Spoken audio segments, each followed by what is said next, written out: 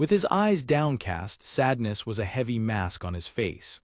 Silence stretched before he finally murmured, his voice barely more than a breath, "Okay, Cross." The surrender was complete. Cross, with his blonde hair catching the little light, forced a confident smile. "Where should I start? We've finally made it here," he said, his tone deliberately light. "I want to defeat the Demon King with this group, but that's not enough. It looks great, everyone is very powerful now." The hero's facade of confidence wavered for an instant as he looked away, pondering his next words with a hem. Turning to face his friend directly, decision hardened Cross's features. "About that, I'm thinking of reorganizing the group." "Oh," was the only hollow, lifeless response Iga could muster. The leader's voice became almost a whisper. "There are some people who don't really fit into this mission. It might be a hindrance to the others. No doubt it's not a good thing for us." With the final blow coming in the form of a direct question, "Do you understand?" Iga closed his eyes against the pain. "I know," he replied in a hoarse voice. "I'm certainly aware of that." Cross's expression was a mask of pain and determination. "Don't make that sad face, Iga," he said, looking tormented. Moving behind his friend and lowering his head, Cross made the final request. "I'm sorry, but Iga, can you leave the group?" A resigned and fragile smile touched Iga's lips. The question was just a formality. The memory hit him with the force of a punch. 6 years ago, on the streets of the Magic College, a young Cross with a smile that promised the world waved to him. "Hey, Iga, wanna form a team? Let's try to become the best adventurers." Back then the young hero complained about everything. "Since when do I have such a great honor being recruited by royalty?" he would say, before exclaiming, "Don't you think this life is too boring, living with these strict rules? I hate it." Iga just laughed, which provoked an indignant question from his friend. "Why are you laughing?" "I'm serious," said the young leader, his intensity capturing Iga's attention. Internally, the older Iga's voice echoed, pretending to laugh at him like that, but honestly back then I had the same dream. Iga's burning desire echoed in his mind, the longing for freedom, success, respect, and the chance to prove he wasn't a coward. What crazy thoughts, he thought, blushing. It was then that his friend grabbed his arm, the touch firm and electric. "Join me, Iga. Let's reach the pinnacle of the entire adventurer career together," Cross declared with his eyes closed, visualizing the future. Iga's surprise gave way to determination. "Huh, right." With the promise that they would start their journey together, they touched fists, sealing the pact. The flashback dissipated, and the bitter memory of the warnings assaulted him. "I was begged so many times to give up on this idea, from teachers to my colleagues at the magic school," Iga recalled, the school corridor transforming into a tunnel of disapproving voices in his mind. The profession was a life-or-death gamble. Cold statistics showed that very few teams survived. "But I already had a dark horse asterisk," Iga thought, confident in his friend's unlimited potential. "None of them know about the real Cross except me." Cross was a born hero, a title that only appears once every 100 years. With him as leader, the team would be legendary. And the reason why I was able to perceive his talent, Iga reflected, is because of my other ace, this ability. The memory took him to the moment of revelation, his ace. Covering his right eye, a star-shaped light shone through his fingers. It was the asterisk eye of the goddess's gift Asterisk, an ability that allowed him to see people's destinies, revealing Cross's destined occupation, hero. It was an ability he obsessively trained to master, a vision that allowed him to see the future occupations of the people around him, from cleric to baker. It was his secret, his advantage. No one suspected his secret ability, although his efforts to hide it often made others consider him just a weirdo. "I never thought this was a gamble asterisk," he reflected. "I was sure Cross was a born hero." However, the career was not pleasant at all in the beginning, with the duo often running away from giant monsters. Before the characteristics of his occupation awakened, the future hero was totally useless, often being attacked by sticky slimes. Fortunately, Iga's basic magical skills kept them alive, albeit barely. They needed part-time jobs like carrying boxes at the port just to get something to eat. More experienced adventurers mocked them. "It's too early for you two to defeat him," they would say. A week later they were back. Facing the same monster that had almost killed them, the crowd shouted for them to run away. But Cross turned to his partner, a glint of confidence in his eyes. "Okay, Iga, show them what you've got." "Certainly," he replied with a secret smile. With a single blow, the monster was defeated, leaving the crowd in shocked silence. "No way, how did he get that strength in a week?" they wondered. Iga smiled smugly. "Of course, since he has me with him." This was his second ability, his secret engine, awakening of the blessing. As long as they were teammates, his allies would gain twice as many experience points, the catalyst that transformed Cross's potential into real power. "Our journey is bigger and better than ever," exclaimed Cross exultantly, grabbing his friend by the shoulders. 6 years of relentless missions passed, building a phenomenal group. But over time, Iga's position on the team became uncertain, and he found himself running after his companions, an increasingly distant figure. The Eye of the Goddess's gift and the Awakening of the Blessing were crucial for recruiting and strengthening the team in the beginning. But now, with the final mission to defeat the Demon King, these support skills were considered garbage. Without his two unique abilities, he was just a normal person. He felt he had done all he could to help them, but now he could only reach out to the backs of his departing companions. The conversation in the tavern came to an end, the decision hanging heavy in the night air. "Okay then, let me pack some items and give them to you," offered Cross, breaking the heavy silence. "You don't need to do that," Iga refused. As Iga remembered the group's many precious items, Cross insisted, "Some useful individual tools could help. It's okay. You and Tiana did a great job with the accounting, I know that." The hero even tried a wink to lighten the mood. "Besides, do you want to continue on adventures? If so, just take some essential equipment." Iga forced a laugh and a small smile. "Yes, you're right." Cross pointed to the port city outside. Zahar Belt, the headquarters of the Adventurers Guilds. Iga thought to himself, for us, this is the city of glory we've always dreamed of. Cross called his attention again. "Tomorrow night," the leader continued, "we'll board the ship Zahar Belt." With forced animation, Cross suggested loudly, "Your farewell party could be earlier, how about tomorrow at noon?" "What should we buy? Drinks, call some pretty girls," he continued. "You're like a child," Iga murmured, weariness weighing on every syllable. Cross continued, "Oh, but Tiana would be angry. By the way, after the party, remember to talk to her." Okay, I know what to do, just let me go to bed, I have to pack my luggage tomorrow," Iga interrupted him, turning to leave. Seeing the sad expression on his friend's face, the forced animation disappearing, he stopped. "Hey, Iga." He stepped out into the cold night, the air a welcome shock. "Thank you so much," he said, his voice full of genuine pain. His former leader followed him to the door, confused. But why?" "Nothing, just," Iga replied with a genuine and painful smile. A genuine and painful smile was his only farewell. "Okay then, good night," said Cross, retreating inside. The door closed, and the melancholy jingle of the bell was the final sound of their friendship. Alone in his room at the inn, he decided to leave. "I have to go now, a farewell party. How can I escape this embarrassing situation? It's too weird."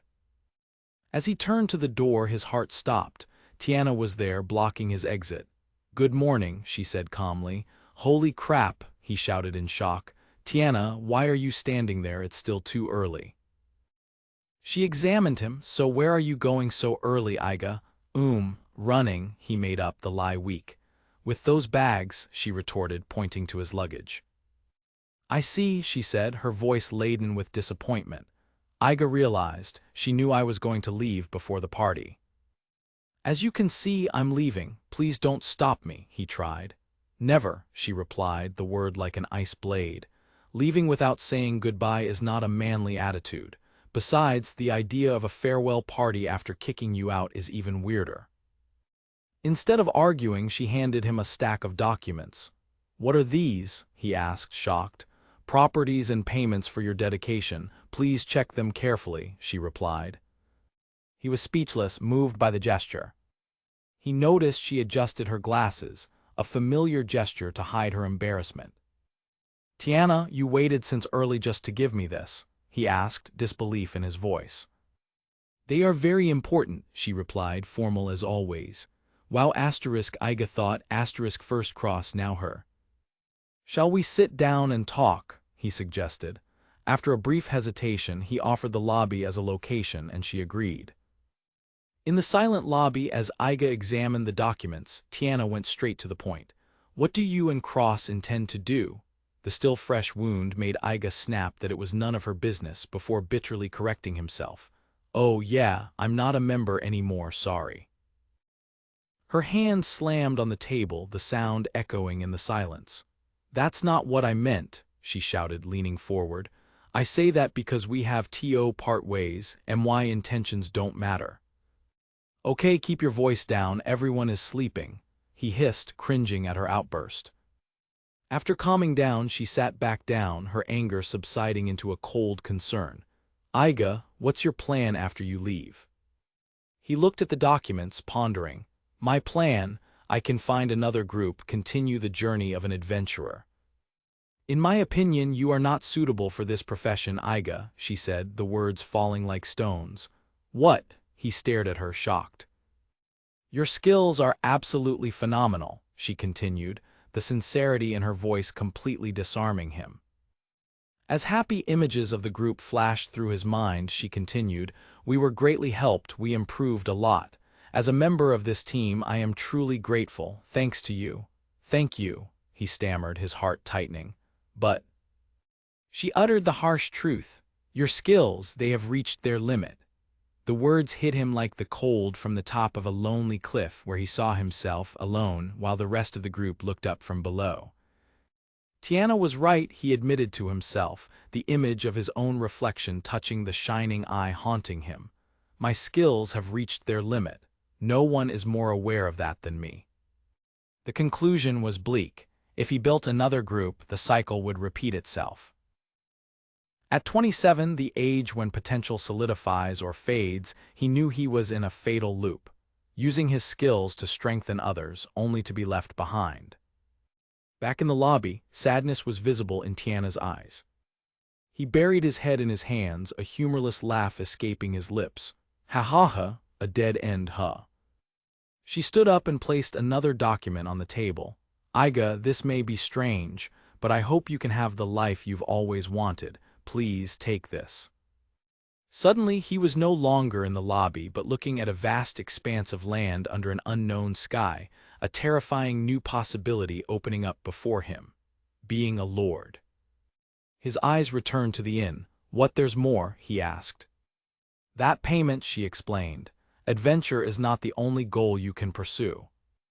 He picked up the paper and his eyes widened in shock as he read the words. What? A territory, 2,500 acres. Sitting on a wooden crate in the bustling marine rebel port, Iga examined the document Tiana had given him.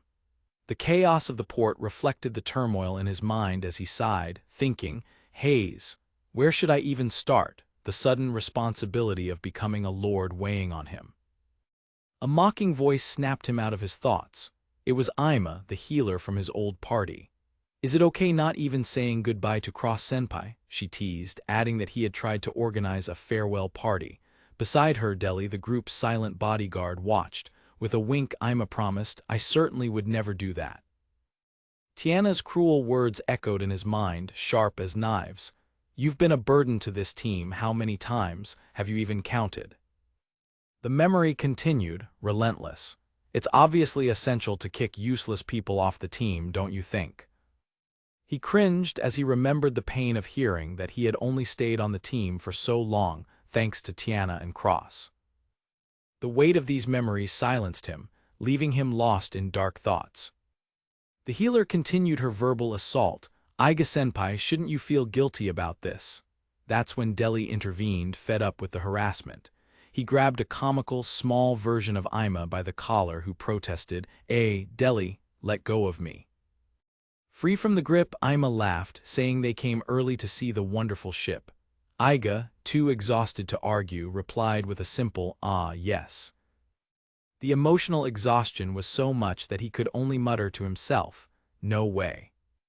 The magnificent ship that would take them to Zahar Belt, the holy land of all adventurers, was docked. As their own smaller boat pulled away, Ima waved one last mocking goodbye. The sight of the ship and the farewell made Iga's stomach churn. Leaning on the railing, he watched the port become a distant dot on the horizon. The port is so far away and Zahelbelt is even further, he thought, the bitterness of the situation still stinging him deeply. He walked across the wooden deck, alone with his thoughts and the vast ocean. The combination of the ship's rocking and the turmoil in his soul finally overcame him, and he leaned over, feeling a strong wave of nausea. A friendly voice offered help. A man with reddish hair and a wide smile held out a pearl necklace to him. "This necklace is a remedy for seasickness," he said. "Wear it for a few minutes and you'll feel better." Grateful, Iga accepted.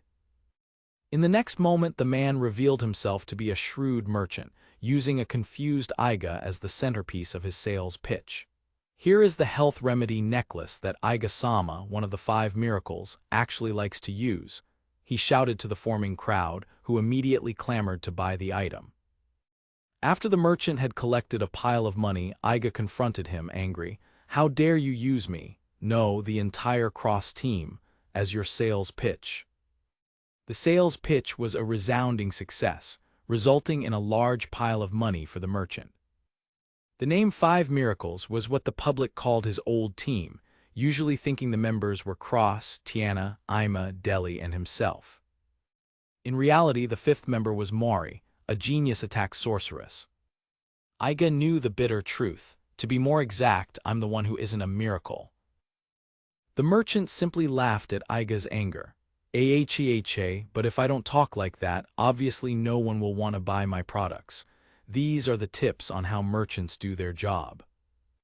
Introducing himself as Galshias, a merchant who was saved by the 5 miracles, he asked about Iga's new mission. Just wandering around," Iga lied, which aroused Galshia's suspicion. Galshias quickly pieced things together. "Where is Tiana-san? She's with Cross," he reasoned, coming to the brutally direct conclusion. "What, you mean you got dumped? Well, that's too bad." He concluded it was a trip to heal a broken heart. As Galshias tried to say goodbye, Iga stopped him. Activating his ability, the gift of the goddess Eye, he saw the man's destiny floating beside him. Destined occupation, merchant. Iga realized that, despite appearances, he was a genius of commerce. This made him reflect on how few people follow their destined vocations. Reality often differs greatly from expectation. A talented fisherman might become a lumberjack, and a destined gambler might work in a church. With the confirmation of Galshia's talent, a thought took shape in Iga's mind. He could be a useful asset if I really become a lord of a territory. Despite his perception, he let the merchant go for now. "If you want to share your feelings, sorry, but I don't have time," Galshias said, hurrying away. Iga watched the merchant walk away, his mind already working on future possibilities. Despite the strange start, the two became travel companions, spending the time playing cards. "This ship is arriving at Sukahama port soon. What is your destination?" Galshias asked. "Tokumo, I think," Iga replied, mentioning the place where his old team defeated the Ghidorah serpent. The mention of Tokumo brought back the memory of the arduous battle against the serpent, a victory that earned them the territory as a reward. Galshias suggested that Iga take a break at Kukakuru, a luxury inn in Sukahama which was nearby.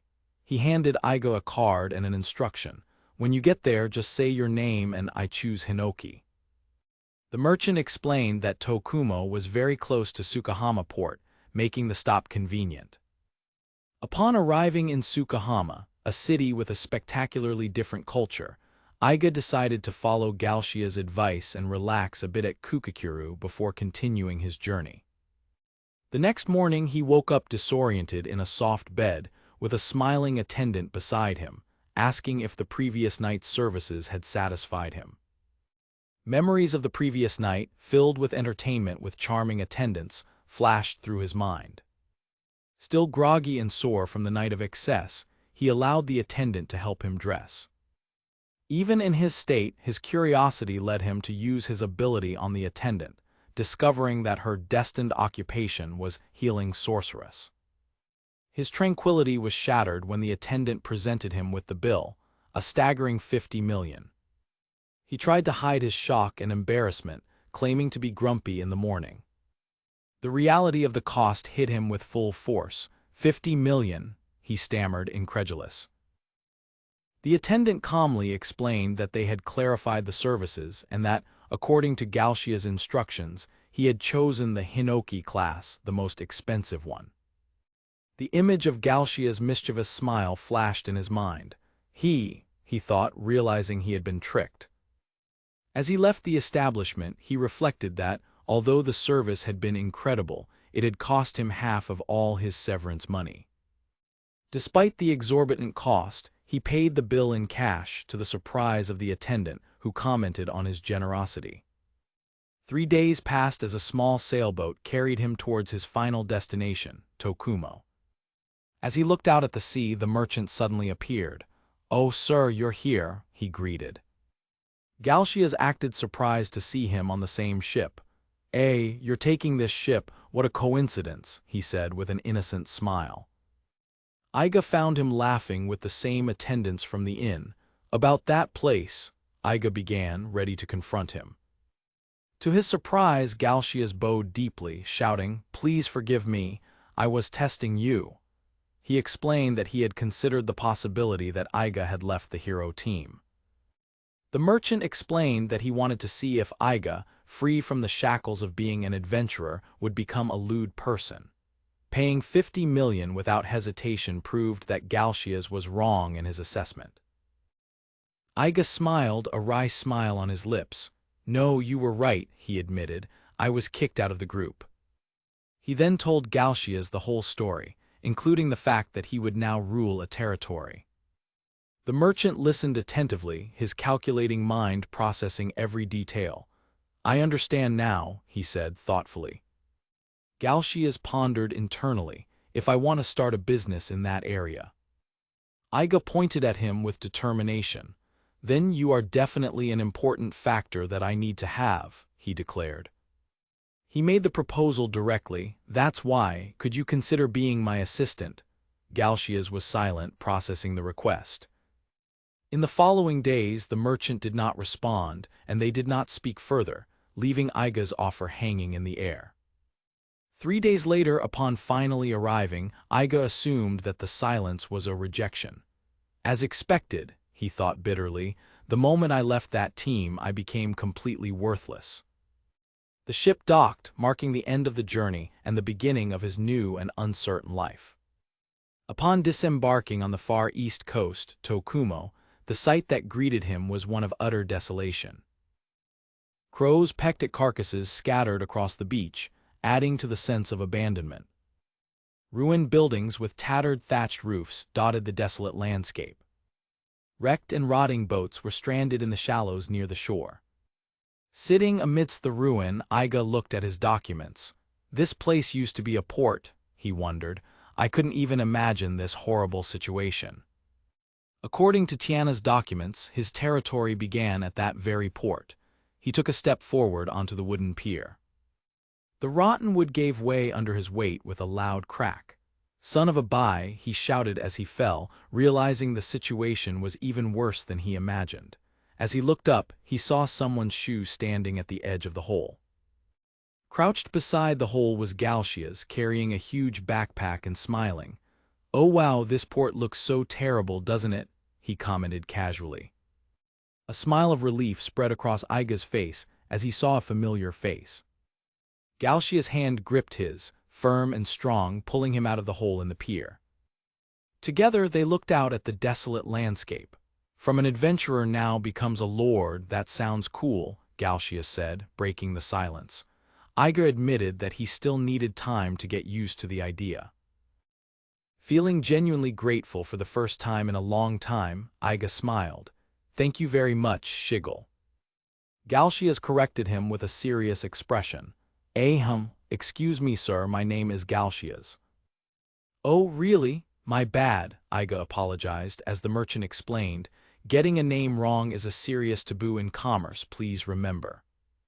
Hey, you traitor, Iga joked, and now together they took their first steps on the land of Tokumo.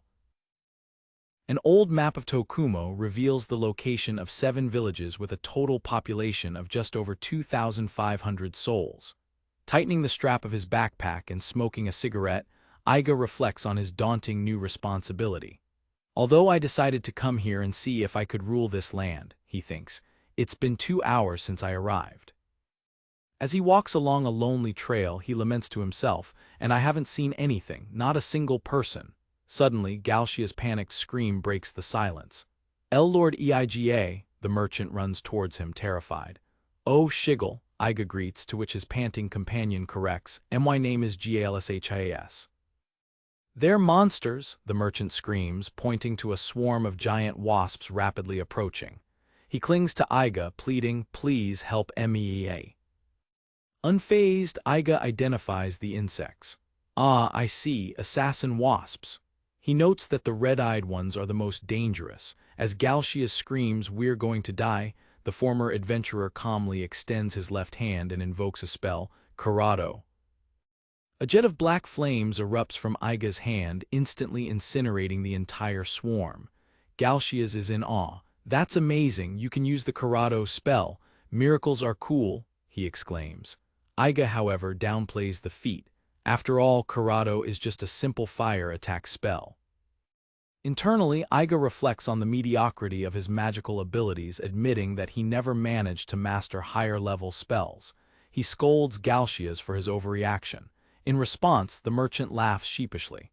Don't expect anything from a chicken merchant like me. Iga thinks skeptically, a chicken merchant, you. The new lord of Tokumo thinks to himself that perhaps one day his companion might defeat monsters like those. He then reveals his internal plan. I just used a cord of blessing on Galcias. From now on, he will earn double EXP after each battle. He notes that the skill has a large range and works even on temporary comrades. The memory of Tiana's words that his abilities had reached their limit echoes in his mind. However, he dismisses the doubt with a confident smile, thinking, I'm doing my best as always. A cord of blessing is a truly useful skill. As they walk through the forest, doubt assails him for a brief moment. Tusk, maybe Tiana is right. Hey, look there, sir, it's a house, Galcias exclaims, pointing to a thatched hut. An elderly, small lady watches them warily. The merchant tries to be friendly. Grandma, we're travelers, I promise we don't mean any harm. After explaining the situation, the woman agrees to guide them to the nearest village, which, according to her, is halfway there. The old woman's initial distrust was palpable as she spied on them, asking if they were travelers. Iga scoffed at the idea of someone traveling to such a desolate place. On the way, the elderly woman shares her tragic story. My neighbors, friends, along with my children were all taken by a giant python. Now I am alone, living aimlessly day after day. Moved, Galcias tries to console her. Oh my, Grandma, don't be so sad, he says, while Iga feels bad for her situation. Confirming that she now lives alone, Iga feels that there is more to the woman than meets the eye. Don't worry about me, I'm not that weak, she says before darting off at surprising speed. Cooll, Iga thinks, activating his Eye of the Goddess gift. The revelation surprises him. Intended occupation, idle, he concludes, never judge a book by its cover. A few hours of exhausting walking later, Iga and Galcias are visibly tired and panting, struggling to keep up with their swift guide. Completely exhausted, Iga can barely breathe. He bitterly reflects on his former glory in the cross group, imagining that even the little old lady would laugh at him if she knew. His thoughts turn to Zahabult, the glittering city of glory.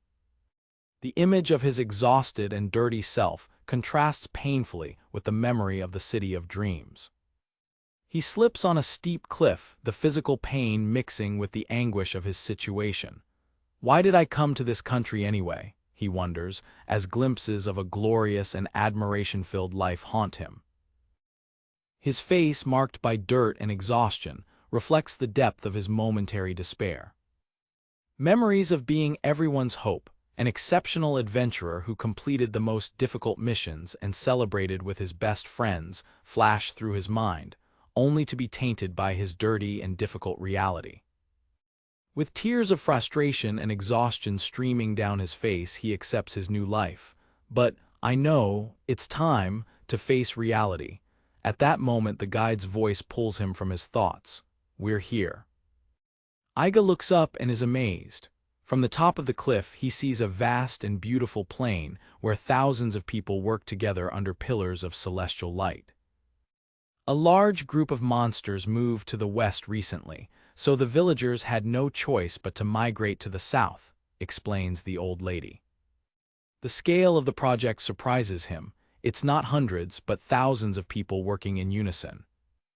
The sight of thousands of people building a huge dam stretches before him, a testament to human resilience.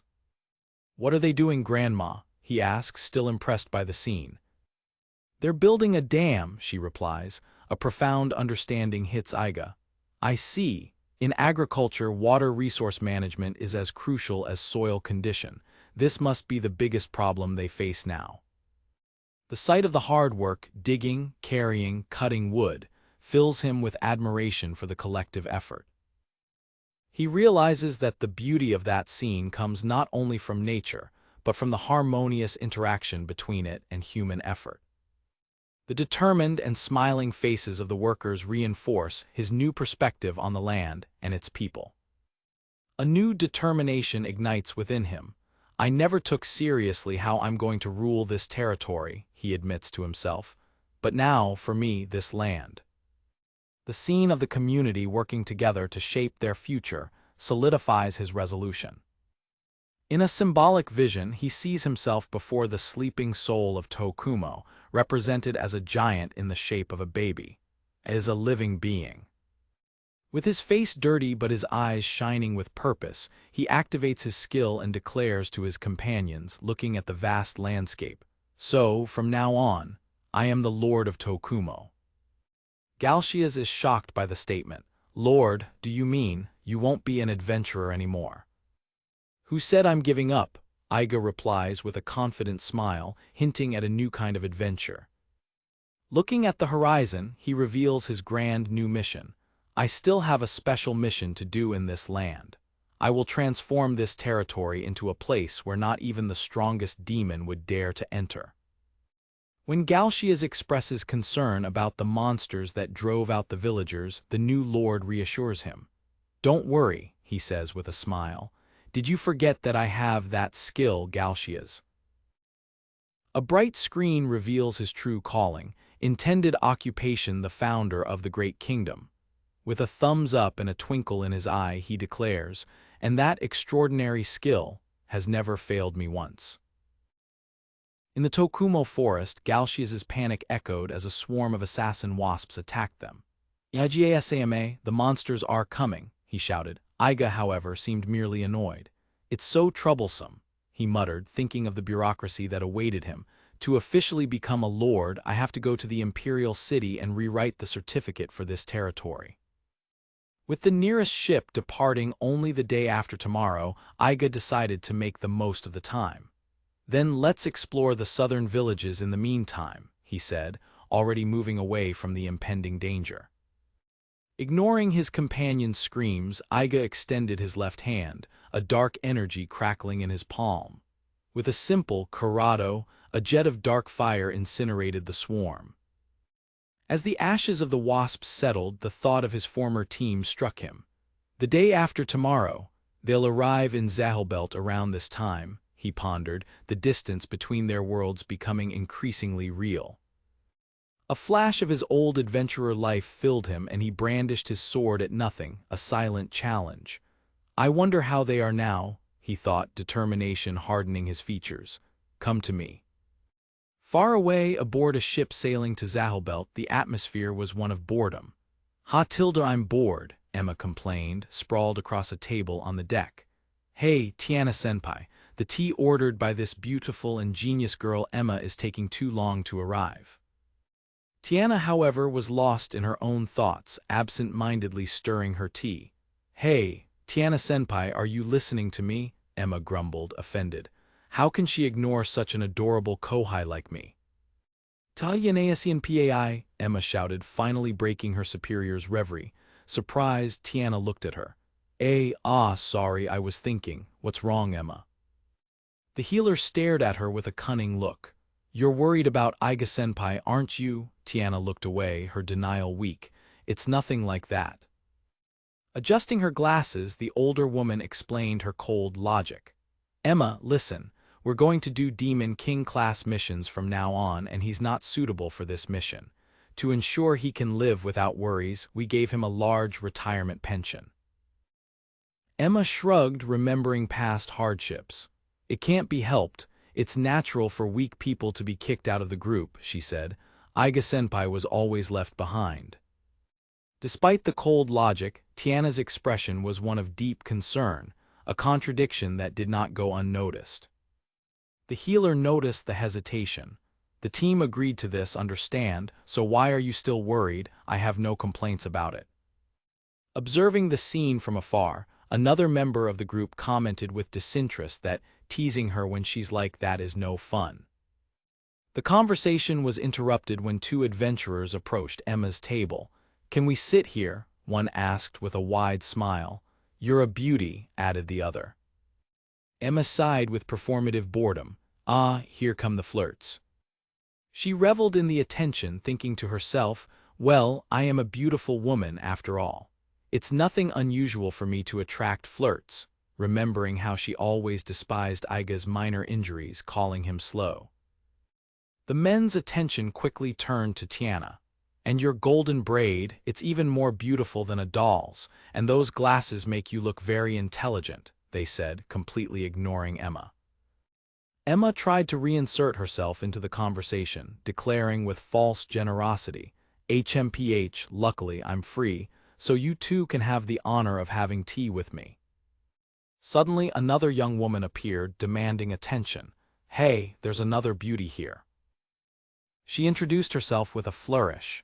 Look at this beautiful 18-year-old girl, it's me, Imadrira. Before the situation could escalate, Deli intervened, grabbing one of the men's wrists with crushing force, causing him to scream in pain. With a disdainful push, Deli dismissed the man, who fell to the ground. Yeah, go play somewhere else, kid, he said coldly. Emma, caught in the middle of the confusion, fell to the ground. Ouch, she grumbled, getting up angrily. Do you know who I am?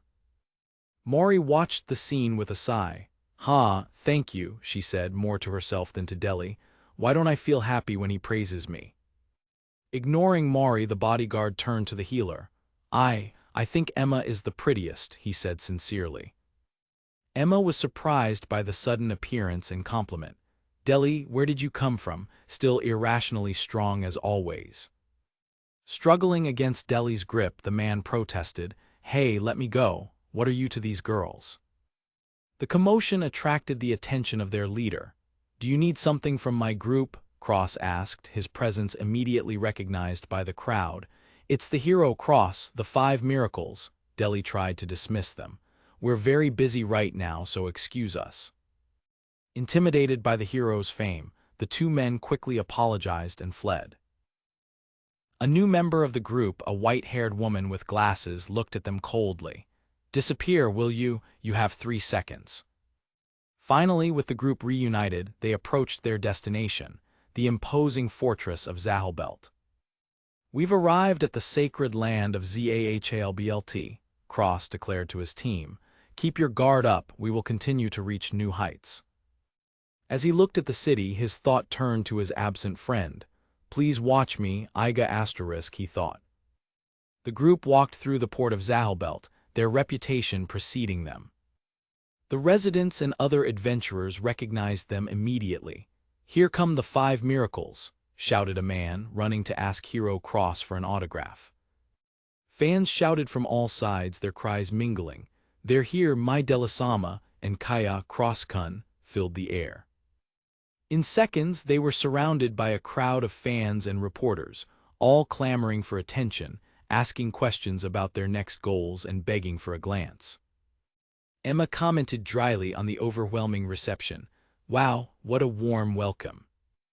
Deli, despite his strength, seemed overwhelmed by the attention, especially from his female fans. "Emma, help," he muttered to the confusion of one of his companions who did not understand his popularity. A reporter managed to get Cross's attention. "Cross-san, can you tell us about the 5 Miracles' next plans and the purpose of this visit to Zahelbelt?" With a bright smile for the cameras, the hero replied confidently, "Wherever we go, our goal is always to win every battle." The reporter pressed, "So, the purpose of this trip is to accept the famous Demon King mission." "That's true," confirmed Cross, his expression turning serious. "And I want to say one more thing." The change in tone captured the reporter's full attention, who waited eagerly for his statement. He struck a dramatic pose, proclaiming, "That's it, our battle has only just begun." As the crowd cheered, one of his teammates laughed. "Cross-senpai always says these clichés," he commented. "However, the media still treats them as something amazing." As the commotion subsided, a reporter approached again. "Can I ask just one more thing, Hero Cross? Your group's name is 5 Miracles, but it seems like someone is missing. Did something happen to your group?" The question caught Cross off guard, and a shadow of pain crossed his face. Tiana lowered her gaze, guilt and sadness evident in her expression. Deli maintained his stoic expression, but his eyes revealed a dark concern. Emma rolled her eyes, sighing internally, "Here we go." Tiana quickly intervened to control the situation. "Our attack mage, Mari, is on her own expedition now," she explained gently, omitting the mention of Iga. "She will join us in a few days, so there's no problem." "Ah, right, the genius Mori is missing," murmured a reporter. "Although still young, she can already go on solo missions, truly remarkable." Emma smiled, impressed. As expected of Tiana-senpai, such a smooth response, she thought, adding, "Mori is probably the weirdest member of our group, and she's a hot topic." Internally, however, the group's strategist knew the truth, but the no-problem part is a lie. Her biggest fear was the inevitable reaction, when Mori returns and finds out that Iga-senpai was dismissed. Emma seemed to share her concern, although she tried to hide it. Looking at the towers of Zahelbelt, Tiana's mind traveled far away. "I wonder what Iga-senpai is doing. Is he getting along well with the people of his territory?" Emma walked away, washing her hands of the situation. "Whatever, I wasn't the only one who voted for it. The senpais can handle it, tilde," she hummed. Meanwhile, in Tokumo, Iga and Galshias finally arrived at a village. "We're finally here," exclaimed Iga. "Not many supplies left, so let's rest in this village," he decided. Galshias expressed concern about how they would be received, but the new lord had a plan: "We can claim to be tourists." The plan instantly failed when villagers armed with farming tools surrounded them. "Who are you? Where do you come from?" they shouted, hostile. Iga realized, alarmed, "We're surrounded." Upon arriving at the village, Iga and Galshias were immediately surrounded by a group of sturdy villagers. One of them approached, exclaiming, "Oh no, Iga-sama," recognizing the new lord with a mixture of shock and excitement. A young villager with bright eyes approached Iga, curiosity overcoming any caution. "Where are you from?" he asked with a wide smile, the proximity catching Iga by surprise. In an instant, one's curiosity turned into an overwhelming interrogation from the entire crowd. Iga was bombarded with questions. "How old are you? Are you hungry? Are you married?" Everyone clamored for him to stay in their homes. "These villagers are too hospitable," he thought, completely overwhelmed. An imposing figure pushed his way through the crowd, his presence commanding immediate respect. The villagers stepped aside, murmuring "Chief" in recognition. With a booming voice, the chief reprimanded his fellow villagers. "Everyone, stop it! You're bothering our guests," he shouted, his intervention seeming like a relief to the cornered Iga. Iga sighed in relief, embracing himself in gratitude. "Hugh, the village chief is here," he thought. "Finally, we can have a calm conversation." Aiga's relief was short-lived. With a wide, boisterous grin, the chief wrapped his arms around him and a shocked Galshias, declaring to everyone, "These two will stay at my house tonight." As they were dragged away, the other villagers protested in vain. "It's not fair, Tilda," one of them cried. "We want to get to know them too," but their pleas were ignored. Night fell on the village, and they found themselves in the chief's surprisingly large house, a sanctuary of tranquility after the chaos of the reception. Sitting around a low table laden with food, the chief laughed heartily. Aiga and Galshias, sitting formally, commented on the size of the house, marveling at the hospitality. The chief scratched his head, an apologetic smile on his face. "Sorry, our villagers are a rowdy bunch," he said, exuding an aura of warm, paternal leadership. While holding a bowl of rice, Aiga reflected on the turn of events. "I was originally going to ask to sleep here tonight, but he was too kind," he thought, grateful for the unexpected generosity. Galshias, being served sake by the chief's beautiful and gentle wife, expressed his admiration. "He even serves us food and sake," he said, adding with a sigh, "His wife is so beautiful and gentle, I'm jealous." With the conversation flowing, Aiga asked the chief a question. "What is the main occupation of this village? I mean, what do people here usually do?" The chief flexed his powerful muscles, his face beaming with pride. "We cut down trees, we are lumberjacks," he declared with a force that left no doubt. A light of understanding dawned on Aiga. "I see," he thought, observing the other muscular men. "No wonder everyone is so muscular." After chatting for a while, Aiga summarized his findings. The village was called Kimura and had a population of about 150 people. The chief, pleased by his keen eye, exclaimed, "You think so? You have good eyes." Aiga soon learned that in Tokumo, the occupation of lumberjack was more than just cutting down trees. Their responsibilities extended to sawing and processing the wood into goods, as well as handling the transportation business and assembling scaffolding for construction. Intrigued by the scope of their operations, Aiga asked, "Is it profitable?" With a satisfied smile, the chief took a sip of sake. "Yes," he confirmed, "especially after Ghidorah was killed."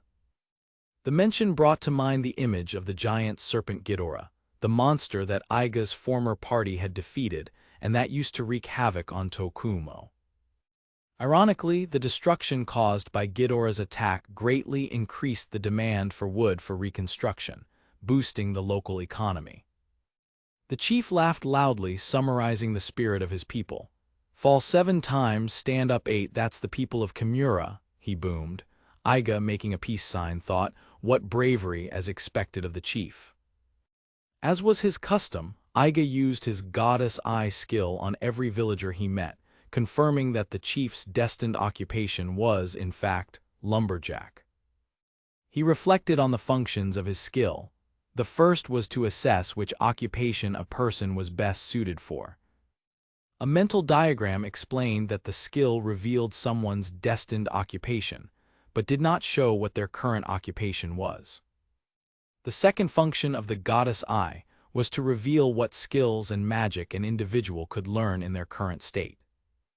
Aiga lamented his limitations. To see the villager's current occupation, a higher-level skill called status viewing is required, he thought. As a loser who only has a few training skills, I'll never be able to learn that. After observing carefully for a while, he realized that the village was not only composed of future lumberjacks and fishermen. Some people even had destined occupations in the adventurer category. Focusing on the younger ones, he checked the 10 children in the village and found that 2 of them had an affinity for adventurer occupations. He was relieved to find that, although they did not have extraordinary talents, there were people who could learn adventure skills, with the destined occupations being mage and martial artist. That night, lying on their futons, Galshias pondered aloud.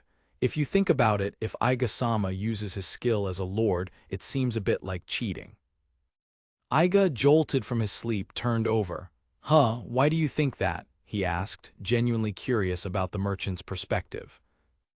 Galshia sat up, gesturing enthusiastically. You can tell who is suited for what job, then you just need to put people in their destined occupations and your territory would prosper.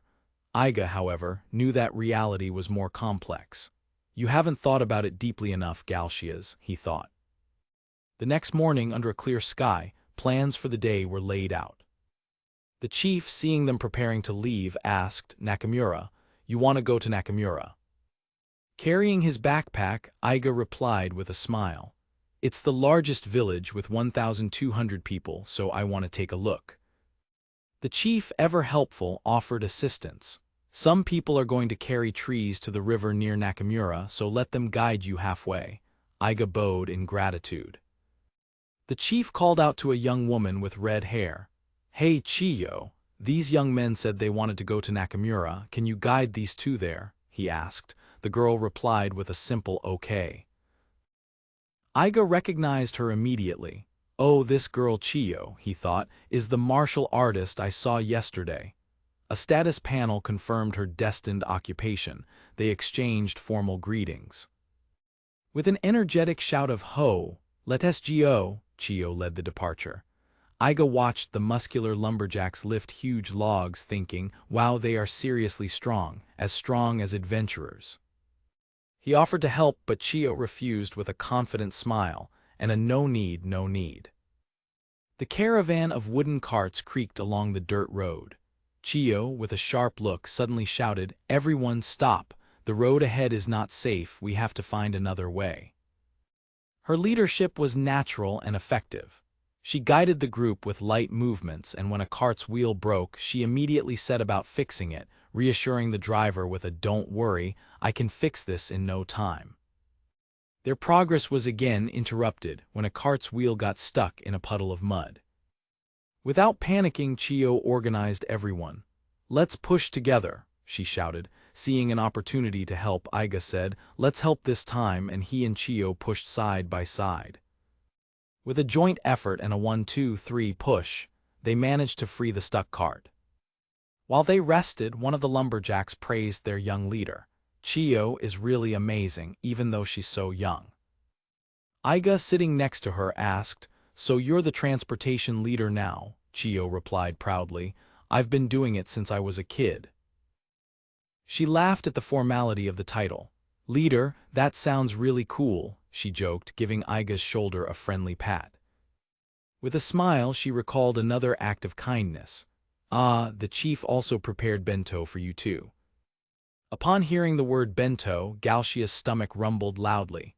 Food, my stomach is rumbling, he exclaimed, excited. As Iga unwrapped a large rice ball, Chiyo said proudly, this rice is grown in our village. They sat near the edge of the river, the serene landscape of Tokumo stretching around them. Taking a bite, Iga and Galshias were amazed. The rice is delicious, said Iga, and Galshias added, the water too. The simple and delicious taste of the local food left Iga visibly moved and satisfied.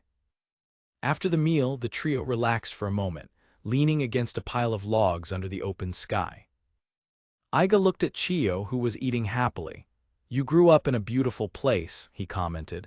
His sincere observation made her smile with genuine happiness. Finally, the village of Nakamura appeared on the horizon. We're here, announced Chiyo. Sorry for making you guide us to the village, said Iga, to which she replied with a smile, no problem, we're done transporting the wood anyway. As they entered the village, an unusual quiet greeted them. This village seems awfully quiet, Chiyo whispered to Iga. Galshias observed, the people here don't show up like in your village. Chiyo agreed, laughing. Yeah, the people here are a bit different from us. Chiyo spotted a group of children playing in the distance. There, children, I'll try to ask them, she decided. Galshias, however, ran ahead, trying to lure the children with promises of chocolate and toys in a somewhat creepy manner. Chiyo tried to stop him, shouting, Hey, wait, don't approach them suddenly like that. But it was too late. Watchful mothers appeared out of nowhere, grabbing their children and hastily retreating, casting suspicious glances at the strangers. In seconds, the village square was deserted, with the sound of sliding doors and windows closing echoing through the silence. From behind a closed window, a pair of eyes watched them cautiously. Observing a heartbroken Galcias who was still holding the sweets, Iga commented, "Galcias surprisingly likes children." Chiyo shrugged, "Unlike my village, the people of Nakamura are wary of strangers. Even I'm not welcome, let alone foreign guests." Iga pondered this, an idea forming. He turned to his companion. "Galcias, last night you mentioned putting people in their destined occupation, right?" Iga then presented a hypothetical scenario to Chiyo. "So, what if I bring someone with a lumberjack vocation from here to Kimura, or bring someone from here to my village?" Chiyo frowned, imagining the scene. "Considering how my people are," she said, recalling her rowdy fellow villagers, "it would be difficult for the people of Nakamura." Iga turned to Galcias, explaining the moral of the story. Forcing people to follow their destined occupations isn't always the right way to develop a territory, is it? It's the same for an adventurer party. Galcias seemed to have an epiphany. "Oh, I understand what you're trying to say," he exclaimed. He elaborated on the theory. "For example, if we want to create the strongest party in the world, in theory, we can gather the top 10 swordsmen, the top 10 mages, the top 10 healers, and so on.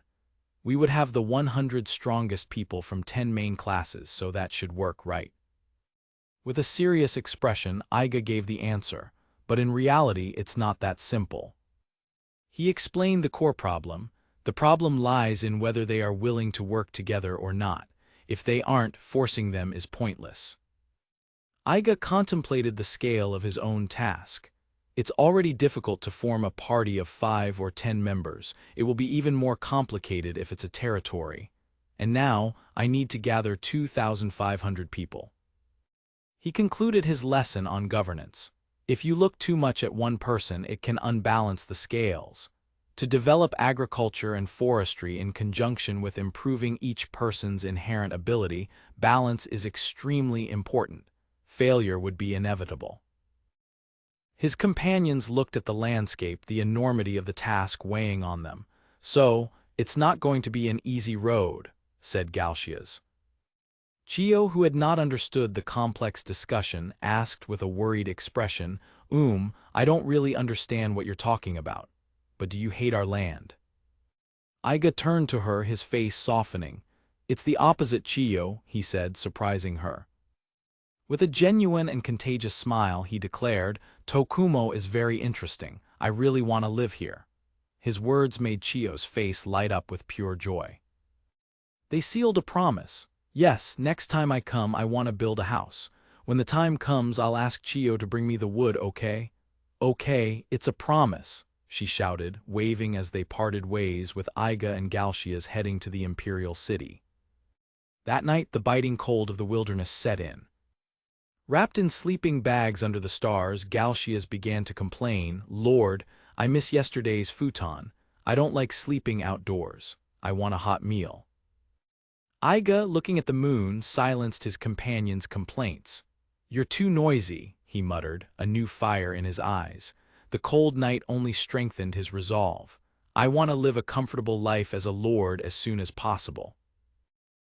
In Sukahama port, Galcias questions the need to go to the imperial city just to rewrite the territory certificate, but Iga remains vague about his reasons. Galcias declares his intention to stay in Sukahama to visit business partners, suggesting Iga proceed to the imperial city alone, leaving the new lord to walk the bustling streets of the port city. Alone, Iga checks the time and finds he has a 2.5-hour wait for the train. With time to spare, he decides he needs a cigarette. After buying cigarettes from a local stall, Iga tries to read a publication, but quickly realizes he can't understand the local language. He continues his search, wandering through the city and asking various vendors if they have newspapers written in the international language. Looking at the shop signs written in an unfamiliar script, he wonders where he could find news he could read. His search leads him to another counter, but the answer is the same: leaving him increasingly frustrated with the language barrier. Defeated, he sits down, concluding there's nothing for him to read here. It's no use, there's nothing like that here, he thinks to himself. Then a memory strikes him. No, to be honest, he reflects, I know a place where you can read newspapers for adventurers, right over there. In the distance, amidst a verdant park, stands a large Western-style building, the destination he has in mind. Iga arrives at the Adventurers Guild Far East Branch, a structure the guild establishes in areas where missions occur to support its members. He remembers the place from having come here after the battle against Ghidorah and knows that all the information there is adapted to adventurer standards, making it the perfect place to find newspapers and magazines. However, he hesitates at the door, his hand hovering over the doorknob, a new worry surfacing in his mind. He worries about how far the news of his dismissal from Cross's party has spread, fearing the judgment of his peers. The thought of being ridiculed by other adventurers fills him with dread, imagining himself being pointed at and shunned. Gathering his courage, he enters and is immediately greeted by a cheerful receptionist. "Welcome to the Adventurers Guild Far East Branch. This way, please." The interior of the guild is a hub of activity, where adventurers negotiate with clients, recruit new members for their parties, and rent various types of equipment. Iga discreetly looks around and sighs in relief. Phew, it seems there aren't any high-ranking parties associated with the hero's party here. Feeling safe, he settles onto a bench in the reading area, finally picking up a newspaper. All right, let's see what's happening in the world. He flips through the pages, absorbing the news with a focused expression behind his makeshift sunglasses. Suddenly, he freezes, his head snapping back in disbelief as he sees a particular article, holding a blonde wig he was apparently using as a disguise. The headline hits him like a punch. Special news, the bravest party has arrived in Zahobelt. Below, a photo of his former teammates. A wry smile spreads across his face as he processes the news, a mix of old feelings surfacing. He lets out a dry, humorless laugh, the irony of the situation not lost on him. He crumples the newspaper, chiding himself, "Stop feeling jealous, Iga." Composing himself, he continues reading, scanning articles about cross and magic or market trends, realizing that even if he delegates to Galshias, he still needs to stay informed. After finishing the newspaper, he heads to a magazine rack, looking for more information. His eyes land on a popular publication, King of Adventure, a monthly magazine that reviews and ranks adventurers. He flips through the magazine and finds the rankings of his old party. The 5 miracles are ranked 9th overall. Individually, Cross has jumped to 13th place, a big jump from his previous 40th place, and Mori is at 57th, confirming her genius status. He turns the page and isn't surprised to see who holds the top spot. The first place is still hers, the magic swordsman Greco Fantony, as expected. His reading is interrupted by a loud, familiar voice. Iga, isn't that Iga Janes?" A young man named Roy recognizes him, approaching him from behind. "It's you, Iga, why are you wearing sunglasses?" Roy shouts, ignoring Iga's request to lower his voice. "What's wrong? You Cross and I used to get along so well in the old days." Iga recognizes him as a former colleague from the Magic University, remembering him with little fondness. He recalls the man's name and reputation, Roy the Annoyance. The scene draws the attention of other adventurers, who begin to whisper about Iga having been dismissed from the 5 miracles before their journey to Zahobelt. Annoyed by the whispers, Iga clicks his tongue in frustration, pinching his nose. Roy slaps him on the back, laughing. "Haha, my bad, you got kicked out of Cross's party, didn't you? Hey." Roy's smile turns malicious as he savors Iga's discomfort. "But isn't that good for you? Iga was always holding them back anyway," he taunts, adding that Iga was the superfluous 6th person in the party. The taunts and laughter from the others become too much. Unable to defend himself, Iga abruptly gets up to leave. "Oh, already leaving?" Roy asks with a mocking grin. At the top of a nearby staircase, a woman in armor descends, landing with a metallic clank. "That's enough," she says, her voice cutting through the noise. Roy shouts to Iga as he departs, "Right, the Adventurers Guild is for adventurers after all. You have no business here." He finishes his insult with a dismissive Mr. Ex-Adventurer, causing Iga to clench his teeth in anger. The woman turns around, and to everyone's surprise, it's the #1 hero, Grieco Fantony. She recognizes Iga immediately. "Oh, it's you, Iga Jane's, right?" Legends surround Grieco, saying she can control lightning with her blade. It is said that her magic sword is so powerful that it can tear the very earth. She is a figure all adventurers admire, an inspiring presence in the guild hall. The magazine Iga was reading confirms her identity, Grieco Fantony, the #1 hero. The other adventurers, including Roy and his companions, gape, shocked by her appearance. With a radiant smile, Grieco exclaims, "What a coincidence, Iga! Why is #1 Grieco here?" Even the guild staff are stunned by the famous adventurer's presence, marveling at why she's there. Grieco approaches Iga, her expression serious. "But why is a person like you here in the Far East?" she asks. She smiles dismissively, explaining that she's just taking care of some business, while a miniature Iga watches her, intrigued.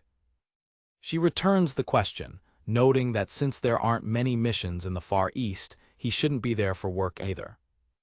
Grieco leans in, her intense gaze fixed on Iga, leaving him visibly flustered. She questions him about his bikini armor, and when he expresses concern about the lack of protection, she laughs and flexes her abs. "I'm wearing this to show off my muscles. What are you talking about?" Roy watches the scene, frustrated. "Damn it, why? I finally had a chance to humiliate that bastard Iga." He tries to join the conversation, laughing nervously. "Grieco, don't say that, haha, what, don't you like muscles?" Grieco ignores him and points at Iga with a mischievous look. "By the way, I heard that. You're not in Cross's party anymore, right?" The question hangs in the air, and Roy leans forward in anticipation. A malicious grin spreads across Roy's face as he thinks, #1 is going to finish him off. To everyone's shock, Grieco extends her hand to Iga. "So, do you want to join me?" The offer leaves Iga and everyone else in the room speechless. She explains her logic. "I've always fought alone because there aren't many people who can work with me. I've been thinking it would be nice to team up with Iga." Roy protests, incredulous. "Wait a minute. Isn't the swordsman Grieco Fantony a lone wolf, and how can this loser be on your team?" He continues, inadvertently praising Iga as he tries to dissuade her. "Iga, you underestimate yourself. You're more capable than you believe." He reminds everyone, "You've mastered all skills up to the intermediate level. That's quite a rare talent." Grieco agrees with a knowing smile. "You definitely still have some hidden potential," she tells a surprised Iga, who realizes she knows a lot about him. "That's why I said it would be nice to team up with you," she reiterates, her hand on his shoulder. She leans in, her green eyes shining with conviction. "I'm serious." Iga ponders the offer. He believes he'd probably only hold her back, but the idea of adventuring with her tempts him. "I'm sure it would be fun," he thinks. With a genuine but firm smile, Iga declines. "Sorry, right now there's something I want to do."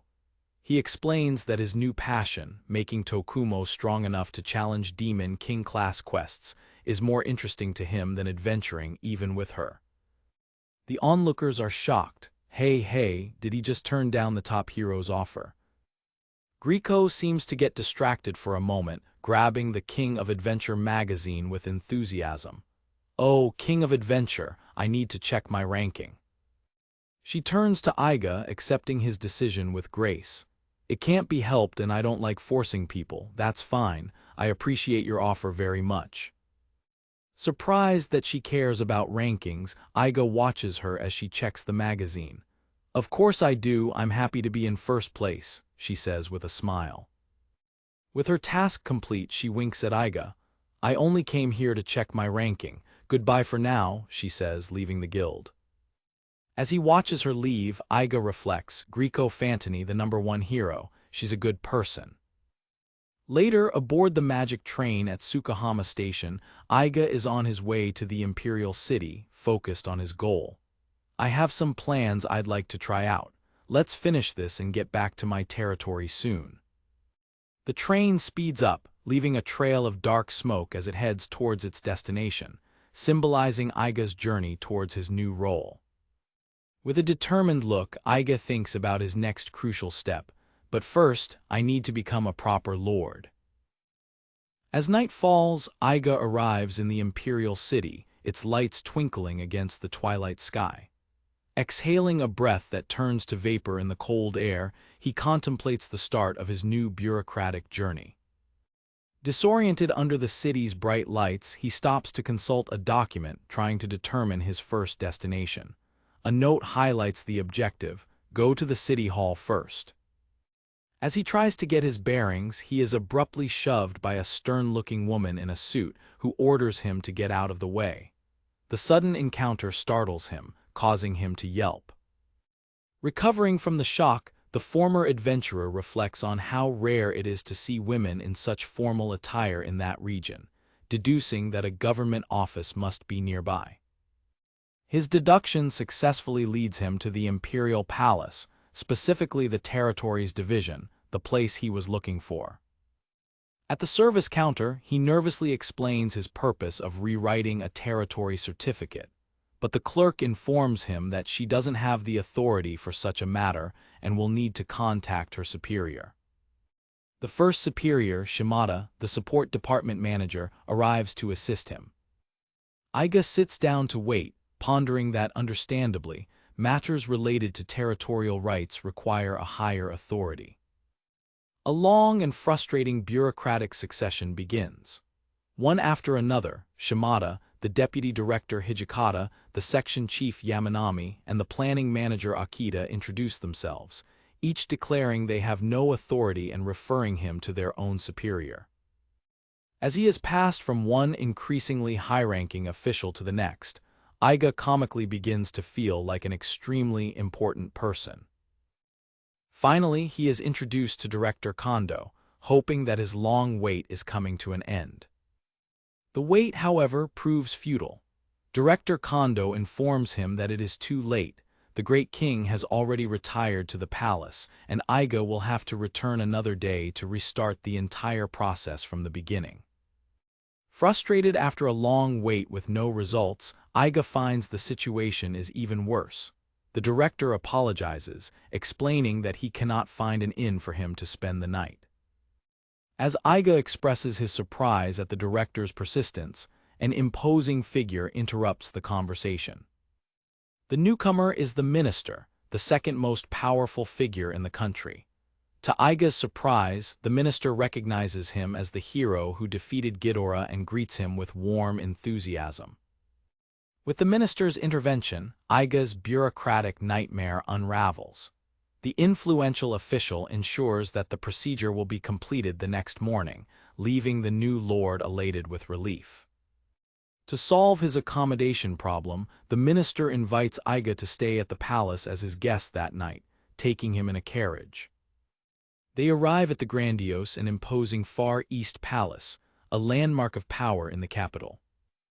During a lavish dinner, Iga learns from the minister about the political structure of the Far East. It is a loose alliance of territories led by a great king, but administered by local lords with considerable autonomy. The minister further explains that the great king appoints the lords but does not impose special responsibilities or taxes, allowing each territory to operate almost independently. The only real obligation of a lord, the minister clarifies, is to attend the annual congress, although even that can be waived with a good reason. Iga reflects on this revelation, concluding that the country operates under a surprisingly liberal and decentralized policy. Intrigued by the freedom granted to him, Iga presents a radical idea. He wants to know if it is possible for his territory, as a unified entity, to undertake adventurer missions. The minister is fascinated by the question. The minister, finding the idea innovative, gives Iga his full approval, allowing him to govern as he sees fit. Iga is relieved by the official's accommodating attitude. However, the minister's benevolence comes with a cold and implicit warning: any sign of rebellion will be immediately and mercilessly crushed. Iga, frightened, quickly assures that this will not happen. Iga explains his true goal: to strengthen his territory so that its inhabitants can defend themselves from monsters on their own. He admits, however, that he is not sure how to communicate this vision to the people. The minister suggests the standard method of government communication: public notices posted for all to see. The suggestion raises a crucial question in Iga's mind: the literacy rate of the population. The minister's response is surprising. Although only 10 to 20% of people can write, more than half can read, as the language is taught by local priests. Iga is impressed by the news. Amidst the discussion, Iga comes across a significant obstacle. He admits that he himself cannot read or write the language of the Far East, which the minister agrees will make his governance difficult. After a moment of reflection, the minister offers an elegant solution. He will lend Iga one of his secretaries to accompany him back to Tokumo and serve as his interpreter and assistant. The next day, with the certificate officially in his name and a copper sword from the Great King as a symbol of his authority, Iga formally becomes the Lord of Tokumo. The minister, noticing Iga's nervousness after the ceremony, reassures him, saying that he seemed quite dignified before the Great King. Before Iga departs, the minister invites him for a visit to his personal residence. In the minister's luxurious Western-style mansion, Iga, holding a cup of tea, expresses his surprise at the decor, while the minister comments on his appreciation for Western culture. Feeling a bit intimidated by the opulent environment, Iga tries to disguise his nervousness with a smile. As the minister opens a door, Iga finally asks the reason for the invitation. The door opens to reveal the promised secretary, who rushes in and collides with Iga. It is the same stern woman he encountered on the street the day before. The minister formally introduces her as his secretary, Igarashi, and notes, with amusement, that the two have already met. The woman bows stiffly. "I am Igarashi Echo," she says. "I look forward to working with you." Caught off guard, Iga can only stammer an awkward response: Me too." The minister praises Igarashi's competence and reveals his motivation for the arrangement. He believes that by entrusting talented people to a training professional like Iga, their future potential will be even greater. Upon learning that Igarashi is also from Tokumo, Iga realizes that the minister has carefully planned everything. With instructions given, the two depart together on a magic train back to their home territory. Aboard the first-class carriage, Iga marvels at the luxury, while Igarashi, sitting uncomfortably close to him, states that such treatment is natural for a lord. Her proximity leaves Iga perplexed. He considers her a strange woman with little sense of personal space. Trying to break the ice, Iga initiates a conversation with his new stoic assistant. He starts by asking if it's true that she is from Tokumo, to which she replies with a simple yes. His attempts to delve deeper into her university, and when she moved to the capital, are met with equally short and direct answers. The conversation hits a dead end when his question about her age is answered with a monosyllabic, 24. Feeling the conversation die completely, Iga becomes frustrated with the stifling atmosphere that has settled between them. In silence, Iga speculates about Igarashi's situation, imagining that she must feel resentful about having to abandon a promising career to serve a nobody like him in her hometown. He considers her beautiful, but her sharp, serious eyes intimidate him. Moved by curiosity about his enigmatic assistant, Iga decides to use his special ability to find out more. He activates the Eye of the Goddess, and the assessment leaves him in shock. Igarashi's destined occupation is not secretary, bureaucrat, or warrior, but bride. Completely stunned by the revelation, Iga stutters as Igarashi leans in, asking what's wrong. He can barely formulate a response, thinking to himself that he has never encountered an occupation like that. As the train speeds on into the night, Iga's mind turns to his main goal. The excitement of strengthening his territory outweighs the strangeness of his situation. He concludes that his new allies, a cunning merchant and a secretary destined to be a bride, are certainly strange, but he is determined. It's time to start training them. Aboard a small boat with a larger ship in the distance, Galcias leans towards Iga. "Sir," he whispers, looking at Igarashi's stoic figure at the bow, "who is that woman?" With an amused smile, Iga replies, "I already introduced her in Tsukahama. She's our new teammate." "I know that, but," Galcias retorts, frustrated. He recalls his awkward interactions with her. A handshake attempt met with a cold turn of the back, meals in complete silence, and his attempt at camaraderie during a card game, which was met with palpable tension when he invited her to agree that Iga was terrible at the game. The memory of Igarashi's impassive expression makes him uncomfortable. What's wrong, Igarashi-san?" he asks nervously. Beside him, Iga observes the scene, thinking to himself, that woman is really strange. Galcia's patience finally runs out. He turns to Iga, gesturing dramatically. "I don't like her." His outburst is completely ignored by Igarashi, who addresses Iga in a clear, formal voice, "Iga-sama." As Galcias offers an exaggerated and belated apology, Iga turns to his assistant. "What's the matter, Igarashi-san?" She points to the horizon, where land begins to take shape. "We've arrived at Tokumo." Upon arriving at the port of Tokumo, the same desolation greets them. Looking at the rotting pier, Iga thinks of the urgent need for renovation. Galcias, practical as always, reminds him, "Hey, master, we can't just camp anywhere anymore. We have a woman with us now." The idea dawns on Iga, but Igarashi-san is from Tokumo, her family must be nearby. The suggestion of looking for her family makes Igarashi visibly hesitant, making Iga feel like he's invading her privacy.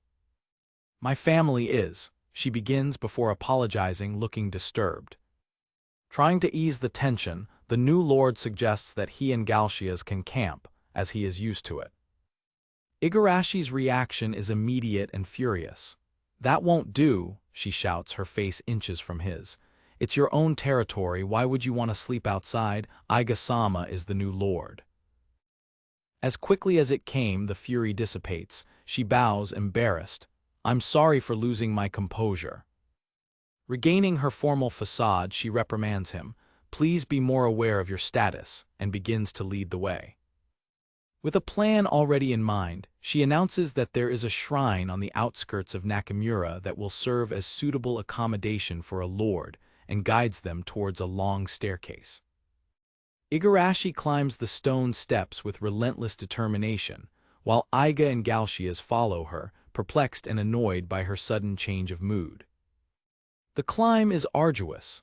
Iga and Galcias struggle to keep up with Igarashi's effortless pace, which reminds Iga of the speedy old woman they met in the mountains. At the top, she turns around, completely calm, and announces, "We're here."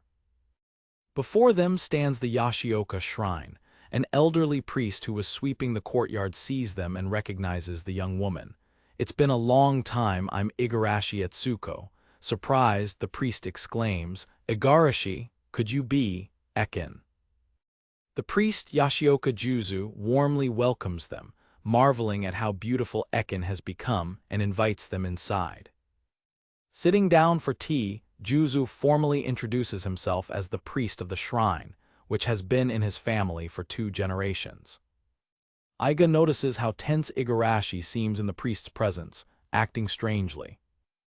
Juzu mentions that his son will be back soon, which makes Igarashi beg him not to call Xiaohei. It's too late. A young man covered in dirt, Xiaohei, appears and upon seeing Igarashi launches a taunt. "I see, Etsuko, so you've been demoted. Well, don't be too disappointed." The taunt strikes a nerve. "I wasn't demoted," Igarashi shouts, jumping to her feet. "The minister was recruiting, so I volunteered to follow Iga-sama." After demanding that Xiaohei keep his distance because he is dirty, he explains that he has just returned from building a dam near the village. Juzu adds proudly that his son is the leader of the construction team, which impresses Iga, who praises the young man for leading such a large project. The friendly conversation is interrupted when Igarashi, still annoyed, tries to defame Xiaohei to Iga. But Iga-sama, this guy, likes to throw crayfish at others. Xiaohei immediately retorts, revealing an even more embarrassing childhood secret. Etsuko2, she wet the bed until she was 12 years old, which turns her pale with shock and starts a full-blown childish fight. Juzu's calm confirmation that he saw the incident completely breaks Igarashi's composure. As she stammers that it was just once, blushing deeply, Iga and Galshias can't contain themselves and burst out laughing. Later, during dinner, the atmosphere becomes serious. Juzu expresses doubts that the locals, who have no interest in missions, will meet Iga's expectations. Xiaohei agrees, explaining that people have no desire to fight, even if it's an order from the Lord, and that he himself wouldn't be able to complete a mission. With a knowing smile, Iga explains his philosophy. The first step of training is to make everyone want to do it, and his companions, Igarashi and Galshias, express their confidence in him. He explains that the isolated villages in the territory need a common problem to unite them. Iga draws a parallel, explaining that just as a common problem like a flood unites villages to build a dam, he can create a shared motivation to fight. The collective effort to build a dam serves as a perfect example of the unity he seeks to inspire for battle. Asked by Xiaohei how he would do this, Iga reveals his plan. It's those monsters that live on the west side. We're going to eliminate them. Using a fish on the table as a map, he explains that defeating the monsters would open up new lands and create industries, using existing dissatisfaction as motivation. Xiaohei objects that most people don't know how to fight and asks how they could defeat the monsters. Igarashi interjects proudly, declaring, Iga-sama here is an expert in training. Iga details his plan to train 150 of the 2,500 villagers, using his blessing abilities to double experience gain and speed up the process. He explains that he will gather people from various villages to form the 150-person fighting force. Crucially, he clarifies that training will be integrated into existing routines, with farmers and builders participating in missions during their off-seasons so as not to harm local industries. His plan is carefully crafted to minimize the impact on existing industry, as he understands that long-term development depends on the balance between strength and economy. After presenting his plan all at once, Iga seems exhausted. With surprising vulnerability, he bows deeply. That's my plan for now. Will you lend me your strength, please? The silence is broken by Igarashi, who firmly declares her desire to learn more. Galshias, seeing the potential, also commits, excited about the prospects the master has outlined. Juzu and Xiaohei, convinced by the well-thought-out plan that will not harm the local industry, also agree. With everyone on board, Iga raises his head, his eyes shining with emotion. With energy renewed by their support, Iga begins to delegate tasks. Galshias will investigate the economy, while the Yashiokas will act as intermediaries with the people. He turns to Igarashi, asking her to act as his assistant and prepare the official notices, to which she nods with a serious expression. Soon, everyone is gathered around a map, the room buzzing with the energy of a shared purpose, which seems amusing to the newcomers. The scene awakens a nostalgia in Iga, who feels he has experienced that feeling before. A smile forms on his lips as he realizes the origin of that familiar sensation. An image of his old group of adventurers, the Five Miracles, flashes in his mind. They happily planning together around a map just as he is doing now. Just like in the early days of our group, he thinks. In a flashback from 3 years ago, a voice echoes through a dark and ominous forest, desperately calling out for someone named Yuri. A young warrior with damaged armor and a distressed look frantically searches, pleading for Yuri to respond and confirm they are okay.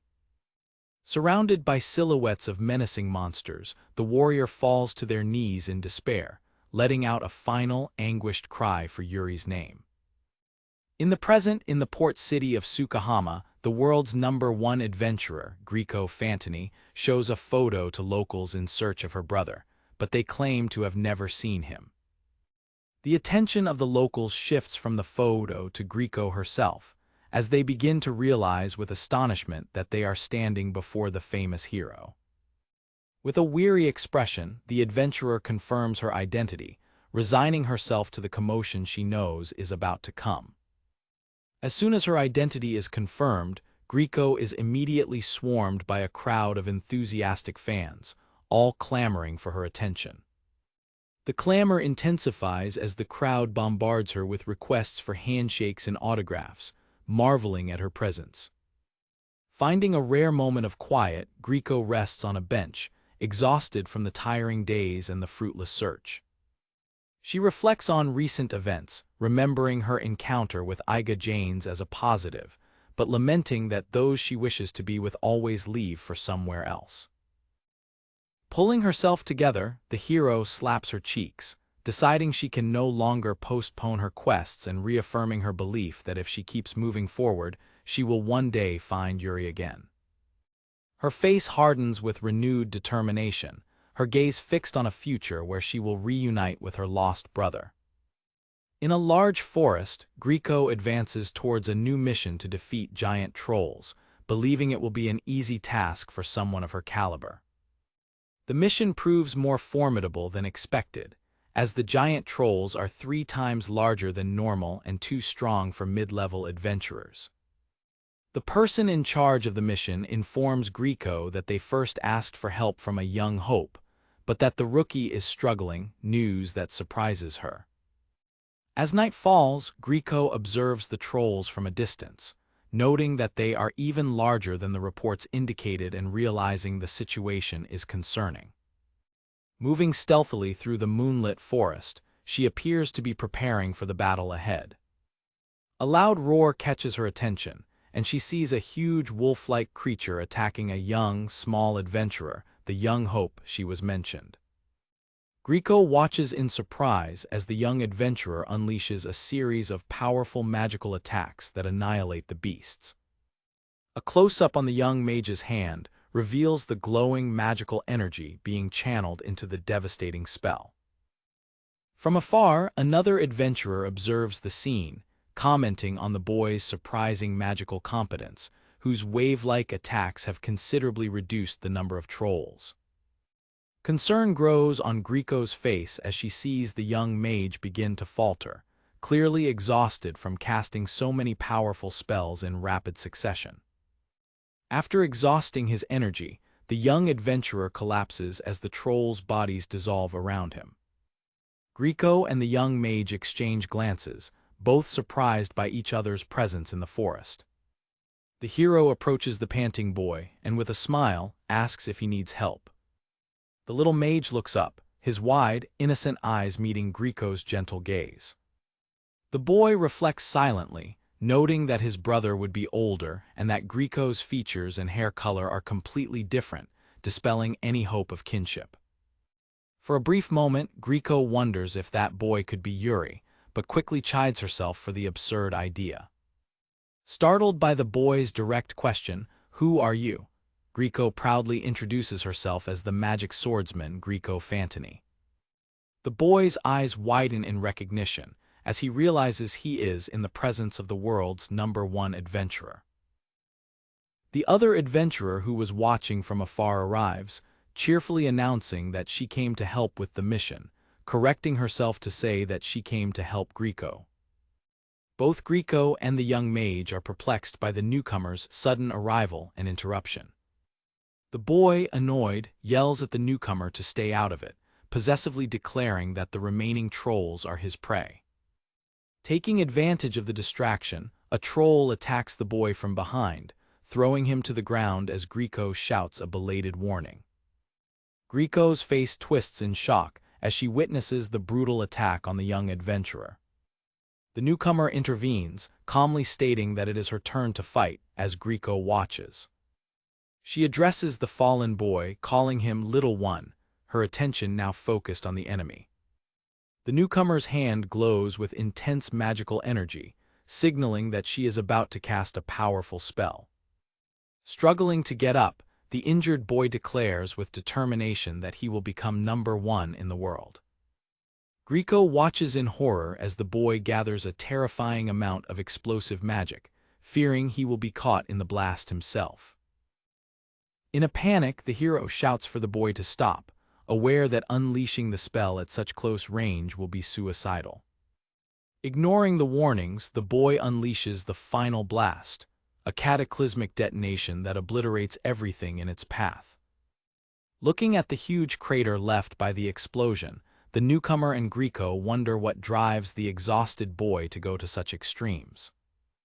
Later, in a tranquil riverside setting, Grieco cares for the young mage, who is unconscious after the battle. She uses healing magic, and a soft light envelops the sleeping boy as his wounds begin to close. Watching him sleep, Grieco thinks he looks less like a formidable warrior and more like a sleeping little girl. The young mage wakes up and, still sleepy, snuggles against Grieco's abdomen, who asks, amused, if he likes her muscles so much. Confused by the boy's sleepy affection, Grieco looks down, trying to understand the situation. Realizing what he is doing, the young mage abruptly recoils, his face flushing with embarrassment.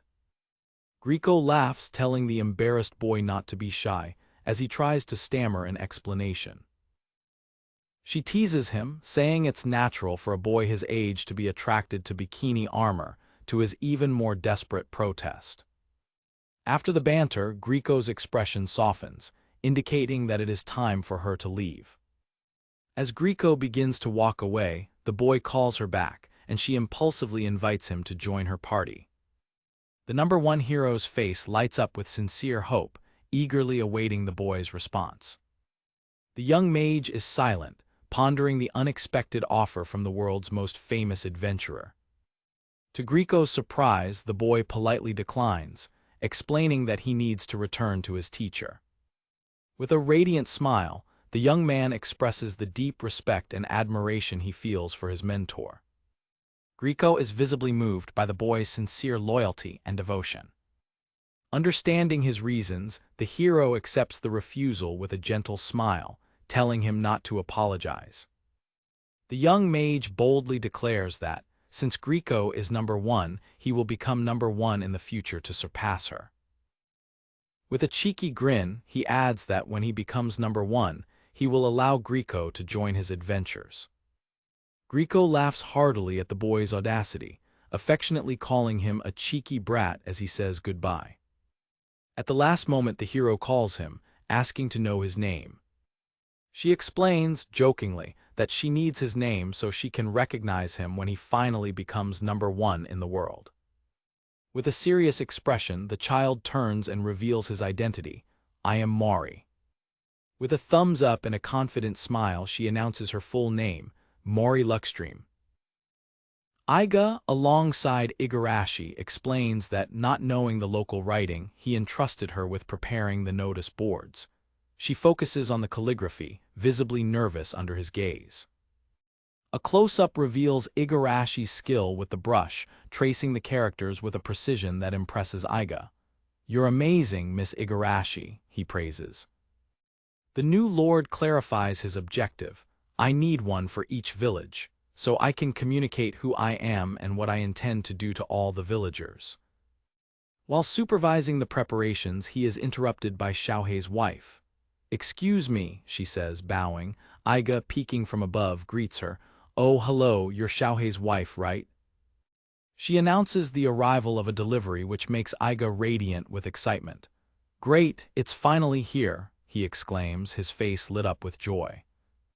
The woman confirms, we received a delivery for you. The news sparks Igarashi's curiosity, who observes in the background. The delivery reveals to be a huge batch of weapons and equipment. Iga enthusiastically inspects the swords, bows, and chainmail armor, satisfied that they are top-notch, despite the low cost intended for his future squad of villagers. Excited, he turns to Xiaohei's wife. "Okay, miss, let's take this to my room." She, however, intervenes with a worried expression. "If I may, my lord." The scene reveals the extent of the problem, a colossal pile of crates, bags, and weapons that clearly won't fit in a single room. "I'm afraid it won't fit," she says. Iga, sitting amidst the chaos, admits to himself that he may have gotten a little carried away when ordering. Desperate, Iga scratches his head, lamenting his situation. "I'm just renting a room with the Yoshiokas. I'd rather not cause them more trouble than I already have. What now?" The memory of Igarashi's insistent voice echoes in his mind, scolding him in a flashback. "You need your own mansion, Lord Iga," she declares, leaning over him invasively. Remembering the conversation, he recalls Juzu's suggestion. "A mansion? Well, how do I build one?" Iga had asked. The priest smiled, offering to introduce him to the village's master carpenter. The memory of Igarashi scolding him continues. A mansion," he stammers, startled by her proximity. "You are the lord of this land, it's only natural," she replies firmly. In the flashback, Iga expresses his concern about the cost to Juzu, but surely construction would be quite expensive, wouldn't it? The priest confirms, "Well, it won't be free, no." Iga recalls his finances. He had retired with 22 million bont, but after some expenses, mainly because of Galshias, he had about 15 million left, less than he would like. Juzu, however, presents an ingenious solution, explaining that the carpenter would probably agree to build the mansion in exchange for a future favor, as having the new lord indebted to him would be an extremely valuable asset. With the financial plan resolved, Iga contemplates the vast landscape of Tokumo. Sounds like a plan, then, he decides, and so the construction of his mansion began. A month later, construction progresses on a mountainous terrain, with workers assembling the wooden structure of the mansion. Iga observes the construction site from a distance, impressed with the efficiency and hard work of the builders. "Wow, look at them." A map reveals his strategic choice for the location, south of the territory's center, positioning it conveniently near the monster's habitat to the west, which he plans to clear and develop. While the main building is still under construction, Iga visits the site to inspect an annex that has already been completed. As he approaches, his expression fills with surprise and admiration. Before him stands an imposing traditional-style dojo, the newly built annex. Ecstatic, Iga enters the spacious dojo, with its wooden walls and sword racks, and throws himself on the floor in joy. Regaining his composure, he gets up and contemplates the new space, pondering how to use it. Sitting on the veranda, Iga appreciates the tranquility and ample space. It's quiet here and there's plenty of room to move around, not bad. His peace is interrupted by an animated voice calling him. Hey, it's you." He turns, confused, as a woman with a shapely body approaches. The newcomer is Chiyo, the head of wood transport from the neighboring village. She greets him warmly, and he realizes she came to bring more wood for the construction. The conversation is interrupted by Chiyo's sudden realization. "Wait, you mean you're the new lord from the notice board?" she exclaims, shocked. Iga smiles, confirming that the message has spread. The notice boards, positioned in all 7 villages of Tokumo, informed that Iga Janis has taken over the lordship of this region, and that he intends to clear the monsters in the west and develop that area. Chiyo playfully slaps him. "Oh my, you're quite cunning, you didn't mention that once." She laughs and he apologizes sheepishly. Iga then turns serious. "So, you read what I'm planning to do about the monsters in the west area too, right?" She confirms, finding his ideas strange. He stares at her intensely. "I would like your help with that, Chiyo. You have potential as a martial artist." The proposal catches her off guard, leaving her blushing and speechless.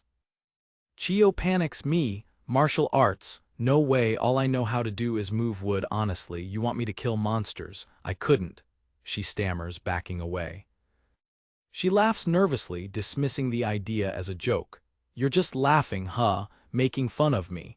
Why would I believe someone telling me I have some strange potential out of nowhere?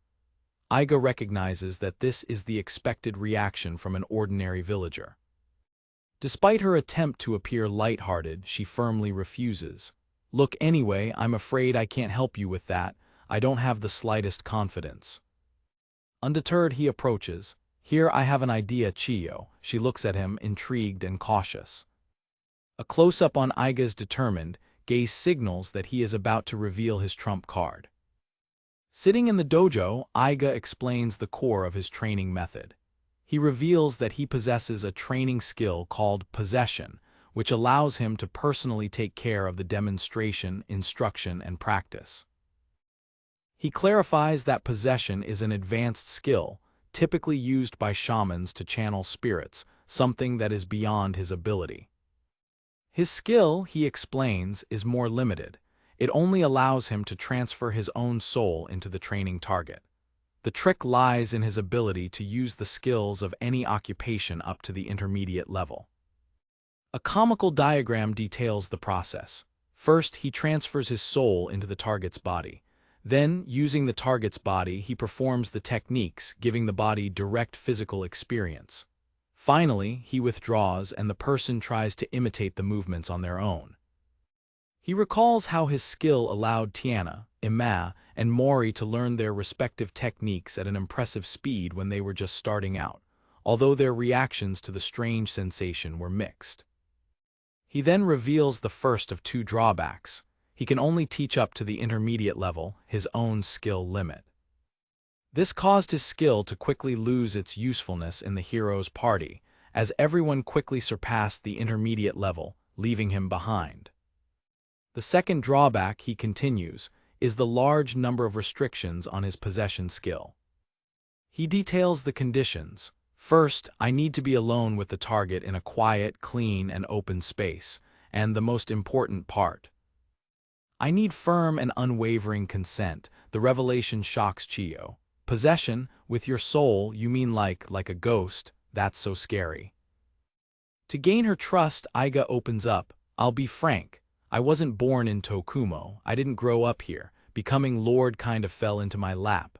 I understand that suddenly shifting resources to fight monsters must be extremely disconcerting for you and everyone else. He stares at her sincerely. So, you don't have to believe in me, just believe in Tokumo, the land you grew up in. His voice resonates with conviction as a vision of the majestic land appears. I believe this land has the potential to be so much more than it is. Chiyo's gaze softens, captivated by his passion. And I intend to put all my skills to ensure that it comes to fruition. It starts with you, Chiyo. Your potential is Tokumo's potential. Seeing her persistent hesitation, Iga takes a drastic measure. He bows deeply, his forehead to the ground. Please, Chiyo, please give me a chance to train you. He remains in his reverence, awaiting her response in silence. Visibly uncomfortable, she laughs nervously. Something about my lord bowing so deeply before me just feels wrong. Iga raises his head slightly, laughing sheepishly at the embarrassing situation. Chiyo gives in, bowing as well. This is so embarrassing. Okay. With the exchange of bows, consent is finally acquired. With consent obtained, Chiyo lies down on the dojo floor, blushing and anxious. Okay, may I, Chiyo? Iga asks. She murmurs in affirmation as his spiritual form begins to separate from his body. Iga's spiritual form floats over Chiyo and begins to descend. She flinches at the approach, a spasm running through her body. As his spirit touches her, she gasps, blushing deeply. It feels so strange, it's a little scary. He reassures her, don't worry, it won't be scary, just relax. His spirit begins to enter her body, causing her to moan and writhe with the invasive sensation. With a final cry, the possession is complete. Iga's spiritual form disappears inside her and her now possessed body declares, I'm in. Lying on the floor, Chiyo's body, now controlled by Iga, begins to move. "How does it feel?" he asks from within her. "Try to move a little." Her hand twitches. "It feels so strange," she thinks. "Oh, okay." He instructs her to try to stand up, but the body stumbles awkwardly, not yet accustomed to the new control.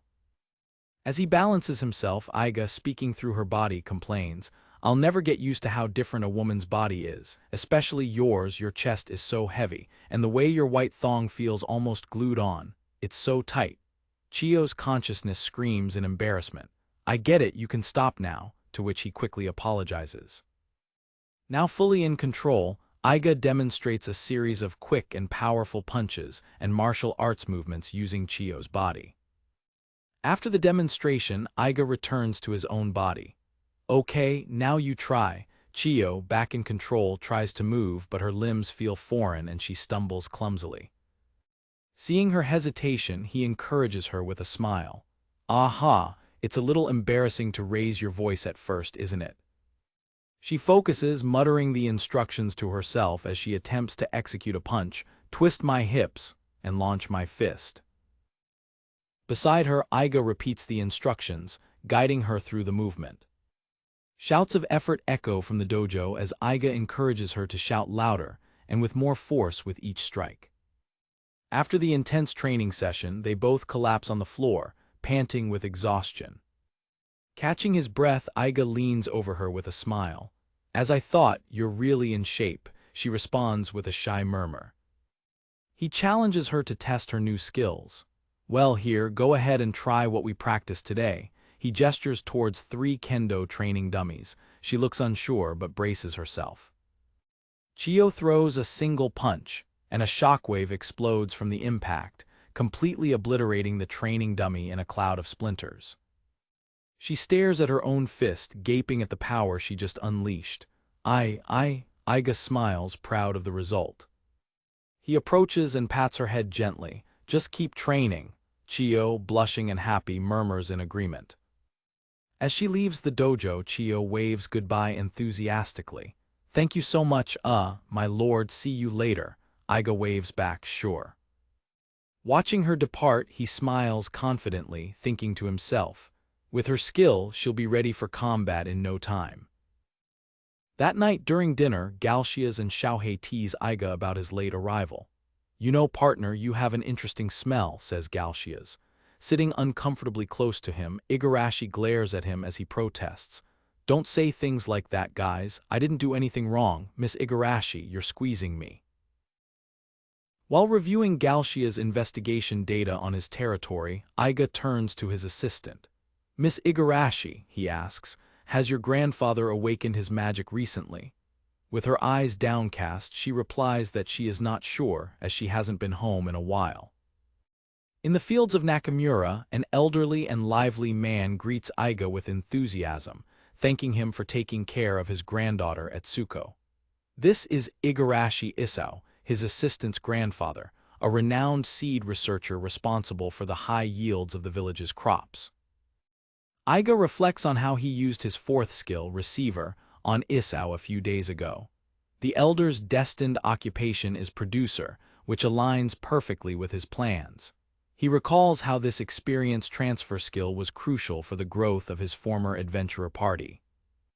In a comical flashback, it is explained how the Receiver skill works. Even if party members like Emma, Deli, and Mori were sick and couldn't participate in a mission, they would still receive experience points if Iga, Tiana, and Cross defeated monsters.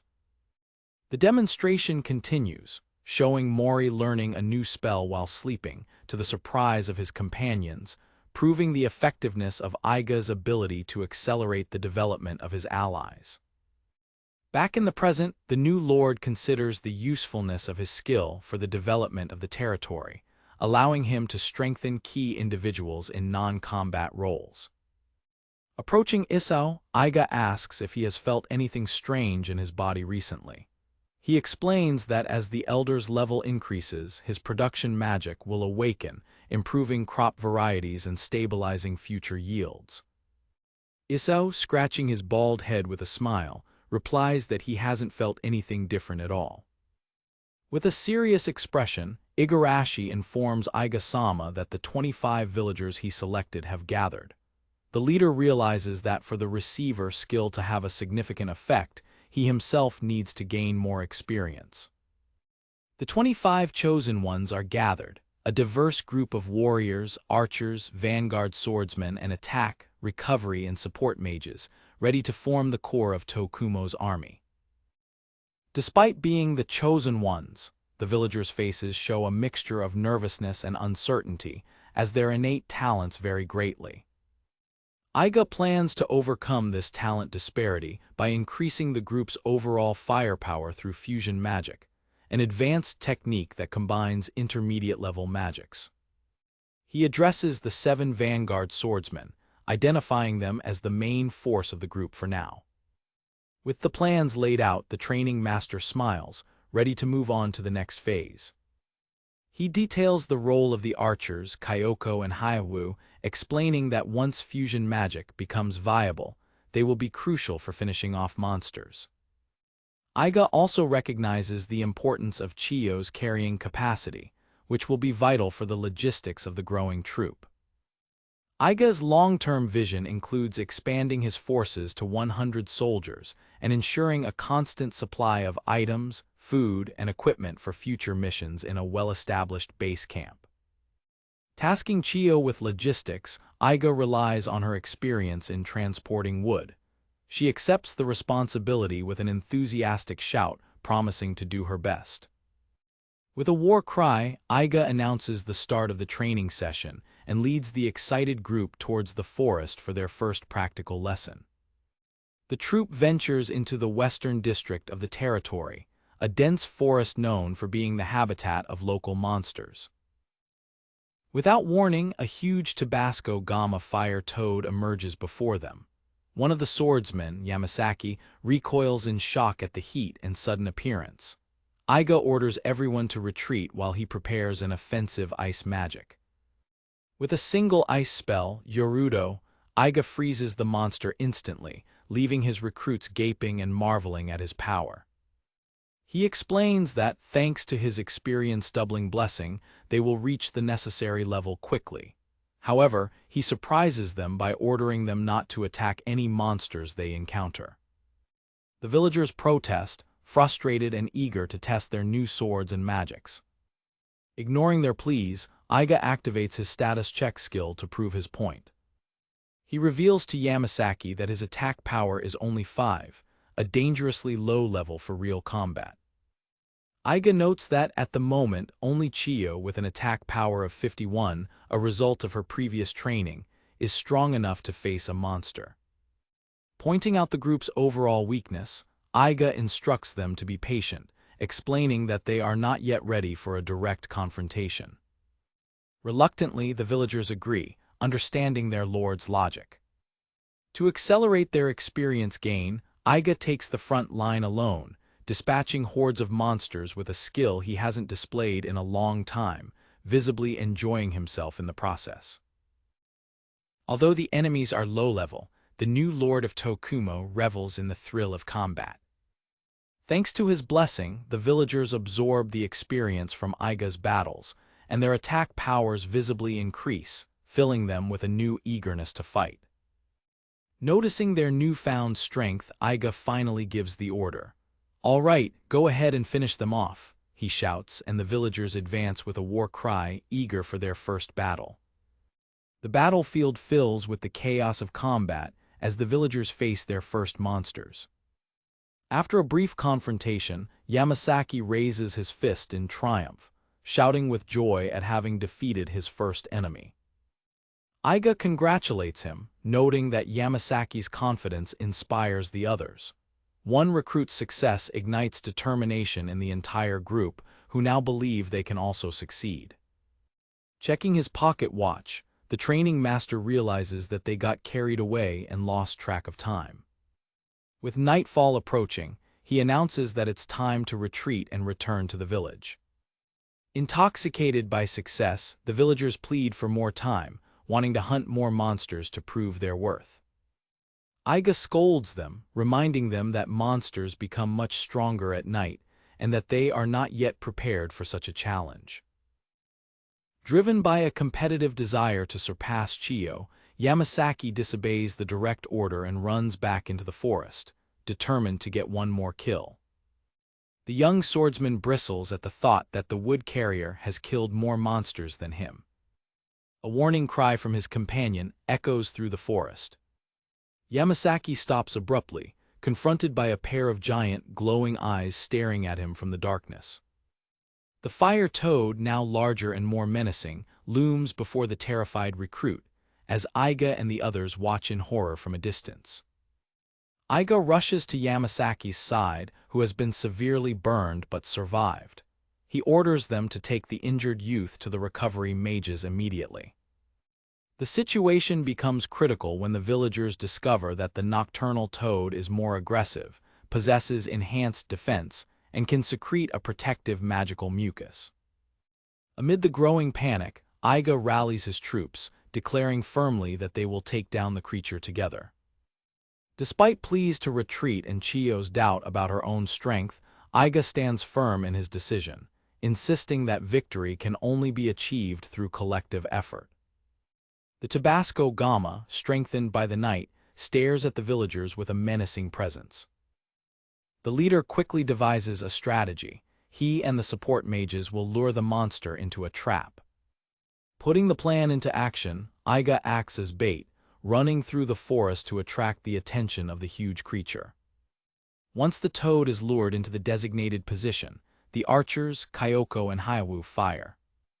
Their arrows find their mark with precision, blinding the monster and leaving it vulnerable.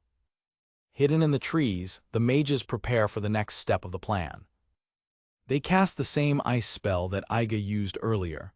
Although the attacks are weak, they serve a tactical purpose. The rain of ice from above deceives the blind toad, making it believe that the threat is above it. The creature rears up on its hind legs to spit its mucus into the sky, exposing its soft, unprotected belly. "Now attack," Iga shouts to the melee team. Led by Chiyo, the swordsmen advance, unleashing a barrage of blows on the monster's weak spot. With victory secured, the villagers celebrate their first major triumph. Later, Iga consoles a bandaged and remorseful Yamasaki, who laments his recklessness. The leader reassures him, explaining that the success of the training session depends on teamwork and that everyone's attack power has increased dramatically in a single day. The growth is evident, with the villagers' attack power levels reaching impressive numbers like 85, 95, and 120. Iga observes his recruits, a smile of pride and determination on his face. As they return, the villagers raise their fists, promising to continue training and strengthening themselves. From the field, Isao spots them and waves to his lord. Back in the village, Iga approaches Isao, telling him enthusiastically that now he too can do amazing things. Thanks to the receiver skill, all of the day's battle experience was transferred to Isao, causing him to level up rapidly. Isao looks in wonder at his hand, where the light of his newly awakened production magic shines. Iga encourages him to try using it. With intense concentration, Isao uses his new magic to grow a single strand of hair on his bald head, to his immense joy. While Igarashi gently chides him to use the magic for more productive purposes, Iga smiles, pleased with the day's progress.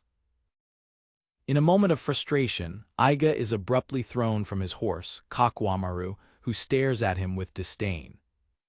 The black horse, a gift from the head of Nakamura, justifies himself mentally, remembering that a lord needs his own mount to inspect the territory.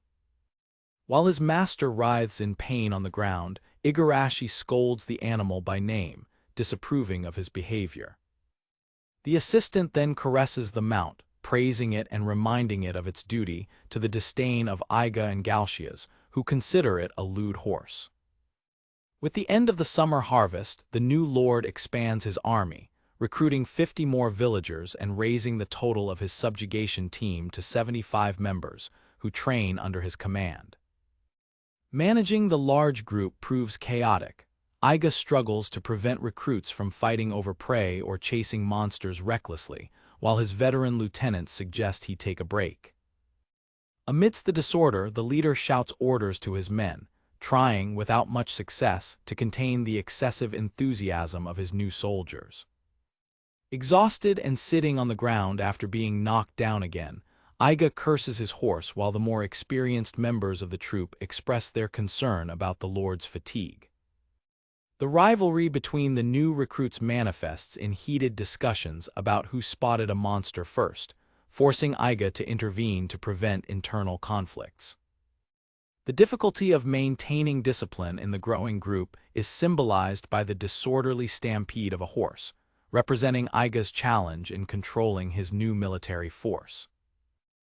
The rigorous training shows impressive results, as evidenced by Yamasaki, whose attack power jumped from 90 to 721, allowing him to face monsters with renewed confidence. The archers Kyoko and Hyoju also demonstrate exponential growth, with their attack powers increasing to 826 and 801, respectively. The first 25 members of the squad, including Sano, Kamikatani, and Imanaga, now possess remarkable statistics, forming the veteran core of Tokumo's army. The leader highlights the progress of the support mages, who have mastered several spells crucial to the group's performance in battle. He explains the effectiveness of enhancement spells like Ruki, which increases individual attack power, and Tekkyudo, which strengthens the defense of the entire team, both more potent with a larger number of soldiers. Chiyo, however, is the one who presents the greatest growth, with her attack power reaching 1256. Carrying a captured bear, she offers to take care of dinner, allowing her lord to rest.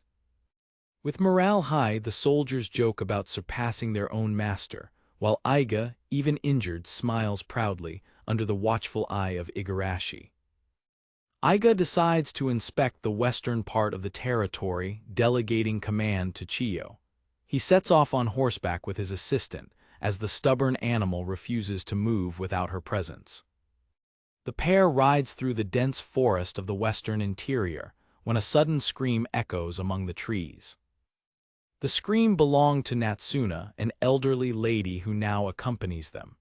Iga comments with good humor that it has been half a century since he last rode with someone. Natsuna describes the local geography, pointing out on a map the three mountains, Hahiyama, Ainyama, and Imaoyama, and explaining that the north side of them belongs to another domain. Observing the landscape, the group confirms the elder's description.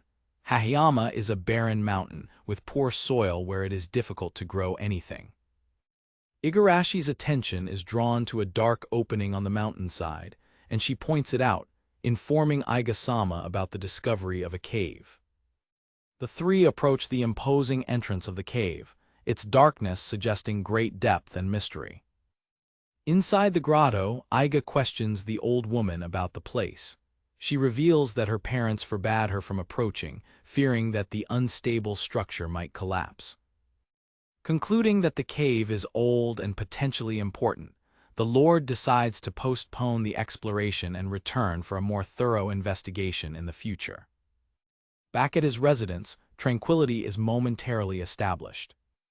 The peace is interrupted when Galshias extravagantly announces the arrival of an unexpected visitor for his master. In the main room, a man named Bandu Yashitaro introduces himself formally, nailing.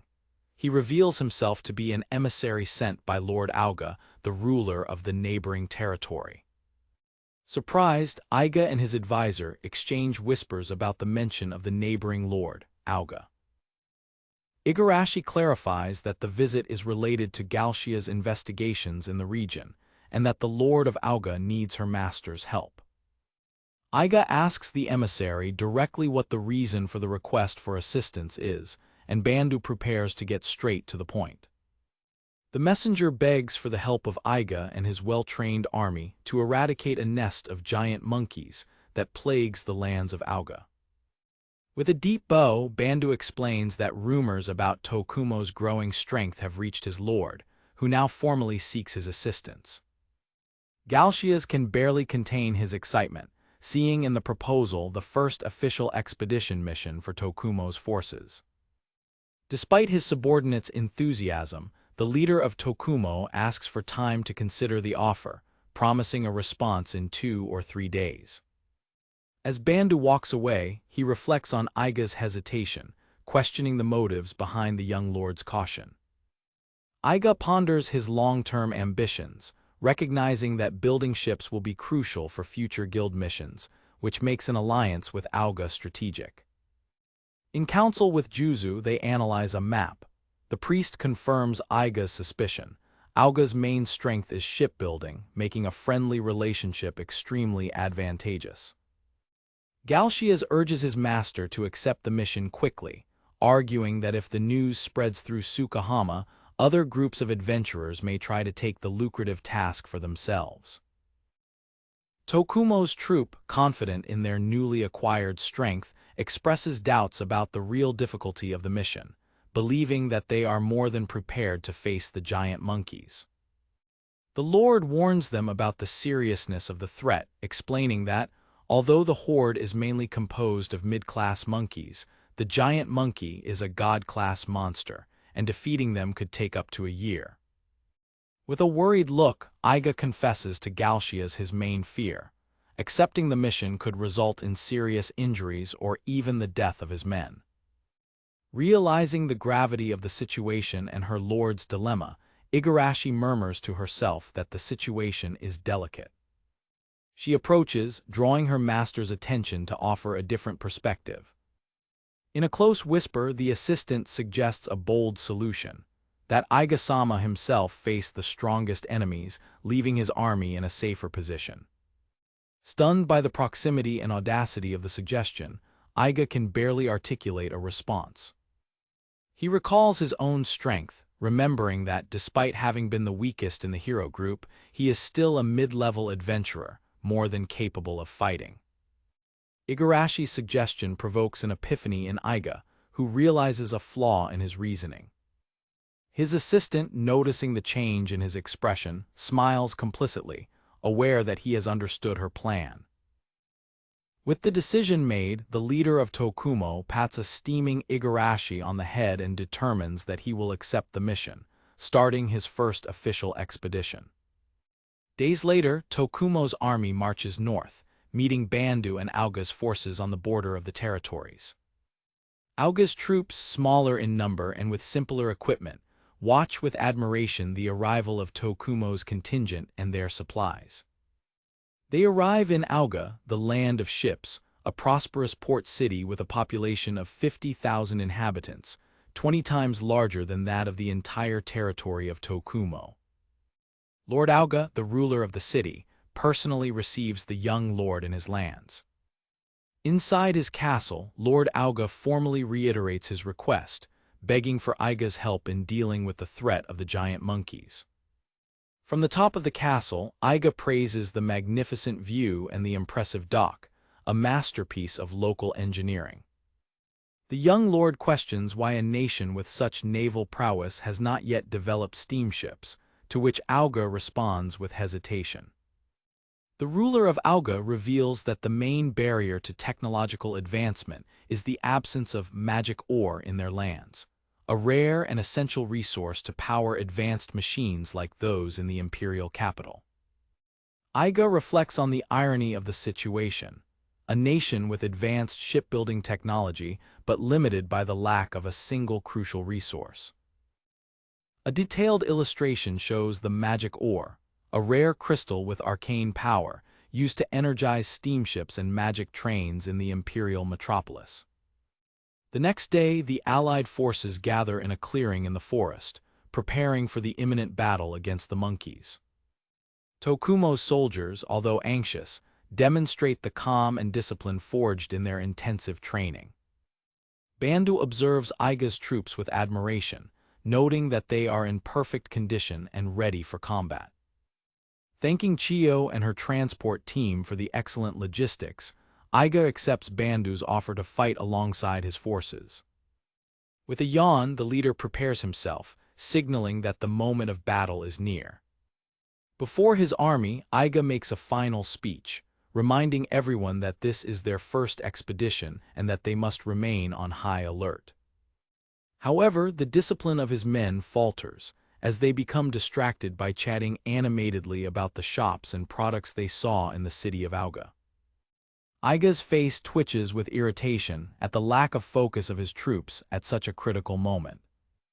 While the Lord struggles to contain his frustration, Igarashi takes control, shouting for the soldiers to show due respect to their commander.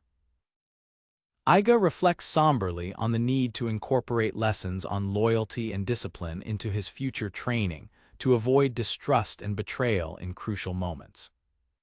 Resuming command, he gives clear orders: avoid the giant monkey at all costs and notify him immediately, but work as a team to eliminate the medium monkeys. Yamasaki, again, boasts that he can face the boss alone, being reminded of his previous failure. From atop his horse, Iga reiterates the engagement strategy, emphasizing the difference between the giant and medium monkeys. Despite the warning, Yamasaki's arrogance leads him to volunteer to face the leader of the monsters, to the concern of his companion. His comrade stares at him skeptically, reminding him that his excessive confidence has already put them in danger before. A memory of the disastrous encounter with the fire toad flashes through the soldiers' minds, interrupted by the deafening roar of a giant monkey attacking them. A horde of monkeys descends on the troops, spreading chaos. Iga tries to correct Yamasaki's perception, shouting that they are just medium monkeys, but panic has already set in. Amidst the turmoil, the commander's voice tries to pierce the fear of his men, who confuse the size of the enemies. The chaos intensifies, and Iga, alongside Bandu and Igarashi, struggles to calm his men and restore order to the formation. Bandu informs Iga that the situation is worse than expected. In just a few days, the monkeys have expanded their territory, resulting in this sudden and overwhelming attack. With a focused gaze, the young lord analyzes the situation, refusing to give in to the panic that consumes his soldiers. He quickly assesses the enemy formation, noting that the strength of the 8 monkeys is dispersed as they move in random directions, creating a tactical opportunity. The soldiers, initially terrified by the horde, realize that only one monkey is directly in front of them, while the others are scattered throughout the forest. Taking advantage of the confusion, Iga orders everyone to calm down and observe the situation, trying to turn his men's fear into focus. With a booming voice, he reminds them of their numerical superiority, 75 against 8, declaring that there is no reason to fear. He encourages them, stating that, working together, they can easily defeat the enemies one by one.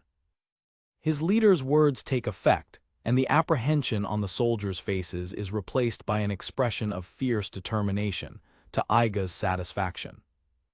With morale restored, the commander gives the order to attack, urging his men to demonstrate the result of their hard training. The battle begins with a coordinated barrage of attacks. Tokumo's mages cast spells while the warriors advance, overwhelming the first monkey. The effectiveness of teamwork is demonstrated when archers and swordsmen take down another enemy with a combination of ranged and melee attacks. A recruit, overcoming his initial fear, delivers a decisive blow, piercing the armor of one of the monsters. Surrounded and overwhelmed, a monkey roars in agony as it is hit by a powerful spell or blow, its defeat imminent. Watching his men fight with incredible skill and courage, Iga is visibly moved and proud of their performance. Chiyo, amidst the combat, realizes that victory is certain and that, at the current pace, the battle will end soon. Confident that his troops can handle the remaining enemies, Iga moves away from the main group, riding to intercept and face the boss of the monsters alone. His horse, Kakuamaru, suddenly balks, refusing to advance. Iga tries, unsuccessfully, to persuade him to obey in Igarashi's absence. A sudden understanding strikes Iga, and his gaze turns to the shadows of the forest with a mixture of suspicion and anticipation. He spots a silhouette on a red mount in the darkness, who greets him with an enigmatic, "So you've come." From the depths of the forest, a colossal giant monkey emerges, letting out a terrifying roar that makes Iga and his horse recoil in pure terror. In a depiction of the devastation caused by the giant ape, it is shown that the creature has already annihilated 3 villages in Auga, claiming thousands of lives with its powerful arms and a mysterious heat ray fired from its mouth. The scene cuts to the present where Iga and his horse, Kakuamaru, face the same terrifying creature, confirming that this is the monster they must face. Tokumo's troop watches, paralyzed with fear by the colossal size of the enemy, convinced that victory is impossible. Iga, however, recognizes the creature as the final boss, while his mount neighs in panic. The gigantic ape smiles disdainfully at Iga, who has been knocked off his mount. Kakuamaru, trembling with fear, is about to flee. With a violent push, the horse throws its master to the ground and flees uncontrollably. Iga, fallen, shouts in vain for him to wait. To everyone's horror, the panicked horse runs directly towards Tokumo's troops, with the giant ape in pursuit, putting everyone in imminent danger. "They're in trouble," a soldier shouts. Without hesitation, the young lord channels his magic, shouting "Accelerate," to increase his speed and intercept the threat. In a burst of speed, Iga overtakes his horse and stands before the beast, shouting "Stop there." Surprisingly, the monster stops suddenly, leaving Iga perplexed by its reaction. A close-up reveals the reason for the pause. A sphere of golden energy forms in the monster's mouth, preparing a devastating breath attack. The soldiers, oblivious to the danger, are confused by the monster's sudden stop, one of them questioning if the creature has a stomach ache. Igarashi, however, notices the imminent threat. "No, look at his mouth," she shouts, her reflection in the horse's eye showing the danger approaching. Iga runs to the front of his troops, casting a defensive spell with all his might. "Please, get there in time, Tekuto Maxima," he pleads. The creature fires the energy beam, which collides with Iga's magic shield in an explosive impact. When the smoke dissipates, Iga's silhouette remains standing, having successfully protected his men. "Iga-sama," a female soldier calls, while the others confirm that they are okay. The leader turns to his troops, revealing a severely burned arm. "That hurts," he admits, but is satisfied that he managed to protect everyone. The monster, in turn, stares at him with a sadistic smile. Despite the pain, a confident smile forms on Iga's face, indicating that the fight is far from over.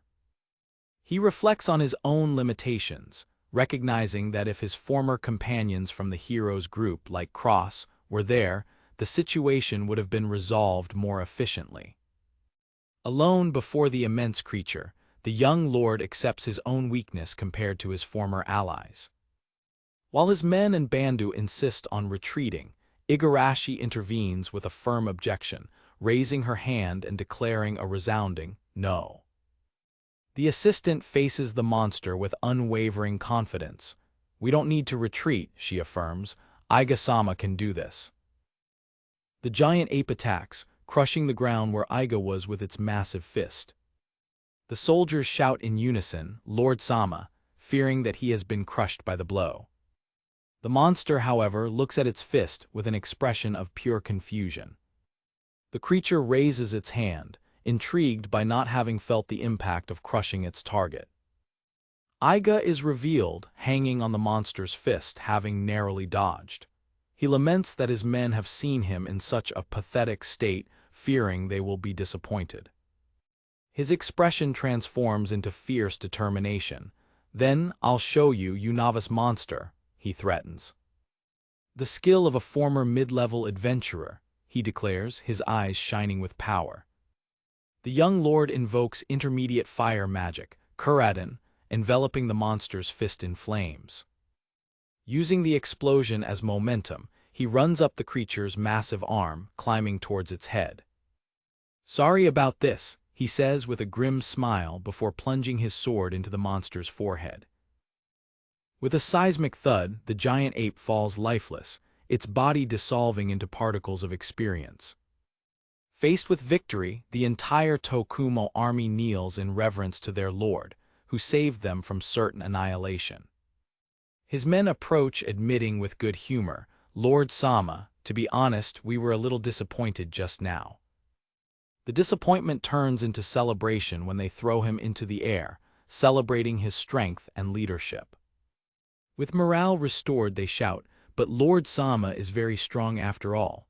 Igarashi watches the scene with a satisfied smile. In Auga, a grand feast is held to celebrate the victory. From the castle corridors, Iga watches the celebration of his men. The scene widens, showing the lively party in the castle courtyard under a night sky with a crescent moon.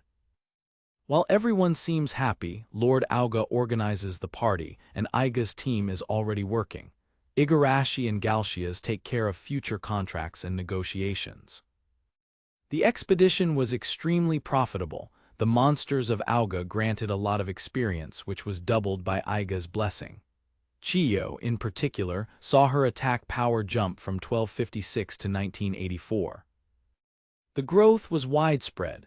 The first 25 recruits exceeded 1,000 attack power, and the improved range of the archers Kyoko and Hyoju opened up new tactical possibilities. Watching them from afar, Iga reflects that, one day, they will be able to strengthen themselves without his help. He smiles to himself, thinking that, although they still consider his intermediate skill impressive, it will take a while until they reach him.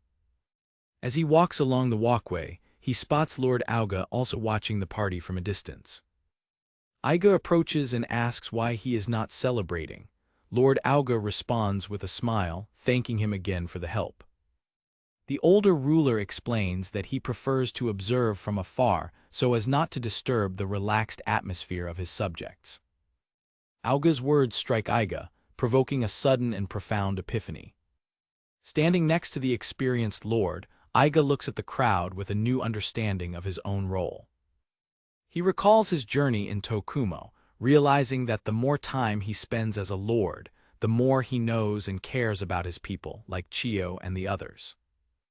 He understands that his duty as a lord is not to fight on the front lines, but rather to take a step back and observe their growth. His true responsibility, he concludes, is to govern them in the right direction and strengthen the bond between them. His gaze fixes on Chiyo, who is enjoying the party. She sees him and waves with a radiant smile, solidifying the connection between lord and subject. Iga waves back, finally understanding the true meaning of being a lord. Back in Tokumo, Iga is greeted by Juzu. He thanks the priest for taking care of things and says he will rest. With a raised finger and a satisfied smile, Juzu announces, "Ah, by the way, it's finished." Reunited with his advisors, Iga looks at the novelty with pure joy. Juzu confirms that everything went well in the construction. His new and magnificent mansion is finally completed. He inspects the interior, satisfied with the rooms and the bed, which were researched to suit his usual lifestyle. In the new bath with an incredible view, Igarashi, dressed as an attendant, offers to wash his back. Already settled in, Iga discusses the ships from Auga with Galshias, receiving a document from his advisor. The agreement is a success. Tokumo will receive 3 50-seat ships and a temporary crew. Iga congratulates Galshias on the excellent work. The young lord reflects that there is much to do in his new role, besides just fighting. He and Galshias agree that the wait of a few months for the ships is ideal, as the end of summer and the harvest will keep them busy. Meanwhile, an elegant silver-haired woman arrives at the mansion, observing it with interest and finding it more than I expected. The mysterious woman walks towards the entrance, stating to herself that she has a lot to do. In the interior of West Tokumo, Iga and Xiaohei investigate the cave that Natsuna had shown them. Given Xiaohei's experience with engineering, the new lord seeks his opinion on the site. Inside the cave, Aiga's attention is drawn to 2 parallel and deep grooves in the stone floor, wondering about their origin. Kneeling to examine the marks closely, the Lord of Tokumo ponders the meaning of those grooves. He turns to the young builder, asking if he noticed anything unusual, but Xiaohei replies that he doesn't feel anything special about the place. Xiaohei warns Aiga about the dangers, explaining that, as amateurs, they shouldn't try anything, as the risk of a collapse in the unstable structure is very high. Sitting on the cave floor, Aiga scratches his head, frustrated with the difficulty of proceeding with the investigation. Sensing the danger, the leader of the construction team insists that they should quickly leave the grotto. In a moment of shared tension, Aiga and Xiaohei exchange a look of mutual understanding, recognizing the delicate situation. The pair falls silent, both flushed with adrenaline and the strange camaraderie forged in the moment of danger. Unfortunately, the cave investigation could not progress, and they are forced to retreat for now. Back at his new mansion, Aiga is informed by Igarashi that he has a visitor, a stranger from outside the territory. Aiga returns to his newly built residence. Upon entering the living room, he comes across an elegantly dressed blonde woman, who apologizes for keeping him waiting. The woman excitedly introduces herself as Aqua Christia, a reporter from Adventure King magazine, stating that she came to interview him, to Aiga's surprise. Aqua reveals that she already knows a lot about 27-year-old Aiga Janies, including personal details like his favorite cigarette brand. She declares herself a fan of mid-level adventurers. While having a cup of tea, the reporter explains that, due to her hobby, she was put in charge of the beginner and intermediate adventurer section of the magazine, and has been following Cross's hero group for 4 or 5 years. The Lord of Tokumo realizes, with an ironic smile, that her passion seems to cool down as soon as the adventurers she follows become too famous. Suddenly, the journalist grabs Aiga's hands with surprising fervor. With eyes shining with admiration, she exclaims that she finds Aiga-san's training skills absolutely wonderful. Aqua details her admiration, explaining how he could identify talents, recruit the right people, like a genius healer and a guard, and balance the team with a long-term vision. She continues her fervent praise, stating that Aiga's training is full of love, as he was always there to meet the group's needs at the right time. Completely captivated and flattered, Aiga radiates happiness, feeling deeply understood for the first time. Observing from afar, Igarashi and Galshias comment on their master's evident joy. Trying to maintain modesty, the former adventurer argues that his skills were not that useful, as he couldn't keep up with the group's pace and had to retire. Aqua vehemently interrupts him, grabbing him and declaring that the hero group would never have reached the world's top 10 without him, to Aiga's delight. The interview is interrupted by Igarashi, who reminds his master of his other commitments. Desperate not to miss the opportunity, Aqua leans over the table and begs Aiga to take her with him. Although Aiga thinks she has no real interest in his territory, Aqua insists that she wants to interview his people, as she believes the place will gradually become more famous. The group goes to the West Forest Monster Hunting Zone, where they observe the villagers chosen by Aiga in full combat training. The Lord explains to the enthusiastic reporter that this is where his people train to level up, and that their current skills are already slightly superior to those of beginner adventurers. He details the organization of his 150 recruits, who are divided into 6 groups that support each other to defeat bosses. An illustration explains Aiga's strategy. To be recognized by the guild and receive missions, they first need public approval. Aqua fervently writes everything down, fascinated by her interviewee's plan. The leader of Tokumo continues, explaining that the guild would not simply accept a request coming out of nowhere from a group of villagers. However, with favorable public opinion, shaped by articles in newspapers and magazines about the missions for the territory, the situation would change. This publicity would arouse the interest of other adventurers and the general public. With a confident smile, Aiga concludes that, with the pressure of public opinion, the guild will no longer be able to ignore them. Aqua, realizing the genius of the plan, sincerely hopes that her interview can help Aiga's territory achieve its goals. The journalist continues to accompany Aiga through the territory, observing the rotation between the training team and the work of Isao-san, to whom the experience is transferred through the receptor skill. To build a good reputation in all the villages, the new lord joins Juzu to visit the remote Yamamura. At nightfall, when asked if she wants to return to the mansion to rest, the reporter refuses. Instead, she insists on continuing to accompany Iga on his journey, to his amused resignation. While riding, Aqua confesses that, despite everything she has collected, there is still something she doesn't understand.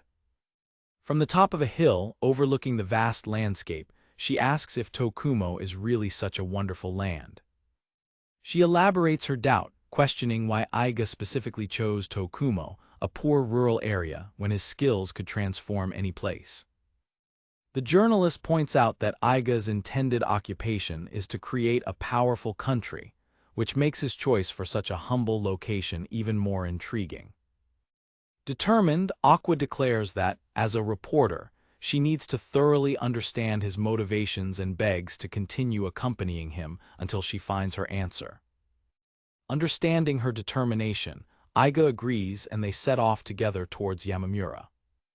While riding through the arid land, the young lord reflects on her question, reaffirming to himself his belief that his skills and the very land of Tokumo hold a hidden truth. They finally arrive at Yamamura, a village nestled in a rocky valley north of Tokumo. Juzu explains that, although the village was prosperous in the past, its population has been steadily declining since his youth. Aqua expresses her disbelief that such a barren place could have flourished, and the priest agrees. Iga suggests that the lack of industry in the rocky land is the cause, but the reporter feels that there is something strange in the story. Introduced by Juzu, the new lord greets each of the 4 remaining families living in the village without a chief. While interacting with the residents, he discreetly activates his goddess eye skill. He happily discovers that the village children possess promising intended occupations, such as support mage, attack mage, and vanguard swordsman, seeing a future for the community. An energetic woman, carrying a baby on her back, greets the priest of Nakamura with enthusiasm. Juzu informs that this is the largest family in the village, consisting of 11 people. The matriarch of the family kneels before Iga, saying that she has a favor to ask him. The woman proves to be a person of strong and expansive personality, praising the new and young lord for his talent. She points to a reclusive man in a corner and asks Iga to take her useless brother Akira to hunt monsters with him. Iga observes the man and sees that his intended occupation is minor. The sister continues to complain, saying that he never works and only causes her problems. The woman invites Iga and his group to stay for dinner, despite the lord's timid protests. Intrigued, Iga reflects that Akira's occupation, minor, does not seem suitable for an adventurer. Meanwhile, Aqua has fun playing with the children of the house, who clearly liked her. With everyone in agreement, the family prepares for a large meal. Iga consults Juzu about the return, and the priest confirms that it is dangerous to travel at night, solidifying the decision to stay overnight. The group gathers for a hearty and lively dinner, with the entire large family present. During the meal, Iga observes Akira, who eats alone and isolated in a corner of the room. The host explains that Akira has communication difficulties, which prevents him from working with others in the village. Aqua comments to Akira's sister about his remarkable muscular build for someone supposedly lazy. The young lord notes the apparent wealth of the village, with its large houses, good quality clothes, and hearty meals. One of the women explains that they work with hunters, processing the meat and fur of the prey to sell to other villages. Iga argues that, although it is a business, it would not be enough to sustain a community as large as the one that existed in the past. Observing Akira from afar, Iga becomes thoughtful, feeling that there is an unresolved mystery in the history of the village. The next morning, Iga is awakened by a noise and sees Akira quietly leaving the house before dawn. The lord of Tokumo gets up, calling out the name of the departing man. Akira's sister, already standing, apologizes for the noise and explains that her brother is just digging a hole, not going to a real job. Curious about the man's behavior, Iga decides to follow him, while Aqua remains asleep. While watching her master leave, Akira's sister sighs, wishing her brother could really gain something from his digging. The noise of the departure also awakens the reporter. Following Akira to a rocky cliff, Iga watches him work tirelessly, hammering and chiseling the stone with surprising skill. Even being an amateur on the subject, the Lord recognizes Akira's professional technique, who changes tools and adjusts the strength of his blows according to the hardness of the rock layer. Iga reflects that, however great a person's talent may be, it is useless if no one needs it. The young lord understands that Akira is considered useless, even by his family, and has no place to belong. Smoking a cigarette, Iga identifies with Akira's situation, remembering how he himself was left behind by his group of adventurers for no longer being considered useful. With a new understanding, he decides to approach the miner focused on his work. Surprised by the lord's sudden appearance, Akira reacts with panic. The miner throws himself on the ground, begging for forgiveness amid sobs, revealing to Iga how terrible he is at socializing. With a gentle smile, the Lord of Tokumo calms Akira, saying that everything is okay and offers him a cigarette. To help the man relax even more, Iga also offers him a sip of sake from his flask. Akira comments that it had been a while since he last smoked. After drinking a little, the miner stops stuttering and starts talking openly, admitting that it had been a long time since he had really talked to someone. More at ease, Akira asks the Lord directly if he is curious about the village's past. Iga confirms, eager to know what made Yamamura so prosperous in the past. The miner reveals that he heard some things about it from his grandfather. Akira guides Iga to the entrance of an old mine. The miner explains that the people of Yamamura used to be miners, but the village declined when the minerals ran out. Iga immediately recognizes that the grooves in the ground are identical to those he saw in the West Cave. Akira says that he learned the trade from his grandfather. He then shows Iga an object he inherited, a family heirloom whose name he does not know. Iga is shocked to see that it is a piece of magic ore at that moment. Aqua suddenly appears, shouting the name of the ore, revealing that they followed him. The reporter boasts about her tracking skills, to Iga's amusement. The group travels back to the West Cave. Inside the cave, Iga confirms to an incredulous Akira that the place is still a mine in the process of extraction, which means that there are still minerals to be found. The revelation fills Iga, Xiaohei, and Aqua with joy, while Akira remains stunned. Seizing the moment, the Lord of Tokumo offers Akira a job, inviting him to work for him from that month. With a firm handshake, Iga formalizes Akira's hiring, eager to work with him, while the reporter watches the scene with a smile. Aqua reflects on what she witnessed: the Lord's effective communication, his ability to discover and work with diverse talents, and, above all, the immense dormant potential in the land of Tokumo. Back at the mansion, the journalist celebrates excitedly, declaring that she got a great scoop. She gets excited about the prospect of mining magic ore, predicting that Tokumo will soon attract the attention of powerful industrial nations. Her excitement is interrupted when Iga, with a serious expression, asks her not to write about the magic ore. The Lord explains his strategic reasoning. If other countries find out about the mine before they officially start extraction, Tokumo runs the risk of being attacked. With a sly smile, Iga reveals that he has something much more interesting in mind for her article. Aqua admires Iga's passionate expression, recognizing the leader she has always admired. He thanks her and her companions for their help. Iga then makes a bold proposal. He invites Aqua to become the exclusive reporter for his territory, covering its development from then on. The reporter accepts the offer with a bow, thanking for the opportunity and promising to write an excellent article with the information she received. Aqua hands Iga the latest issue of Adventure King, commenting that it is what they deserve for dismissing him. As he flips through the magazine, Iga is shocked to see that Cross's hero group is still stagnant in 9th place in the ranking. The magazine report reveals the cause of the group's stagnation. Mori suddenly disappeared while they were in Eyes. In the desolate Nabiobai desert, the depleted group of adventurers faces a horde of gladiator lizardmen, high-level monsters with obsidian scales and rustic weapons. A close-up reveals the menacing appearance of the reptilian monsters, with their open jaws dripping saliva and teeth as sharp as daggers. With an unnatural calm, the hero Cross intercepts the enemy's charge, shattering their stone axes and obsidian blades in midair before they can even reach him.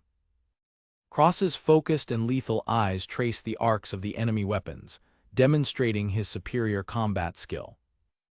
After being caught off guard by a blow, the swordsman Deli quickly recovers and counterattacks, while his leader, Cross, asks if he can continue to fight. The two warriors stand back to back, facing a new wave of enemies, while Tiana and Emma, the support team, assure them that they will heal any injuries they suffer. The recovery mage Emma and the support mage Tiana form the reliable backbone of the group, ready to assist the frontline fighters. Tiana expresses her frustration with the prolonged battle, lamenting the absence of Mori, whose powerful explosion magic could have annihilated the enemies instantly.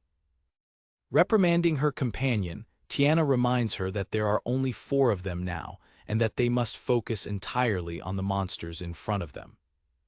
Cross tries to lift the team's morale, declaring with conviction that Mori will certainly return soon, although a seed of doubt remains in his heart. Observing the vast and desolate desert landscape, the group leader feels that the place reflects the emptiness left in his team. A few days later, the heroes return to the grand metropolis of Zahelbelt, the transition from the silence of the desert to the clamor of the city being almost dizzying. The remaining lizardmen, defeated, flee into the dunes, shouting an empty promise that they will not stop there. As they walk through the marble streets, the team is greeted with shouts of admiration and a shower of bouquets of flowers thrown at their feet. Deli, in particular, is surrounded by a group of enthusiastic fans who congratulate him on his resounding success in the Ranke mission. Completely overwhelmed by the attention, the vanguard swordsman blushes intensely, unable to articulate a single word. Not accustomed to such adoration, the shy warrior tries to escape the crowd, sweating and wishing the ground would swallow him up. Observing the scene, Tiana and Emma comment on Deli's popularity, with Emma scolding him for not being more receptive to his admirers. The strategist mage explains that the fans' cheering is crucial, as it attracts the attention of the Adventure King and the Guild, which increases their chances of getting high-level missions. A close-up reveals Emma's cunning expression, as she details her strategy to use popularity as a means to an end. Resigned, Deli agrees with his companion's logic, his shyness giving way to a somber understanding of the reality of his profession. As they walk up a staircase, the swordsman expresses his concern that, with Mori's sudden disappearance, the Guild will certainly no longer let them take on Demon King-class missions. Overlooking the glittering city, Emma lets out a bitter laugh, lamenting that, after so much effort to get where they are, they now have nothing in return. Suddenly, the pair is ambushed by a horde of reporters who pressure them for information about Mori's disappearance and an alleged cover-up by Cross and Tiana. Deli panics, finding the reporters' aggressiveness 100 times worse than the adoration of his fans. Realizing the pressure, Emma advises him not to say anything so as not to offend the press. Under the barrage of questions, the swordsman feels pressured, worried that the negative attention on Mori's disappearance will further worsen the Guild's impression of them. Amidst the confusion, he turns around and realizes that he has been abandoned, shouting Emma's name as he discovers that she has disappeared. With the agility of a cat, the recovery mage slipped into the guild's lounge, deciding that her shy companion could handle the annoying reporters on his own. The young mage walks confidently through one of the opulent corridors of the guild headquarters. Peeking through the lounge door, she sees Tiana sitting alone and desolate, and a mischievous impulse leads her to decide to play a prank on her veteran. A mischievous smile spreads across Emma's face as she prepares to surprise her friend. Still surrounded by the press, Deli continues to call for his companion, unaware that she is hidden a few meters away. Worry is evident in the swordsman's voice as he searches for his missing comrade. Suddenly, a hand forcefully grabs Deli's long silver hair from behind. He turns around with an expression of shock and irritation to confront his attacker. Emma is revealed, signaling Deli to be quiet just in time for Cross to enter the lounge and greet Tiana, who is sitting at the bar. Removing her glasses, Tiana greets the hero with a tired smile, thanking him for the good work. The group leader asks about the meeting with the guild, and his companion confirms his worst suspicions. They will no longer be able to accept Demon King-class missions.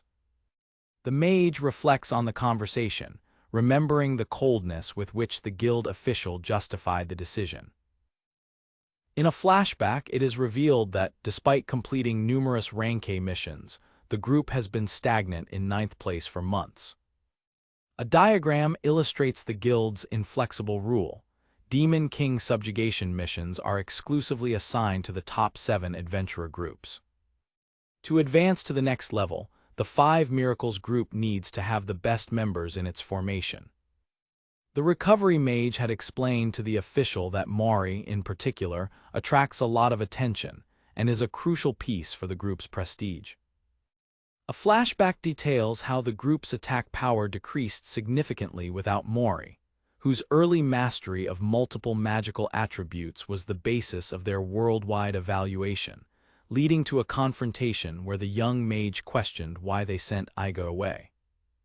A painful memory comes to the surface, showing the moment when Mari, in tears, confronted her companions about Iga's expulsion, refusing to listen to their explanations and fleeing in despair.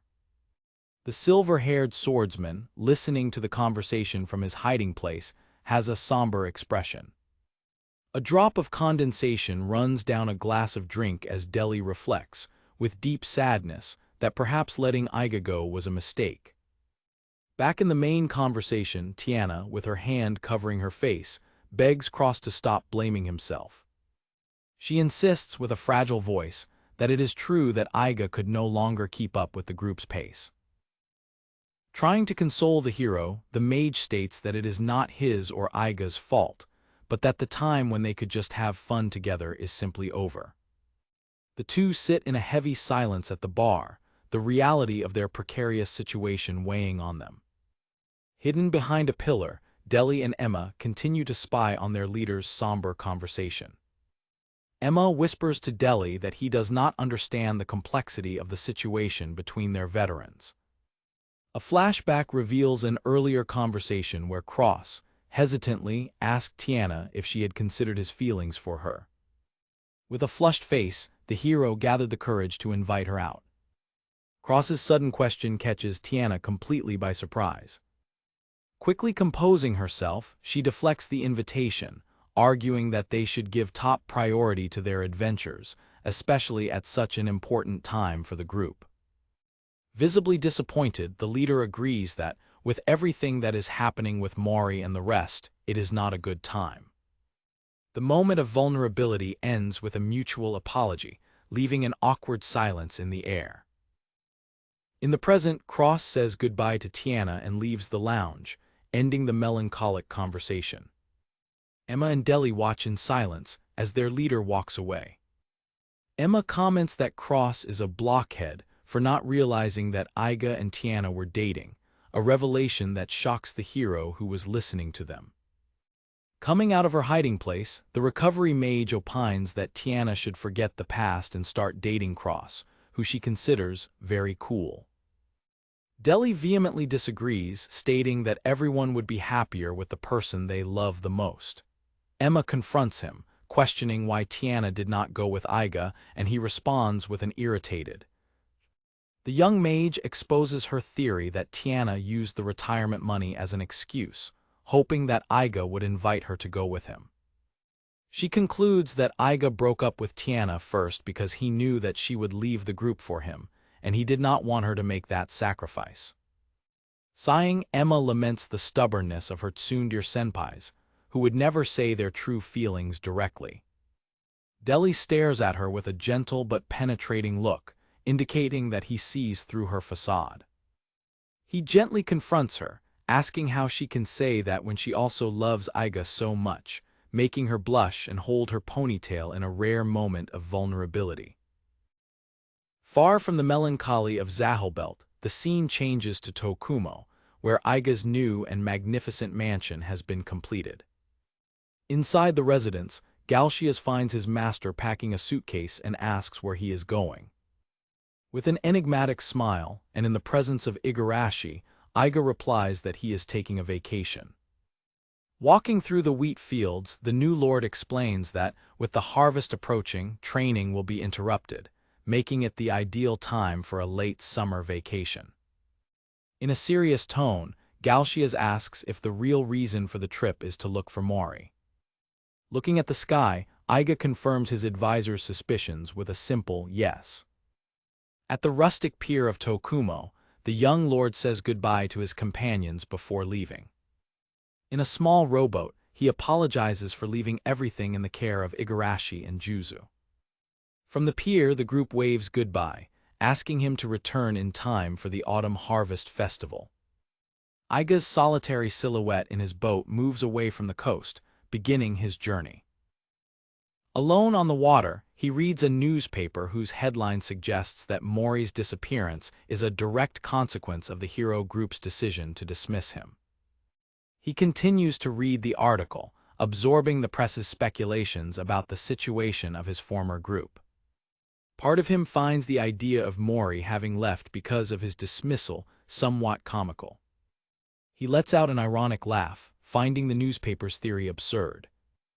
However, the amusement dissipates when considering the miserable implication that his only function on the team was just to keep Mori there. The journey continues, now aboard a larger ship as he travels to distant lands in his search. Leaning on the ship's railing, Iga reflects on his situation, uncertain about what to do next. A flashback reveals how, years ago, the original group of adventurers composed of Iga, Cross, and Tiana met a young girl named Mori. Carrying an axe almost her size, she approached them with a singular request. She wanted to join them to become the #1 man in the world. Other passing adventurers mocked the girl, revealing that she was the last place from the sword training school and questioning which group would accept her. With tears in her eyes, Mori explains her motivation, believing that women are weaker than men.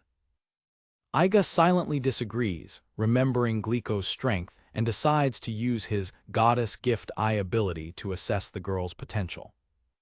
To his surprise, he sees a dazzling aura of raw magical power around her, revealing her latent occupation as combat mage. Iga's analysis reveals even more.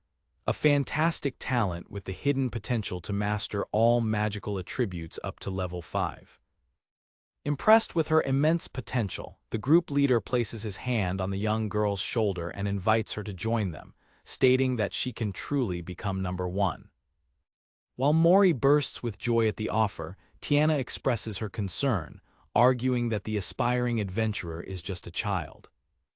Iga tries to convince his companion, insisting that the girl's talent is exactly what they need for the group's success.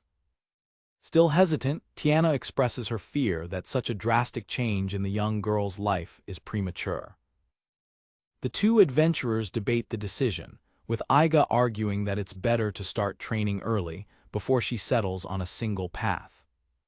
Cross intervenes as a peacemaker, putting his arms around his two friends and expressing complete confidence in Iga's assessment, which finally convinces Tiana.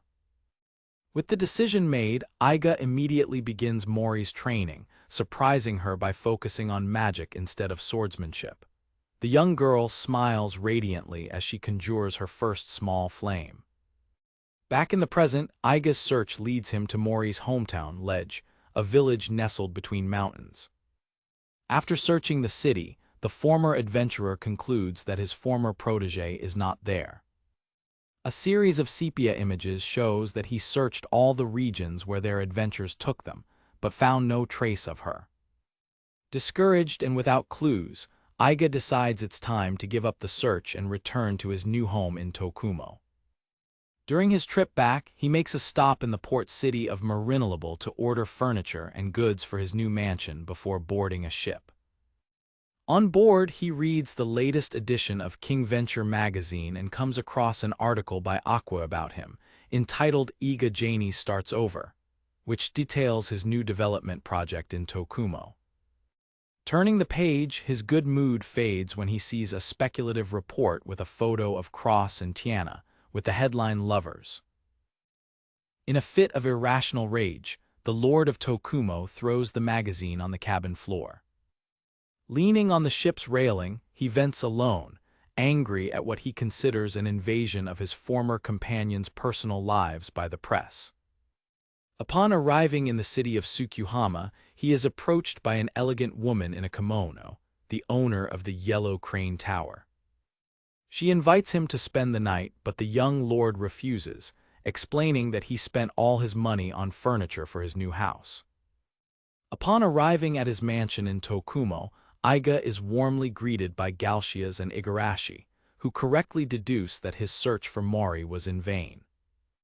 Galshias updates him on local events, mentioning that Akira, the miner, has found great satisfaction in his work and has begun digging a new tunnel in the cave. It is shown that Akira considered the existing cave too dangerous and decided it would be safer to dig a completely new route in the mountain, promising to find magic ore. As he prepares to rest, Igarashi approaches to hand him a towel but stops and stares intently at him inches away. With surprising seriousness, the assistant turns and asks, "Would you rather have me?"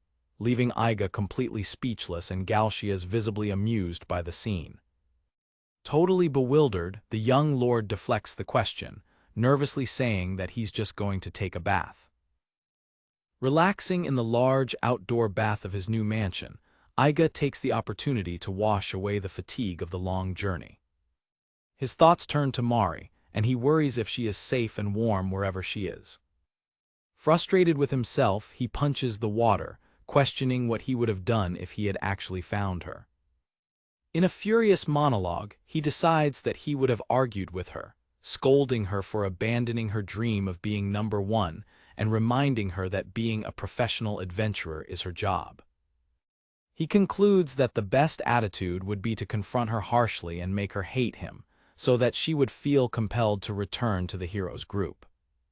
Suddenly, his reflection is interrupted when the bathwater begins to churn violently, and a figure descends from the heavens. A blonde woman wearing golden bikini armor lands dramatically on the edge of the tub, to Aiga's complete shock. The visitor smiles and greets him casually. "Hello, Iga Janies, I thought I'd drop by." Stunned, Aiga recognizes her as Glico Fantini, the number one adventurer in the world, and his first question is how she managed to find him. With a smile, Glico pulls a copy of King Venture magazine from inside her armor, revealing that the article about him guided her there. Without waiting for an invitation, the powerful adventurer enters the tub with him, commenting that she now understands the plans he had when he refused her previous offer. A comical argument ensues when Aiga tries to kick her out of the bath, but Glico misunderstands and declares that he will never take her out of her bikini armor. In the end, the number one adventurer remains in the tub, relaxing in the hot water next to a resigned Aiga. Glico admits with a sigh that, despite all the glory, life at the top can be quite lonely, and perhaps she should thank him for the company. The moment is interrupted by a noise from inside the house. Aiga gets out of the tub, telling Glico to warm up so she doesn't catch a cold, which makes her happy that he treats her like a friend. From inside, Igarashi watches the scene with a furious look, clearly jealous of the presence of another woman. Already dressed, Iga is informed by Igarashi that he has another guest waiting for him. His assistant's eye twitches with irritation at the arrival of yet another unexpected visitor.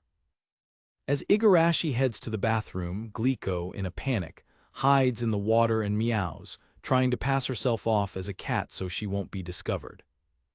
Iga, accompanied by Igarashi, goes to meet the new visitor, eager not to keep her waiting. He asks if the visitor is one of the villagers or the reporter Aqua, but his assistant confirms that it is a stranger. Opening the door to the hall, Iga is shocked to find Mori, elegantly dressed, waiting for him. With a cry of "Master!" Mori runs and hugs him tightly, knocking them to the ground. Iga, who had decided to be tough on her, is caught off guard by the emotional reunion. Unable to maintain his resolution, he strokes her head with a gentle smile, confessing how worried he was. With tears in her eyes, Mori apologizes. Later, Glico enters the room and greets Iga, to Mori's surprise. The two stare at each other in shock, recognizing each other. Glico hugs Mori enthusiastically, calling her boy, to the confusion of Iga, Igarashi, and Galshias, who watch the scene. Amidst the chaos of the reunion, the Lord of Tokumo hands a folded note to Igarashi and asks her to send it to him. After reading the address on the note, Igarashi asks if he is sure of his decision, and he confirms, watching his two new and noisy guests. A few days after Mori and Glico arrive, Iga observes them with a feeling of contentment. The mansion, once silent, now echoes with the sound of the number one adventurer eating noisily and the laughter of his former pupil, who seems happy and with no plans to run away. In a moment of relaxation, Mori points out a piece of fish stuck to Glico's cheek, who continues to eat with a wide smile, clearly enjoying her stay in Tokumo. The young mage smiles tenderly, thinking to herself how the strongest person in the world can be so absent-minded sometimes. Mori's gaze reveals a deep affection and fondness for her new companion. As the Lord of Tokumo watches the scene with a smile, Igarashi approaches to speak with his master. Iga's peace is interrupted when he receives the magic newsletter he had asked Igarashi to send. He opens the magic message, which is consumed in flames after being read, a method for sending short and secret messages over a distance. Tiana's letter contains only 2 words, as direct as she is. Soon. The message fills Iga with an uneasy premonition. The next day, the autumn harvest begins, painting the entire territory of Tokumo with shades of red and yellow. On a cliff overlooking the fields, Glico finds Iga, who questions her about the reason for the sudden call. The number one adventurer greets him with a smile, saying that he arrived just in time. Suspicious, the Lord of Tokumo makes it clear that he is not there to participate in any muscle training. With unusual seriousness, the blonde warrior announces that it may be time for her to return to the life of adventures. Her expression is sober, devoid of her usual carefree attitude. Iga is surprised by the hesitation and serious tone of his guest. He comments that returning to her normal life is also a valid decision, but she agrees that it is difficult to maintain the first place in the world ranking by relaxing day after day. The two talk on the cliff, with Iga agreeing that Glico's position requires constant dedication. The warrior then makes a request to Iga. She wants Mori to accompany her on her journeys. The host reflects that, in some way, he was already expecting that request. Glico argues that, being the number one in the world, she can help the young woman get high-level missions, including those of Demon King class. The adventurer's imagination travels to a future where she and Mori face great dangers together. Her fantasy culminates in a wedding scene, with Glico dressed as the groom, holding Mori in her arms as his bride. Observing the warrior lost in her daydreams, Iga is shocked at how strange she can be. The young lord lights a cigarette while pondering the proposal. He replies that he has no reason to disagree, as long as Mori also wants to go. However, he points out that the situation is more complicated than it seems. Iger explains that, as an exceptional magic swordsman, Grieco is excellent in both offensive magic and physical combat, being able to handle common enemies and bosses alone. The adventurer is shocked by the analysis, arguing that having two people would make everything faster. The strategist reminds her that, in practice, she is so strong that she often defeats enemies before Mori even has a chance to cast a spell. He concludes that, under Grieco's overwhelming shadow, it would be difficult for Mori to fully develop her own abilities, even participating in the most difficult missions. The Lord of Tokumo thanks her for her concern for his protégé, but prepares to point out another misunderstanding. Iga assumes that Mori must have already realized this incompatibility of roles, and therefore rejected Grieco's offer, a truth that hits the adventurer hard. Asking to be alone, the #1 warrior walks away, looking small and desolate, carrying a sadness that not even her immense strength can defeat. Iga observes the adventurer's solitary figure, noticing the unspoken sadness in her heart. He recognizes that, despite having achieved her dream, the strongest person in the world carries a burden of loneliness. The Lord of Tokumo identifies with her pain, feeling that he himself is not in a much better position. Holding Tiana's magic letter, he reflects on his own challenges and complicated feelings. With a sigh, the young lord firms his resolution. He mentally prepares for the events that are to come, knowing that the arrival of his former companion will change everything. That night, the Tokumo Harvest Festival explodes in life and celebration. Mori participates in the festival for the first time, radiant with happiness, while Grieco, having regained her carefree attitude, wears a kimono and marvels at the stalls. While the two are having fun, Iga participates in an important meeting with the village chiefs at the Yashioka Shrine. The atmosphere at the meeting is electric, with local leaders celebrating the success in exterminating the beasts in the western region. Galshias, in his element, inflames the crowd, ensuring that the synergy between the villages has significantly reduced the number of monsters. Iga tries to explain the tactics used to track the activities of the smaller beasts. The advisor reminds everyone of the great victory against the giant monkey, a creature that even the Auga army had given up on facing. After cheering up the chiefs, Galshia signals for his master to take the floor. Iga takes the moment to show them the article in Adventure King magazine, proving that Tokumo's fame was already spreading. He declares with enthusiasm that it is time to negotiate a great mission with the guild, a feat that, if successful, will make Tokumo's name shock the world. With the meeting over and the elders crying with joy, the young lord goes out to smoke a cigarette, feeling exhausted but satisfied. Outside, he hears applause and sees Mori performing a magic show for the children, conjuring floating balls of light. The young mage manipulates the spheres of light with skill and joy.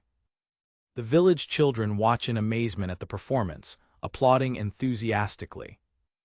Observing the scene, Iga feels a wave of nostalgia, remembering that this was the first spell he taught her. A flashback takes him back to the day he started training young Mori, who was amazed when she conjured her first magic. He recalls how she, unlike others, didn't care that he could only use basic magic, always asking to learn more. Her contagious enthusiasm motivated him to study magic all night so he could teach her. Each day of learning was a new and exciting adventure for the young apprentice.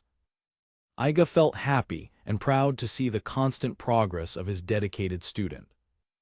He remembers the times he spent sleepless nights studying, surrounded by his companions, all so he could teach Mori. The memory takes him to a time later, when Mori, at the age of 14, no longer talked about becoming a man. At that age, her magical power had already grown so much that there was no longer any skill he could teach her. Even so, the sincerity in her eyes was the same when she approached him, staff in hand, asking to practice magic. Despite knowing that she had already surpassed him, her request was genuine. Iga remembers how he could never resist that sincerity and always ended up giving in. He is moved to recall the purity of that bond.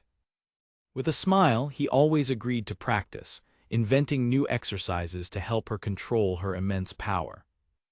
Coming out of his memories, Iga is approached by Mori herself, who runs up to him excitedly with a gift she received from her new friends, a bamboo helicopter. She asks if her master knows how to make the toy fly. The Lord of Tokumo recognizes the small wooden object. He gathers Mari and the other children to teach them how to use the toy. He rubs the helicopter's shaft between his palms. Showing the children, he explains that the secret is to release it at the right moment so that it flies higher. Mari watches carefully, understanding that timing is the most important thing. As night falls, Iga and Mori climb the stone staircase of the shrine, illuminated by lanterns.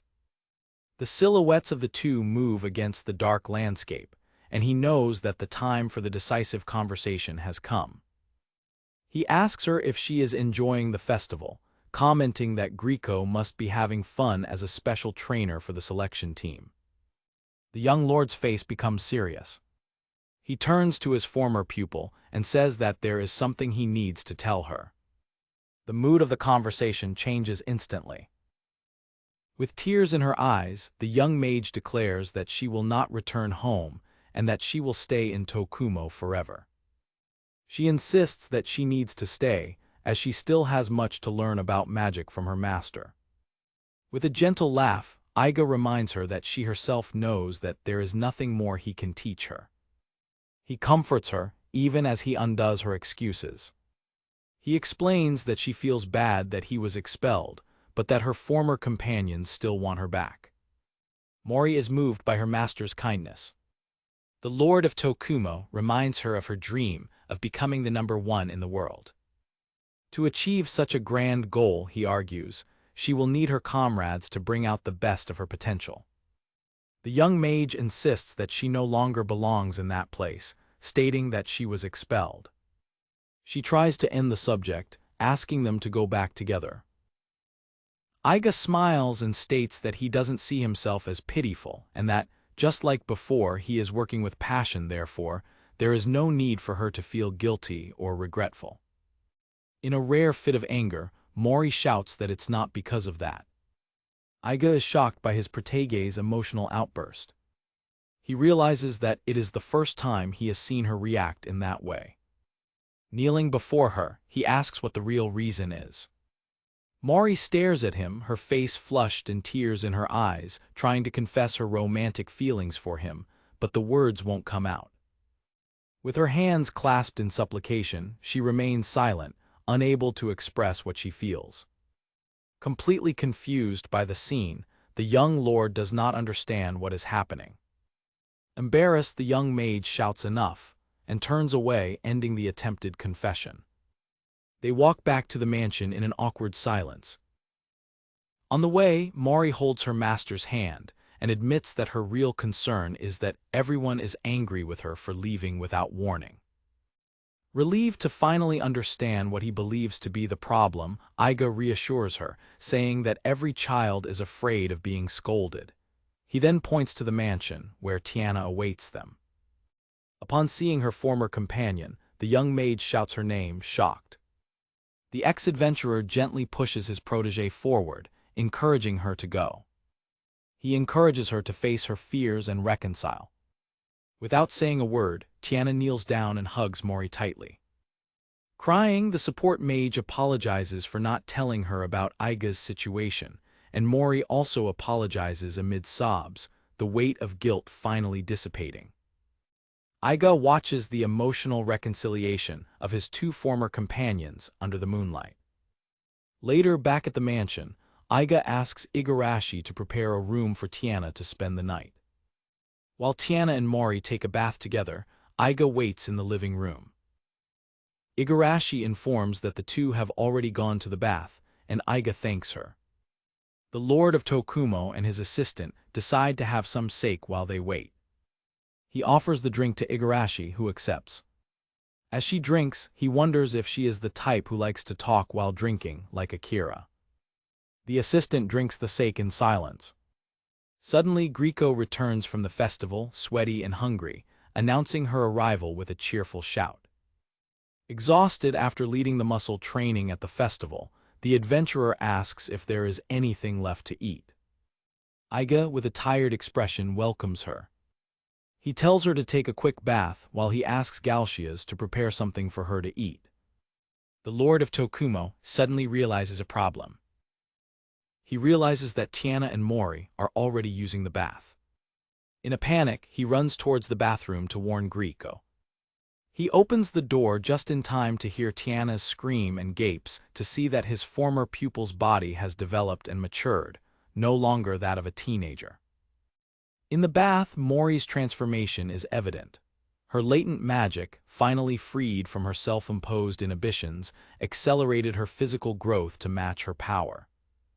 With this revelation, Iga finally understands that the misunderstanding of the afternoon was much deeper than he imagined, realizing the true nature of Mori's unspoken feelings. The next morning arrives with a loaded stillness in the mansion, where Iga wakes up sleepy. He leaves the room and finds Tiana already standing in the living room, her long blonde hair capturing the morning light.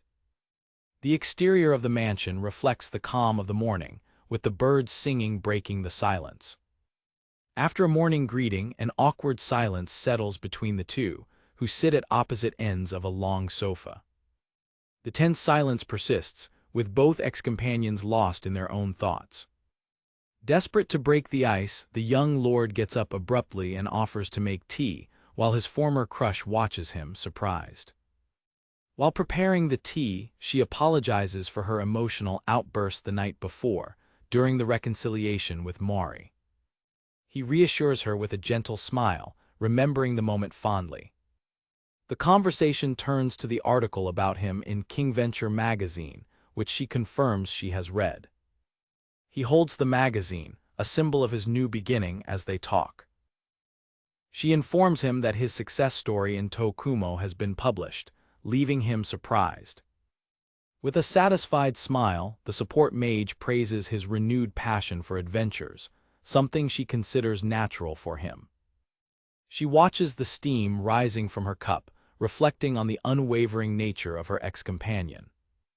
Embarrassed, the host apologizes for being different from the retiree she might have expected to find.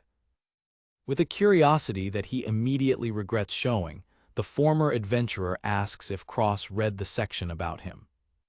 He panics at his own question, realizing how strange it is to care about his former rival's opinion. The young lord tries to disguise his slip, changing the subject to the difficulties she and Cross are facing. Putting on her glasses, Tiana regains her professional demeanor and coldly states that she only reads articles that help her work, ending the moment of vulnerability. The tense conversation is interrupted by the arrival of Grieco and Mori, who scold the two for sleeping in. The number one adventurer complains loudly about how late they woke up. Despite the scolding, the atmosphere brightens with the warm interaction between the girls. Iga observes the moment, the previous tension with Tiana now dissipated by the contagious energy of his guests.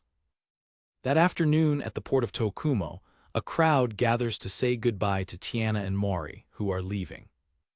Grieco and Mori are surrounded by admirers, handing out autographs and hugs. Iga observes the bustling pier, a contrast to the usual tranquility of his territory.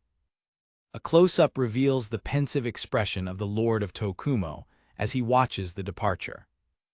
Galcias approaches a silent Iga and asks if he is sad about the farewell. With suitcases in hand, Tiana and Mori wave a final goodbye to their master and host. Grieco also says goodbye as the two mages embark on a small boat. The rowboat begins to slowly move away from the pier. Iga's expression changes, the melancholy giving way to a sudden determination. As the boat moves away, Tiana looks back at the figure of Iga who remains on the pier. Taken by an impulse, the Lord of Tokumo runs to the edge of the pier and shouts her name. Surprised by the sudden shout, Tiana's eyes widen behind her glasses. He calls her again, his voice echoing over the water. With his fist raised, he sends a message to his former rival. Please, let Cross know. I will find my own way to the holy land of Zahelbelt. Please, wait for me. On the boat, tears of pride and admiration well up in Tiana's eyes, who smiles as she realizes that, deep down, the most important person to him has always been Cross. With their departure, the mansion becomes silent again, and Iga reflects on Grieco's departure as well. He comments to Galcias that if the mansion continues to be busy, he will need to hire a maid, as he cannot always rely on Igarashi for household chores. His advisor reminds him of the expansion plan, showing a map and revealing that the ships promised by Auga are almost ready. The news that 3 boats, each with a capacity of 50 people, will be ready next week, leaves the young lord shocked. The pair celebrates the prospect of adventures abroad, a crucial step for the growth of their territory. The two ponder the logistical challenges, such as the costs of the expedition and the need for an official adventurer certification. The discussion is suddenly interrupted by Akira, the miner who emerges frighteningly, scaring Galcias. With a cry of triumph, the miner raises a huge piece of magic ore, announcing that he has found a vein. Led by Akira, the group enters the dark cave, using a rudimentary light spell to illuminate the way. The miner explains that the use of fire is prohibited in the mines, making light spells essential for exploration. The light of the spell reveals the entrance to a deeper tunnel, where Akira guides them. As they walk through the depths of the cave, their shadows are projected long and distorted on the walls. Iga observes the environment, feeling that the cave resembles a small-scale dungeon. Suddenly, Igarashi clings to him from behind, trembling. Worried, he asks if she needs to go to the bathroom, a common and sometimes embarrassing logistical issue for female adventurers. Blushing, she vehemently denies it. The group leader insists, aware that it is a delicate but important matter during adventures. A flashback shows how female adventurers like Tiana often try to hide their discomfort, which can lead to embarrassing situations.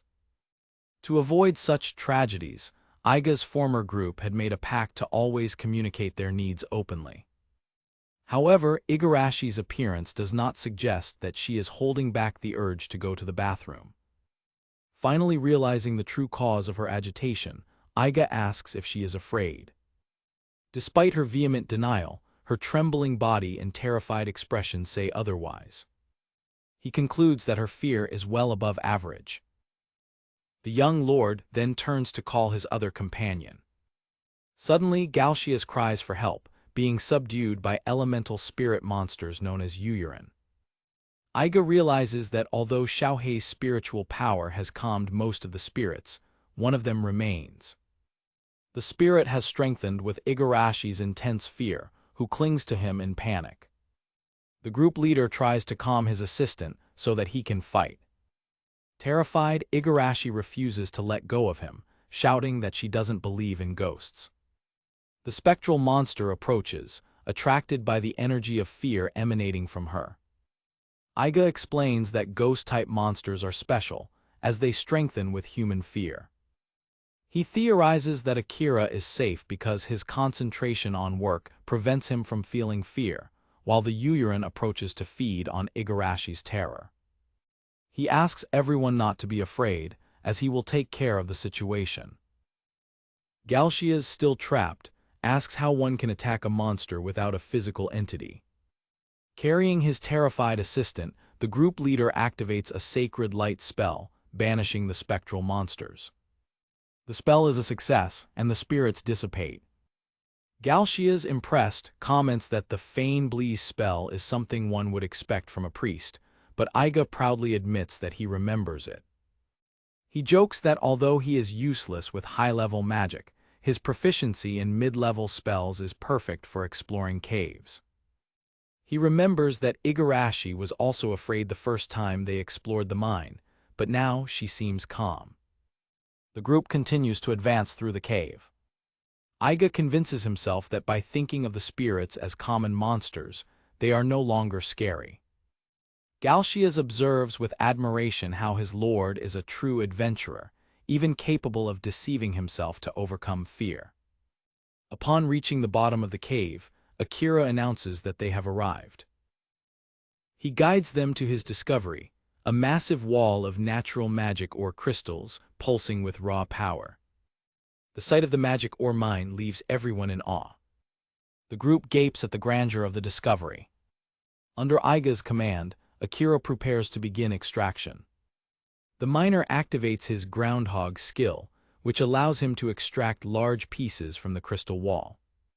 It is revealed that Akira, marked with Iga's receptor skill, gains experience from the selection team's battles. The miner himself does not remember when he acquired such a skill. The Lord of Tokumo reflects on the growth potential of his receptors with future adventures abroad. Back at the mansion, the atmosphere is one of celebration. Galcias celebrates the discovery, ecstatic about the potential profit from the magic ore. Iga interrupts him with a serious question. To the shock of his advisor, the young lord declares that he has no intention of selling the raw ore. Galcias is perplexed by his master's decision. With the wisdom of a true lord, Iga explains that selling the raw resources would lead to rapid depletion and the collapse of his land. He recalls the fate of other villages that perished by depleting their mines, stating that their resources are not unlimited. He declares that they will use the magic ores effectively. He details his business plan to process the ore into smaller, more valuable products before selling them, ensuring a higher profit and the sustainability of the territory. Galcias agrees, understanding that in trade, people pay well for products they cannot produce, and selling only the raw material would force them to accept low prices. Iga laments the complexity of managing a territory, while his advisor ponders the economics lesson. The strategic discussion is interrupted by the arrival of Igarashi, who delivers an official letter to Iga. He asks who the letter is from, and Galcias examines it. The envelope bears the official seal of the Adventurers Guild headquarters. Upon realizing the origin of the letter, both Iga and Galcias are shocked and anxious. The anxiety turns into pure joy when they discover the contents of the letter. Iga and Galcias celebrate loudly. The celebration finally arrives, an important milestone for their efforts. Igarashi, confused by the outburst of joy, asks what happened. The two hug her and announce that they have been officially recognized by the guild. With the certificate in hand, Iga declares that from that day on, his territory is officially a Rank C adventurer group.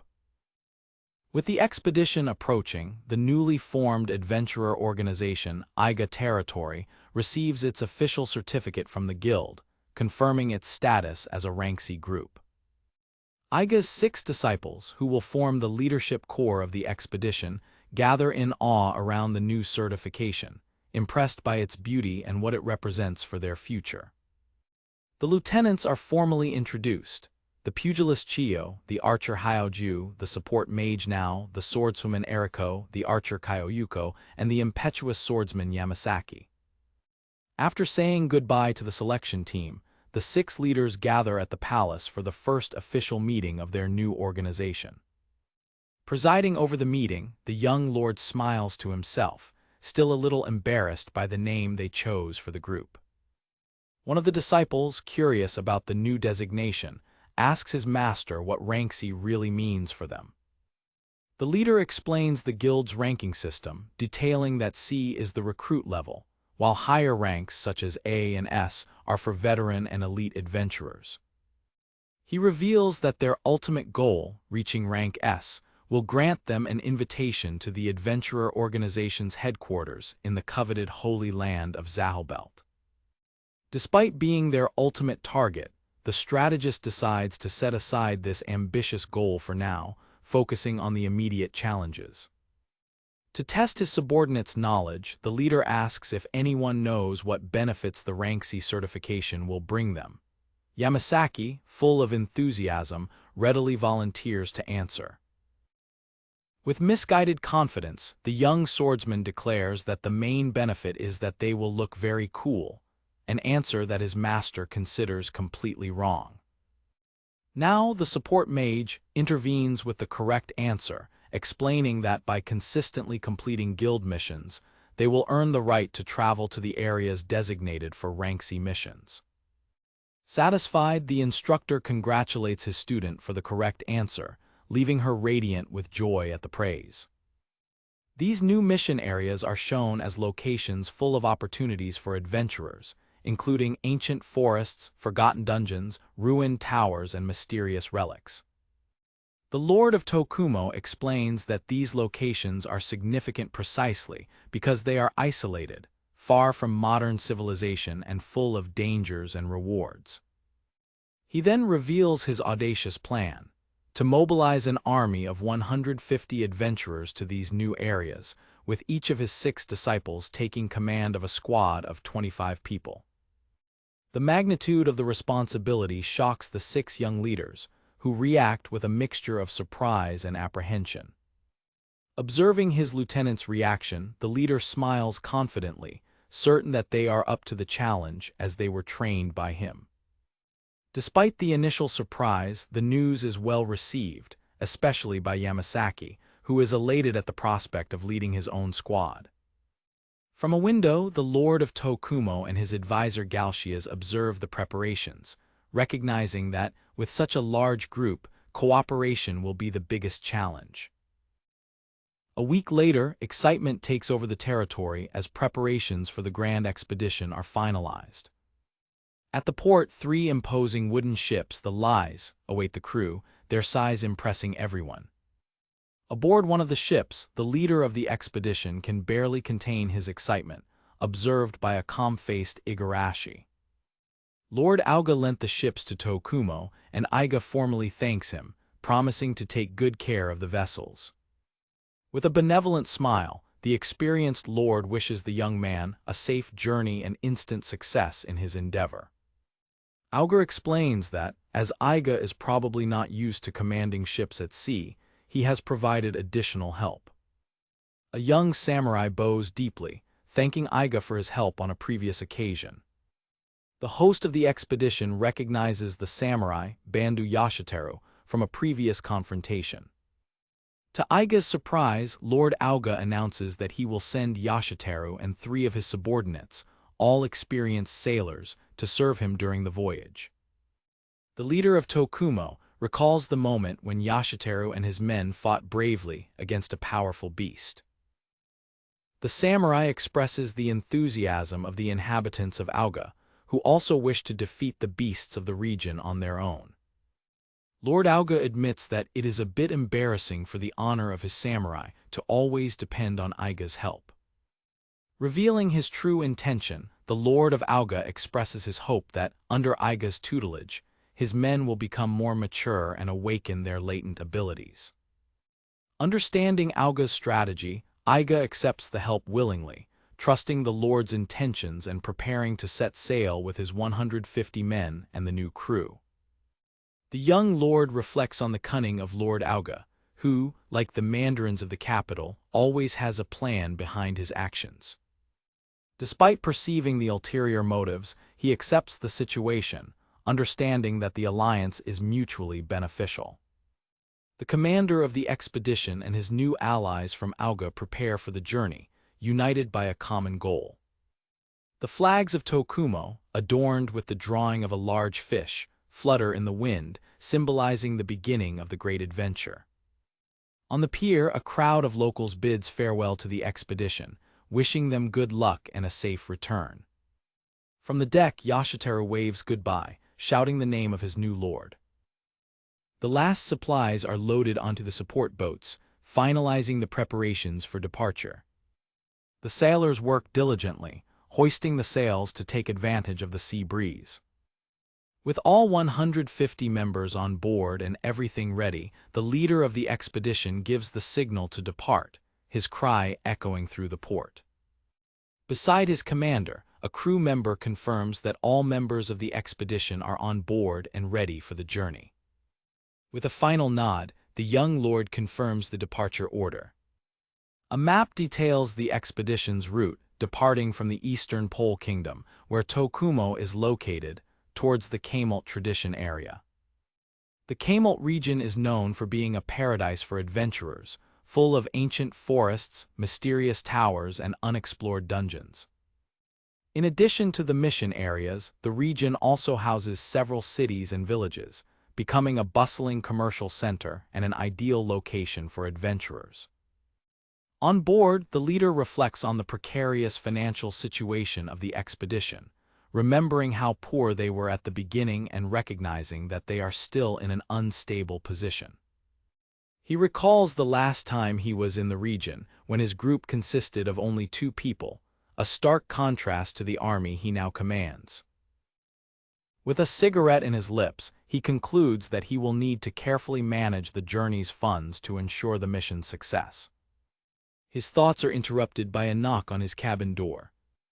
Bandu Yashiteru enters to inform him that they will arrive at the commercial city of Half-Yuan Fueled in half an hour. The commander of the expedition thanks the samurai for the information. As Yashiteru turns to leave, Iga calls him back, having an idea. To boost morale, he asks Bandu to gather his 3 subordinates for a small celebration party after they dock. The samurai is honored by the invitation and hurries to notify his companions, making an exaggerated bow. Small transport boats take the adventurers from the main ship to the city port. They arrive at the bustling commercial city of Half-Yuan Fueled, a vibrant urban center full of activity. The city's architecture is impressive, with a large clock tower and an elaborate fountain in the main square.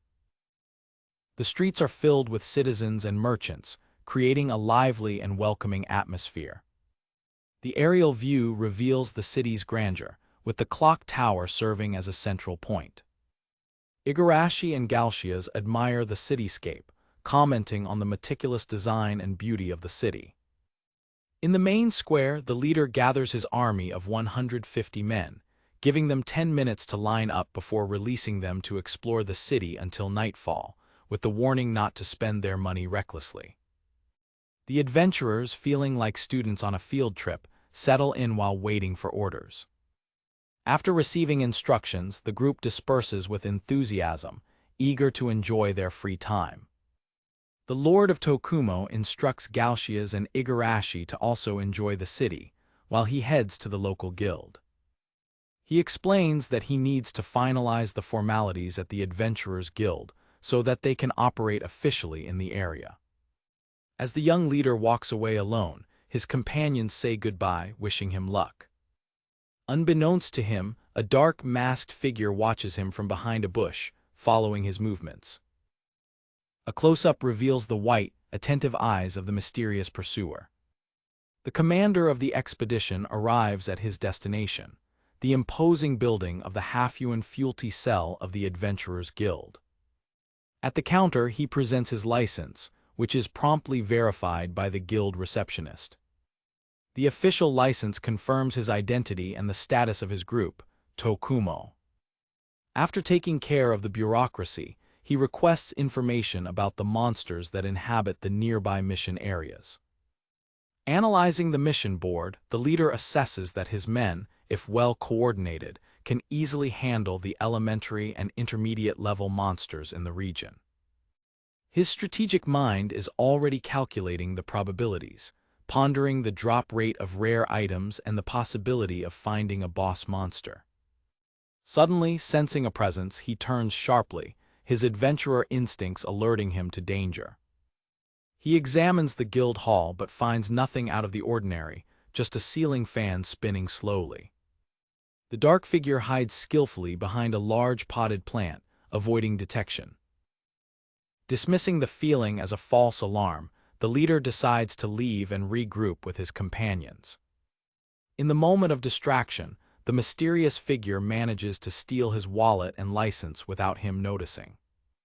Later, in a local tavern, Bandu Yashiteru and his subordinates formally thank Iga for the invitation to the party. The host greets his guests warmly, hoping they can help him on his journey. Bandu informs him that one of the 4 members of his group has asked permission to arrive late. A table laden with beer and sausages is served, creating a festive and relaxed atmosphere. The young lord reveals that he frequented that restaurant in his youth, assuring his guests that the food is of high quality. The Auga samurai delight in the dishes and beer, marveling at the local cuisine they had never tasted. The commander of the expedition agrees, praising the perfection of the restaurant's dishes. One of the guests, Yamamoto Gon, a carpenter by trade, reveals himself to be a great connoisseur of wines and drinks. In contrast, Tanaka Iketeru, a blacksmith, timidly admits that he can barely drink alcohol. While chatting with his guests, noting that they are more talented in logistics than in combat, Iga notices Igarashi looking hesitantly at a sausage on her fork. He observes that his new allies, being artisans, are not the warrior type, but possess valuable skills in logistics. Worried that she might be afraid to eat, he encourages her, but to his surprise, Igarashi lunges forward and voraciously devours the sausages directly from his plate. The young lord wonders if his assistant fears that the food is poisoned, unaware of her hunger. Igarashi's initial hesitation transforms into a ravenous desire as she eats. She continues to eat with an expression of ecstasy and shame. With her eyes closed in delight, the assistant devours the food quickly. Confusing the situation, the host offers Igarashi a plate of mixed potatoes, thinking she might prefer something different. The assistant stares at him with a flushed and indecipherable expression. To Aiga's utter confusion, Igarashi offers him a sausage, a gesture he cannot interpret. After the hearty meal, the empty plates and mugs attest to the group's satisfaction. With a magnanimous gesture, the leader of the expedition stands up and announces that the meal is on him. Panic sets in when he realizes that his wallet and adventurer's license have disappeared, leaving everyone at the table shocked and worried. While his companions panic, the experienced adventurer steps away into an alley and with a confident smile calls out to the thief, saying it's time to pay up. Auga's subordinates watch the scene, completely confused by their host's calmness. The atmosphere becomes tense as the mysterious figure prepares to reveal herself. The thief reveals herself as Seionji Kanako, the ninja who was late for the party, leaving everyone speechless. She is surprised that Aiga noticed her, but he reprimands her for her unorthodox method of introduction. Bandu is furious with his subordinate's attitude, but the Lord of Tokumo calms him down, saying he is not angry. The ninja explains that her little trick was a test to assess the abilities of her potential master, whom she may serve in the long term. Intrigued, the young lord asks how she knew he would consider her an ally instead of a simple thief. He reveals his keen perception, explaining that he felt her following him since they disembarked, but since he felt no murderous intent, he deduced that she was an ally. Impressed with his ability, Seionji Kanako kneels in submission, declaring that he has unmasked her and offering her services without reservation. With a satisfied smile, the leader accepts her loyalty. Galshias and other members of the group are amazed to see a real ninja, expressing their childish enthusiasm. Despite the admiration, one of the samurai comments that the theft technique used by Kanako seemed more like a prank than a real threat. The next morning, the expedition arrives at the border of their first rank C mission territory, the ominous Lumand Forest. The forest is described as a dense place filled with a murderous aura, where twisted trees block the sunlight. The entrance to the forest looks like the open mouth of a giant demon, inviting adventurers into the darkness. The leader of the expedition admits to himself that the place is still scary. His men share his fear, their faces tense and sweating with nervousness as they stare at the forest entrance. He recalls his first visit to the forest when he was even more terrified than his men are now. However, he knows that this time is different. The commander turns and faces his army of 150 adventurers, a formidable force gathered behind him, ready for battle. With immense pride, he contemplates the adventure group he has trained so diligently and, raising his voice, gives the order to advance. "Let's go, let's fight." At the entrance of the ominous Le Monde forest, Iga gathers his 150 adventurers and announces his training plan, to divide them into 6 groups of 25 people each. He explains to his men that while teamwork is crucial, their large number poses a logistical challenge in confined spaces like a forest. A comical illustration depicts how a large group can get in each other's way in narrow corridors, highlighting the need for a strategic approach.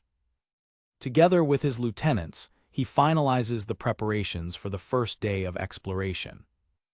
A diagram details the composition of a 25-member squad, consisting of a mix of vanguards, mages, healers, and marksmen.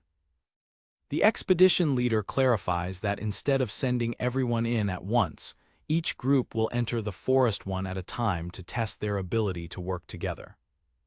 With a shout of command, Iga summons Group A, led by the support mage now, to begin the first incursion. As the first group advances towards the forest entrance, the strategist reflects that there is a very important reason for this methodology, something he will confirm at the end of the day. The commander observes his army, a united force ready to face the challenges of the forest. A close-up on his determined face reinforces that his plan has a greater and deeper purpose.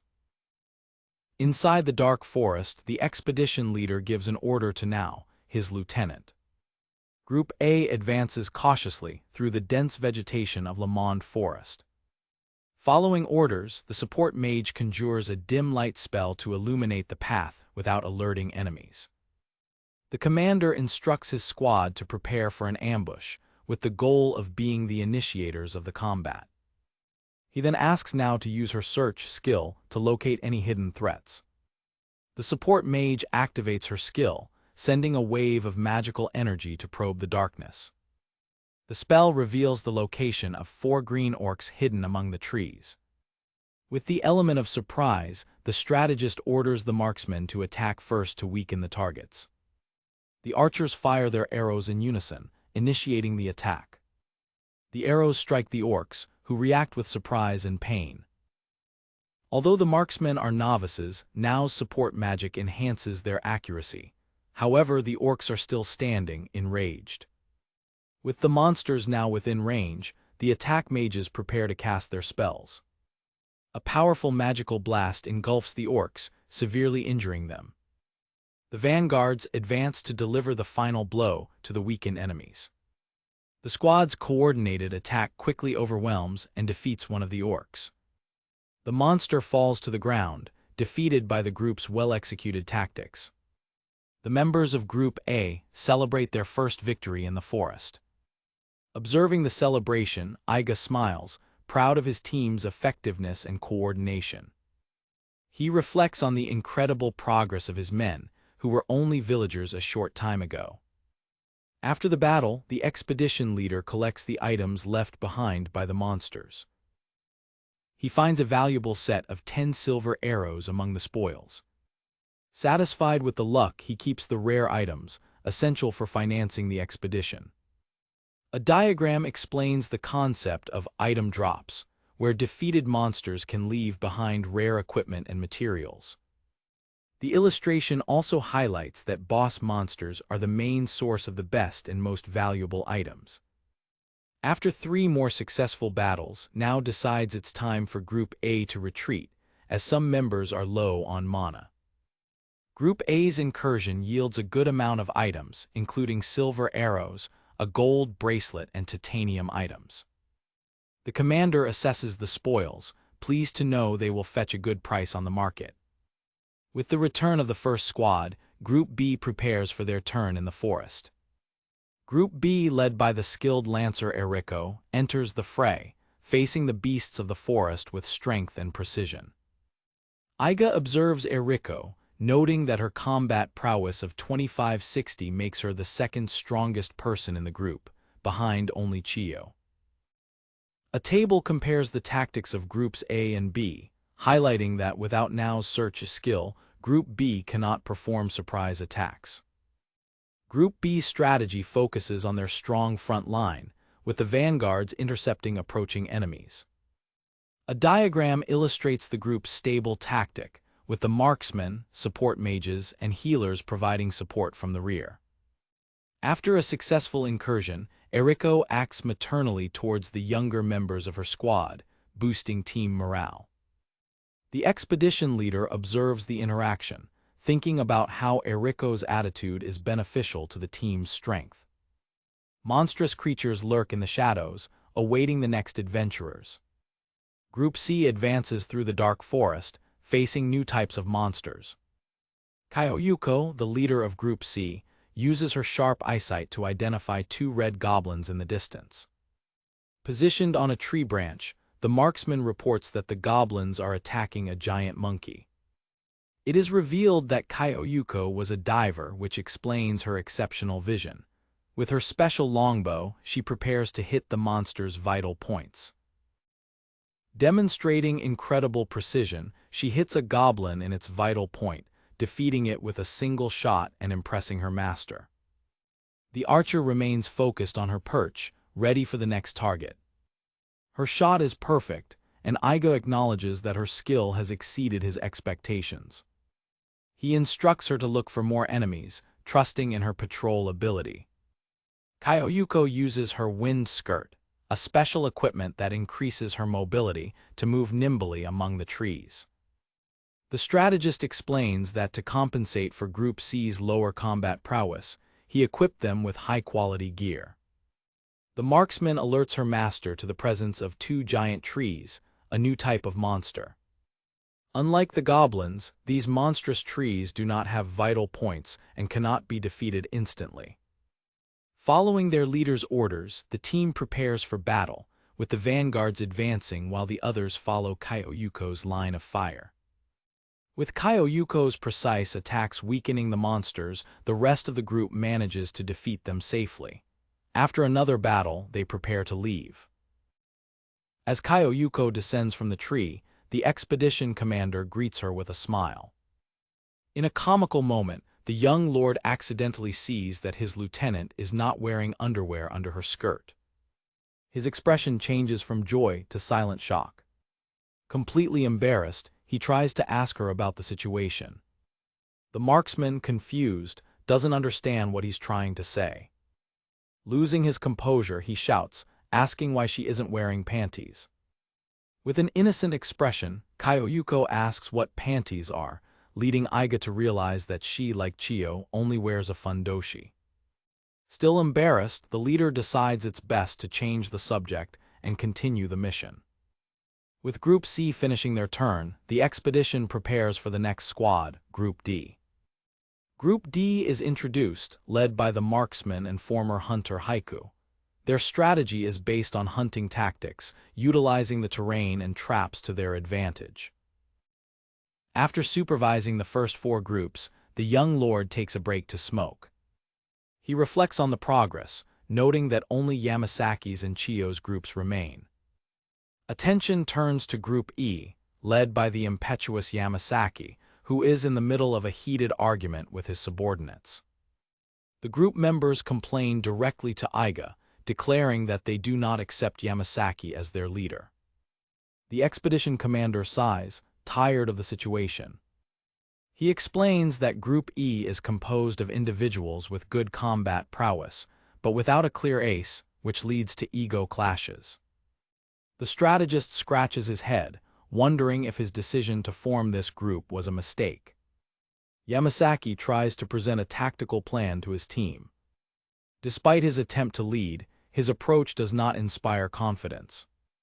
His men accuse him of creating a plan just to stand out. The discussion is suddenly interrupted by a monster attack, to Aiga's dismay. Even under attack, the group members continue to argue among themselves. The team's lack of cohesion is evident as they clash. The monsters themselves seem confused by the scene, pausing to observe the fight. The swords are drawn, but pointed at their own teammates. Finally, Yamasaki abandons any pretense of strategy and incites his group to simply massacre the approaching monsters. To his master's surprise, Group E's direct and angry approach proves to be simply and powerfully effective. Finally, Group F is introduced. Led by the martial artist Chiyo, this is the expedition's supply unit. However, if forced to fight, they are a formidable force. With a combat prowess of 30-21, Chiyo is the strongest person in the territory, and Iga knows she will only get stronger. With that, the first day of the expedition comes to an end. At the end of the day, the supply group organizes the materials and equipment. Iga observes the camp, satisfied with the overall performance of his teams. He feels he now has a clear understanding of his men's capabilities. The leader checks the status of the weakest member of the expedition, and is shocked to see that his combat prowess has jumped from 781 to 985. Exultant, he realizes that the growth was not limited to that individual. He then has a crucial revelation. The adventurer who leveled up only fought 3 battles and spent the rest of the day on standby, which means everyone gains the same experience. The team member who spent most of the day waiting is shown to emphasize the discovery. A diagram illustrates that members outside the forest gain the same experience as those fighting inside. This is proof of the true power of his training skill, Blessing Cord, whose area of influence is expanding. He reflects that in his old group they rarely separated, so he had never realized the full potential of the skill. His dedication to study is finally paying off in ways he didn't foresee.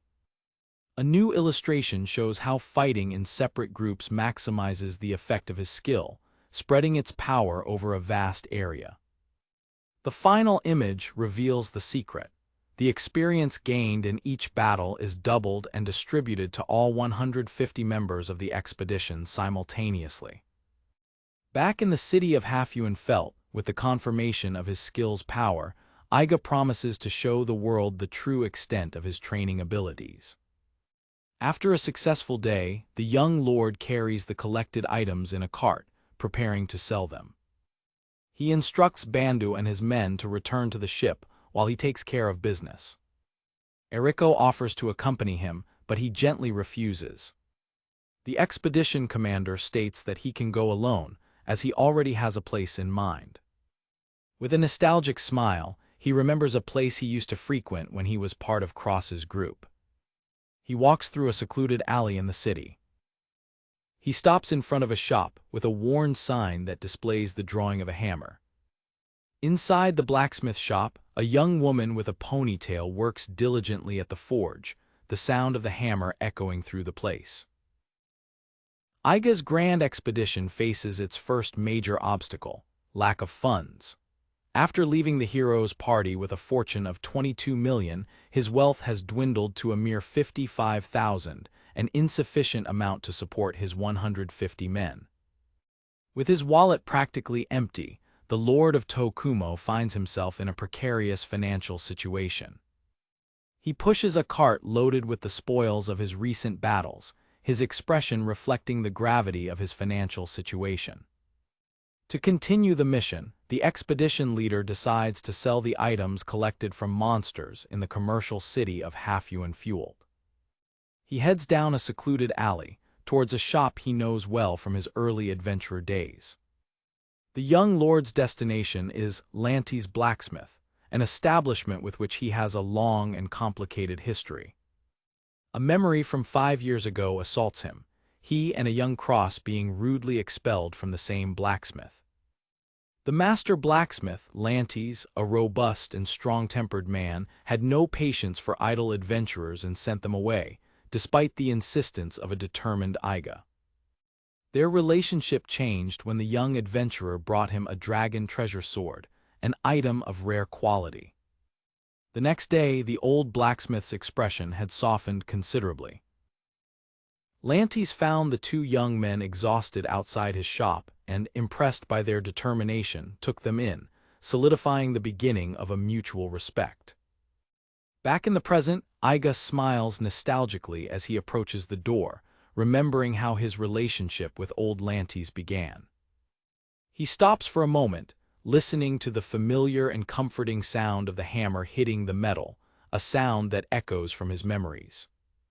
With a smile on his face, he opens the door, hoping to surprise his old friend with an unexpected visit. To his surprise, instead of the robust Lantes, he finds a young, red-haired woman working at the forge, who brusquely informs him that the shop is closed. The hot metal is plunged into the water, filling the air with steam. The young blacksmith, sweaty from the heat of the forge, exudes the weariness of a long day's work. She turns and confronts the unexpected visitor, reiterating that the opening hours are over. The Lord of Tokumo recognizes her immediately. "Liv, I didn't know you were working," he exclaims, realizing it's Lantes' daughter. Her surprise turns into a broad smile of recognition, and the two old friends greet each other with a friendly fist bump. He remembers her as Lantes' only daughter, a constant presence in the blacksmith during his youth. The young blacksmith questions him about his arrival and whether Cross is with him, leading his old friend to look away. With a forced smile, Cross's former companion explains that they no longer work together. He tries to change the subject, proudly boasting about his former rival's fame in the adventurer world.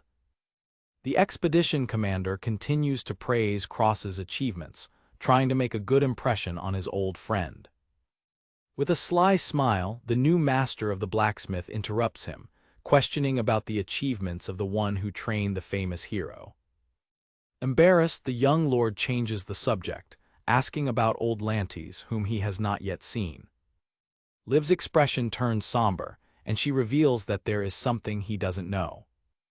With a heavy heart, she informs a shocked Iga that her father passed away at the end of the previous year. On a shelf, a portrait of old Lantes serves as a silent memorial to the master blacksmith. The news hits him hard, and tears well up in his eyes as he processes the loss of his old friend and mentor. Sitting on a stool, he listens in a daze as Liv explains that her father fell ill suddenly, but fortunately did not suffer for long. Lantes' portrait seems to watch them, a constant reminder of his absence. With a melancholic determination, the young woman declares that she is now the master of Lantes' blacksmith. Her visitor is perplexed, remembering how she always said that nothing good comes from being a blacksmith. She gives a sad smile, recognizing the irony of her destiny as the family's predestined blacksmith. Liv confesses that she couldn't simply leave her father alone to get married, and so she lost her chance, being left only with the family trade. As she smokes, an aura of loneliness surrounds her, revealing the weight of her responsibility and loss. She lights the cigarette, a gesture that marks a moment of silent vulnerability. Iga tries to cheer her up, saying that she is still an attractive woman, but Liv dismisses the compliment, feeling old compared to the younger girls.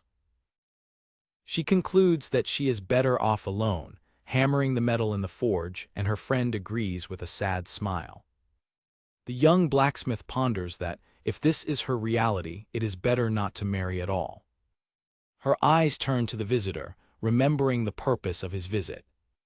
She reminds him that he came for a reason, pointing to the cart full of items he brought. Returning to business, the expedition commander asks if she would buy the items he collected in the Le Monde forest, and she agrees enthusiastically. While she skillfully assesses the spoils, the former adventurer waits patiently, smoking a cigarette. He notices an apprentice recruitment sign on the wall, something old Lantes would never have done. The young lord reflects on how the workshop seems large and empty for just one person, realizing the depth of his friend's loneliness. He observes the scene, his gaze thoughtful. A memory of old Lantes shouting, "I don't need an apprentice," comes to his mind.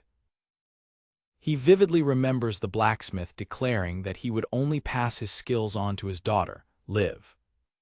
The former customer of the blacksmith looks to the side, understanding beginning to form.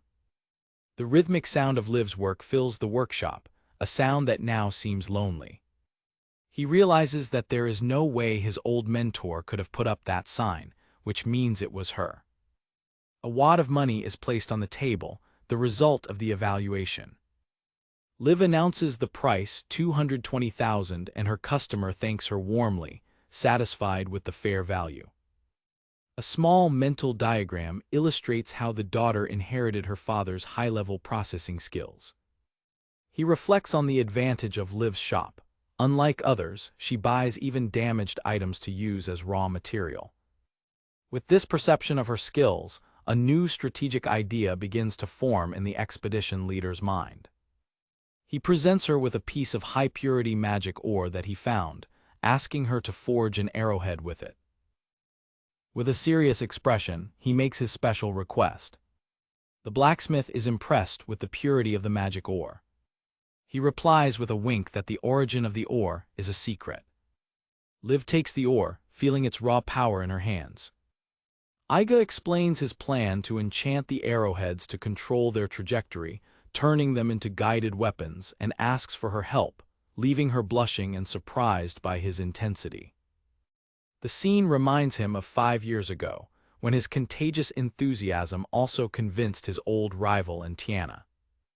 Invigorated by his adventurous spirit, the young artisan accepts the challenge with a confident smile, promising not to disappoint him. A genuine smile lights up Liv's face, a glimpse of her old energy returning. With business settled, the expedition commander prepares to leave. The blacksmith is visibly shocked and disappointed by his abrupt departure. She invites him to sit down and have a drink, insisting that they have a lot to talk about. He refuses, claiming tiredness from the day's adventure and the need to sleep. In an act of desperation, she grabs his arm, asking him to spend the night at her house if he's just going to sleep. He tries to dodge, saying that his boat is nearby and he can go back there. Tears well up in her eyes, revealing the depth of her loneliness and sadness. With a trembling voice, she begs him to stay, just for tonight. Her vulnerability is palpable, a silent plea for company in the midst of grief. Completely taken by surprise, the young lord doesn't know how to react to her emotional request. The artisan's face is marked by sadness, her eyes closed to hide the tears. Ashamed of her outburst, she releases his arm and asks him to forget what she said. She turns away, hugging herself in an attempt to compose herself. A flash of understanding crosses the former adventurer's face. He finally connects the recruitment poster to the deep loneliness she was feeling. The image of her working alone and her desperate plea come together in his mind, revealing the truth. He scolds himself for being so insensitive, realizing that she went to such lengths to keep her friend around. The expedition commander feels like an idiot for almost leaving after finishing his business, without realizing his friend's cry for help. He turns to face her, now with a new perspective. He gently explains that he can't stay all night because his teammates are waiting. Instead, he invites her for a drink with him so they can mourn old Lantes and reminisce about the old times. With a serene smile, she accepts. Her hesitation dissipates with his offer. The invitation to share her pain and memories is exactly what she needed. They drink together late into the night, and the young blacksmith, finally relaxed, falls asleep on the table. He watches her with a gentle and understanding look. After taking her home safely, he returns to the port at dawn. The expedition ship, the Lies, awaits at the pier, bathed in the morning light. Back on board, he reflects on the events of the night. Igarashi meets him and informs him that he managed to exchange the Far Eastern coins, adding 275,000 to their treasury. The Lord of Tokumo's assistant introduces herself for her financial report. Together, they calculate their total assets. The 55,000 he had, the 275,000 from Igarashi, and the 220,000 from the sale to Liv, totaling 550,000. The expedition commander celebrates, relieved to have enough funds to replenish arrows, ammunition, and damaged equipment. He and his assistant exchange a high five, believing that their financial security is guaranteed for now. However, Igarashi's hesitant expression suggests that there is a problem. A loud noise from the deck interrupts their celebration, and the group leader asks what is happening. He is shocked to find his 150 men at a noisy party, drinking beer. Igarashi reminds him of his promise to buy a round for everyone after the first battle. Bandukun approaches, bowing and praising his lord's generosity. In a panic, the party host realizes that his promise was misinterpreted. He only intended 1 mug per person, not a full-blown party. The samurai commander continues to praise him, stating that it is the best way to keep the fighters' morale high. Seianji Kanako, the ninja, also approaches with an amused smile. The Lord of Tokumo stares at her, his panic increasing. The ninja praises him for his generosity, but expresses slight concern about the cost, knowing that the expedition is expensive. Her shrewd gaze examines him closely. Determined not to show weakness in front of Auga's allies, the young lord grits his teeth and maintains his composure. He forces a smile and insists that everything is fine, stating that, as a lord, he doesn't need to be stingy with money. He knows he needs to maintain Lord Auga's trust for ship-related matters, making this display of wealth a strategic necessity. He laughs nervously, maintaining the charade for the amused ninja.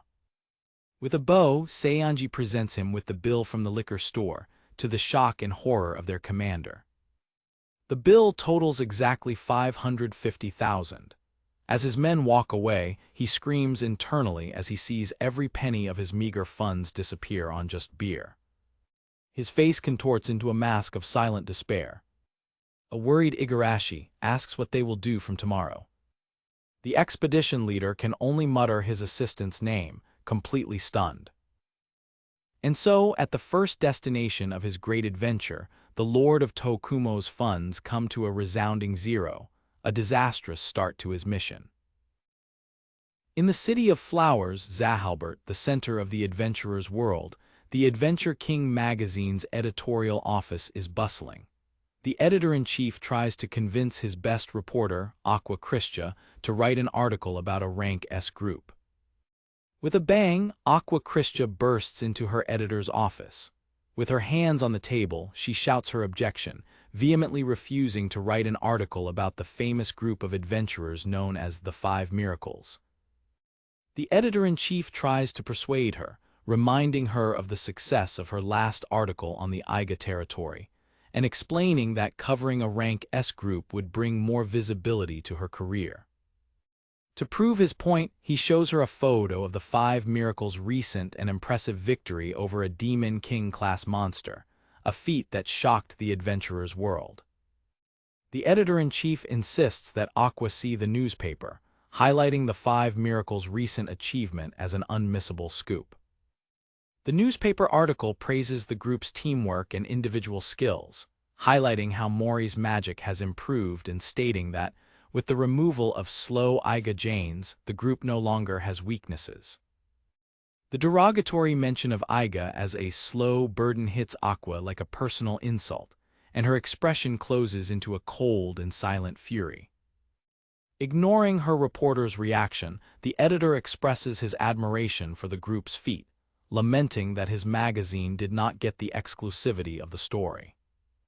Realizing Aqua's anger, the editor tries to calm down with a silent mantra, repeating to himself that Iga is not a burden, showing his own conflicting opinion on the matter. The veteran editor sighs, visibly tired of the fervor and stubbornness of his main reporter.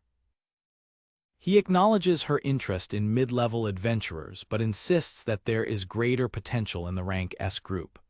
Aqua agrees but applies the logic to her own interest, retorting with an exactly.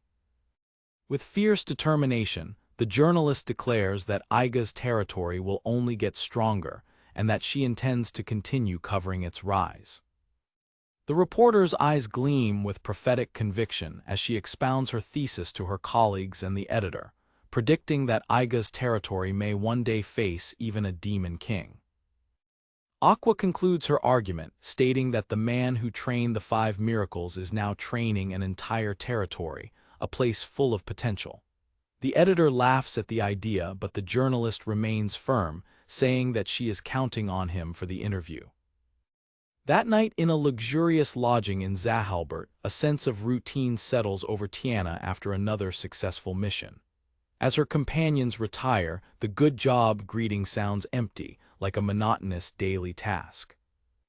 The mage walks through the opulently decorated hallway, the feeling that the group's old camaraderie has been replaced by a work routine weighing on her mind.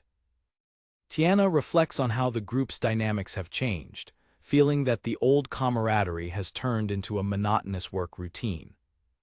She throws herself on her bed, the feeling of loss invading her as she thinks, "I thought this would last forever." A memory of happier times hits her. The 5 original members, including Iga, gathered after a mission, laughing and sharing snacks, a true family.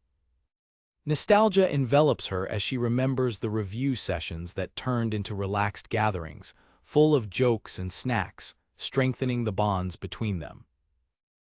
Back in the present, a chill runs down her spine as she feels a presence in the room.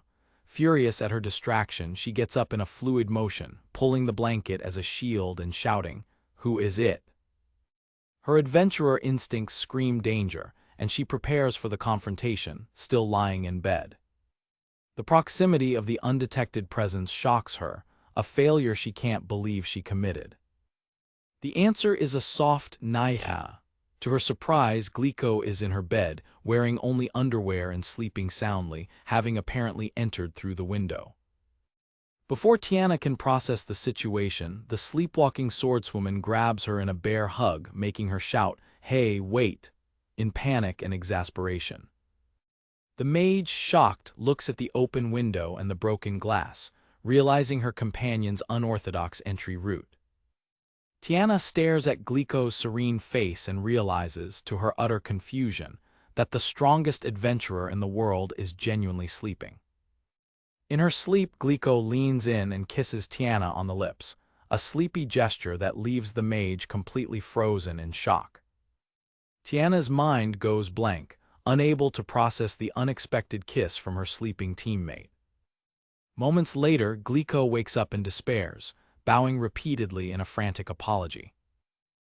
The number 1 adventurer, now fully awake, is radiant with happiness and relief at Tiana's forgiveness. Tiana, blushing, scolds Glico, saying that she can kiss her but not on the lips. The swordswoman begs not to be hated in a panic. After receiving a kiss of forgiveness on the forehead, the number 1 adventurer is radiant, thinking to herself fondly. Tiana sighs, defeated, and kisses Glico's forehead in a gesture of forgiveness, murmuring honestly. Despite her gesture, Tiana feels embarrassed by her companion's enthusiastic reaction, thinking, "Not again." Glico hugs her again, snuggling up and declaring herself to be a normal 15-year-old girl, finding the situation funny. Tiana gives in with an "okay, okay," resigning herself to her friend's affectionate embrace. Silence returns, but this time, it is laden with a palpable sadness that emanates from Tiana. Glico, noticing the change in her friend's mood, sits up and gently asks what's wrong. With her head down, Tiana does not answer, her shoulders trembling subtly with contained emotion. Glico tries to guess the cause of her sadness, a problem in the adventure, in magic, hunger, but Tiana denies everything with a no to each question. The swordswoman, worried, stares at her friend, asking if she is crying. In an inner void, Tiana feels alone, lamenting the fact that the good times they had seemed to disappear with time. Finally, the mage covers her face and cries, admitting that it is nothing specific, just a sudden urge to cry. Understanding, Glico pulls her into her lap, holding her with unexpected gentleness as she cries herself to sleep. The morning sky dawns over Zahalbert, marking the beginning of a new day. Tiana sleeps soundly, exhausted after her emotional outburst the night before. With Tiana sleeping soundly, Glico watches her with maternal care, thinking that she should change her clothes so that she sleeps more comfortably. Glico's expression is one of tenderness and concern for her vulnerable friend. The strongest adventurer in the world smiles gently at her sleeping companion, a moment of calm before the chaos. As Glico begins to undress her sleeping friend, Tiana's eyes suddenly open. Tiana sits up in bed, completely awake and oblivious to Glico's intention, with her hands behind her head in a casual gesture. Shock is visible on Glico's face as she realizes that Tiana has awakened in the middle of her attempt to help. Tiana, in turn, is equally shocked to see Glico's hand on her clothes. A high-pitched scream of pure embarrassment from both echoes across the rooftops of Zahalbert. What the hell? The next morning, Tiana's humiliation continues when Mari, now appearing as a 15-year-old girl, teases her for still wearing plain white briefs, a habit from her upbringing as a boy. Mari declares that they will go to a store to buy decent underwear and tells Tiana to meet her in the lobby later. The mage blushes, reflecting on how the habit of wearing men's underwear from her childhood still persists. With the decision made, Mori says goodbye, leaving an embarrassed Tiana behind. As soon as Mari leaves, Tiana turns to a giggling Glico who is hiding, scolding her furiously. The mage vents her frustration on Glico, calling her a pervert and an idiot for taking off her clothes without permission. Later in the hotel's elegant lobby, Mori, thinking about Glico's lack of tact, spots Tiana reading on a sofa. When a small child approaches Tiana, Mori's heart leaps. The sight of the child approaching Tiana triggers a vivid and painful memory in Mori, causing her to freeze in shock. In a luxurious hall, Cross approaches Tiana, who is sitting reading a book. With a hopeful smile, the young adventurer asks if he can speak with her for a moment. He shyly invites her out, holding something in his hand. He reveals 2 movie tickets, an invitation to a date.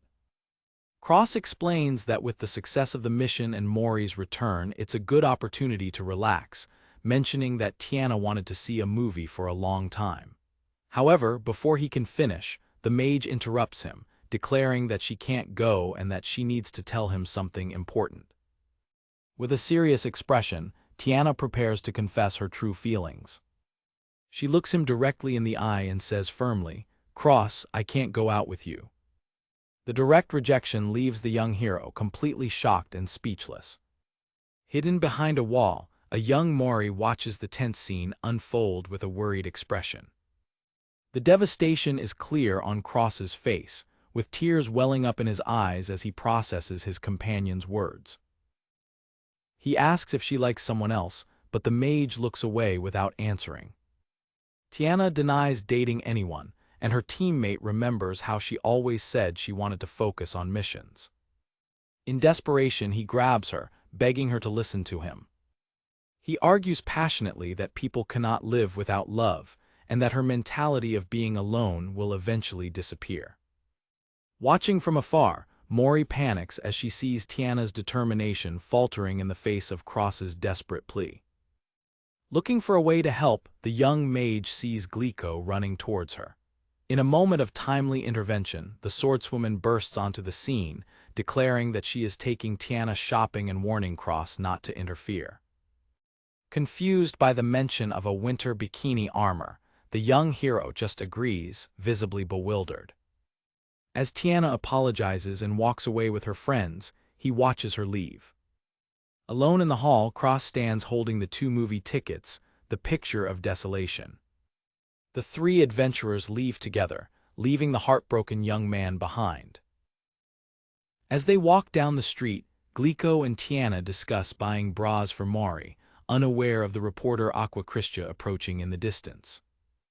Later in the hotel bar, Aqua finds Cross sitting alone, looking much more melancholic than she expected. She approaches and presents her business card to a surprised Cross. With professional enthusiasm, the journalist introduces herself as being from Adventure King magazine and asks for an interview. Despite his dejected state, he politely agrees to the request. As he gestures for her to sit down, the 2 movie tickets fall from his hand. Aqua picks them up, and the adventurer, with a tired smile, tells her to keep them. He suggests that she use them to go with her boyfriend, as he will be on another mission soon. The reporter surprises him by stating that she doesn't have a boyfriend. With a smile, Aqua adds that she also has no friends, and prepares to start the interview. Despite the journalist's initial enthusiasm, the interview starts awkwardly. Cross offers generic and rehearsed answers, talking about believing in his friends and giving his best in every battle. Realizing the superficiality of the answers, the reporter decides she needs to find a way to extract his true thoughts. Frustrated, she realizes that he has a pattern of ready-made answers for interviews, making it difficult to obtain any genuine information. To break his composure, she asks him if there are any groups he considers a potential rival. The journalist is annoyed when he simply lists the 3 highest-ranked groups, avoiding a personal response. Determined to get a real reaction, Aqua resolves to ask a more direct and provocative question. She questions him about Aiga's territory, causing the adventurer to turn sharply, his eyes wide with shock. Visibly shaken, he refuses to answer the curious question, insisting that he and his former companion did not separate because of a fight.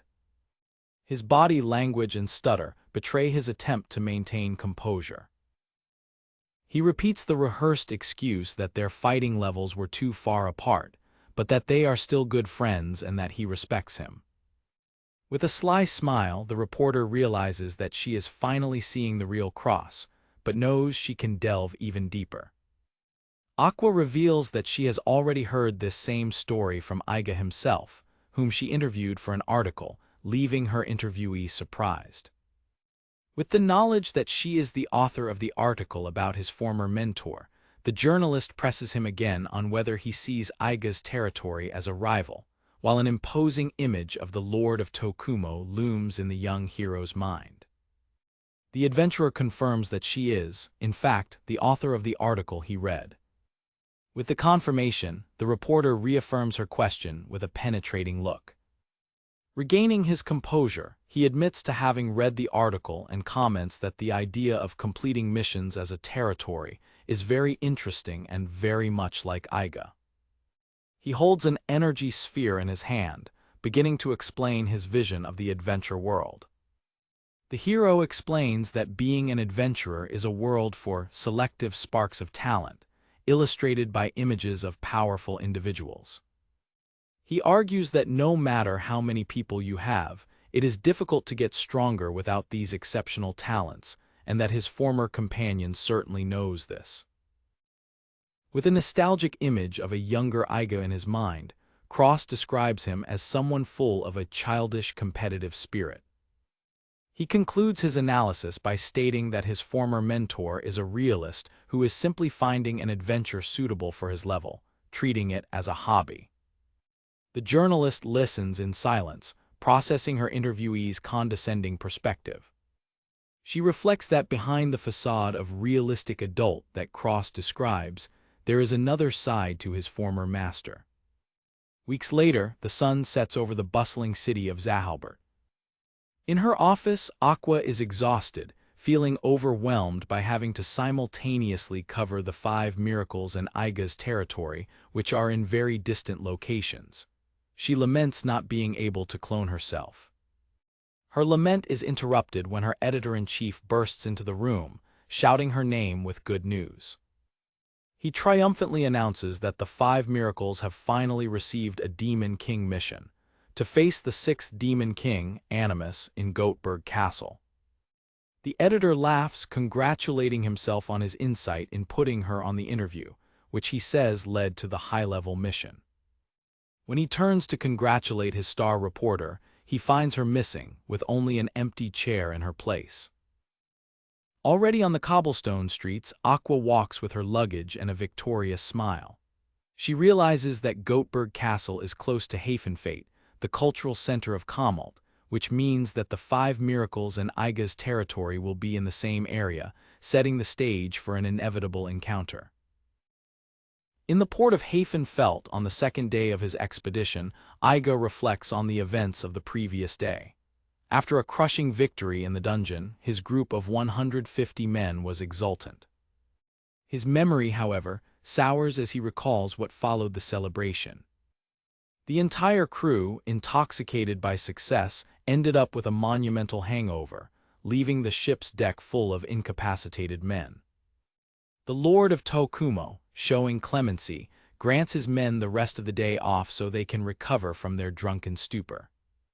His subordinates, ashamed, bow in a collective apology, to which their leader responds with a forced smile. He comforts one of his men, saying that it's okay, but advises him to moderate his drinking in the future. Maintaining a calm appearance, the expedition commander enters his cabin, where Igarashi and Galshias await him with worried expressions. As soon as the door closes, his facade of joy crumbles instantly. His advisors confront him, exclaiming that their financial situation is not good at all. The harsh reality presents itself: the territory's funds have been completely depleted. The young lord faces his empty wallet with despair. He blames himself for the lack of control, lamenting that all the money was spent on alcohol and that he now needs to find an urgent solution. In an emergency meeting, Igarashi highlights the need to replenish essential supplies such as potions and arrows. Iga comments with irony that at least the forced day off interrupts the cash flow. Galshias ponders the limited options they have to resolve the crisis. The merchant suggests selling the magic ore they found, but the group leader refuses, considering it a last resort for which he has other plans. The Lord's assistant then proposes selling rice, but he explains that the product is too expensive in the region and that his crew is not accustomed to the local bread-based diet. With few alternatives, Galshias slides his abacus across the table, signaling the only solution left to them. The commander reflects on how managing food on a long expedition is a matter of life and death, as adapting to new food cultures takes time. Galshias formalizes the proposal. They need to take out a loan, a prospect that deeply displeases Iga. The narrative explains that loans can come from various sources, illustrating with a stack of money on a contract. One of the most common methods is to go to a bank. However, an informative diagram reveals the reluctance of banks to lend money to low-ranking adventurers, such as their rank C group, in contrast to the ease with which rank A heroes obtain credit. When the situation seems hopeless, another possibility arises. Igarashi intervenes, offering her checkbook and revealing that she has 3 million in personal savings. His loyal assistant formally presents her checkbook from the Central Imperial City Credit Bank, placing her life savings at her lord's disposal. Iga is shocked by the amount, realizing that she must have saved diligently since her days as a minister's secretary. He ponders that such an amount would be more than enough to get them out of trouble for a good while. Igarashi watches him with a determined expression, her face slightly flushed. Gently, the commander returns the checkbook to her, telling her to keep it safe. He justifies his refusal, explaining that debts between friends can complicate relationships beyond money. The young leader remembers seeing other groups of adventurers fall apart because of financial conflicts. Galshias agrees, stating that it is the same reason why he himself did not offer to lend money. The merchant adds with an ironic smile that in any case he would not have so much money in cash to lend, as a good merchant keeps his capital invested. Suddenly an idea illuminates Galshias's face, leaving his commander perplexed. The astute merchant expounds his philosophy. A true merchant prefers to have his assets in the form of stock or business instead of idle money. With a shout, Galshias grabs Igarashi by surprise, announcing that he is borrowing her for a while and runs out of the room with her. As she is dragged away, the assistant looks back, saying that maybe she can help. The Lord of Tokumo is left behind, completely confused by the sudden turn of events. Without other immediate options, his thoughts turn to the pressing need to get money. Alone on the ship's deck, the expedition leader contemplates his desperate situation, even considering a part-time job. He quickly dismisses the idea upon calculating that the earnings from a day's work would be insignificant compared to the operating costs of his group of adventurers. His dark thoughts are interrupted by a commotion coming from another part of the deck. He finds a group of young crew members laughing after a gust of wind lifted Kyoyuko's skirt, revealing to everyone her lack of underwear. The rowdy boys are immediately chased and reprimanded for their indiscretion. While the commander sighs at the childishness of his men, two of the older women gently reprimand them.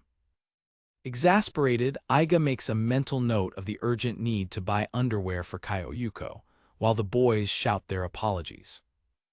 Putting aside the trivialities, he composes himself, determined to get a bank loan even if he has to beg on his knees. Determined to make the best possible impression, he heads to the bathhouse to prepare. While washing, the young lord plans his approach, aware that appearance is crucial to bankers, and considers cutting his hair, shaving, and wearing a suit. He remembers the importance of keeping his financial crisis a secret from Lord Auga's contingent so as not to shake their confidence. A flashback of the disastrous party and the exorbitant drink bill reminds him of the origin of his current problems. While washing his hair, he wonders how Seionji Kanako ended up in possession of the tavern invoice. The sound of the bathhouse door opening announces someone's arrival.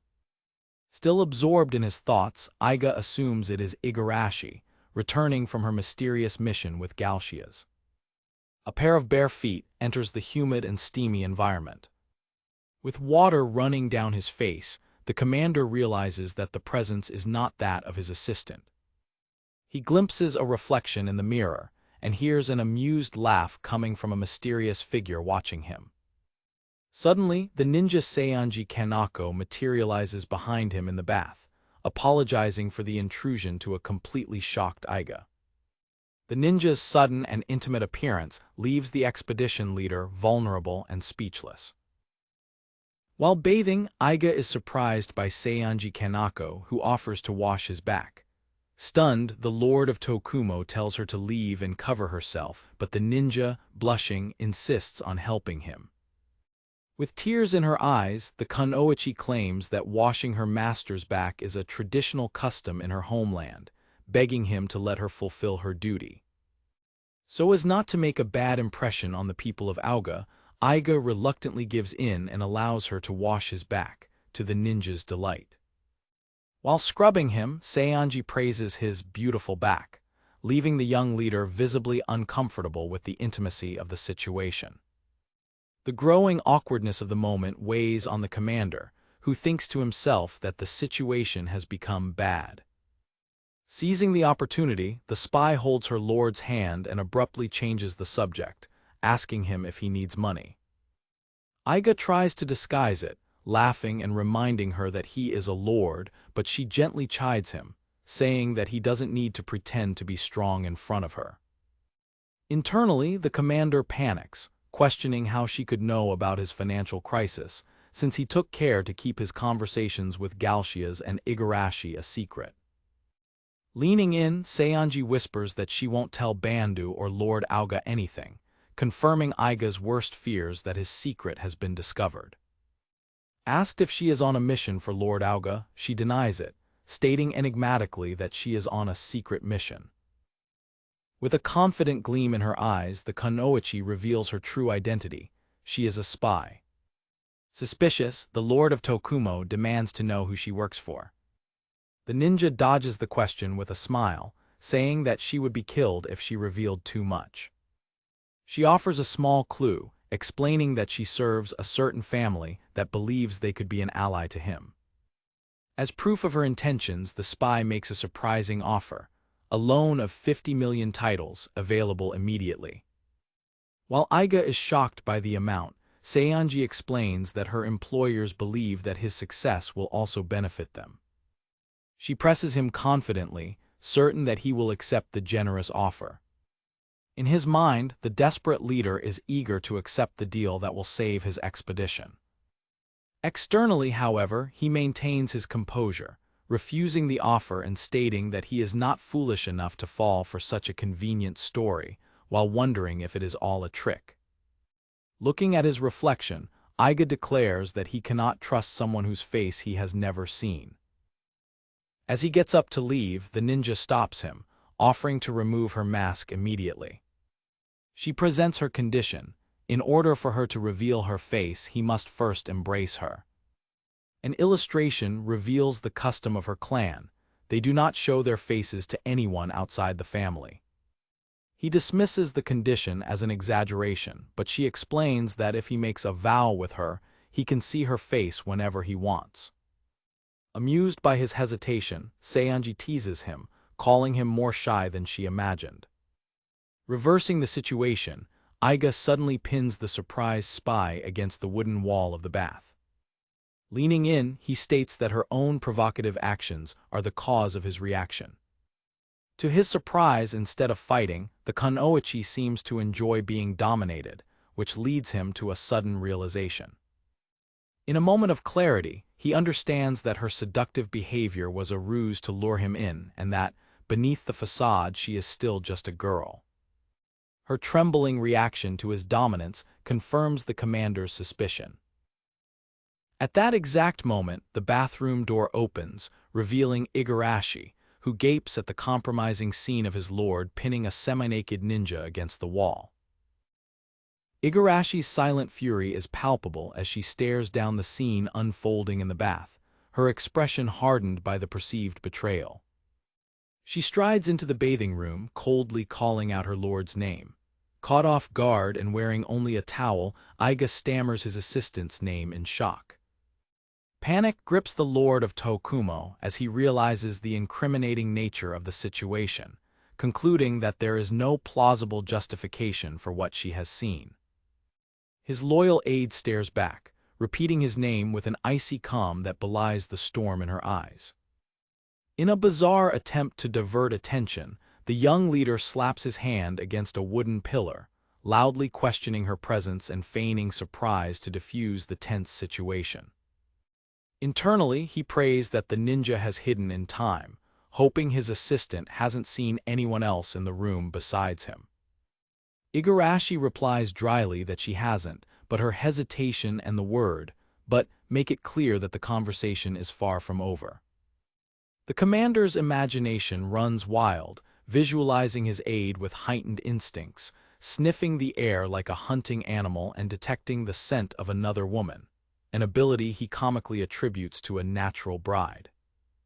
Confirming his worst fears, the sharp-eyed assistant directly confronts him, stating that something suspicious is happening right there. Desperate to change the subject, the lord inquires about Galshias's return. Still sniffing the air, Igarashi informs him that the merchant is waiting on deck. Seizing the opportunity to escape, Iga declares that he will meet him immediately, and his aide, with a formal bow, withdraws. Alone again under the shower, the young leader reflects on the mysterious offer from the ninja Seonji Kanako, intrigued by her machinations.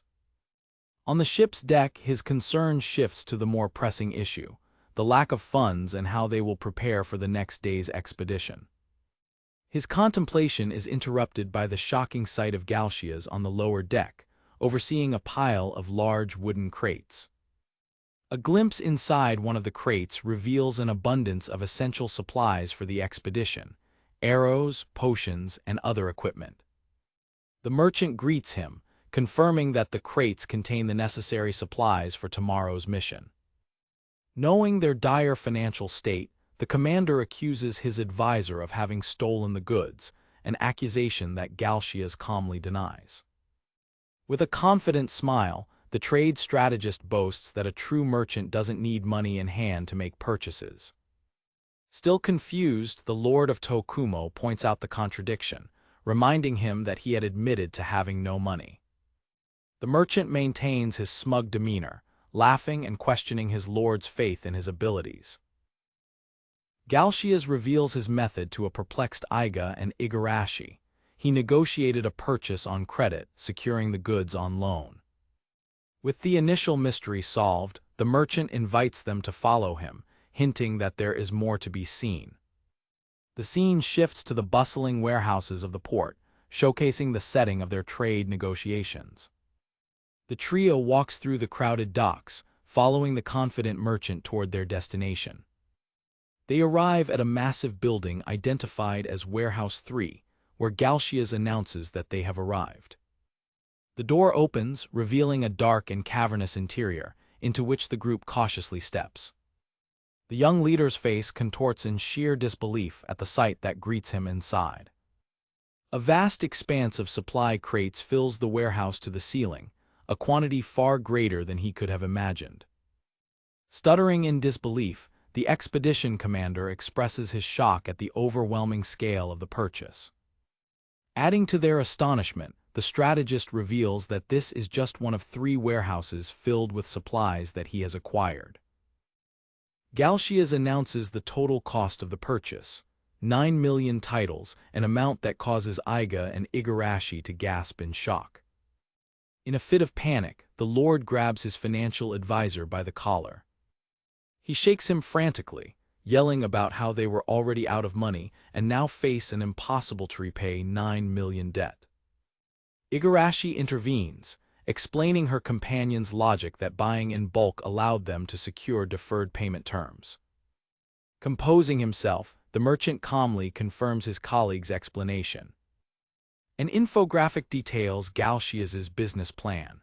Resell the 9 million supplies for 10 million, generating a 1 million profit and solidifying their role as merchants.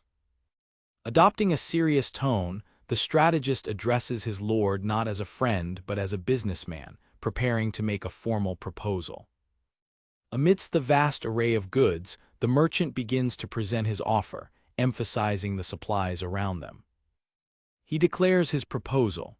He will personally sell all the supplies to Iga's territory for the price of 10 million titles. The astute merchant justifies the sale, pointing out that he has prepared enough for a month-long expedition for 150 people, and that the purchase is a logical necessity for their success.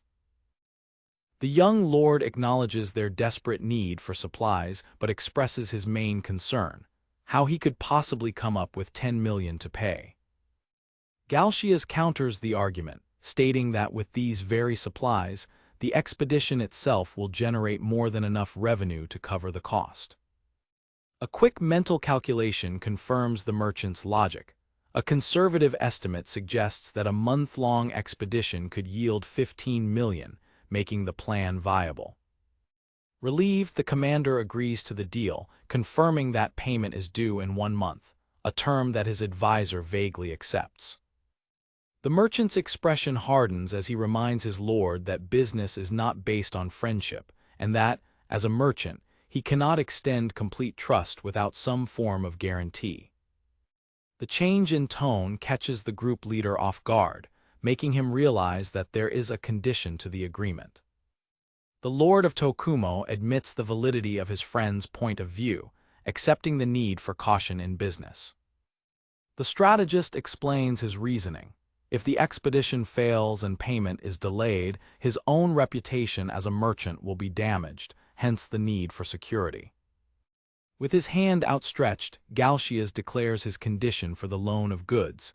He requires a mortgage as collateral. He clarifies that, should payment not be made, he will need a guarantee that is not in money to cover his losses. Shockingly, the merchant turns and points to the loyal assistant, declaring that Igarashi herself will serve as collateral for the deal. Faced with the harsh reality of his financial situation, Iga watches as Igarashi prepares to formalize the agreement proposed by Galshias. With a solemn expression, the loyal assistant positions the contract on a wooden box and dips the pen in the inkwell, ready for the signature that will seal the expedition's fate.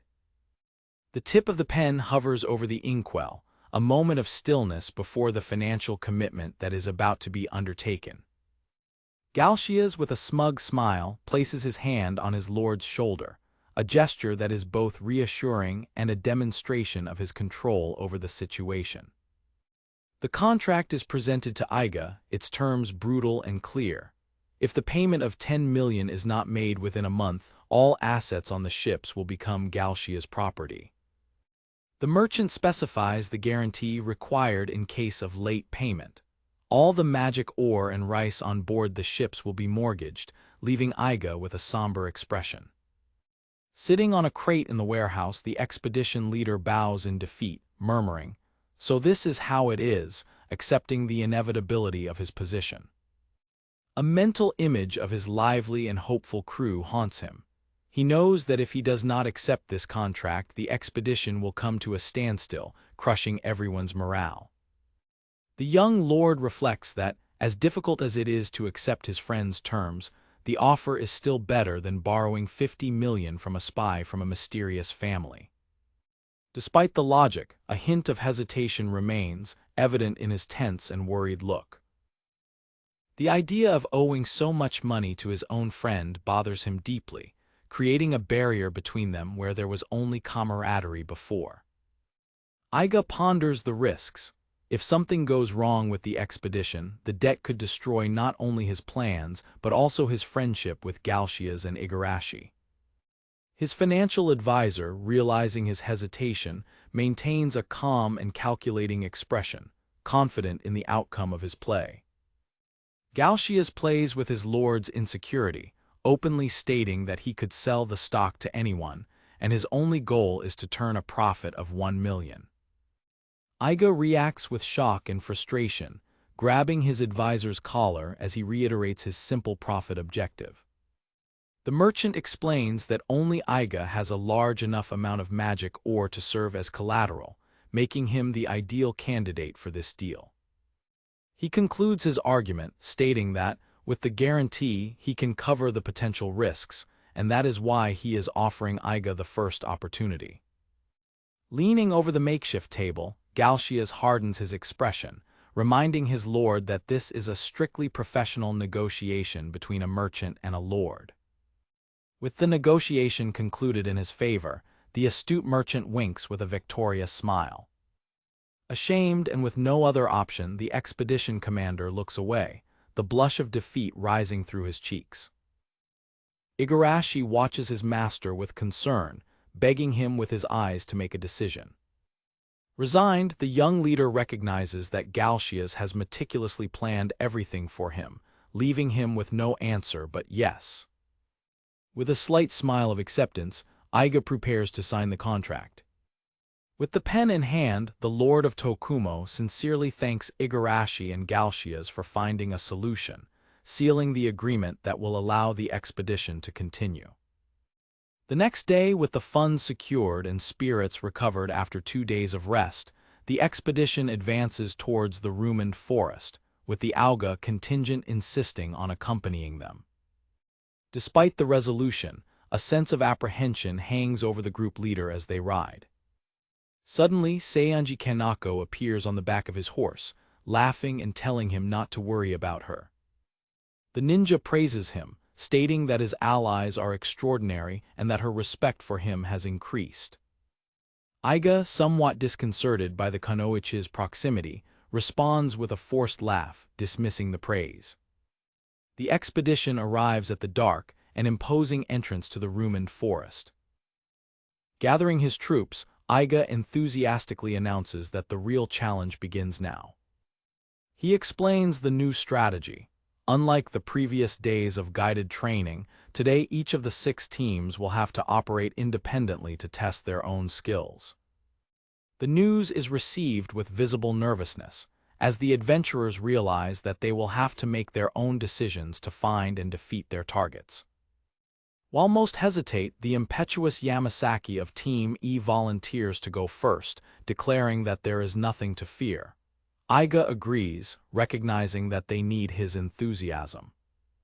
Yamasaki leads his team into the forest, shouting for them to defeat the monsters and get stronger. Just 30 minutes later, Team E returns staggering out of the forest, completely defeated, bruised, and battered. Iga is shocked and perplexed by the team's quick and disastrous return. He runs to them, worried, asking what happened and why they came back so early. Yamasaki admits that they were careless and fell into an ambush by mushroom monsters that emitted a soporific smoke. Questioned by his lord, he reports that, in their weakened state, they only managed to defeat 2 of the monsters. With a growing sense of dread, the commander asks if they got any items. With their heads bowed in shame, Yamasaki and his team confirm that they returned empty-handed. The expedition leader faces the failure of his first independent team with dismay.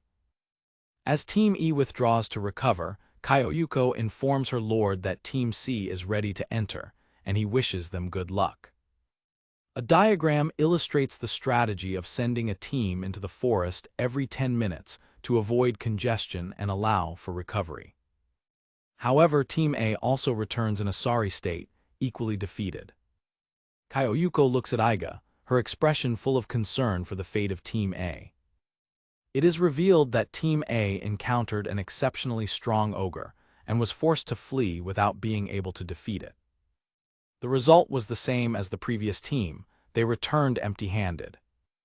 One after another, the teams sent to the forest returned quickly, most having failed in their missions and needing long periods of recovery. By sunset, the relay system proves inefficient, as the recovery time needed for the entire group extends throughout the day. At the end of an entire day of effort by 150 adventurers, the result is disastrous. Only 18 monsters defeated and a paltry 4 items looted.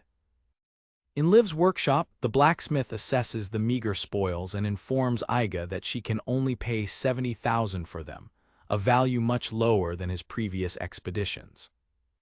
The familiar facade of Lanty's workshop serves as a grim reminder of the decline in their profits.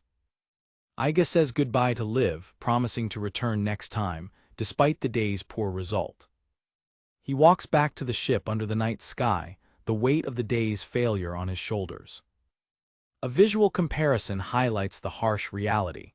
The loot from the first day yielded 220,000, while today's yielded only 70,000. Galshias, with a somber expression, calculates the day's operating costs at 320,000, revealing a significant loss. Iga collapses on the table, confronted with the clear evidence that his villagers are not yet ready for independent operations. He concludes that the task of making their own judgments and choosing the right tactics is still too great a challenge for his followers. To pay off his 10 million debt in 1 month, Igarashi sets a daily goal of 350,000. Although Iga and Galshias are motivated, she reminds them of their poor start, having earned only 7,000 on the first day. On the second day, the teams begin their expeditions independently, without Iga's direct supervision. The expedition leader reflects on the previous day's failures, noting that everyone was injured soon after the first battle. Despite the difficulties, the commander notes with some relief that the overall success rate of his men has improved. An infographic illustrates their progress. Although they initially failed to get any kills, they now managed to defeat at least 1 monster before retreating, showing gradual adaptation. The progress is reflected in the earnings, with Iga selling the second day's loot to the blacksmith Liv for 240,000. The upward trend continues, with the third day's loot increasing to 280,000. On the fourth day, their earnings reach 300,000, and an optimistic Iga believes they will soon reach their daily goal of 350,000. Their optimism is short-lived. On the 5th day, an encounter with a powerful ape-like monster results in a setback, and their earnings drop to 260,000. Galshias explains the harsh financial reality to a stunned Iga. To solve the problem, they not only need to reach 350,000 but maintain that average for 30 days, a goal made difficult by the slow start. The grim calculation shows that even consistently earning 350,000 per day from now on will not be enough to cover the debt. An embarrassed Iga tries to save face, pretending he was already aware of the dire situation. An awkward silence hangs between the commander and his advisor as they contemplate their seemingly impossible task. Their tense discussion is interrupted by the sound of a door opening. Bandu from the Auga clan barges into the room, surprising Iga and Galshias, and announces that he wants to ask a favor. He reveals that the Auga family is aware of their financial situation and wants to make a proposal. Iga's mind races with paranoia, fearing that the Auga clan is there to exploit their weakness and impose the terms of their alliance. To his surprise, Bandu's request is not a demand, but an offer of help. He and his men want to join the expedition teams to assist in monster extermination. The young lord sighs in relief, realizing that his fears were unfounded. Remembering his agreement to train them, Iga activates his Eye of the Goddess ability to assess their combat capabilities. His assessment reveals that Bandu Gitaru has a respectable attack power of 679. However, Yamamoto Gyoshi's attack power is a meager 34. Tanaka Ikateru is equally weak, with an attack power of only 41. Iga concludes that while Bandu is a capable fighter, his two companions are not suited for combat. His attention then turns to the most enigmatic member of the Auga contingent, the ninja Seionji. He reflects on the difficulty of working with the Kunoichi, who constantly hides her face and whose abilities are so advanced that she can block his assessment ability. Bandu misinterprets his lord's intense gaze on Seionji as a sign of romantic interest, cheerfully commenting on it. The samurai explains that in battle, where brute strength is not always enough, a spy like Seionji is an invaluable asset. The next day, the expedition resumes. Iga finds himself paired with Seionji, a situation he is clearly uncomfortable with. An observer from the crew questions the decision to form a separate group with the mysterious ninja. The strategic purpose of pairing them is discussed. A spy like her excels at reconnaissance and information gathering. Bandu lays out the plan. Seionji will act as Iga's scout, becoming his eyes, ears, and mouth on the field, allowing him to command all the teams effectively from a central location. The Lord of Tokumo silently processes the strategic merit of the proposal, despite his personal reservations. Bandu formalizes the agreement, instructing his lord to work with the Kunoichi from the next day, which she accepts with a bow. Alone with the ninja, Iga remains wary, convinced that she is a spy for Auga. She, in turn, is amused by his distrustful nature, contrasting it with Bandu's honest charm. He confronts her directly, asking if she is still secretly reporting their situation to her clan. Seionji playfully evades the question, ignoring his intense gaze. Her silent laughter only adds to his frustration. Using a ninja technique, she disappears in a puff of smoke, saying she will return soon after scouting the area. Iga waits, impressed by her ninjutsu, only to be completely startled when she reappears upside down right in front of him, announcing her return. She teases him for being so easily startled, prompting him to demand that she appear normally. Putting aside the playfulness, he sternly asks for her report on the situation in the forest. Using a large map, the Kunoichi delivers a comprehensive tactical report detailing the current status of each team. Team A is in a disadvantageous fight, Team B is poorly coordinated, and Teams C and D are preparing an ambush. She pauses, gathering her thoughts before reporting on the last group, Team E. Iga listens with focused attention, absorbing every detail. Internally, he is surprised by the quality of her battle report, which is much more serious and detailed than he expected.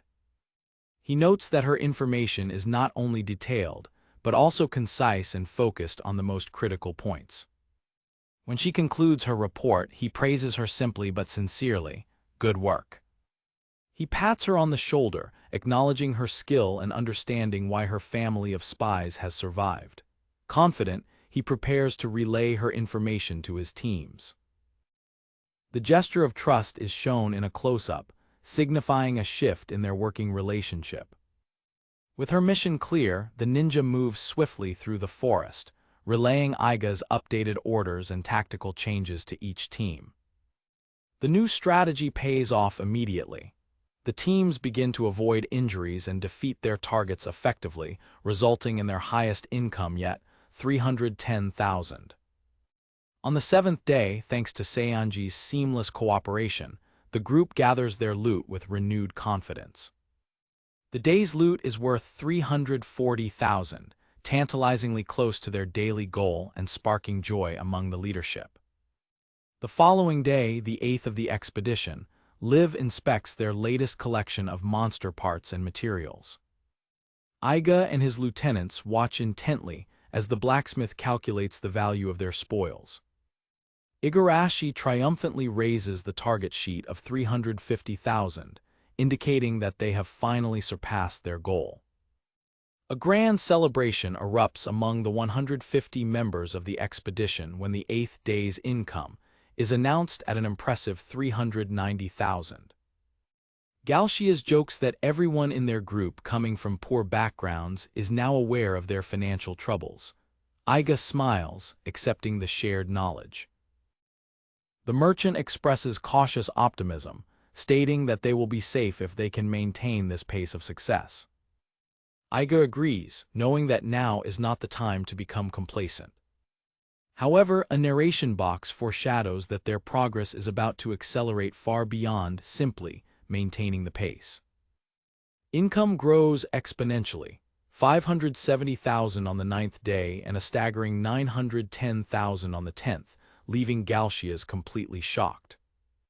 The stunned advisor demands an explanation from Iga, wanting to know how their teams could have improved so drastically in such a short time. With a knowing look, Iga reveals that his plan has finally come to fruition. He explains that his followers have finally entered the adventurer cycle, a self-sustaining cycle of growth. An infographic details the cycle. Killing monsters yields loot, which is used to obtain stronger equipment, allowing them to kill more powerful monsters for even better loot, creating a cycle of increasing power. The commander clarifies that this cycle, combined with his unique ability that grants double experience to the entire group, results in explosive, exponential growth. He adjusts an imaginary pair of glasses, with an air of smug confidence in his training methods. The results are visualized with Chiyo's attack power skyrocketing from 3021 to 5570. A montage shows the dramatic increase in the power levels of all his adventurers. Iga reassesses his forces, amazed to find that even the weakest member now boasts an attack power of 985. He notes that another member, Maki, has become significantly stronger, with her attack power reaching 2768. The Lord observes with pride that his people have developed to the point where they can read the battlefield and act independently, no longer needing his constant micromanagement. The financial returns from this growth are staggering, with daily income soaring into the millions on the 11th and 12th days. On the 13th day, a figure is seen rushing urgently through the camp. Galshias bursts into the command tent, breathless, finding Iga calmly reviewing the finances. The merchant shouts for his lord's attention, his face expressing pure disbelief. Iga initially misunderstands, happily assuming that Galshias is excited because their total earnings have finally surpassed the 10 million debt. The advisor corrects him, excitedly revealing that their income on that day alone reached 10 million. The commander is elated to learn that the 13th day's loot was an incredible 14,370,000, making their debt a distant memory. Reflecting on their success, he identifies two main reasons for this achievement, which has exceeded even his own expectations. He holds up one of the new magic crystal arrows, identifying improved tactics and this powerful new weapon as the first key factor. However, he recognizes that there is another crucial element that he cannot ignore. His gaze falls on Seionji, who is playfully camouflaged against a wall, and he acknowledges her contribution. He sincerely thanks the Kunoichi for her invaluable help, admitting that they worked well together. The unexpected praise leaves her flustered and blushing. In the command tent, the group celebrates their incredible success. Galshias can't believe they reached 10 million in just 2 weeks, and Iga credits Liv for creating the game-changing magic crystal arrows. On the 10th day of the Lumen Forest expedition, Iga is immersed in collecting magic stones, a crucial material that allows for the temporary storage of magical power. His strategy consists of enchanting arrowheads with these stones, transforming ordinary projectiles into magical weapons that activate their power upon impact, allowing even non-mages to wield arcane power. A quiver full of trident-tipped arrows imbued with magic is ready to be tested in the field. With a confident smile, the expedition leader prepares to test his new invention. Kyoyuko, the captain of Team C, returns from her patrol. Her master intercepts her, asking her to follow him for a special exercise. The commander guides her to a secluded clearing in the forest, a place he considers perfect for his purpose. He identifies the location as a holy land, a pocket of purity free from the miasma that permeates the rest of the forest, and asks his student to wait while he prepares. With great effort, Iga chants 20 consecutive spells, channeling the energy into the crystal on his staff, a process that leaves him visibly exhausted. As he approaches Kyoyuko, she blushes deeply, misinterpreting his intentions and imagining a romantic moment. He gently lays her down in a field of flowers, reassuring her that they will be alone and asking her to relax, which only adds to her confusion. Activating his possess ability, Iga's consciousness enters Kyoyuko's body, leaving his own physical form empty and inert as he takes control of her. Speaking through Kyoyuko, he says that they will start with a warm-up to loosen her body. The goal is to directly transfer to her the muscle memory and knowledge of how to use the magic arrows, guiding her body through a series of stretches. While possessing her body, he notices her keen senses and excellent eyesight, attributes of a young woman who grew up near the sea. The possession reveals a body hardened by many battles, young and vibrant. During a bridge stretch, the master, speaking through the student's mouth, marvels at the feeling of youth and the new perspective that her flexibility provides.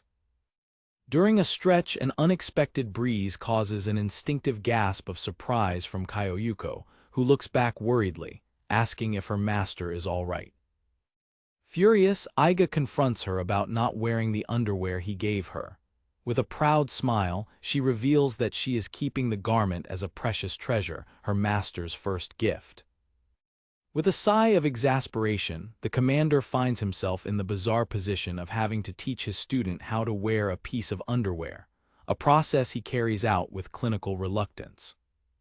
As Kyoyuko adjusts to the new garment, a shadowy figure secretly watches them from among the trees.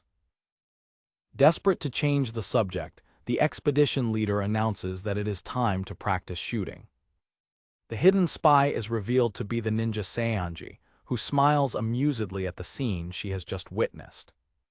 Possessing Kyoyuko's body, Iga runs through the forest, his own body following closely behind. He explains that they will fight together in this way but will retreat if he loses control. Soon, he locates a target. The target is a poison slime, a gelatinous creature that secretes a poison that decomposes everything around it. He prepares a special arrow, with a trident tip imbued with the earth spell Soltura. Identifying the monster's affinity for earth, Iga, in Kyoyuko's body, concludes that the magic arrow will work well. He demonstrates the correct shooting stance for his student, explaining how it will affect the trajectory of the arrow. The enchanted projectile flies towards the slime, which stares at them with its multiple eyes. With Kyoyuko's keen eyesight, he makes a final adjustment to the aim. The arrow hits the target with precision, resulting in a critical hit as the magic stored in the tip reacts with that of the monster. The Soltura spell is activated, causing rock thorns to sprout from within the slime's body, petrifying it completely. The monster is reduced to a cracked, lifeless cube of stone. As he celebrates the victory, a sudden shock runs through Kyoyuko's body, breaking the possession connection. Iga's soul is violently ejected, leaving him as a floating specter, while Kyoyuko and her teammates look around in confusion. Realizing the danger, the commander's soul desperately tries to return to his physical body. He flies past one of his students, but his spectral form goes completely unnoticed. Suddenly, he is pulled into a different plane. His soul finds itself in a surreal limbo, a dark void with a shallow floor and a vortex of light and souls swirling above. He hears a call coming from the vortex. He understands that the demonic world is calling the soul of the dead monster to be reborn. However, the vortex also acts as a cosmic vacuum cleaner for unstable and floating souls like his. The pull intensifies, and he feels his spiritual form being drawn into the vortex along with that of the monster. Terror consumes him as he fights against the attraction, fearing being sucked into hell. With a violent gasp, he wakes up back in his own body, panting and covered in cold sweat, lying in the field of flowers. Relieved to have narrowly escaped, he sits up as a worried Kyoyuko rushes to his side. He disguises his fear, suggesting that they go back to rest. At the rest station at the entrance to the forest, he reflects on his experience. He recognizes that while the magic arrows are a tactical advancement, the possession training method is extremely dangerous. The robust structure was built by Yamamoto Gonkira from the Auga Group, whose construction talent has proven to be an asset. Another member of the Auga, Tanaka Iketeru, was sent as an apprentice to the blacksmith Liv, ensuring a constant supply of equipment. An infographic illustrates how magic arrows increase the effective range of offensive magic tenfold. He concludes that the possession training is not going well. The risk of his soul being permanently ejected after attacking a monster is too great. Exhausted by the ordeal, he finally falls asleep. He wakes up and finds the ninja Seionji Kanako lying next to him, watching him. She pokes him to wake him up completely. He asks her what she wants, and the Kunoichi replies that she has a favor to ask. He realizes that she must have spied on them to learn about his possess ability. The ninja gets straight to the point, asking him to teach her the ability. Still wary, he refuses, claiming that he has not yet mastered the ability enough to teach it to someone else. She then makes a counter-proposal. If he possesses her, he can use her body to scout and observe the battlefield personally.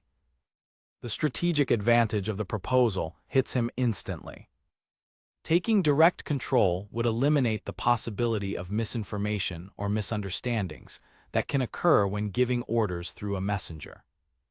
Furthermore, since he would only be moving and not attacking, there would be no risk of his soul being ejected again. He expresses his concern that she might use the ability for nefarious purposes, which she denies with a laugh. The spy assures him that her family is loyal to the entire Tokumo region and would never act as a double agent. She teases him, saying that the idea of being possessed and becoming one with him excites her. Completely embarrassed, the commander shouts his refusal. Despite his initial hesitation, the next day he relents and begins to teach her. The process is awkward for both of them, with the Kunoichi making suggestive comments that leave her lord deeply embarrassed.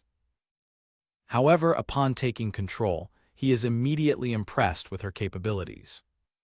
A shinobi's body is a finely honed weapon, moving with an agility that defies gravity. Equipped with her wind scarf, her speed is astonishing.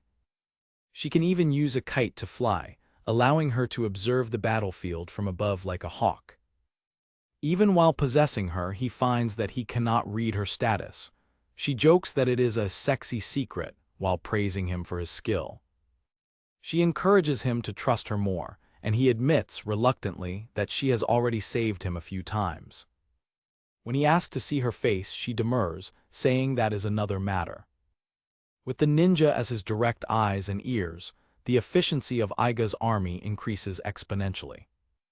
He can appear anywhere on the battlefield, moving from team to team like a phantom instructor. Possessing her body, he relays tactical information in real time, alerting teams to enemy positions and impending dangers. He watches with pride as his 150 followers, who arrived as novices, have transformed into hardened veterans under his guidance. He appears before his fighters to give advice and tips. He instructs Chiyo to be more flexible in her movements to avoid damage, and then departs for the next team, adjusting tactics in real time. In this way, he visits all the battlefields in Seonji's body, adjusting his men's tactics as their power increases. 2 days later, the magic arrows, mass-produced by Liv and Iketaro, are distributed to all teams. After 13 days of expedition, the Tokumo domain has accumulated an impressive total profit of 14,370,000. That night in a local tavern, Iga and his lieutenants discuss their next steps. While playing billiards, the commander reflects that although he has told his men to make their own judgments, he cannot help but intervene when he sees mistakes. Galcias is elated with their financial success. Iga reminds him that the goal is training, not profit, but the mage argues that at this rate, they could earn 100 million in 10 days. The Lord of Tokumo points out a logistical flaw. They are rapidly consuming their supply of magic stones. Furthermore, the monsters in the Lumined Forest have become too weak for his men, making it difficult to gain experience. He concludes that using the powerful arrows on weak enemies is a waste and hinders the balanced growth of the entire team. The business strategist suggests that they move on to a rank B dungeon. The expedition commander explains that it is not that simple, as they need permission from the guild, whose trust they have not yet earned. Igarashi arrives, interrupting their discussion. The assistant suggests a path to increase their status. They must complete special missions through the guild, including defeating a rank C boss. The group leader expresses his concern, noting that there is still no information about the boss. At the exact moment, his advisor hands him a newly arrived scroll from the guild, leaving him and his advisor speechless. Igarashi presents a wanted poster. The rank C boss of the Lumined Forest has finally appeared. In the depths of the dark forest, a steel helmet reflects the moonlight as a low growl echoes, signaling the start of the next hunt. A few days after the news of the appearance of a boss monster spread, the hunt begins, with groups of adventurers entering the forest with lit torches. Teams of adventurers scour the dark and rocky depths of the Lumined Forest, their faces illuminated by the flickering glow of their torches. Mounted on horseback, Iga and Igarashi observe the vast congregation of hunters.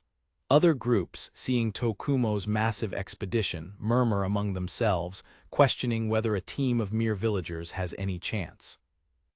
The competition is fierce, consisting of veteran and hardened adventurers. Among them, a martial artist stands out, possessing an impressive combat strength of 5760 to the surprise of an observer. The leader of the expedition is visibly surprised by the high level of power of his rivals. In contrast, Iga's crew, although strong, maintains an air of simplicity and camaraderie, cheering each other on with enthusiasm. The commander reflects on the external perception of his group, pondering how they are seen by the other adventurers. With a slight smile, he concludes that they don't seem so different and feels almost happy with the observation. At the entrance to the Lumined Forest, a crowd of adventurers gathers, all competing for the credit and glory of being the first to take down the boss monster. Despite the vastness of the forest being a challenge, Kyoyuko informs her master that their advantage lies in numbers and organization, with each squad sent in a specific direction. The Lord instructs his men to conserve their valuable magic or arrows for the final battle. The search strategy is meticulously coordinated by General Bandu of the Auga clan, who uses his military experience to manage the movement of troops on a large tactical map. Communication between the scattered squads is maintained by the ninja Seonji, who acts as a swift scout and messenger. Iga himself, mounted on his warhorse, King Cactus, whose combat strength is a remarkable 4690, serves as a mobile command unit, capable of crushing smaller monsters with ease. The speed of a warhorse proves to be an invaluable asset, allowing for quick coverage of the vast terrain of the forest dungeon. With the strategy set, the leader sets off on the search, leaving Igarashi at the camp to provide support to the returning teams. She wishes him good luck. Iga advances on horseback, passing his men who continue the search on foot, scouring every corner of the forest.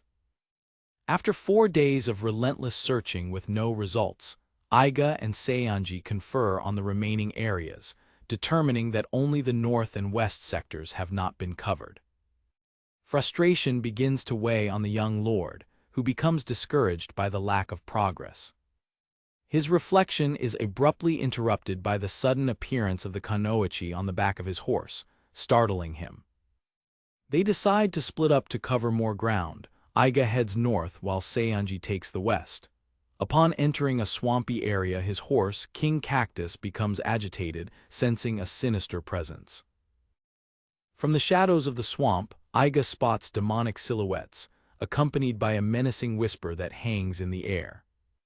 An imposing monster, horned and chained, emerges, its face contorted in a scowl as it searches for its prey. The creature is revealed as the Dark Krampus, the dungeon boss, with a combat strength of 17,000, whose legend says he hunts naughty children. The commander of the expedition recognizes the creature in the same instant. He quickly assesses the situation, realizing that a monster of this caliber is too dangerous for a mission classified as Rank C. His immediate plan is to fire a flare to gather all his forces and attack the boss together. However, before he can act, the Dark Krampus locates him, fixing his predatory gaze upon him. Forced to flee, the knight activates an ability to increase the speed of his mount, galloping frantically through the muddy terrain. The beast leaps in pursuit, its growl echoing through the swamp as it tries to catch him. One of the monster's attacks grazes him, but he manages to stay in the saddle. Taking advantage of a brief distance, the young lord finally manages to fire the flare. A trail of smoke rises into the sky, marking the boss's location for all of his units. From a distant observation point, the ninja Seonji spots the signal and immediately begins to gather the 150 adventurers to surround the monster. With the signal fired, Iga's only task now is to survive and buy time until reinforcements arrive. A dangerous dance begins, with the knight dodging and parrying the Krampus's brutal blows, using his mount's agility to stay out of reach of the creature's claws. Panting, he realizes that prolonging a battle is exponentially more exhausting than ending it quickly. As he wonders how long he has been fighting, he notices that even the monstrous creature is beginning to show signs of fatigue. He reflects with a hint of pride that he possesses enough power to defeat the monster alone. However, his goal is not personal glory. A mental infographic illustrates his plan. If he defeats the boss, only he will receive the experience bonus. He prefers that his villagers deliver the final blow so that everyone can share in the vast reward and grow together. Determined to give his people this opportunity, he prepares to continue the stalling fight. Suddenly, chains shoot out of the muddy water, enveloping his horse and immobilizing them. The Lord realizes too late that the Krampus used the swamp to hide his attack, trapping them in an ambush. With his prey immobilized, the monster approaches, taunting him with a guttural voice. As the creature prepares for the final blow, Iga curses, realizing the mortal danger he is in. At the last second, an explosion hits the Krampus, coming from an unexpected direction. Worried about his trapped mount, the commander debates whether to abandon his plan and kill the monster to protect King Cactus. Stunned by the barrage of arrows that hit him from behind, the Krampus turns, confused. His reinforcements have arrived. Ignoring the arrows, the creature turns to its original prey, declaring that it has found a naughty child right there. Before the monster can attack, a second and much more powerful barrage of magic arrows hits him squarely, resulting in a massive explosion. The creature's head is severely damaged by the explosion, but it still resists. Protected by a magic shield, Iga smiles, relieved at the arrival of his troops. Kyoyuko commands the archers, ordering them to prepare a second volley and taking care not to hit her master. The archers prepare their special magic or arrows, ready for the next shot. Led by their captain, the archer squad aims precisely at the wounded boss. At the command of fire, a new cloud of magical projectiles is launched. With a victorious smile, Iga wishes the monster a good night. The second volley of arrows flies straight towards the Krampus's skull. The final impact results in a cataclysmic explosion that completely annihilates the boss monster. Back at the camp, Iga makes a triumphant return on his horse, which now sports a pair of magic wings to Igarashi's shock. He explains, excitedly, that King Cactus has learned to use the same flight magic as his former companion, Glico. His loyal assistant runs to meet him, and he proudly announces that they have defeated the boss. The leader helps Igarashi onto his winged horse, inviting everyone to return. The Tokumo domain sets off towards the guild in triumph, with Iga and Igarashi leading the way in the sky, while their 150 followers celebrate loudly below. Aboard the flying mount, Igarashi observes her master with an expression of admiration. Her gaze reveals a deep respect for the leader who guided them to victory. That night the celebration continues aboard the expedition ship, anchored in the harbor. The crew raises their mugs in a boisterous toast, celebrating their success and newly acquired ranking. From the upper deck, the Lord of Tokumo encourages his men to drink and celebrate at will.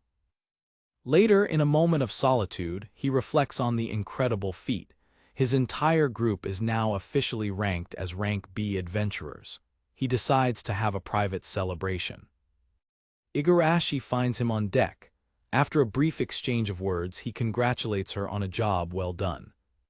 He notes to himself that, although she remains as reserved as ever, he has grown accustomed to her ways. Trying to break the ice, he offers her a large mug of beer.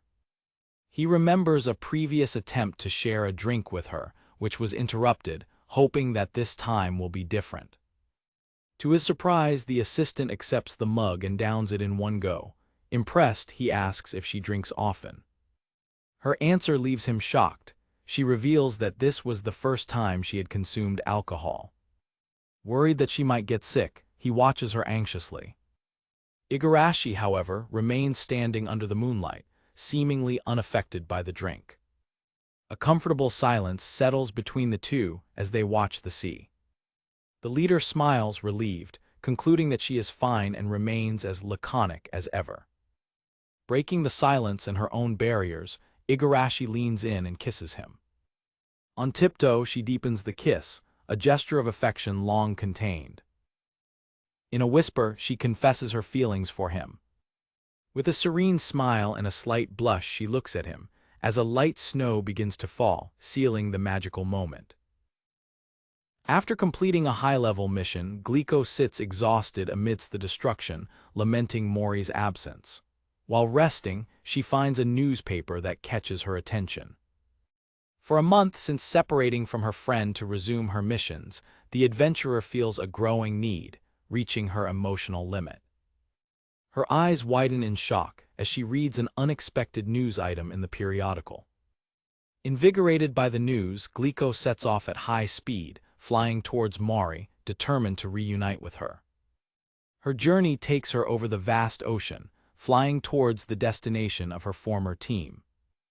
Meanwhile, the journalist Aqua arrives at the guild office in Hafen-Felt, only to discover, disappointed, that the famous group of the Fantastic Five has not yet arrived.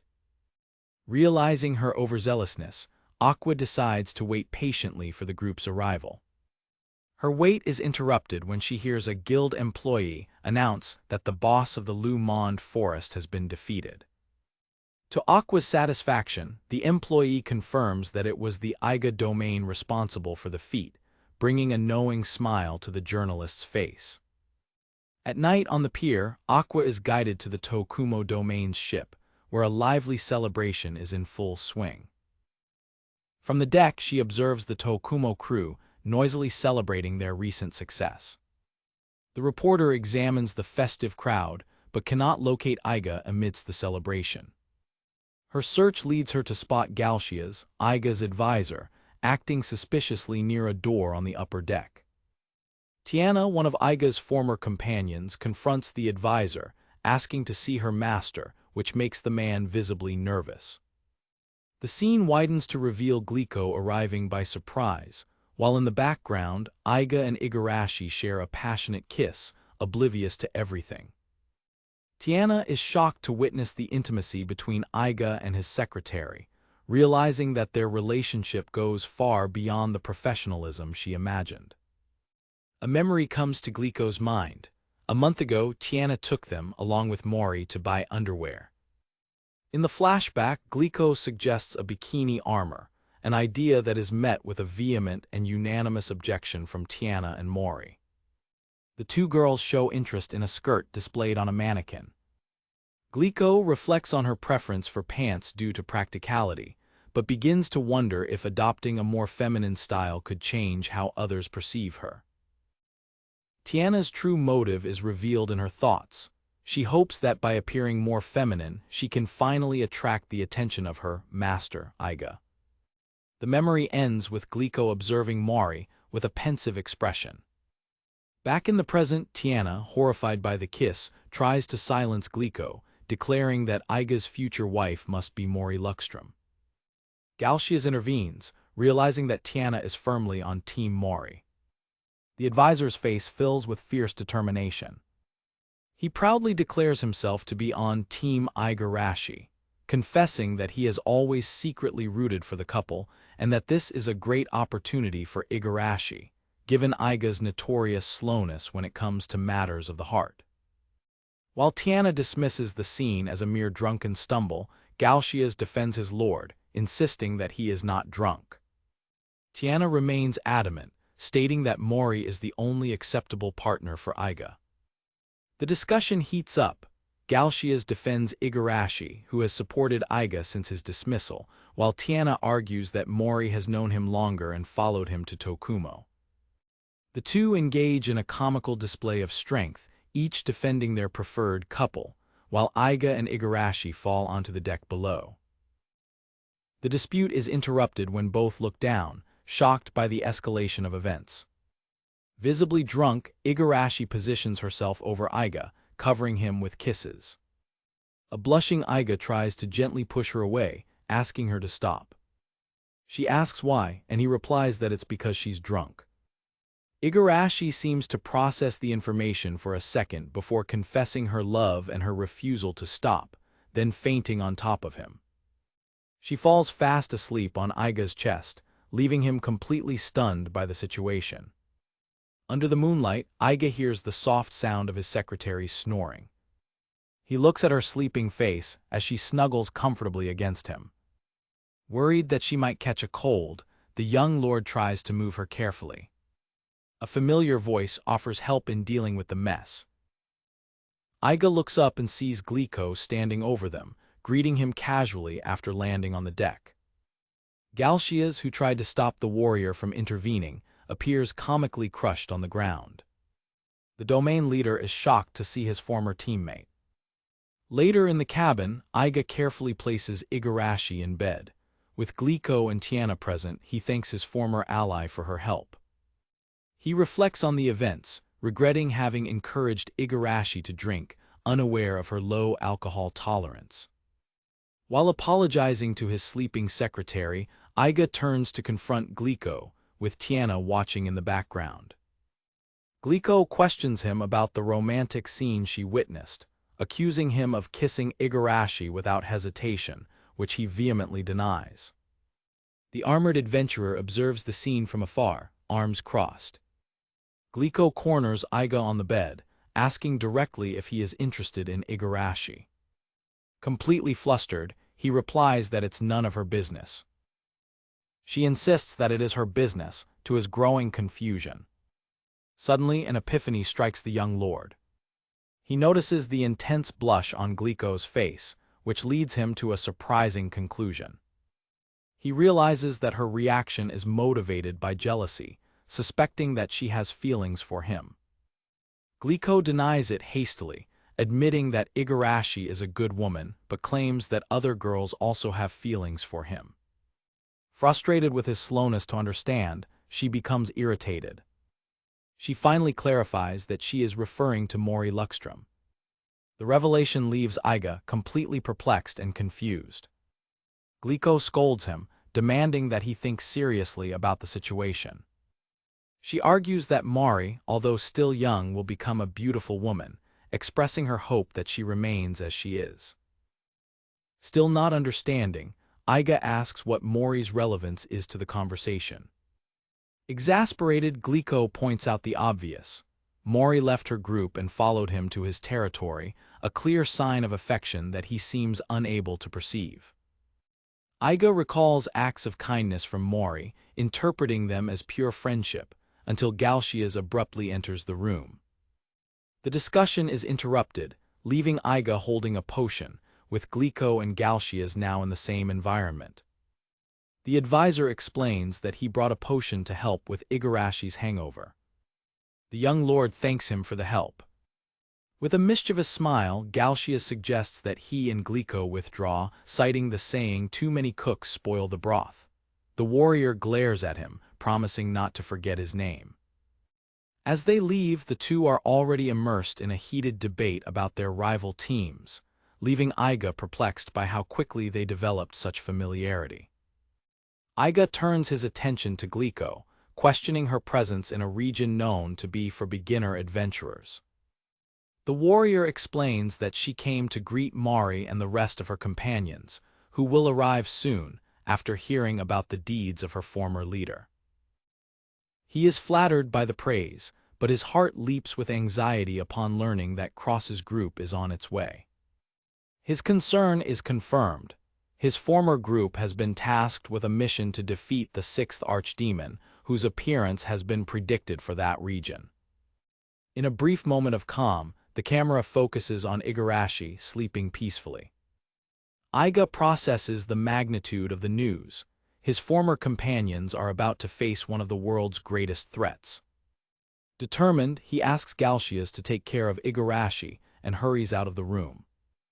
Glico and Galcias are left behind, exchanging tense glances in an uncomfortable silence. The guild master goes to the stable, where his faithful horse, King Cactus, rests. Apologizing for demanding more from his mount, he prepares to leave.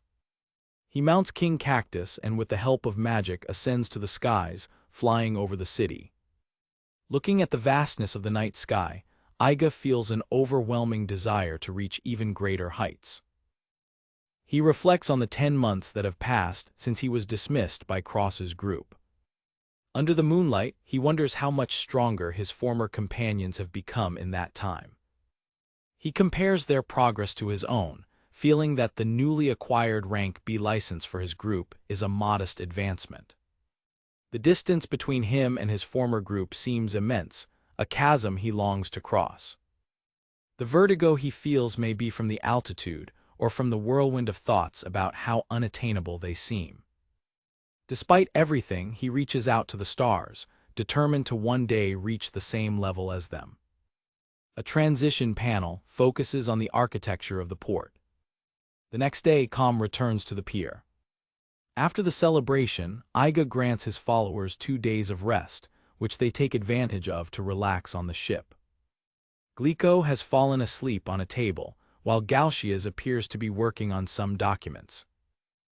While his group rests, Iga rides alone through an arid and desolate landscape. Moved by a restlessness and a desire to act, he decides to explore the rank B dungeon, the Liesentinge Labyrinth, alone.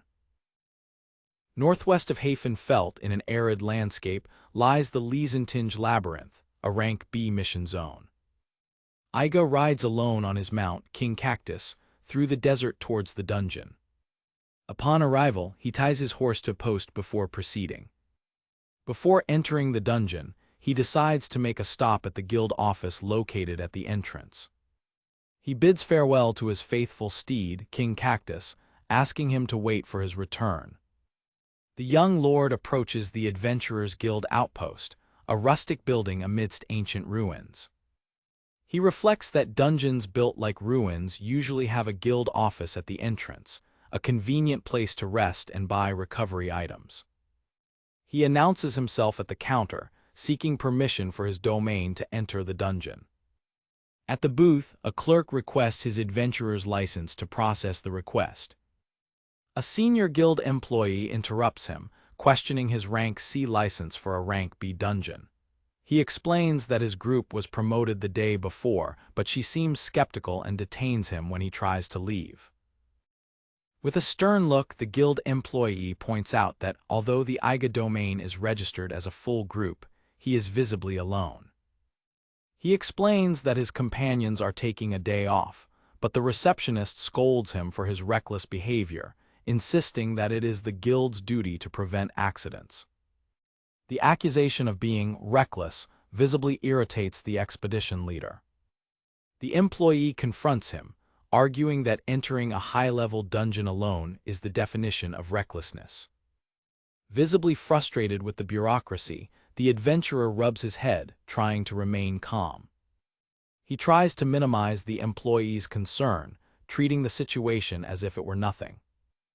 Other adventurers waiting outside recognize him as Iga Janis, a former member of the famous group, the Fantastic Five.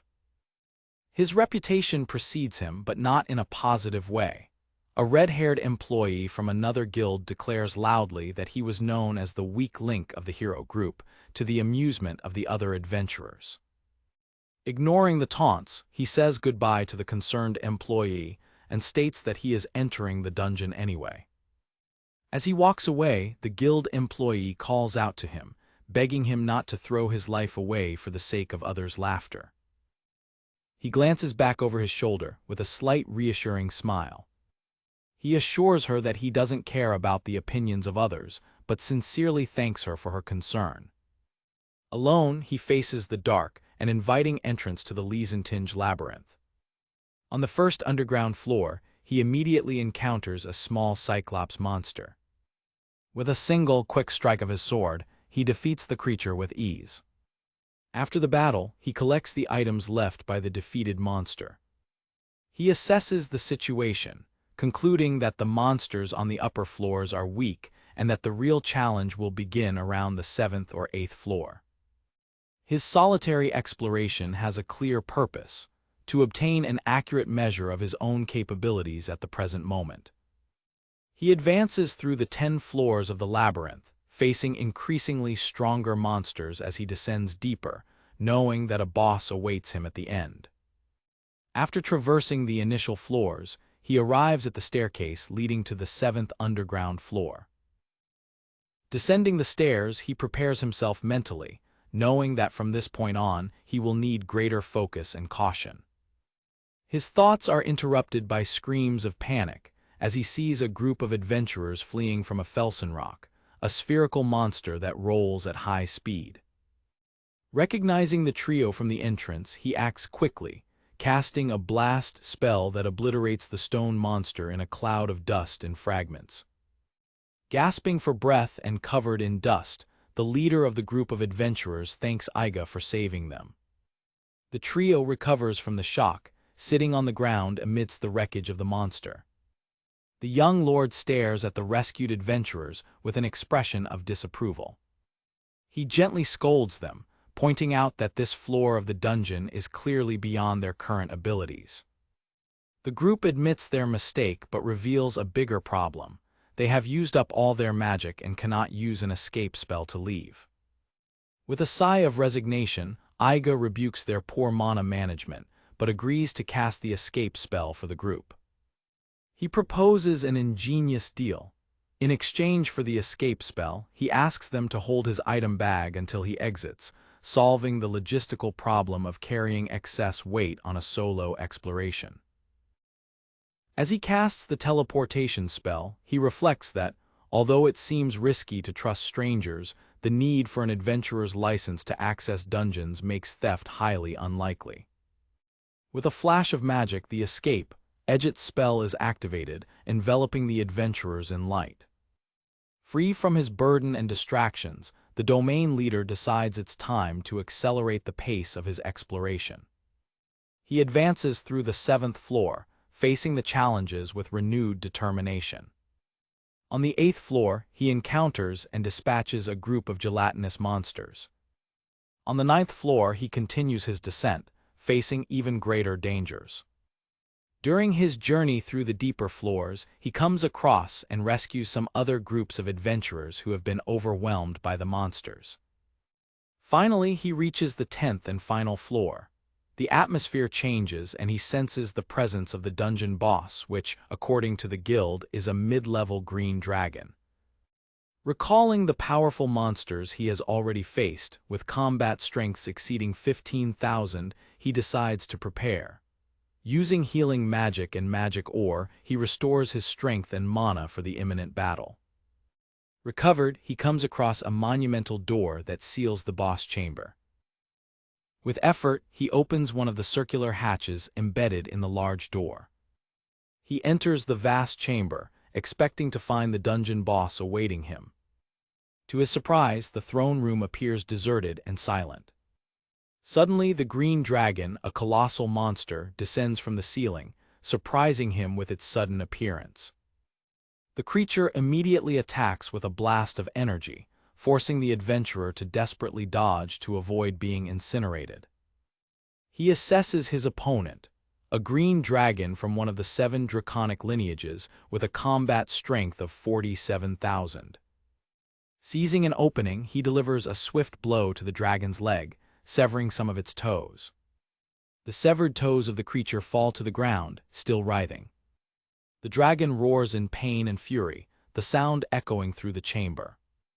In retaliation, the beast attacks with its powerful tail, launching the warrior against a stone wall.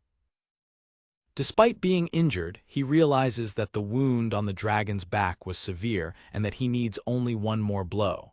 However, the creature prepares a breath of fire, forcing him into a defensive stance.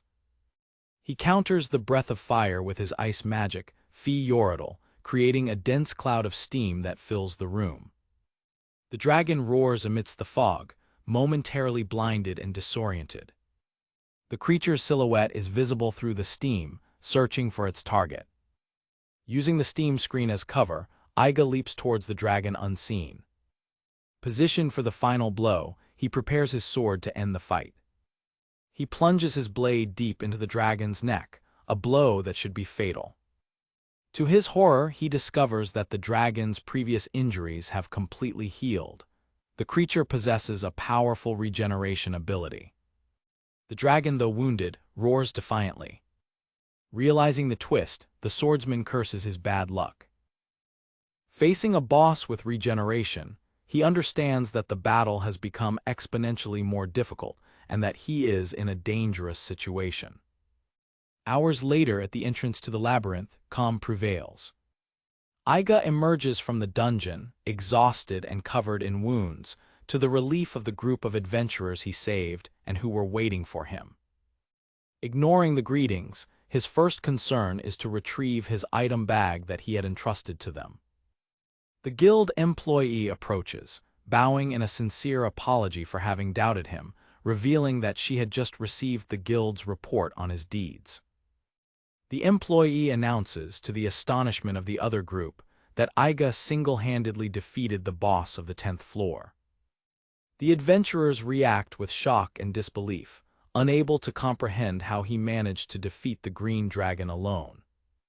One of them murmurs, marveling, that he had no idea how strong Iga Janis really was. Annoyed by the commotion and unwanted praise, the domain leader urgently demands his bag back. His outburst surprises everyone, who recoil frightened. He snatches the bag back abruptly. Without another word, he mounts his horse and prepares to leave. As he rides away, the adventurers are confused, questioning why someone who just defeated a boss alone would be so angry. Riding away, Iga reflects bitterly on the experience, considering it a complete disaster. He concludes that facing a boss with regeneration abilities requires much greater firepower, and that the long battle of attrition was dangerous and inefficient. Back in the city with his followers, he comes to a grim conclusion. He is still inadequate, with his abilities reaching a mid-level ceiling, insufficient for future challenges. He compares himself to his former companions, Cross and Glico, wishing he possessed at least half of their strength. A sigh of frustration escapes him as he walks through the city streets. He worries about the future, imagining how he will lead his people on rank A or S missions. Fearing that when that moment comes, he will not have the power necessary to protect them. Despite his doubts, his followers remain by his side, with expressions of determination and confidence in their leader. Lost in thoughts about what to do next, he wanders through the bustling streets. Suddenly, a familiar and lively voice calls out to him, pulling him from his melancholy. He turns and is surprised to see the journalist Aqua, whom he met previously. Aqua greets him with a radiant smile, declaring that their meeting must be fate and asking him for an interview. While strolling through the streets, Iga is abruptly approached by the energetic journalist Aqua, who insists on interviewing him about his time with the famous group, the Fantastic Five. As they walk, the reporter explains that although she was assigned to cover the Fantastic Five, she preferred to seek a story with him first, noting how exhausted he looks. Aqua correctly deduces that he has just completed a rank B dungeon alone, revealing herself to be a big fan of his feats, to the young lord's surprise. With a melancholic smile, Iga expresses his disappointment with himself, finding it ironic that a rank B dungeon was enough to shake his confidence. The journalist observes him with an expression of genuine concern. Realizing that his state of discouragement would harm the interview, Aqua ponders how she could cheer him up. With an idea in mind, she guides him to the imposing facade of the SH Theater, a cultural landmark of the city. Aqua points to a poster announcing the screening of a movie on the next Holy Night. The mention of the film instantly transforms Iga's mood, which fills with childlike animation, hardly believing that Holy Night is only a week away. Seizing the opportunity, the reporter reveals that she has 2 tickets and invites him to go with her. Without hesitation, the former member of the Fantastic Five accepts the invitation with enthusiasm, taking the tickets with a radiant smile. Surprised by his reaction, Aqua asks about his great interest, and he explains that it is not quite a matter of liking the format. The intensity of his reaction leaves the journalist blushing and intrigued. Iga confesses that, having never been to the capital, Zahilbelt, he has never had the opportunity to watch a movie. He reveals that, precisely for this reason, seeing one has become one of his personal goals. With a sheepish laugh, he admits that, although his great goal of reaching Zahilbelt has not yet been achieved, he would like to realize this small dream at least once. Satisfied to have managed to revive him, Aqua smiles, thinking to herself that he has finally returned to normal. With renewed spirits, both celebrate, firmly deciding that they will go to the cinema on Holy Night.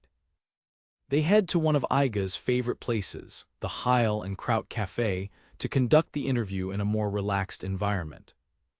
With the drinks served, Aqua prepares to officially start the interview.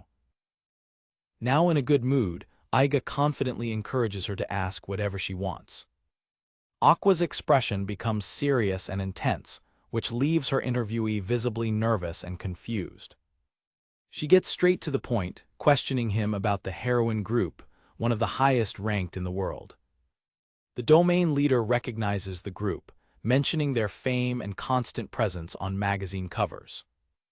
An illustration portrays the powerful group in question, led by the heroine Sophie and her 2 thief companions. Iga confirms that they occupy 3rd place in the ranking, right behind Glico and the Sage's group, and asks the reason for the question. The journalist reveals that one of the group members, Toldo the thief, is sitting in the same cafe as them. The information leaves the young lord completely shocked. He discreetly turns to look for the famous adventurer. He spots Toldo accompanied by a young man with silver hair whom he does not recognize. Aqua takes the opportunity to question the strangeness of the situation. Iga tries to minimize it, but his interlocutor insists that it is very unusual for a world-class elite adventurer to be in a low-level area, seemingly alone.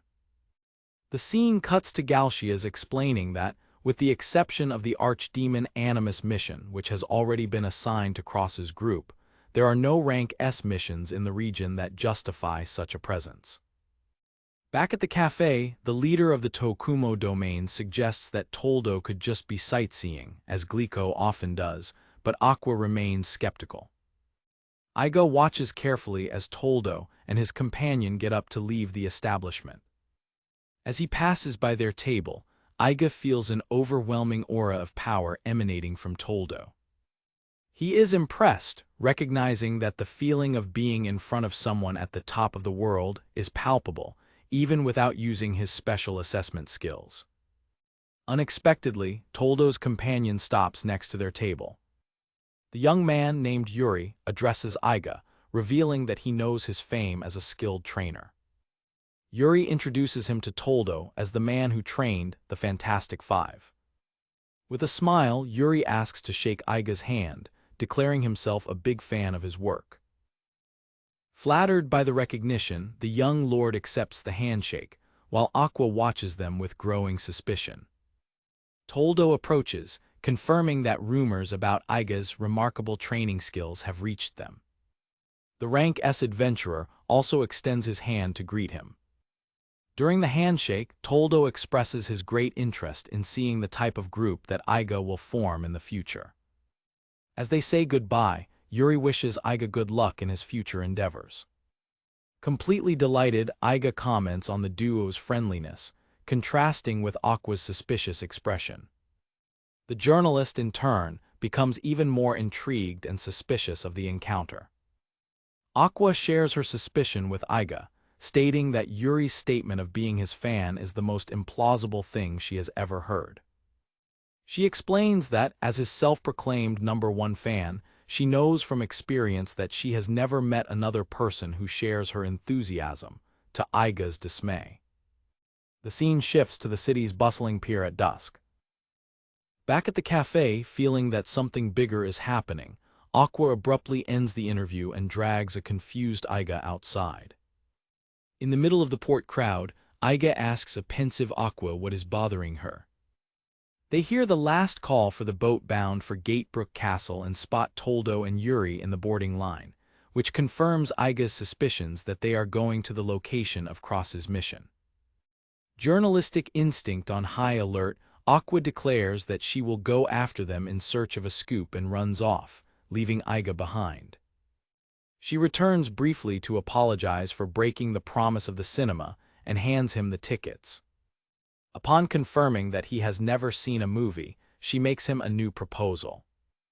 Aqua promises that as soon as he reaches rank S, they will go together to see a movie in the capital, Zahelbelt. Determined, Iga accepts the challenge. The ship departs, taking Aqua, Toldo and Yuri towards Gatebrook Castle, ahead of Cross's arrival. The scene changes to Iga's ship, anchored in the port. In his cabin, Iga expresses a bad feeling about the presence of another rank S adventurer in the same location as Cross's mission and decides to send someone to investigate. The ninja Seonji accepts the mission with exaggerated enthusiasm, flattered with the task of watching over her precious lord. After a frustrated attempt at a farewell kiss, Seonji disappears in a cloud of smoke. Iga comments on the ninja's predator and calls for Igarashi. In her thoughts, the Kunoichi laments that the trip will keep her away from her lord for a while. Igarashi's knock on the door scares Seonji, who quickly hides. Igarashi enters and delivers Iga an official letter from the capital, summoning him to the annual New Year's Congress of all the lords of the region. The young lord expresses his desire to focus on training, but his assistant suggests that his presence is indispensable. He scratches his head, pondering his conflicting obligations. Igarashi advises him to attend, even if only the opening ceremony, as it is his first congress as a lord. Iga agrees, resigned. A calendar shows that he has about a month, with the current date being December 21st and the Congress on January 24th. He decides that, in that case, he must return to his domain in Tokumo by the end of the year to supervise the progress. Observing a map, Iga reaffirms his goal of training his men so that they can face rank B missions without his direct presence, a goal that has not yet been achieved. He sighs at the sudden accumulation of responsibilities, while Igarashi watches him. His assistant expresses her relief to his surprise. She explains that Galcias informed her about how disturbed he seemed the night before, and she was worried about his absence during the day. Iga laughs, apologizing for worrying her, and saying that he just needed some time to get his thoughts in order. The mention of the night before makes him remember the kiss, and his expression changes. Igarashi notices his reaction and stares at him, confused. He hesitantly asks if she is feeling well after the events of last night. Faced with her confusion, he concludes that she doesn't remember anything and quickly changes the subject. At the end of a long day, Iga reflects on the events and decides, in thought, to prohibit Igarashi from consuming alcohol, to which her image responds with an innocent "why?" Leading his units, Iga commands an attack against the region's high-level monsters, such as the blue megacobra, the red battle orc, and the lion cat. In a double-page spread establishing the new training phase, the Tokumo domain is seen in a large-scale pitched battle, with its various members facing a horde of powerful monsters. Flying over the battlefield on King Cactus, the domain leader observes the progress of his troops, satisfied with how they are adapting to the higher-ranking monsters. Tokumo's army has shifted its leveling efforts from the confined Lu Monde Forest, a rank C zone, to the vast Kals Fields, a rank B area. The open terrain allows them to utilize their numerical superiority to full effect against the local monsters, whose combat strength revolves around 20,000. Under the strategic leadership of Samurai General Bandu Yashiteru, the group's tactics are refined. The vanguard advances, the archers focus on specific targets, and multiple squads take turns providing support magic, weakening the enemies with an initial barrage before melee combat. With Seionji on another mission, Iga takes advantage of the open skies to get a full view of the battle, reprimanding his men for second-long delays in their attacks and ensuring perfect unit synchronization. After the expedition, the group returns to the port where their ships are anchored. Everyone appears to be in good shape and with high morale. During a meal with his advisors, Galcias praises the group's progress, predicting that at this rate, they will be able to carry out rank B missions autonomously by the end of the year, allowing their lord to return to his territory. While eating, Iga suddenly remembers something. He asks his companions about Glico's whereabouts, noting that she, who usually shows up to get free food, has not been seen. Igarashi informs him that the famous group, the Fantastic Five, is scheduled to arrive in Hafenfeld today, and Glico has left to greet them. The young lord sighs and takes a sip of his soup, reflecting on the self-serving nature of his former teammate. Galcias, noticing his friend's sudden quietness, teases him, asking if he isn't curious to see Cross and the rest of the old team. Visibly flustered, Iga vehemently denies it, stuffing his mouth with food and claiming that he is feeling perfectly normal. Suddenly, he gets up from the table, clapping his hands and declaring that he is going to prepare for the next day's adventure. As the domain leader hurries away, his two advisors exchange worried glances. Galcias comments to Igarashi that the situation is concerning, as their lord is clearly overworking himself. The next day, Iga's exhaustion is evident. As he mounts his horse, Bandu Yashiteru expresses concern about his pale appearance. The young leader dismisses the worry, attributing it to a simple headache. He decides to go to the domain's temporary medical tent, thinking that a bit of leftover alcohol might help relieve the pain. In the infirmary, the healing mage Mina diagnoses him with fatigue and stress from overwork. As she casts a spell to relieve his headache, Bandu reassures him, saying that the villagers have already gotten used to fighting and that he should take the day off. Bandu insists that his lord needs a rest. Reflecting on his relentless battles, Iga agrees that he has been pushing himself non-stop. He flies on King Cactus over the sea, pondering what a change of pace really means. The camera focuses on King Cactus's hooves as he flies gracefully over the landscape. A nostalgic memory comes to mind, simpler times when he and Cross spent time together just having fun. Images of happy and carefree moments with his friend flash through his mind, reinforcing the idea of a needed change of pace. He flies towards the city, wondering if Cross would accept an invitation to play billiards since they didn't part on bad terms. The young adventurer walks through the bustling and festive streets of the port city. He is impressed by the grandeur of the Grand Hotel, an imposing building that dominates the cityscape. A smile appears on his face as he deduces that his former companions are staying there. He wonders if he will be able to find Cross in such a large place, having checked in the newspaper where the famous Rank S group was staying. To his surprise, he spots Cross, the hero, leaving the hotel looking unchanged by time. He starts to call out to him, but his voice fails. Before he can approach, Cross is surrounded by a crowd of reporters eager for an interview. Amidst the chaos, the hero pauses for a moment, feeling as if he had heard someone call his name. A close-up on Cross's eye shows his attention drifting for an instant. The scene zooms out, revealing the distance between Iga and the crowd surrounding his former leader. Feeling out of place and awkward, Iga instinctively hides behind a large pillar. He scolds himself for hiding for no reason, frustrated with his own reaction. A familiar voice startles him, making him jump. He continues to peek at the press crowd from behind the safety of the pillar. He turns and finds his former teammates, Ima and Dari. Ima is visibly excited to see him, while Dari greets him more reservedly. Ima teases him about his choice of hotel, which is above his standard.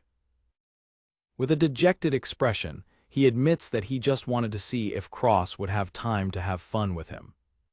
The sincerity of his wish sparks an animated reaction in Ima. Ima bursts into laughter, finding it hilarious that the world-famous Cross would have free time to hang out. She pulls him closer, telling him to just observe the situation. She explains that Cross is always the center of attention, overwhelmed with commitments every time they arrive in a new city. She concludes mockingly that he certainly doesn't have time to waste on Iga, of all people. With a sigh, the young leader admits that she is right. He watches from afar, feeling the chasm that now separates him from his former friend. Elsewhere, Cross and the rest of the group are shown in a strategy meeting, busy with preparations for the imminent mission to defeat an archdemon. The camera focuses on Iga's face, who observes the scene with a melancholic expression. Desolate, he walks away, accepting the harsh reality of the situation. Ima sighs, noting that, as always, Cross is the main concern on her former companion's mind. Dari tries to reprimand Ima for her teasing, but she ignores her, a mischievous idea forming in her mind. Iga reacts with surprise to Ima's sudden exclamation. Ima pretends to be exhausted and overwhelmed, complaining that they are so busy that they don't even have time to shop for items. Dari whispers that she was complaining about boredom moments before, but Ima silences her with a fierce look. With a sly smile, she turns to Iga, declaring that since he is free, he is perfect to do a little errand for her. She asks him to go to Heil and Kraut, a place he knows from having gone with Aqua recently. She quickly scribbles a shopping list and hands it to him, ignoring his protests. Without giving him a chance to refuse, she pushes him out, hurrying him so that the store doesn't close. As they watch Iga walk away, Dari asks what the point of that was.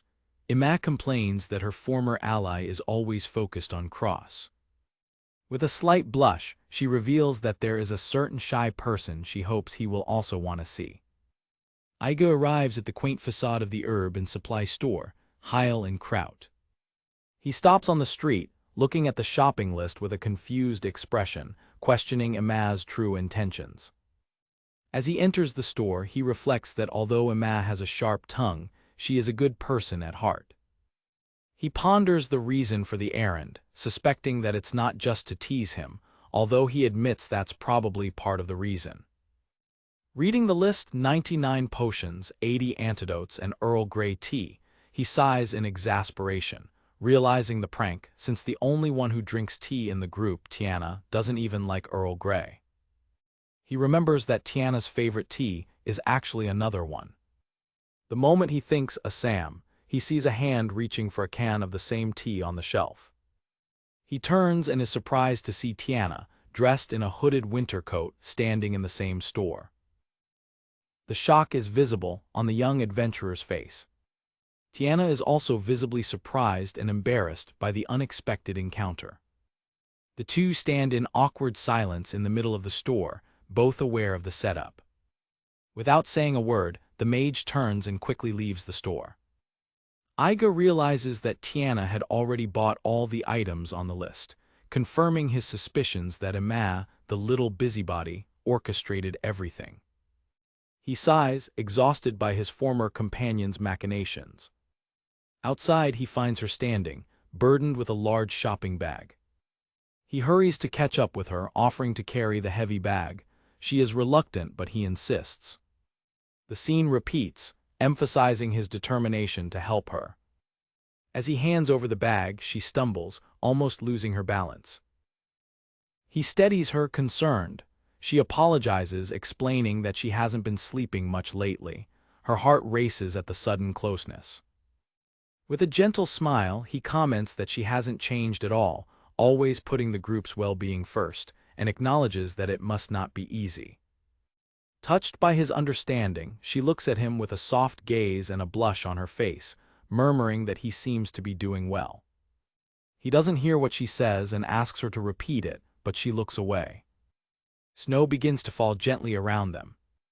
He looks up at the sky, noticing the snowflakes that are beginning to float down. Tiana, covering her face in embarrassment, says it was nothing, dismissing her previous comment. As the snow begins to thicken, he calls out to her and with a snap of his fingers, creates a magical umbrella to protect them. She accepts the gesture but clarifies that the last thing she needs is for the herbs to get wet, trying to maintain an emotional distance. They walk together under the falling snow. As they walk, they pass the imposing Schwer's Theater. Tiana notes that the cinema is in town, a novelty for the region. Iga assumes that with the time they spent in the capital, Zahilbelt, they must have already seen one. To his surprise, she reveals that they have never seen one, not even once. He is shocked by what he considers a waste. He reflects that they must be really too busy to have had that opportunity. He stops suddenly, remembering something important. With a smile, he reveals the 2 tickets that Aqua gave him and invites her to go with him on Holy Night. He quickly laughs, treating the invitation as a joke, expecting a refusal. He is completely shocked when she turns to him and with seriousness accepts the invitation. Stunned, he begins to stammer, suggesting that maybe it's better if they don't go. She presses him, asking why. With a saddened face, she expresses her concern about not wanting to hurt Cross. She turns to him vehemently, insisting that no one would be hurt by the situation. Her intensity confuses him, and he asks what she means. With her eyes closed and an expression of pain, she reveals that she is no longer with Cross since he asked to break up. She looks at him directly, clarifying that she is not dating anyone at the moment. The revelation hits him hard, leaving him completely stunned. The moment is broken when Tiana is startled by the sound of a crowd approaching. It's the reporters, apparently finishing harassing Cross with interviews and now dispersing. Iga casts a nervous glance at the approaching press group. Tiana trembles, imagining the scandal the media would create if they saw her alone with Iga. Her mind is flooded with imaginary sensational headlines about discord in the hero's group, a secret love affair, and betrayal. Determined, Iga's expression firms. Resolved not to cause any more trouble for his former companions, he decides that he needs to get out of there immediately. He grabs Tiana's hand, surprising her with his decisive action. He quickly establishes a meeting point, 1 p.m. on Holy Night at Heil and Kraut. Without waiting for a response, he turns and runs, disappearing into the falling snow. Tiana is left behind, watching him leave with his name on her lips. Still processing Tiana's recent revelation, Iga wanders through the snowy streets, holding the movie tickets that now seem more complicated than ever. He questions whether inviting her was the right decision, the uncertainty weighing on his mind. With his face flushed from the cold and emotional confusion, he tries to organize his thoughts. The memory of her words, that she hasn't been dating anyone since he asked for the breakup, echoes in his mind, leaving him stunned. He reflects on the complexity of the situation, realizing that his simple desire to see a movie has become something much more significant. A sudden sneeze pulls him from his reverie, reminding him of the biting cold. Shivering, he decides to seek shelter in a nearby shop to warm up, and upon spotting a blacksmith sign, an idea occurs to him. Inside the workshop, he is greeted by the blacksmith Liv, who proudly presents her bronze sword, now reforged and enhanced to a +3 level. Impressed with the work, the young lord admires the blade, remembering that he left it for repairs after his recent solo dungeon exploration. Liv takes the opportunity to introduce her promising new apprentice from the Auga group, Tanaka Ikitaro, for whom she shows great maternal affection. The blacksmith surprises him by revealing that the seemingly simple sword is actually a rare item. Shocked by the news, Iga begins to reevaluate the weapon he has been carrying. He remembers that the sword was a ceremonial gift from the emperor when he became a lord, which explains its sacred and unusual nature. With a confident smile, Liv states that, due to its unique quality, she could enhance the weapon beyond +25. Iga expresses his disbelief, but the artisan dismisses his doubts, insisting that the base material does not limit its true potential. The number leaves him speechless. Such a drastic improvement seemed impossible. He compares his weapon's potential to Cross's legendary Blade of Justice, which, despite its fame, can only be enhanced to +5. Liv explains that the sword, with 2,000 years of history and consecrated in rituals, has accumulated immense sacred power, giving it a growth potential far beyond ordinary weapons. With his heart racing, Iga realizes that this weapon may be the key to overcoming his own limitations and the inadequacy that haunts him. Liv brings him back to reality, warning him to treat the sword with more care, as when he brought it, it was at and one step away from shattering. He listens attentively to the experienced blacksmith's advice. With renewed enthusiasm and ignoring the warning, he asks her to take it to +25 as quickly as possible. His impatient request leaves Liv and her apprentice completely exasperated. Iga is confused by their reaction, not understanding the problem. The master artisan scolds him, saying that he doesn't understand the heart of a blade. She explains that the true power of a weapon, its anima, grows gradually with use and careful enhancement over time. She pauses, lighting a cigarette as she prepares her next lesson. Rushing the process, she warns, would limit the blade's maximum potential, and it would be a shame for such a special weapon to become just very good. He ponders the concept of heart of a blade, trying to understand her philosophy. With misguided confidence, he declares that while he doesn't understand blades, he certainly understands the heart of a woman. The audacious statement causes a psychic shockwave, and several female characters, including Liv, Tiana, Aqua, and others, react with a mixture of shock and disbelief. The collective female intuition signals that someone, somewhere, said something incredibly wrong. Liv, however, decides to ignore the comment. Changing the subject, she informs him that +3 is enough for now and that her apprentice, Ikitaru, will take care of future enhancements. Iga praises her for simultaneously training the sword and her apprentice, noting her talent as a mentor. The praise leaves her visibly embarrassed and speechless. He smiles, commenting that she seems to be adapting well to the role of teacher. Seeing an opportunity, Iga makes Liv a serious invitation to join his domain. He stares at the blacksmith with a determined expression, showing the seriousness of his proposal. The sudden offer catches her by surprise, leaving her blushing and stunned. He explains that although his territory has citizens with the vocation of blacksmith, they lack a metallurgical industry, and she could train them to become a team of skilled engineers. Completely bewildered by the direct proposal, she stutters a response.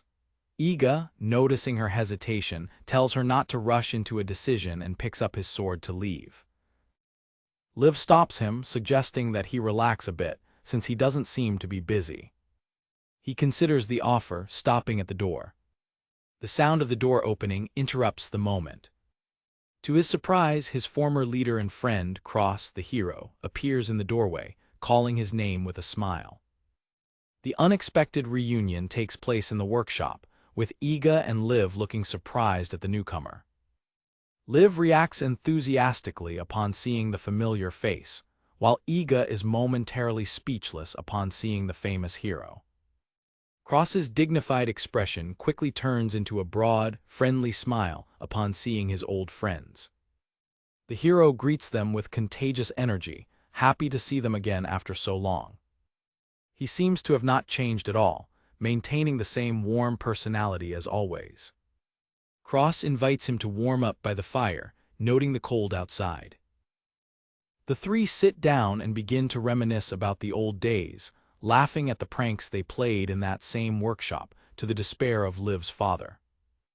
Liv asks the reason for his visit, and Cross explains that he is in the area for a mission at Gatebrook Castle, and came to look for him upon learning that he was in town. He puts his arm around Iga's shoulders, happy for the chance to have fun together again. Exhausted after a full day of interviews, the hero asks Liv for something to eat and drink. As Liv walks away, Iga teases his friend for looking at her cleavage. The teasing starts a playful exchange, with Cross defending himself and declaring with a wink that he is now a butt man, making them both burst into laughter. Feeling more at ease, Iga takes the opportunity to ask Cross about something that has been bothering him for a long time. How is his relationship with Tiana? The question triggers a memory from a year ago, when Iga was still part of the group and a crisis arose. The crisis began when Tiana expressed her desire to retire from the adventurer's life. This happened shortly before they reached rank S, and the departure of Tiana, the emotional pillar of the group, would certainly lead to its collapse. With regret, Iga admits to himself that the situation was clearly his fault. His inability to keep up with the pace of the rest of the group was becoming increasingly evident, and his departure seemed inevitable. In a gesture of loyalty, Tiana was willing to leave the group along with him. The memory of that difficult period still haunts him. He felt that his presence was only slowing everyone's progress and that he needed to do something about it. In a private conversation, he made the painful decision to end his relationship with Tiana. The mage was completely shocked and did not understand his sudden decision. With a determined expression, he stood firm in his choice, despite the pain it caused him. He walked away, saying that they could no longer be together, without giving further explanations. She declared that if he planned to leave the group, she was ready to go with him, unable to imagine the adventurer's life without him. He interrupted her abruptly, saying that she was completely mistaken. Iga lied, stating that his decision had nothing to do with the group, but rather with his feelings for her. With cold words, he said that he was tired of her, that he had had enough. He verbally attacked her, calling her a burden and a nuisance, to ensure that she would not follow him and abandon her own future. The pain on his face revealed the lie behind his cruel words. The accusations hit her hard, leaving her visibly shaken and hurt. The tense silence that followed marked the end of their relationship. He reflects that that sacrifice was the only thing he could think of to protect her, although he felt useless for not being able to help her in any other way. The image of her tears torments him, a symbol of his own impotence. A month later, Cross told Iga that he had confessed to Tiana, but she did not give a clear answer. Iga listened in silence, processing the information. Tiana had told Cross that they needed to focus on the missions, avoiding the subject of a relationship. He understood what she was doing. At the time, Iga was relieved to learn that she would not leave the group. He convinced himself that Cross would make her happy and that this was the best solution for everyone. Back in the present, Cross sighs, saying that Tiana remains completely focused on the group, with no interest in dating. He comments on her seriousness, and Iga agrees, knowing the real reason behind her attitude. Cross's words confirm what Tiana had told him the night before, and the truth of the situation hits him hard. With the heavy conversation over, they spend the rest of the night reminiscing about the good old days with Liv and Igarashi, who serves them soup. As usual, Liv drinks too much and passes out, and Iga and Iketaro carry her to bed. Later, Iga and Cross walk together through the silent, snow-covered streets. Iga breaks the silence, wanting to say something to his friend. Cross looks at him, waiting for him to continue. Iga offers his support for Cross's upcoming battle against an archdemon, but the hero sadly admits that he wishes Iga could be there fighting alongside them. Iga puts a comforting arm around his friend's shoulder, telling him not to worry. Cross smiles, grateful for the support. With a sincere smile, Iga promises that they will go out together again as soon as Cross's mission is over. After saying goodbye, Iga walks alone through the empty city square. He stops and lights a cigarette, a rare gesture for him. As he exhales the smoke, he feels a weight lift from his chest. Looking at the night sky, he wishes his friend good luck. With sincerity, he cheers for the success of his former companions, free of any envy, wanting only the best for them. On the eve of Holy Night, a sharp wind sweeps across the desolate Kals Desert, where the Tokumo Domain's camp prepares for a grand hunt. Amidst the frenetic activity of the camp, a wanted poster flutters in the wind, displaying the image of a fearsome beast and announcing the upcoming mission. A close-up on the poster reveals the nature of the emergency mission: the hunting and elimination of a boss monster, the saber-toothed tiger. Iga concludes his preparations, sheathing his sword with a metallic click that signals his readiness for battle. The sound of the blade settling into its scabbard echoes like a period to his silent preparation. General Bandu approaches to check on his lord's condition, who reassures him with an expression of complete confidence. Walking through the camp, Iga ponders the difficulty of the task, knowing that the boss monster has already appeared, but its exact location remains a mystery. He mentally assesses the threat. The tiger possesses a minimum combat strength of 52,000 and the fearsome predation ability, which allows it to absorb the souls of other monsters to increase its own power. With a serious expression, he acknowledges that this adversary is on a completely different level from those they have faced so far. He reflects that, unlike previous bosses he could defeat alone in an emergency, this tiger is likely more than he and his army can withstand. Before his 150 troops, the young leader announces a new and daring strategy. They will not fight as separate squads, but as a single, cohesive unit. The declaration is met with murmurs of uncertainty from the soldiers. Apprehension spreads among the men, who have never operated on such a large and unified scale before. Iga explains that the flat, unobstructed terrain of the desert is the ideal setting for them to move and attack the boss as a single, overwhelming force. Despite concerns expressed by Now and others about the tiger's strength, Iga remains calm, acknowledging the validity of their fears. With a reassuring smile, he dispels their anxiety, assuring them that he already has a detailed plan for victory. Chio points to huge wooden towers on wheels being built, questioning whether they are part of her lord's plan. The master builder, Yamamoto Gonkichi, proudly confirms that he worked overnight at Iga's request to get the mobile watchtowers ready. Iga details the first part of his strategy.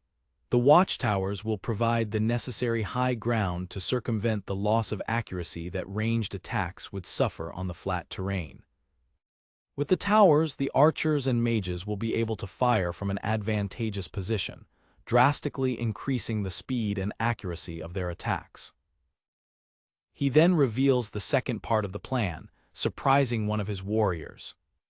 The vanguard will be equipped with extraordinarily long spears, the scale of which impresses and amazes the soldiers. The leader instructs them to use their usual weapons against common monsters, and to conserve the long spears and magic ammunition exclusively for the confrontation with the boss. An armored warrior expresses her concern about the vanguard's ability to handle the region's smaller monsters. Considering the local enemies such as the lion cat and the toxodon, now confidently replies that, with their improved equipment, the vanguard will be up to the task. To boost morale, Iga announces that he will fight on the front lines alongside them, declaring that this battle is a crucial turning point for everyone to overcome their limits. Inspired by their leader, the army of 150 men responds with a unison roar, ready to march and face the challenge. The army advances through the desert in a diamond formation, with the watchtowers in the center, protected by long-range units and the vanguard, while Iga leads the advance flying on King Cactus. An archer observes her commander's rear as they advance. A diagram illustrates the complex diamond formation, with the towers and items in the center, surrounded by mages and archers, and the vanguard forming the outer protective layer. With Chiyo busy fixing technical problems on the new watchtowers, Iga decides to test the power of his newly enhanced sword, covering the battlefront. He spots a trio of lion cats and divies to intercept them.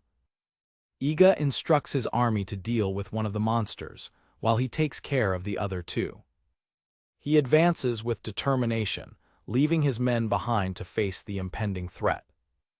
Mounted on his winged horse, he prepares for impact, facing the lion cat that roars in defiance. With incredible speed, Iga charges against the first beast.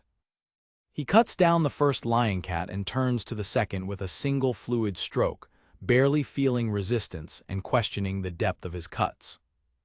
Before they can retaliate, the two lion cats struck by his blade dissolve into black smoke, to his surprise. As his men celebrate the feat, Iga examines his sword and realizes that the enhancement has made it incredibly sharper, an effective gain of +5 compared to its previous damaged state. The troop is amazed at how easily their leader dispatched the two beasts. Excited by his weapon's newfound power, he shouts for King Cactus, ready for more action. He sets off to support Chiyo, leaving his team to face a red orc that has just emerged.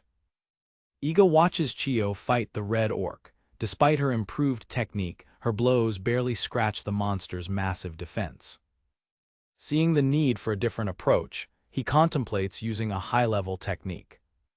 Chiyo prepares to deliver a powerful blow. To distract the orc, Iga launches a small metal disc from the sky, which lodges in the monster's shoulder. He orders Chiyo to retreat, preparing for his own attack. He dives with King Cactus, channeling the speed of flight and his own strength into a single piercing attack, a maneuver worthy of the highest-ranking adventurers. The attack results in a cataclysmic explosion, but the rough landing shows that the technique still needs refinement. Still, he feels elated by the power of the blow. He celebrates, believing he has finally broken through the barrier that separated him from elite adventurers. His celebration is interrupted when the dust settles, revealing that the red orc dodged the attack and is completely unharmed. Frustrated, Iga realizes that such a telegraphed attack is easy to avoid and decides that he will need more cunning to defeat the monster. The winter sun begins to set, painting the sky with twilight hues. Despite it being only 3 in the afternoon, darkness is advancing rapidly, and there is still no sign of the saber-toothed tiger. Iga wonders why they haven't found any trace of the beast yet, despite the unobstructed view of the vast plain. A scout runs towards him, urgently calling for him to follow her. He promptly turns his horse to accompany the scout. He is led to a sinister scene. The the carcasses of several snow wolves from which a dark mist emanates. He stares at the scene, the urgency of the situation etched on his face. Kneeling to inspect the bodies, Iga realizes that the creatures' souls have been devoured, an unmistakable sign of the tiger's predation ability, and concludes that they are close. Running to a watchtower, he shouts that he has spotted an enemy. Through his spyglass, he sees a single lion cat running towards them. Now also observing, notices a gigantic shape moving behind the lion cat. The saber-toothed tiger's colossal jaw emerges from the snow mist, looming over the fleeing lion cat. The sound of the jaw snapping shut echoes across the plain. The lion cat's body is thrown like a toy, falling inert in the snow. The saber-toothed tiger emerges completely, its immense figure dominating the landscape. The impact of the small monster rolling in the snow emphasizes the scale of its predator. Iga observes the boss's appearance with grim determination. The terrifying size of the beast paralyses the troops, but Iga's firm command to initiate the plan snaps them out of their stupor. The soldiers quickly begin moving the heavy watchtowers into their designated positions. Simultaneously, the vanguard equips the long spears, preparing the first line of defense. The anti-tiger formation is established, with the army forming a circle of spears around the beast to restrict its movements. Mounted on his horse, Iga recalls the strategy.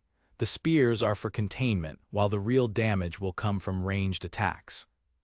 He uses a communication device to make sure all the towers are ready for a coordinated attack. With confirmation from all 4 towers, he instructs the mages to await his signal for a simultaneous attack, ensuring maximum effectiveness. Despite the formation, the tiger's agility proves to be a problem, allowing it to dodge the spears and attack the vanguard, making it a difficult target for the archers. To create an opening, Iga acts as bait, charging and slashing the beast's face, which reveals that its fighting power has already increased to 59,000. He realizes that the predation ability has already considerably strengthened the monster. A soldier in the vanguard recoils, feeling the immense pressure emanating from the beast. In one of the towers, the soldiers cower at the intensity of the tiger's aura, which makes the very air vibrate. As the tiger's tail sweeps away the spearmen, Iga knows that a prolonged direct confrontation would be lethal. With a focused look, he decides it's time to move on to the next phase of the plan. From above, he orders Bandu to execute the planned maneuver.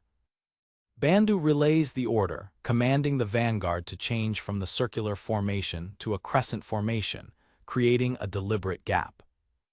The spearmen rush to execute the new formation, creating a path for the tiger. Iga feigns retreat through the created gap, drawing the tiger's attention. The plan is to create a funnel, forcing the tiger to follow Iga in a straight and predictable line. With the tiger focused on him and running in a straight line, he shouts the order to attack. The 4 towers simultaneously fire a barrage of magical projectiles, which hit the tiger head-on. Satisfied, Iga reflects that knowing the enemy's exact route makes it much easier to hit it from a distance. The beast roars in pain, wounded by the barrage but still standing. They repeat the process of luring and bombarding the tiger, adapting the taunt each time to wear down the monster. The second barrage is launched. The third barrage, with magical trident arrows, hits its target. And then a 4th time, the strategy is repeated as night falls. A crackling call comes through the communication device. The tiger, riddled with projectiles and enveloped in a dark aura, roars in fury, proving to be increasingly dangerous. Now informs Iga that they are almost out of magic arrows, terrible news in the face of the beast's resistance. Iga receives the news with a shock. As the enraged tiger prepares to attack, Bandu advises a strategic retreat to fight the next day. Iga is shocked by the suggestion of waiting until tomorrow. The mention reminds him of his scheduled meeting with Tiana, but his main concern is another. The tomorrow in question is Holy Night, the day of his promised meeting. He realizes that retreating would give the tiger an entire night to hunt and strengthen itself even further with its predation ability. Determined, he decides that the battle must end now, as the beast has already learned the strategy. He confirms with Now that there is ammunition for one last attempt and prepares for something new. He charges against the tiger once more, acting as bait. The beast is lured into the opening in the formation for the last time. Iga prepares for his dive maneuver, shouting with determination, convinced that this time it will work. However, the tiger anticipates the barrage and jumps over the explosions, showing that it has learned to counterattack. The soldiers in the towers watch, shocked, as the beast dodges the final attack. The tiger seems to have overcome their plan, roaring in triumph.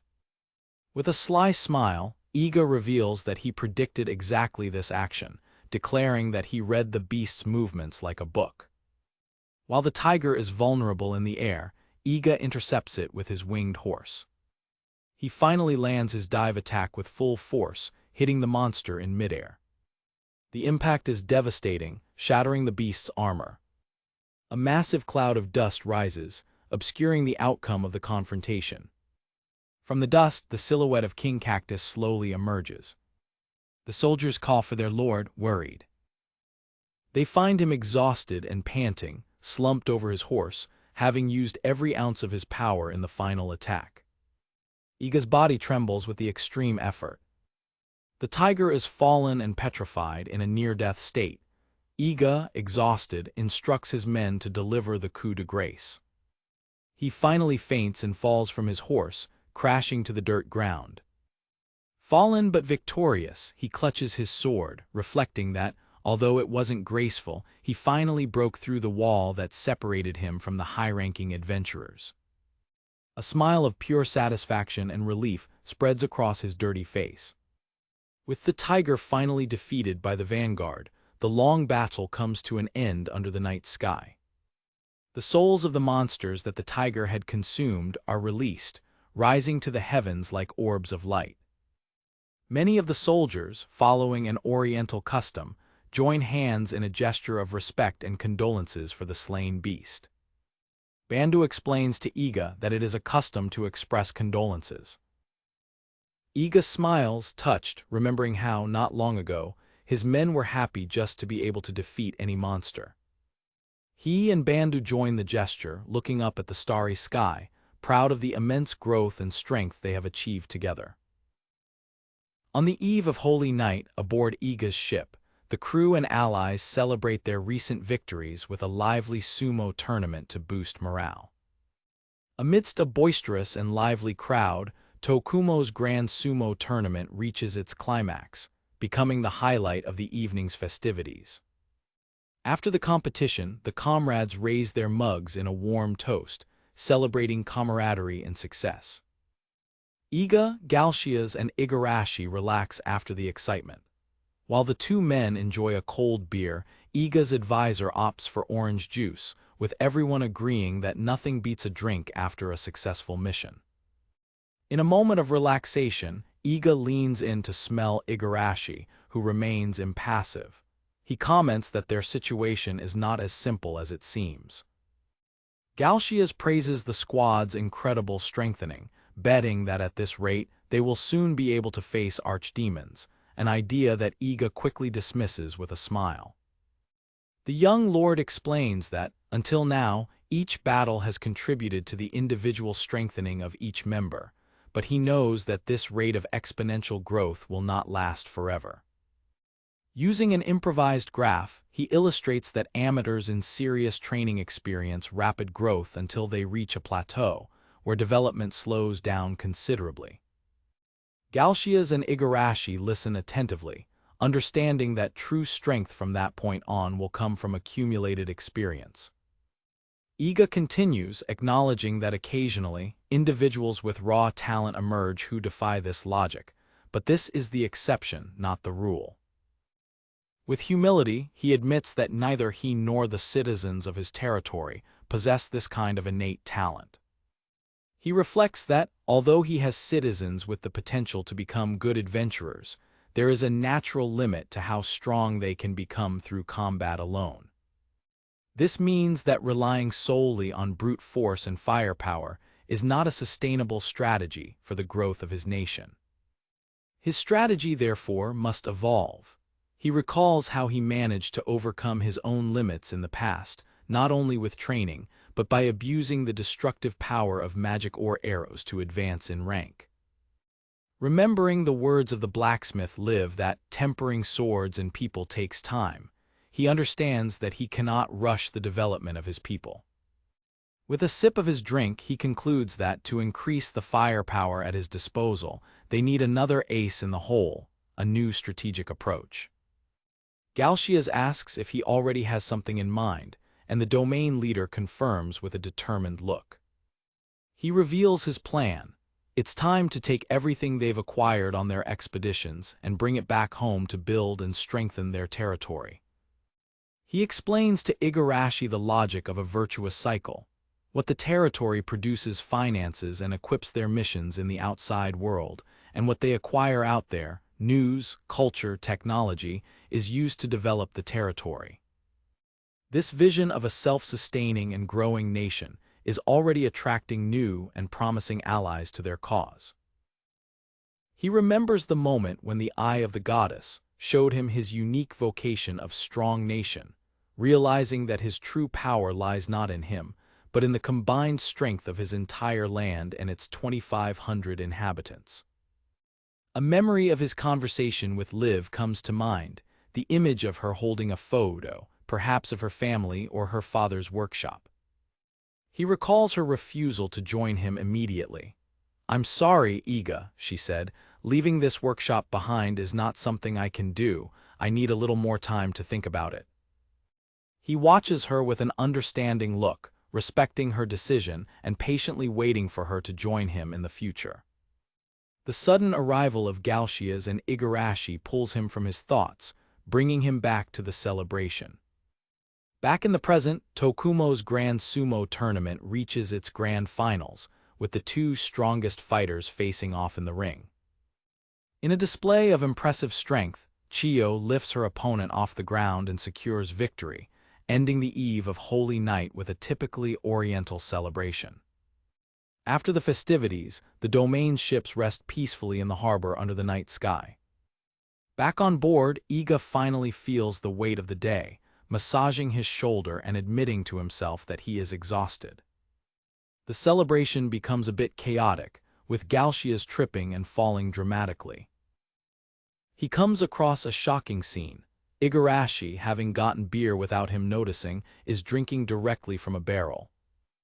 Visibly drunk, the usually stoic advisor staggers, barely managing to stay on her feet. To avoid further confusion, Iga decides to use an adventure item, the sleep herb. He manages to administer the herb, and Igarashi falls into a deep sleep, resolving the situation peacefully. Exhausted, Iga finally heads to his room, eager for a night's sleep. Upon entering his room, he feels a slight crack in his neck, perhaps a sign of the day's tension. He stops abruptly upon seeing a large, suspicious mound under the covers of his bed, exclaiming, "Ah, you've got to be kidding me." With a quick movement, he pulls back the blanket, shouting for the intruder to reveal themselves. He vents his frustration, shouting, Hey, come on, I'm exhausted here, who's there?" To his utter surprise, he finds Mori, who laughs and says, You found me." Totally confused, Iga stutters, asking what she is doing in his room. With her eyes sparkling and hearts floating around her, she announces that, because it is Holy Night, she is a gift for him. She declares enthusiastically her wish. "Your gift to me, I want to sleep in your bed tonight." Iga, exasperated, retorts that this makes no sense. He confronts her, reminding her that she was the one who decided to stop sleeping and bathing with him, assuming that she had outgrown that kind of childish behavior. The young girl seems genuinely confused by his logic, not understanding the connection. She protests, exclaiming that it wasn't because of that, and reveals the real reason. "I did it because you started dating Tiana." Iga is shocked to learn that she knew about his secret relationship with Tiana, something he tried to hide from her. Mori asks to stay just for Holy Night, explaining that in her hometown, the celebration takes place on the eve. Totally embarrassed and caught off guard, he stutters why you knew, realizing that his secret wasn't so secret after all. Mori suddenly becomes shy, hiding her face and telling him not to look. She confesses that she is wearing a skirt on Tiana's advice but thinks it looks strange. With a gentle smile, Iga strokes her head and reassures her, saying, "It doesn't look strange, it looks very cute on you." The compliment makes her radiant, and she smiles with a blush of happiness. Despite the tender moment, he decides that she needs to go back to her own room and begins to gently lead her out. Suddenly, firm knocks on the door interrupt the scene, surprising them both. Galcia's voice sounds from across the hall, asking if everything is okay, as he heard noise. He approaches, certain that he heard someone's voice, and his suspicion grows. Inside the room, Iga panics, knowing that his friend will draw the wrong conclusion from the situation. Galcias presses his ear against the door, and his expression turns grim as he confirms, "A girl's voice." In a desperate effort to control the situation, Iga covers Mori's mouth and shouts to the door that there is no reason to think such a thing. Outside, Galcias moves away from the door, looking disappointed and misunderstood. He decides to stand guard, convinced that he needs to protect his friend from himself, to Iga's frustration. Trapped, Iga realizes that there is no way to get Mori out of the room without Galcias seeing them. Mori, oblivious to the drama, rubs her eyes and says she is very sleepy. Sighing in defeat, Iga relents, realizing that there is no other option but to let her spend the night there. Later, as snow falls outside, the two settle into bed. Mori snuggles under the covers while Iga stays awake, uncomfortable with the situation. The snow continues to fall gently, visible through the small hatch in the ship's room. Mori stirs in her sleep, snuggling even further under the covers. Iga tries once again to convince her to leave, saying, "Come on, Mori. I already told you this can't happen. Please go back to the party." She responds with an unexpected question that catches him off guard. "Then, why don't you invite us to live with you?" She continues, explaining that, with the rapid development of his territory, it would be a great opportunity for them to demonstrate their skills and contribute. The idea hits him hard. He stares at the snow-covered hatch, admitting to himself that he had never considered this option. As he falls asleep, he dreams of his old group of adventurers, gathered in a happy and chaotic moment, a time he considers a simple dream now. Holding the sleeping Mori, he reflects nostalgically that the most fun moments of his life were when the six of them adventured together. The image of the two of them in bed is reflected in the hatch, as the snow falls, and his thoughts remain with his former companions. The next morning, Iga escorts Mori through a snow-covered town to take her back to the hotel safely. Before saying goodbye, she surprises him with a quick and affectionate kiss on the cheek. A narration explains that, the next morning, he sneaked her off the ship and escorted her to the hotel. Mori thanks him again for the compliment on her skirt and says goodbye with a wave. Iga smiles, thinking she is a cheeky kid because of the goodbye kiss. After saying goodbye to Mori, Iga hurries to get ready. At 1 p.m. on Holy Night, he arrives at Heil and Kraut for his date, wondering if Tiana will be waiting for him on the second floor. An image of Tiana, dressed elegantly for the date, captures her beauty and the anticipation of the moment. He finds her and the sudden encounter surprises her. Iga's heart races upon seeing her and he calls out to her, a little breathless. She explains that she was just buying an item she had forgotten to pick up on her last visit. He is speechless and she, realizing his nervousness, reassures him that she can pick up the item later and invites him to go. Trying to break the ice, he awkwardly compliments her disguise, which makes her smile. A close-up on Iga's face shows his nervousness and admiration. The couple leaves the herb shop, officially starting their date. Tiana smiles warmly, touched by the compliment even if awkward. As they walk, she corrects him with a laugh, insisting that it is not a disguise. Iga reflects with a smile that it has been a long time since he shared such a genuine laugh with Tiana. They sit down at a cafe, enjoying each other's company in a cozy environment, away from the snow falling outside. He questions her about the item she was buying, recognizing it as a sleep herb. Remembering how exhausted she seemed the last time they saw each other, he expresses his concern that she is not getting enough sleep and jokes for her not to doze off during the movie. With a calm smile, she assures him not to worry. Her calmness surprises him, leaving him momentarily confused. Tiana then reveals the shocking truth: "I don't really sleep." She explains that, at some point, she developed a condition that prevents her from sleeping without some kind of aid, but she uses her support magic to keep herself in perfect physical condition. Iga is shocked by the revelation, but accepts her explanation. Determined to cheer her up, he insists that they should make the most of the day and have fun. The couple enjoys the city's attractions, sharing crepes on the street while she wipes his face with a napkin.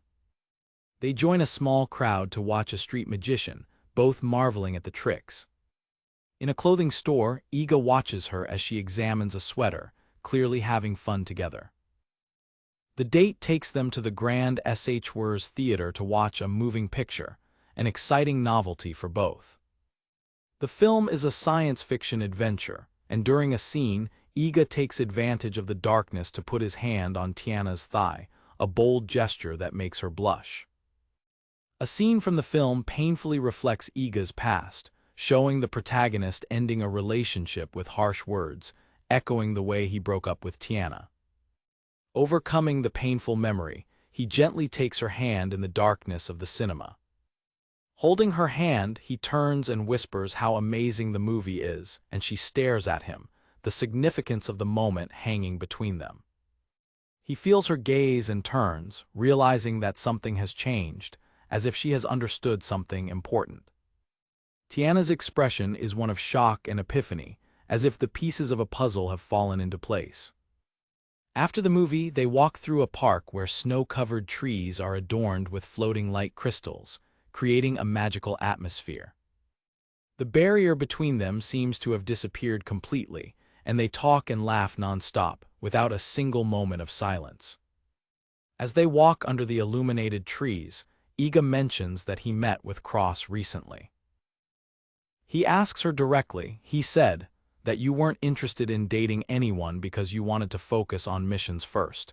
Is that true? With a melancholic smile, Tiana gently confirms his words.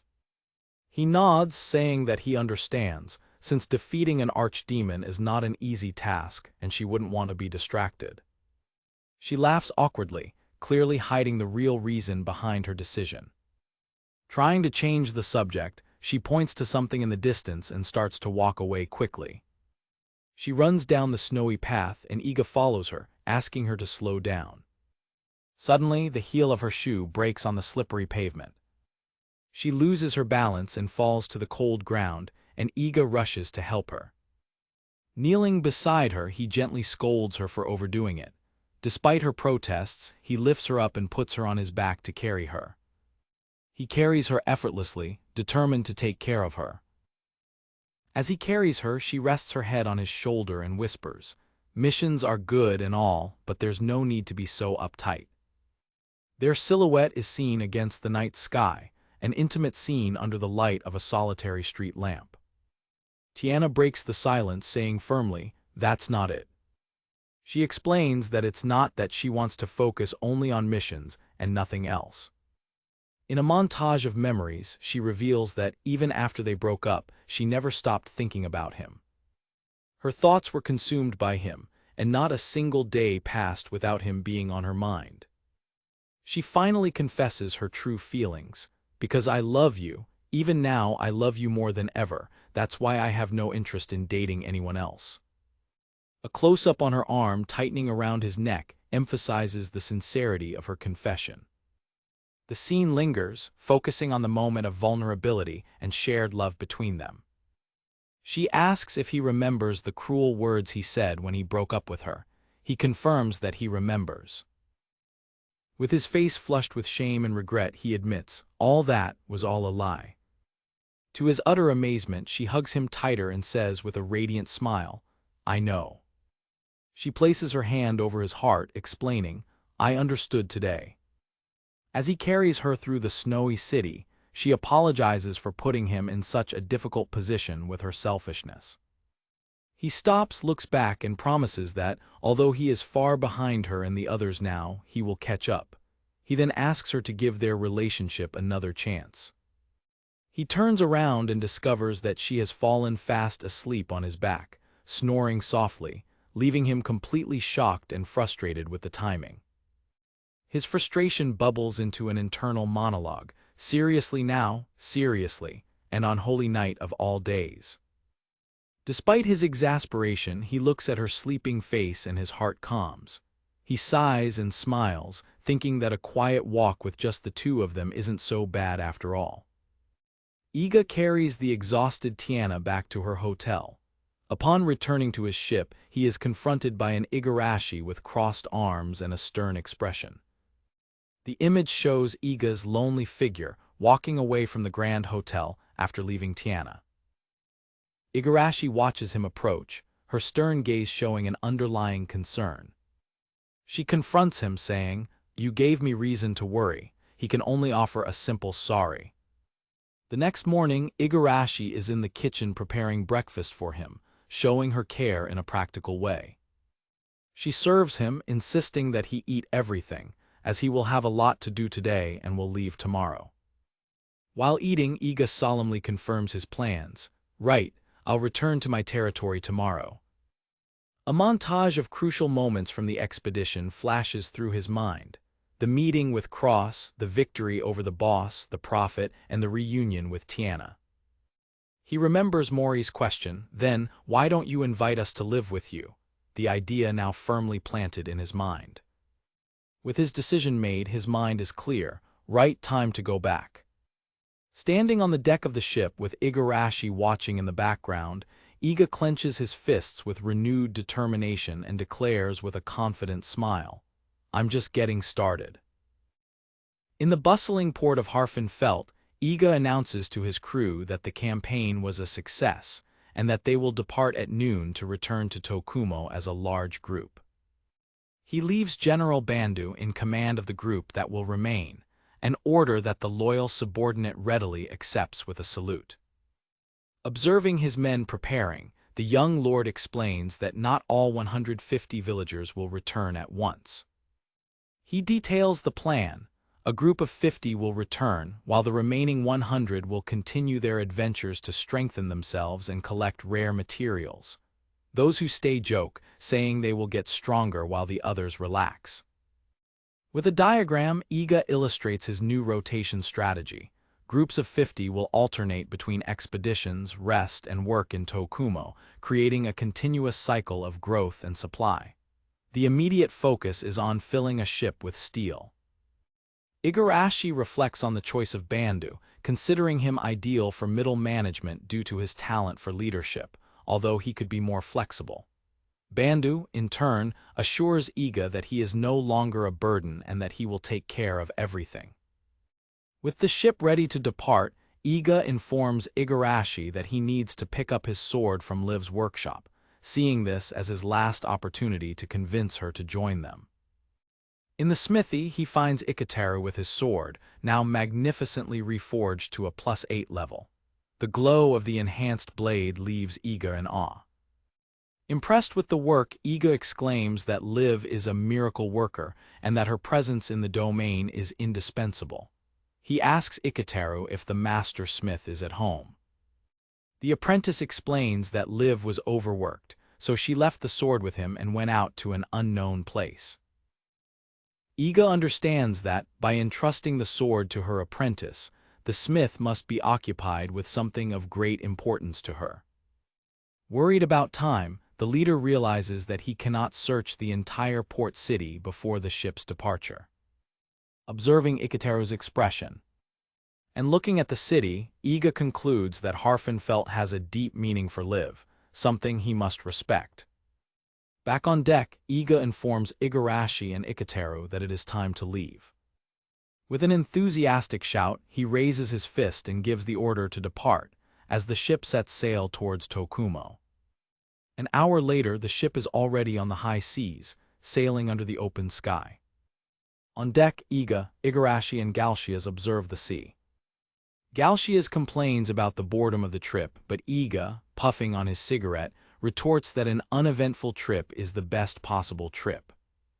The blonde mage continues to joke, suggesting the possibility of encountering a sea monster, which makes Iga visibly uncomfortable. As if his words were a premonition, the wind and tide intensify, and the ship's rudder breaks with a loud snap, leaving them adrift. Iga and Galshias look at the broken steering column as a crew member assesses the damage, explaining that the metal connections are simply gone. The sailor deduces that the ship, designed for the calmer waters of the east, could not withstand the strong currents of the open sea. Without spare parts, Galshias suggests chartering another ship, but Iga doubts they can make it back to port. Panic sets in for Galshias as he realizes they are one step away from getting lost at sea. Iga tries to calm the situation, saying that, in the worst case, he can fly with King Cactus to ask for help, although this would considerably delay the trip. A confident female voice interrupts the despair, reprimanding them for lamenting over a few missing parts. The figure of Liv Rantes approaches, her presence imposing and professional. Iga and Galshias recognize the voice immediately. The smith introduces herself with a smile, tools in hand, ready to fix the rudder and save the day. With Liv's skill, the rudder is quickly repaired. Later, under the night sky, she smokes on deck, a little embarrassed by the scene she made, while the rest of the crew celebrates her arrival. Iga approaches her, questioning her sudden decision to accompany them, reminding her of her previous hesitation. The artisan explains that she felt it was time for a change. Her workshop had already given what it had to give, and there was no one left for her to stay in Harfenfelt. Releasing the smoke, she reveals that, with the death of her stubborn father, there was nothing left to tie her to that city. Iga notices a sadness behind her words, realizing that the decision was not as easy as she made it seem. Trying to dispel the melancholy, Liv forces a smile and says that she is looking forward to what the future holds. She turns to him and admits that the real reason for her decision was that working with his group in the last month was the most fun she had had in a long time. Embarrassed, she adds that the help of the lord of the region would be welcome in her move, and that anyway, her chances of getting married in her old city were minimal. Her awkward sincerity makes them both laugh, breaking the tension. The scene is observed from afar, and Igarashi comments to Galshias about his lord's childish behavior. When Iga and Liv enter a cabin, they are greeted by a confusion of voices and bodies. They find Galshias and other crew members fallen on the floor, having tripped while trying to spy on the conversation. Confronted, the group tries to disguise it, with Galshias blatantly denying that they were trying to hear how cozy the couple was getting. Galshias' expression is a mixture of guilt and amusement. Igarashi maintains a serious facade, but his eyes reveal his complicity. Another crew member smiles, clearly enjoying the situation. As the ship continues its course under the crescent moon, it is official. Liv is now a citizen of the Tokumo domain. She senses that the adventure will be a lot of fun. Meanwhile, reporter Aqua Christia sails through the Harfenfelt Canal, following Iga's ship at a distance in search of another story. From her boat, she attentively observes two mysterious figures in another vessel. Aqua narrates that, days after saying goodbye to Mr. Janey's cross, she continues to pursue the suspicious pair who approached him in a cafe, pretending to be fans. In a flashback, we see the scene in the cafe, where the pair approaches the hero. Aqua identifies them. The enigmatic young man with silver hair is Yuri. His companion is Toldo, the thief, a member of the third most powerful adventurer group in the world. Aboard his ship, Yuri displays a sharp and attentive look. He suddenly feels that they are being watched, but Toldo dismisses his concern. Toldo suggests it's just imagination, making Aqua's heart race as she thinks she's been discovered. Aqua recalls the encounter in the cafe, where Toldo used the pretext of being a fan to approach Cross. She knows she needs to stay hidden so as not to alert them. The duo's ship approaches the silhouette of Gatebrook Castle. Aqua notes that, after a silent journey, they have begun to discuss their plans. Yuri complains about the destination, but Toldo asks for patience. Toldo explains the need to prepare on-site before the arrival of the Fantastic Five, Cross's group. Hidden, Aqua overhears the conversation and confirms her suspicions. They are planning something related to the hero's group. Toldo mentions introducing Yuri to Sophie and Gonzalez, leading Aqua to wonder if Yuri is a new member of their group. The reporter finds it strange that the famous trio would accept a new member, as they have been operating together for years. She speculates that they may be preparing for a completely different type of adventure. Toldo declares that he has completed his mission in Harfenfeld, while a sinister aura surrounds him. He initiates a disturbing transformation before Yuri's eyes. Aqua observes the scene, shocked and horrified by what she sees. The transformation is complete, and Toldo takes on the exact appearance of Iga. Yuri congratulates Toldo for having successfully stolen his face. Toldo reveals that his copying ability was activated with a simple handshake. With the charade complete, the two retire to rest, planning to disembark the next day. From her hiding place, Aqua realizes the gravity of the situation. Her intuition was right, she has a monumental scoop. The final image contrasts the real Iga, innocently returning home, with the imposter who now wears his face for nefarious plans. After several days at sea, Iga's ship finally arrives at the port of Tokumo under the night sky. The crew celebrates the return, although some find the territory strangely different after the hustle and bustle of the big city. One of the warriors reflects, blushing, that perhaps it is the contrast with the big city that makes her home seem so dark and poorly lit. On the ship's railing, Iga and Igarashi silently observe the coast of their homeland, the darkness of the night enveloping the familiar landscape. After disembarking, Iga grants his crew a few days off. They say goodbye with waves and smiles, happy to finally be home and eager to enjoy their well-deserved rest. As Iga prepares to ride, his team says goodbye to him. He informs Igarashi that he will inspect the territory, while Galcias offers him a place to stay, to which the leader thanks him, telling him to take care of the place. Riding through the snow-covered land, Iga's mind is already focused on the future, pondering two crucial projects he plans to start immediately. He rides quickly across the snowy plains of his domain, towards his first destination. Upon arriving at the farmlands of Nakamura, he is warmly greeted by the territory's administrator, Yoshioka Juzu, whom he thanks for taking care of the lands and keeping him updated during his absence. Iga thanks the territory's administrator, Yoshioka Juzu, for taking care of the lands and keeping him updated during his absence. Without wasting time, Iga informs Juzu that he has an urgent request to make. Juzu reacts with complete astonishment upon hearing Iga's audacious plan to build facilities dedicated to industrial research and education. The young lord explains that his first priority is to establish an industry that can take advantage of the items collected on missions, starting with the construction of a workshop for Liv, the talented engineer he recruited. He requests that the builder of his own mansion be contacted for the project, which, although initially small, will have very particular specifications. Iga details to Juzu that the workshop must be built in the western region and equipped with masonry, a furnace, and other specific needs for blacksmithing. He acknowledges that, to face higher-level missions, Liv will need to forge new and stronger equipment, and equipping all 150 team members will be a monumental task for a single person. The need for mass production became evident when they ran out of magic ore arrows during the battle against the saber-toothed tiger.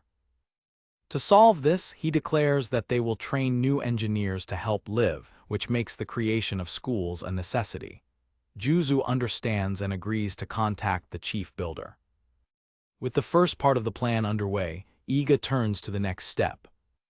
He asks Juzu if he has seen Igarashi's grandfather, Isao, as he has a job for him. Juzu, with a mysterious air, reveals that Isao has been there all along, pointing to a huge and fluffy pile of something resembling a bale of cotton. To Iga's shock, the pile reveals itself to be Isao, who jovially greets him, having undergone a bizarre transformation and now looking like a giant ball of fur.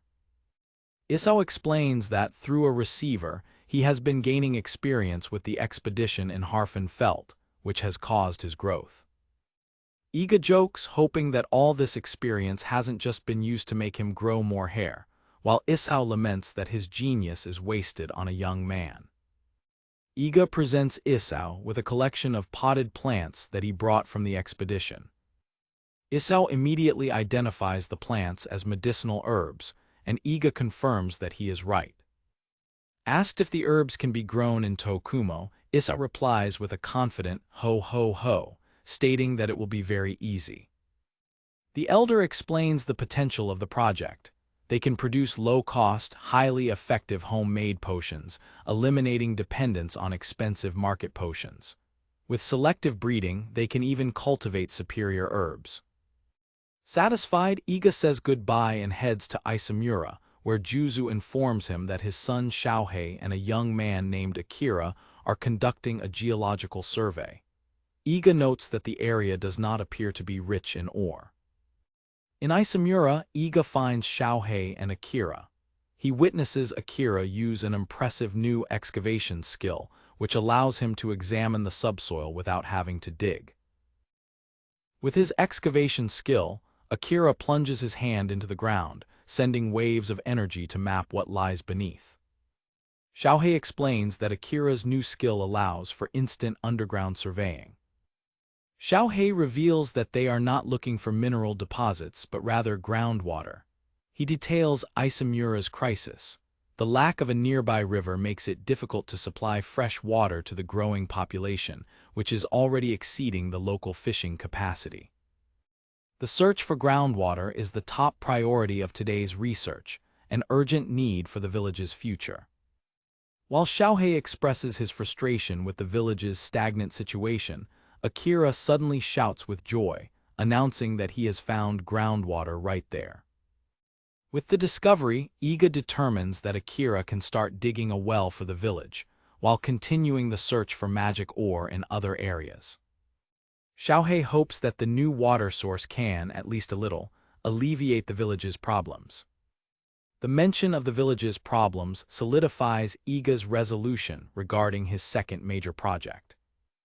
Iga turns to Xiaohei and reveals the second project he had planned from the beginning, to develop the territory's transportation infrastructure. He shows a map explaining that Tokumo's 7 small villages are scattered, making tasks like obtaining water and distributing goods a major challenge. The existing infrastructure is in poor condition, which further exacerbates logistical problems. He admits that by recruiting many of the key transporters from the villages for his missions, he himself contributed to the problem, making the creation of a new system even more urgent. Xiaohei, understanding the situation, asks Iga what his exact plan is to solve the problem. Iga points to an illustration explaining his plan. First, we will build a canal that we can use to transport wood from Kimura to Nakamura. The wood from Kimura is indispensable for the construction projects led by Xiaohei, such as embankments and irrigation for the rice fields. The two agree that establishing a fast and efficient method of transportation is the best long-term choice and will help in almost every aspect of the territory's development. Xiaohei ponders the scale of the project, including the necessary repairs, and expresses his concern that it may be too much work for them to handle. With a confident smile, Iga reassures him, telling him not to worry as he has already thought of a solution for that. A week later in the northern mountain forest of Tokumo, work is in full swing. Liv, watching a huge embankment being moved and a tree being felled with a single blow, is impressed by the efficiency of her team. She comments to Xiaohei that the work of digging a ditch of this size is done in just half a day, something she finds incredible. Iga summons the crew, who respond with a "Lord, yes, sir," and commands them to get to work, to Xiaohei's amazement. He motivates them, showing a chart of their growth. Chio's fighting strength has reached 12,050, but each of you has become much stronger during our expedition. Let's use all that growth to improve Tokumo, right? Xiaohei gapes, exclaiming, "Wow, this is."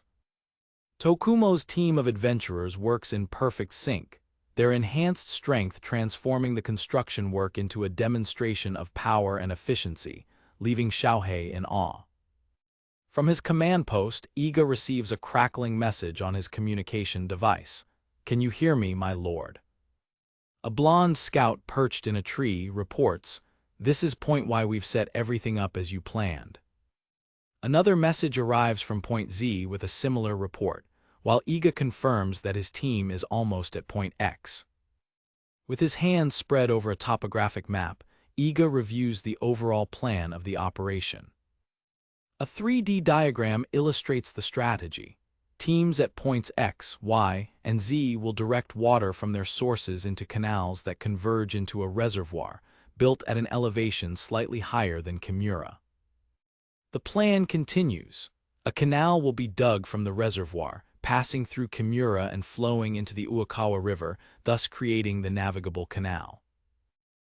Asked about the need for the reservoir, Iga explains that Kimura is at a substantially higher elevation than Nakamura. He illustrates that without the reservoir, the water would simply run down the steep slope and dry up. The reservoir allows the flow to be controlled and released intentionally. The winter sun sets early, and Xiaohei observes that work will have to stop with nightfall. One of the warriors insists that they can continue working, but Xiaohei dismisses the idea of using torches, as they do not have enough light mages to adequately illuminate the work area. The warrior sighs, nostalgically recalling the illuminated streets of Harfingfeld, where one could dance all night long. Iga, hearing the conversation, lets out a mysterious laugh, leaving the others confused. He turns to them with a mischievous smile, pulling back a tarp to reveal something and asking, "Why do you think I had you build the canal using so much elevation, huh? Take a look." As they stare at the covered structure, he teases them, saying that it is still too early to pack up and go home. With a flourish, he reveals his surprise, a huge and complex wooden water wheel. Xiaohei and the others stare in shock and confusion at the contraption, exclaiming in unison, "A water wheel." Iga begins to explain the concept simply. When water moves downwards, that movement generates potential energy, right? After a moment of confusion, understanding dawns on Xiaohei's face, who exclaims, "Ah, of course." Grabbing Xiaohei's shoulders enthusiastically, Iga declares that the rotation of the water wheel can be converted into magical energy, a crucial step in bringing Tokumo into modern civilization. One of the warriors, her face flushed with hope, asks if they will be able to light up Tokumo like other places. Iga reassures her, saying that, little by little, they will make things easier. With great effort, the team maneuvers the heavy water wheel into its final position in the newly built canal. With the water wheel in place, the team gathers, holding their breath in anticipation. Iga, with a lively smile, announces, "All right, let's take this baby for a test run." Water from the reservoir is released, gushing through the canal towards the motionless water wheel. With a series of creaks and groans, the force of the water begins to push the paddles, and the enormous water wheel begins to slowly rotate. One of the young workers watches with a face lit up with wonder and joy, exclaiming, "It's turning." The energy generated by the wheel travels through a cable, and a single magic stone lamp suspended from the ceiling of a nearby cave flickers and ignites, bathing the darkness in a warm, steady light. A tear rolls down the face of one of the warriors, moved by the sight. Xiaohei is also visibly moved, his face flushed with the emotion of the historic moment. Iga and the other team members watch the light, a mixture of admiration and pride on their faces. Suddenly, a huge plume of steam explodes on the horizon, surprising Iga and one of his companions. The residents of the nearby village see the bright light from the eruption and joyfully comment that the night will no longer be so scary. One of the warriors approaches Iga, declaring with pride that she gave it her best today. He smiles and praises her, patting her head. "You sure did." Iga observes the fruit of his labor, thinking with satisfaction that all the effort is worth it if he can make life easier for everyone in his territory. The group reacts with shock and confusion to the sudden eruption, realizing that it came from the direction of Isemura. Akira comes running towards them, desperately shouting for his lord. Completely out of breath, Akira reaches Iga, who asks what happened with the huge geyser. Akira, exhausted and in shock, can only stammer huh, with sweat running down his face. It turns out that Akira's drilling for water hit a geothermal source, creating a natural hot spring, which the women of the village are already joyfully taking advantage of. Despite the discovery of the hot spring, Xiaohei reminds Iga that they still do not have drinking water for Isemura. Iga, optimistic, states that they can use the canal to solve that and, more importantly, turn the hot spring into a new industry for the village. Xiaohei smiles, enthusiastically agreeing with his lord's vision. The magic stone lamp shines brightly, a beacon of progress in the dark. One of the warriors cries, her face flushed and tears of happiness streaming down her cheeks, overwhelmed by the emotion of the moment. From inside the hot spring, she looks at the new lights illuminating the night sky, a spectacle she never imagined she would see in her home. In the distance, under the distant clouds, some sparse lights of civilization emerge, a testament to progress and a glimpse of a brighter future for Tokumo. While Iga works to develop Tokumo's transportation infrastructure, another plot unfolds in a distant place, under an ominous sky. The scene shifts to the imposing city of Gatebrook Castle, a center of power and intrigue.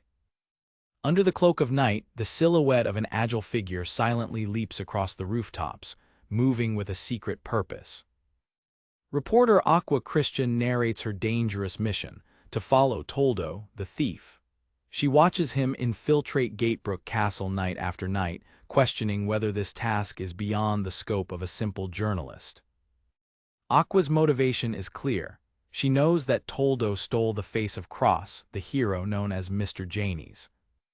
Her suspicions lead her to believe that the thief's plan is directly linked to Cross's former group, the renowned Fantastic Five.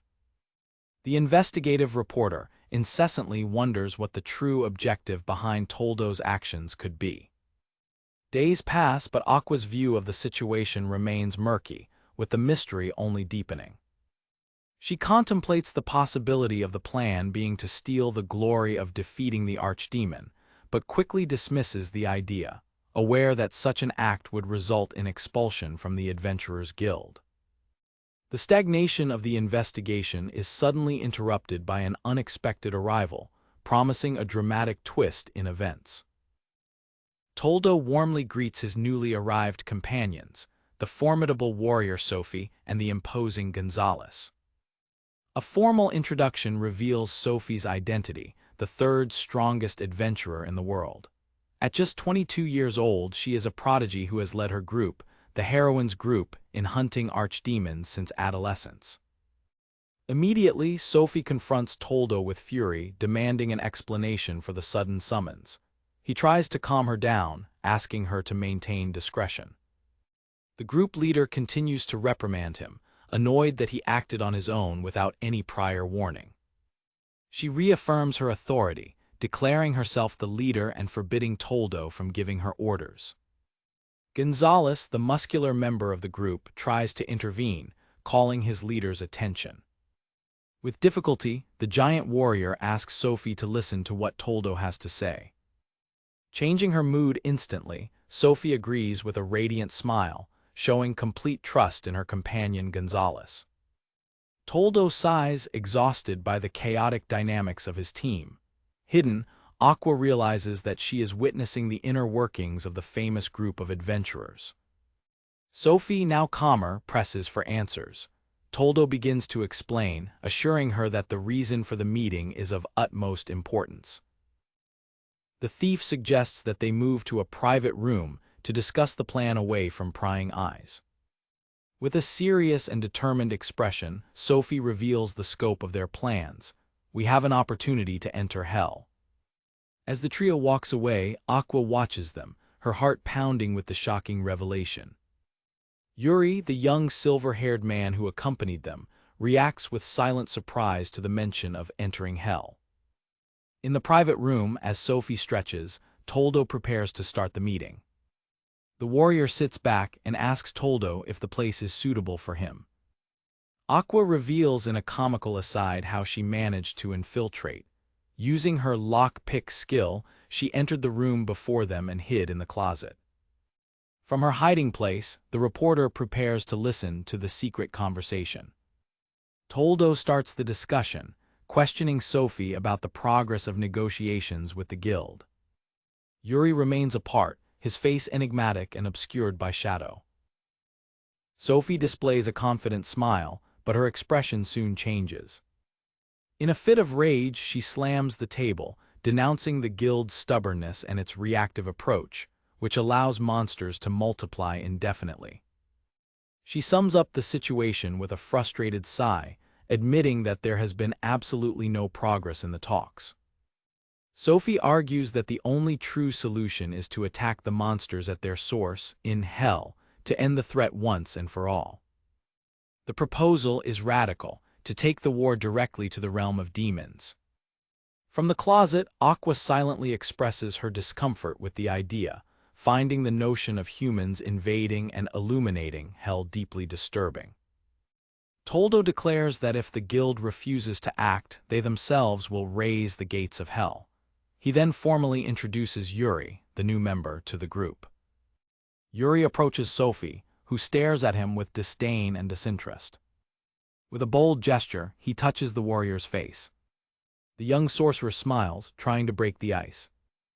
Annoyed, Sophie pushes his hand away and asks abruptly, "And who is the boy?" Yuri laughs, finding her hostility amusing. He reveals himself as a dark sorcerer, the trump card they were missing. Toldo explains that Yuri's help will give them access to the level 6 defense spell, Saintria, making the incursion into hell finally possible. Hidden, Aqua processes the bombshell information, beginning to understand the totality of the plan. The goal is to invade hell, the dimension from which the monsters and their lords, the archdemons, originate. The reporter recalls a crucial fact. It is impossible for a living being to enter hell and maintain their physical body. The only exception to this rule is through the use of the extremely rare level 6 defense spell, Saintria. Aqua knows that one of the only two people in the world capable of using Saintria is Tiana von Rail, a member of the Fantastic Five. The second user is El, the great sage of the Prophecy Office. The plan crystallizes in her mind with horror. Toldo, using Cross's stolen face, will approach Tiana to steal her spell. Sophie justifies the nefarious action with a saying, "You can't make an omelet without breaking a few eggs, and for her, saving the world is the greatest of omelets." Toldo agrees, satisfied with the plan. Incredulous at what she hears, Aqua watches Toldo and Sophie prepare to discuss the details of the operation. When Aqua needs a moment to process the information, Gonzalez gets up abruptly, his senses heightened. The giant warrior sniffs the air and detects a smell of a beautiful lady, leaving Sophie completely embarrassed. The group leader reacts with embarrassment, not understanding the origin of the perfume. Gonzalez's eyes fix mercilessly in the direction of the closet. The reflection of the closet doors in his eyeball confirms that he has located the intruder. With a single, powerful blow, Gonzalez smashes the closet, revealing a terrified Aqua inside. The giant's expression is one of pure fury and determination. The reporter falls to the ground, exposed and defenseless amidst the wreckage. Toldo is speechless at the unexpected discovery. Sophie is also shocked and speechless.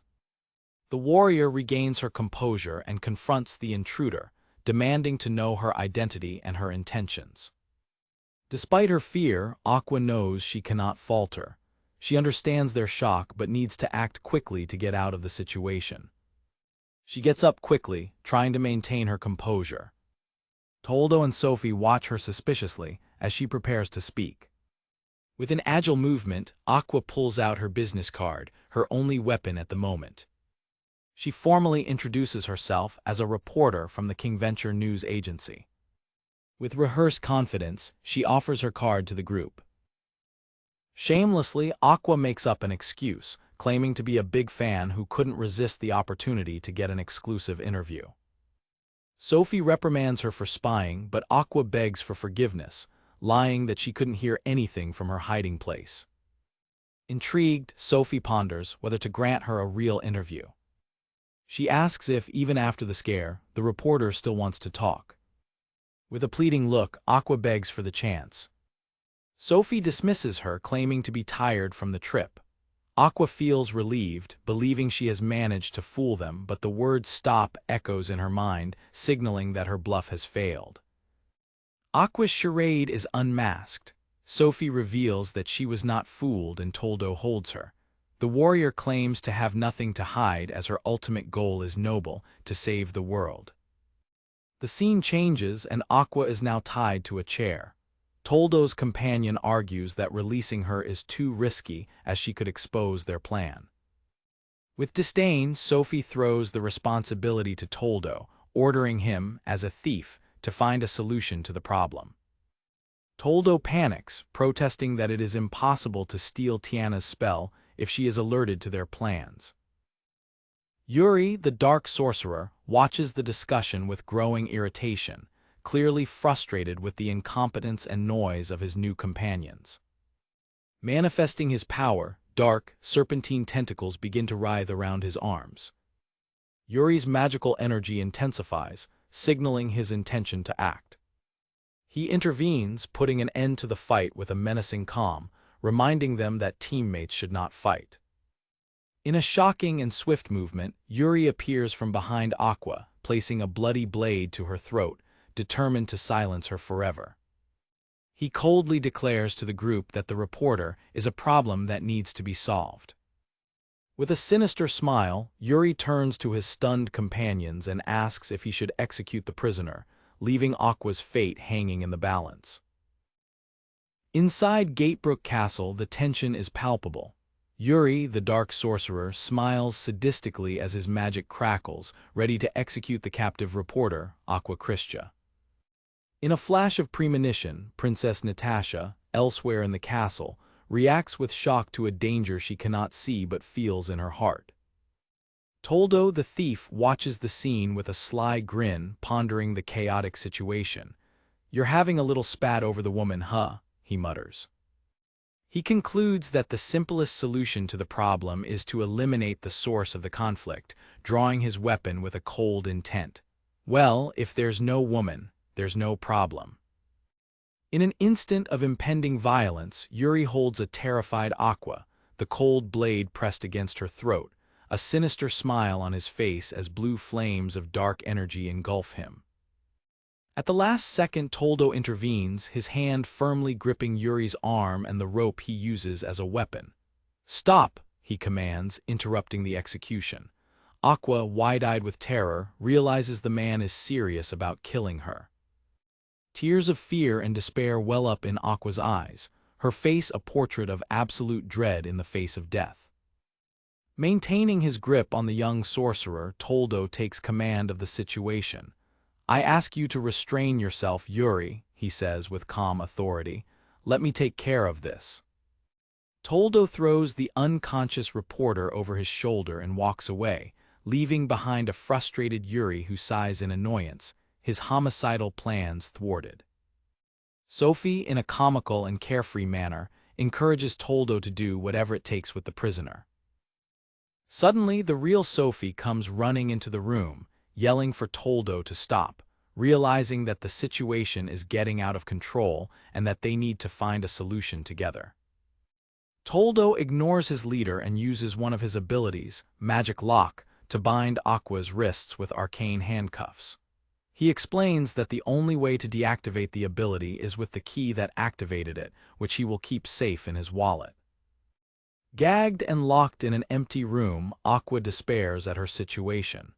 As her captors leave to eat, she struggles against her bonds, knowing she needs to find a way to escape this impasse.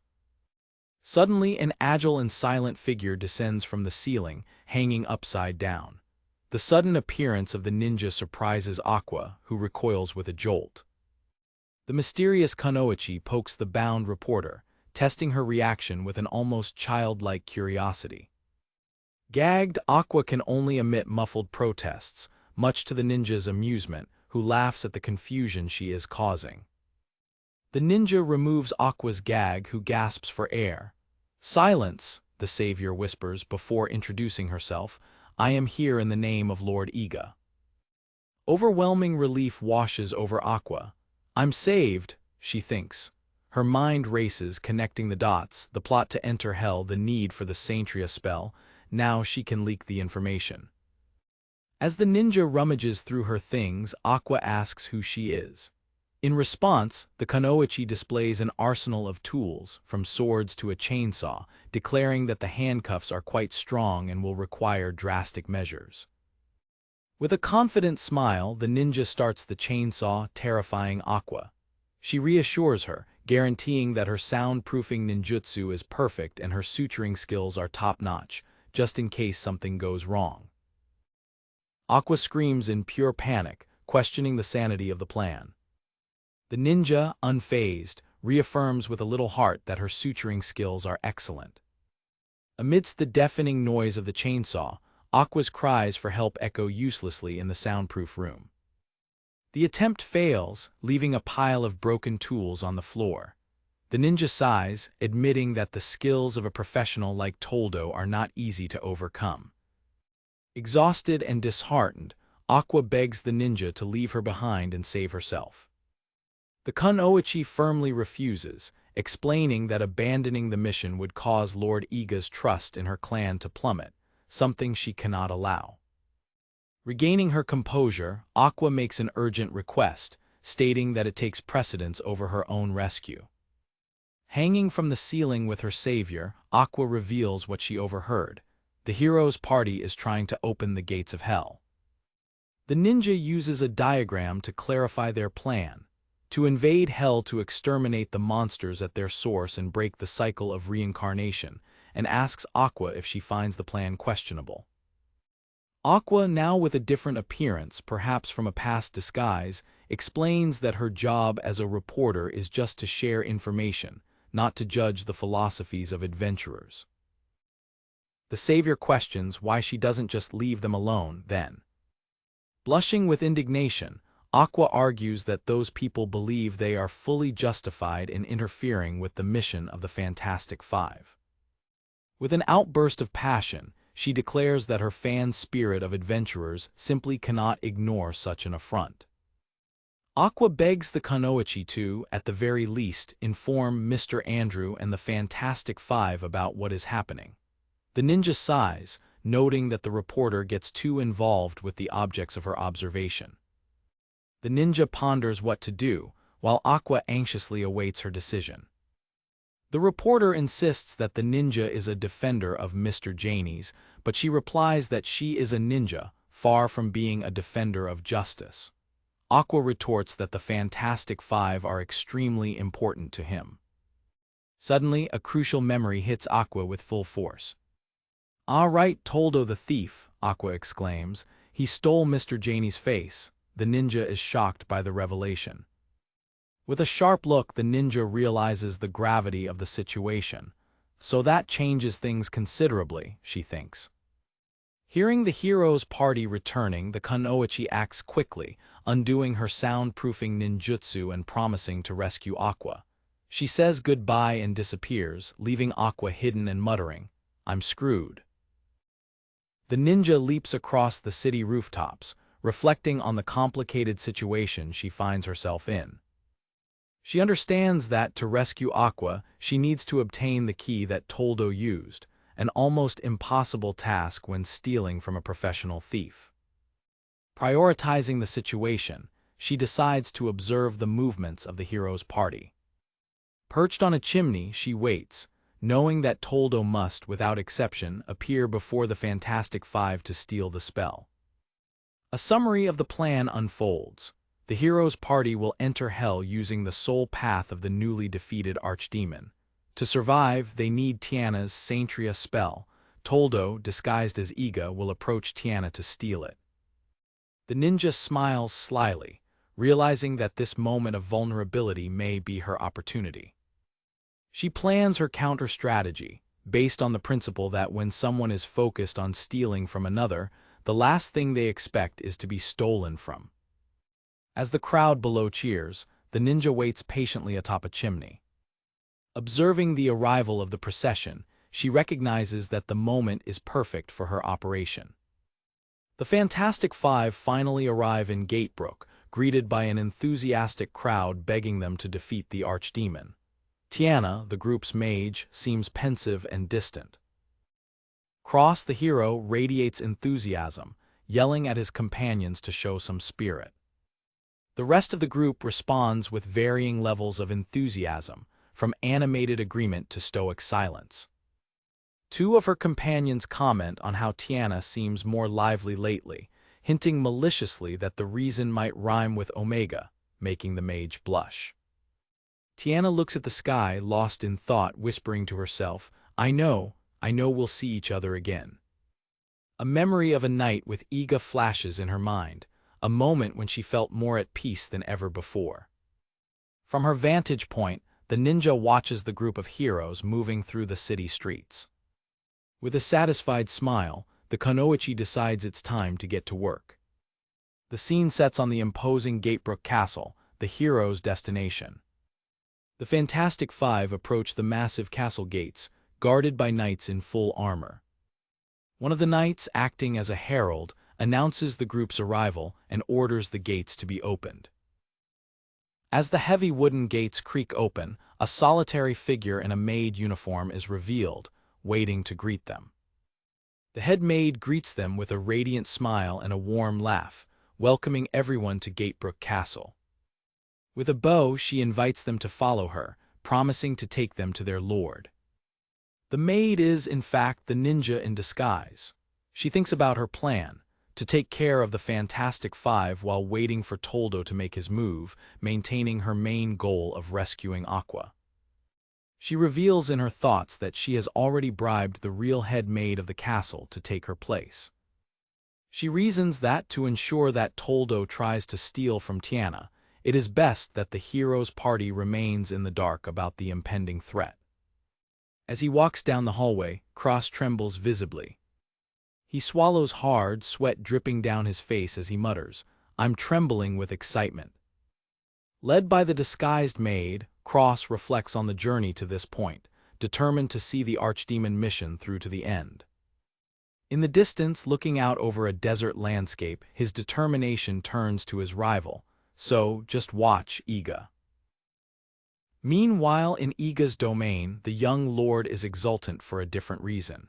He holds up a resume with a hired stamp, announcing, "Look at this, I've finally hired some maids." In a flashback, Iga explains to his men that, since he will often be away on missions, he needs staff to maintain the residence and alleviate Igarashi's workload. He then invites the candidates to enter. Iga meets the three new maids, Manaka from Tanamura, Suika from Nakamura, and Ikoka from Sodomura. They bow in unison, thanking him for the opportunity. He welcomes them, saying he will count on them. The three are immediately smitten, whispering about how their new master is so cool. Iga, slightly embarrassed by the attention, clears his throat to regain his composure. He offers to answer any questions they may have. One of the maids, Manaka, asks bluntly, "My lord, "Are you and Miss Igarashi a couple?" The unexpected question causes Iga and Galshias to fall out of their chairs in shock.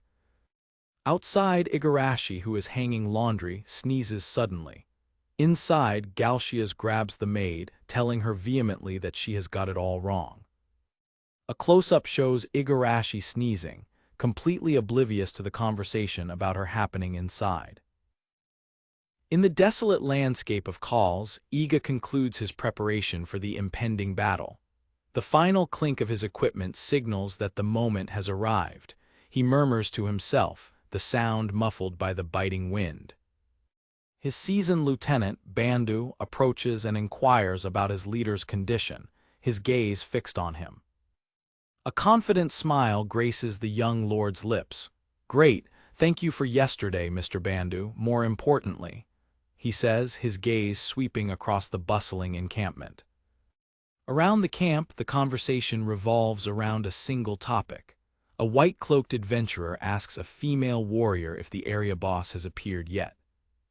The black-haired warrior confirms that they received news of its appearance, but have not yet encountered it personally. A knot of anticipation forms in Iga's stomach. He reflects on the challenge that awaits them, a saber-toothed tiger, his first high-level monster. The commander coldly calculates the enemy's strength, at least 52,000, surpassing the 47,000 green dragon they faced before. He doubts he can defeat the beast alone. What worries him most is the creature's terrifying ability, predation, which allows it to absorb the souls of its victims, strengthening itself with each kill. Iga visualizes the beast's power increasing with each snow orc it devours. Iga admits to himself that a monster of this magnitude is likely beyond his current capabilities. Previous bosses were challenges, but this tiger is an insurmountable wall. Climbing onto a supply crate to address his 150 warriors, he prepares to announce his audacious plan.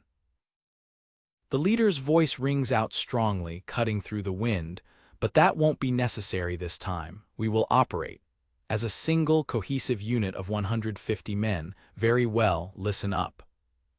The bold declaration is met with a wave of confusion and murmurs among the troops, who have never attempted such a tactic before. As the soldiers voice their apprehension, Iga surveys the vast plain of calls, a perfect, unobstructed battlefield for his ambitious unit assault strategy. Now, a young blonde warrior steps forward, voicing everyone's concern about the saber-toothed tiger's extreme strength. Iga admits the creature's strength without hesitation, which increases the unease among the men in the rear. Dispelling the clouds of doubt with a smile of pure confidence, the strategist assures everyone, "No need to worry, I already have a plan." Chiyo, the group's strongest fighter, points to two massive wooden structures on wheels being finalized in the camp, asking if they are the plan. With the hammering ceasing, master builder Gonkichi grins with pride at his overnight work. The mobile watchtowers, built at Iga's request as soon as he learned of the boss. Iga explains the logic. Since the region is flat, the towers will provide the necessary high ground for archers and mages to fire with greater speed and accuracy. He reveals the second part of the plan, leaving his warriors surprised as he presents the vanguard's armament. A squad brings forth the weapons, absurdly long spears, more suited for jousting than infantry, designed to keep the beast at bay. The leader instructs his troops to use their normal weapons against common monsters, but to save the long spears, magic ore arrows specifically for the boss confrontation. A black-haired warrior questions whether the vanguard alone will be able to handle the smaller monsters they encounter along the way. Iga reflects on the scouts' reports, lion cats and toxodons, all with over 20,000 combat strength. Now his confidence restored, asserts that they will be fine, as a few fighters per monster should suffice, especially with their new equipment. To seal his team's confidence, Iga declares that he will fight on the front lines with them the entire time, a promise that sparks a murmur of hope in the crowd. The young lord leaps into his horse's saddle, facing the desolate horizon. He knows this battle is a turning point. A victory here will allow them to advance to higher levels. Raising his sword, which gleams in the dim light, he lets out a war cry that echoes across the frozen plain, calling upon his warriors to show the world what they are capable of. The response is a unified roar from 150 hearts beating as one, drowning out the howl of the wind with a powerful "Lord, yes, Lord." The army marches in an impressive diamond formation, with the 4 mobile watchtowers at its center, protected by rings of archers and vanguards. Flying ahead on his winged horse, King Cactus, Iga leads the charge, the spearhead of a force like Call's has never seen. The perfect march is interrupted by a panicked shout from one of the towers. The wheels are coming loose, and Chiyo rushes to fix the unstable axle. Circling above, the leader observes the situation, acknowledging that problems were expected on the tower's first use. With Chiyo occupied with repairs, he knows he needs to intervene on the front lines to compensate for her absence. He spots the first contact. 3 lion cats emerge from behind a rock formation, moving with lethal grace. Diving down with King Cactus, Iga shouts for his men to take care of one of the monsters, while he takes on the other 2. Ignoring Nao's worried cries, the commander faces the first lion cat, whose gaping maw reveals teeth as sharp as razors. With a clean, almost silent slice, his blade passes through the monster's neck effortlessly. He spins and strikes the second in a deadly arc. The blow is so swift that he barely feels resistance. Behind him, his men dispatch the third lion cat as he watches, shocked, as the 2 he struck dissolve into dark smoke. His companions approach, marveling at how easily he took down the 2 beasts, each with a single strike. Iga ignores the praise, examining his sword. He realizes the cuts weren't superficial. The blade is incredibly sharper, a net gain of +5 that makes an insane difference. With a wild grin, he feels confident to take on more work and takes off on King Cactus to support Chiyo, leaving the rest of the squad with Nao. He arrives in time to see a red orc, a mountain of furious muscle, emerge, making the ground tremble with each step. Iga finds Chiyo already in combat, her fists delivering a storm of rapid blows against the orc's abdomen, which barely moves. From the sky, the leader observes his warrior's tactics, noting how she moves fluidly to avoid the enemy's heavy blows, even if her own attacks have little effect against the orc's absurdly high defense. A daring idea forms in his mind, a high-level technique he's only seen masters use. He decides to put it into practice. He shouts for Chiyo to retreat. Obediently, she leaps back just as he launches a metal disc that lodges in the orc's shoulder, a momentary distraction. Iga angles King Cactus into a steep dive, transforming himself into a living projectile with his sword extended like the tip of a celestial lance. He channels the speed of his horse's flight and his own strength, attempting to replicate the kind of special move used by heroes like Cross and Glico. The impact is cataclysmic, a shockwave that kicks up snow and ice. King Cactus lands with difficulty and Iga gasps with the recoil of the attack, but a cry of elation escapes him, believing he has finally broken through the barrier to the highest level. As the dust settles, his triumph evaporates. The red orc is standing, completely unharmed, having dodged the attack. A fresh crater marks the spot where the blow missed. Frustrated but determined, Iga realizes that such a telegraphed move is easy to avoid in a one-on-one fight. He decides he'll need to be smarter. The hunt continues. The winter sun begins to descend, and by 3 in the afternoon the shadows are already lengthening. There is still no sign of the true target. A scout comes running, his face pale. Iga follows him and finds a sinister scene, several bodies of giant snow wolves, drained of blood, with their souls disintegrating into the air.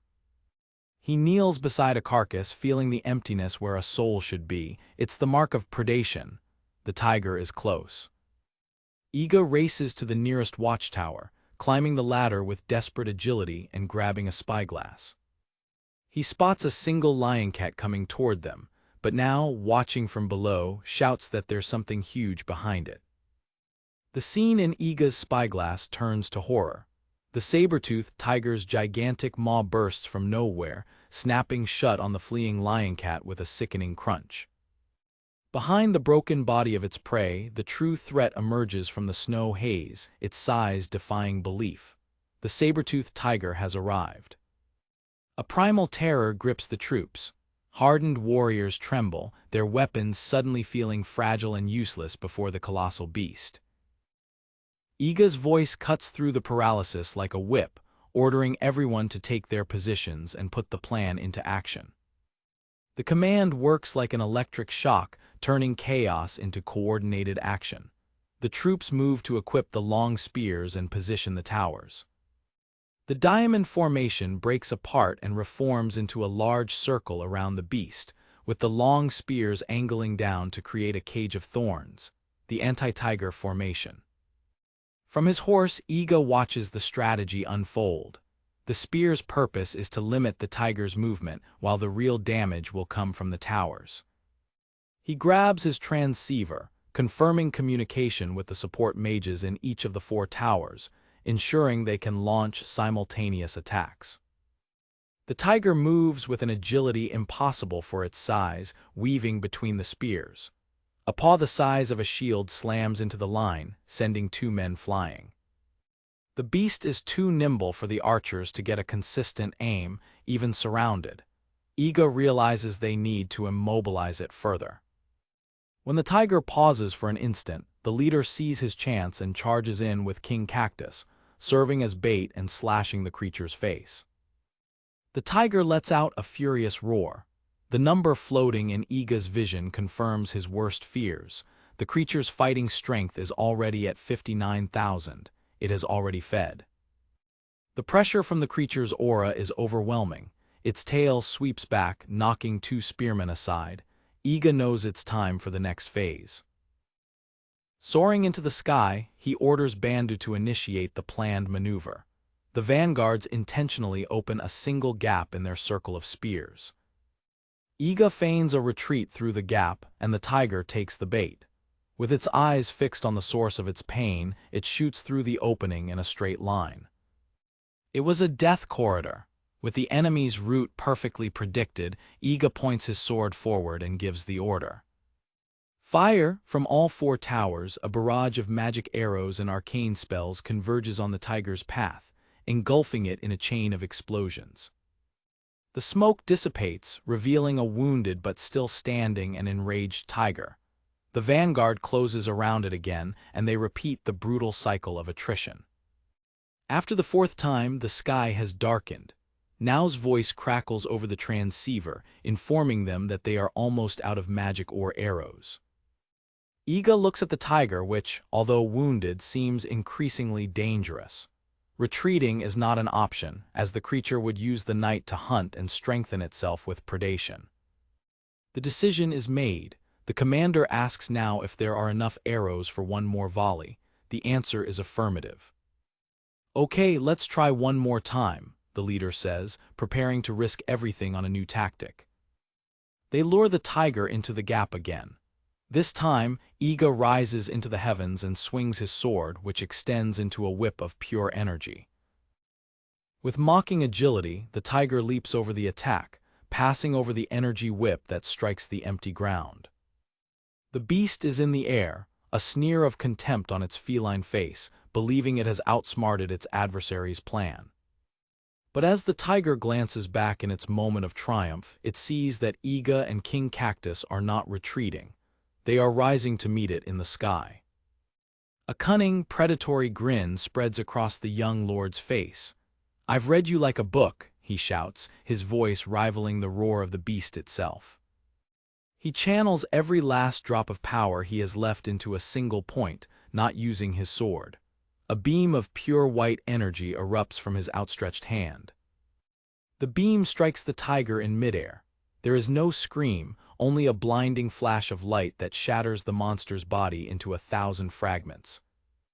King Cactus lands, trembling with exhaustion, as a cloud of dust marks the site of the destruction. Iga slumps forward, darkness encroaching on his vision. His warriors rush to his side, worried. In a weak voice he laughs, admitting that the attack used every last drop of his power. He looks at the dark, smoldering mass where the tiger had been, realizing that the creature still clings to a remnant of life, and asks his men to take care of the rest. Strength abandons him and he slides from his horse, falling into the soft snow. The rest is simple. The vanguard, with strength to spare, falls upon the monster's dying remains. Lying on his back, he looks up at the stars with a smile of pure satisfaction, knowing that, although it wasn't elegant, he has finally broken through the wall that separated him from the high levels. A final burst of light marks the end of the battle. As Iga regains some strength, he observes a touching scene. His men and women, wounded and exhausted, join hands in a silent gesture over the spot where the tiger fell. The female warrior beside him explains that it's an Eastern custom to express condolences, recalling how, not long ago, they were happy just to be able to take down monsters. Iga watches his companions, dark silhouettes against the snow. They are no longer just hunting for profit.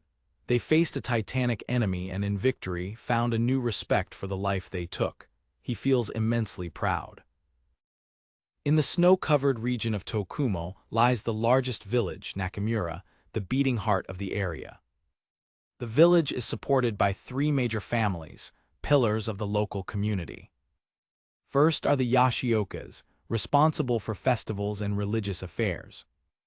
Next, the village chief, who oversees administration and is the creator of the legendary winged horse, King Cactus. Lastly, the Igarashi house, in charge of food production for the entire region. It is on the Igarashi property that a new plot unfolds. After the return of their daughter Etsuko, whose newfound maturity has attracted a flurry of suitors, the family moves forward with fervent marriage negotiations. In a symbolic portrayal of a well-intentioned lie, Iga and Etsuko pose in wedding attire, marking the beginning of their plan. Iga prepares for the mission, donning a suit amidst the praise and encouragement of his three maids. He finds Etsuko near a crackling fireplace. Although she confirms she is ready, her expression is somber. A heavy silence settles between them, broken only by the crackling of the flames. Etsuko apologizes to Iga, her voice laden with guilt. She expresses remorse for involving him in her situation, referencing a past challenge. Iga dismisses her apologies with a reassuring smile and a thumbs up, stating that he is helping her of his own volition, which visibly moves her. The charade requires a crucial prop, an engagement ring. In a comical flashback, the salesman Garcia offers the ring to a confused Iga. The young lord recalls the situation, explaining that they are only pretending to be engaged. Iga mentally reviews the plan. He will pose as Etsuko's fiancé to formally meet her parents. Although it's a cruel lie, there's a strategic reason behind it. The truth is a complex political web. Etsuko is promised to an influential man from a rival village. Canceling the agreement without a strong reason would cause a regional conflict. Iga, as the Lord Fiancé, becomes the irrefutable mitigating circumstance. He reaffirms to her that, above all, he doesn't want to see her forced into an unwanted marriage. Remembering his reluctant purchase, Iga takes her hand and slides the ring onto her finger, sealing the deal. Etsuko blushes at the gesture. She admires the ring on her hand and thanks him softly. As he watches her, the Lord reflects that this is the second time he has bought a ring for a woman. Far away in Gatebrook Castle, another plot unfolds. Before the king and queen, the Fantastic Five, hear the prophecy, the archdemon will arrive the next day. The king addresses the group's leader, Cross the hero, with a special request. He proposes that, after defeating the archdemon, Cross consider taking Princess Natasha's hand in marriage, leaving the hero completely shocked.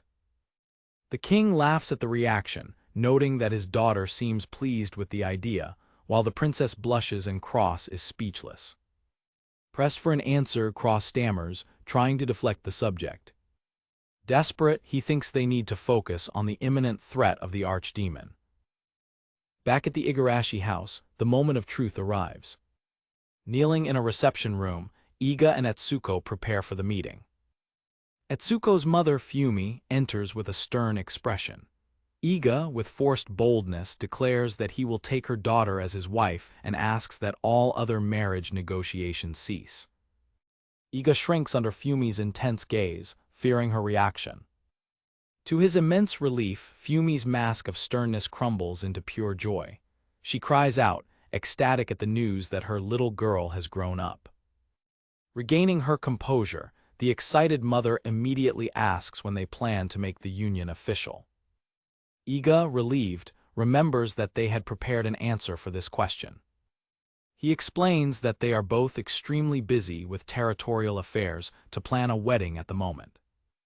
To solidify the charade, Iga argues that such an important event deserves careful planning, and to prove his commitment, he raises Etsuko's hand, showing the ring as proof that their marriage is set in stone. Fumi is delighted. Just when Iga believes the plan has succeeded, an imposing male figure appears in the doorway. It's Etsuko's father, a man of stern and formal appearance who apologizes for the delay. The young lord immediately notices the intimidating intensity in the patriarch's gaze. The father acknowledges that Iga has been busy with his duties, but his piercing gaze does not waver. Feeling crushed by the pressure, Iga longs to escape from there as quickly as possible. He tries to say goodbye, but is interrupted by a however that sounds like a stone wall. The patriarch insists that, since Etsuko is his only daughter, they cannot simply let him leave without due hospitality, as it would be a dishonor to the family lineage. Iga tries to politely decline the invitation to dinner, but the family insists. The father corners him, arguing that if he intends to marry Etsuko, he is already family.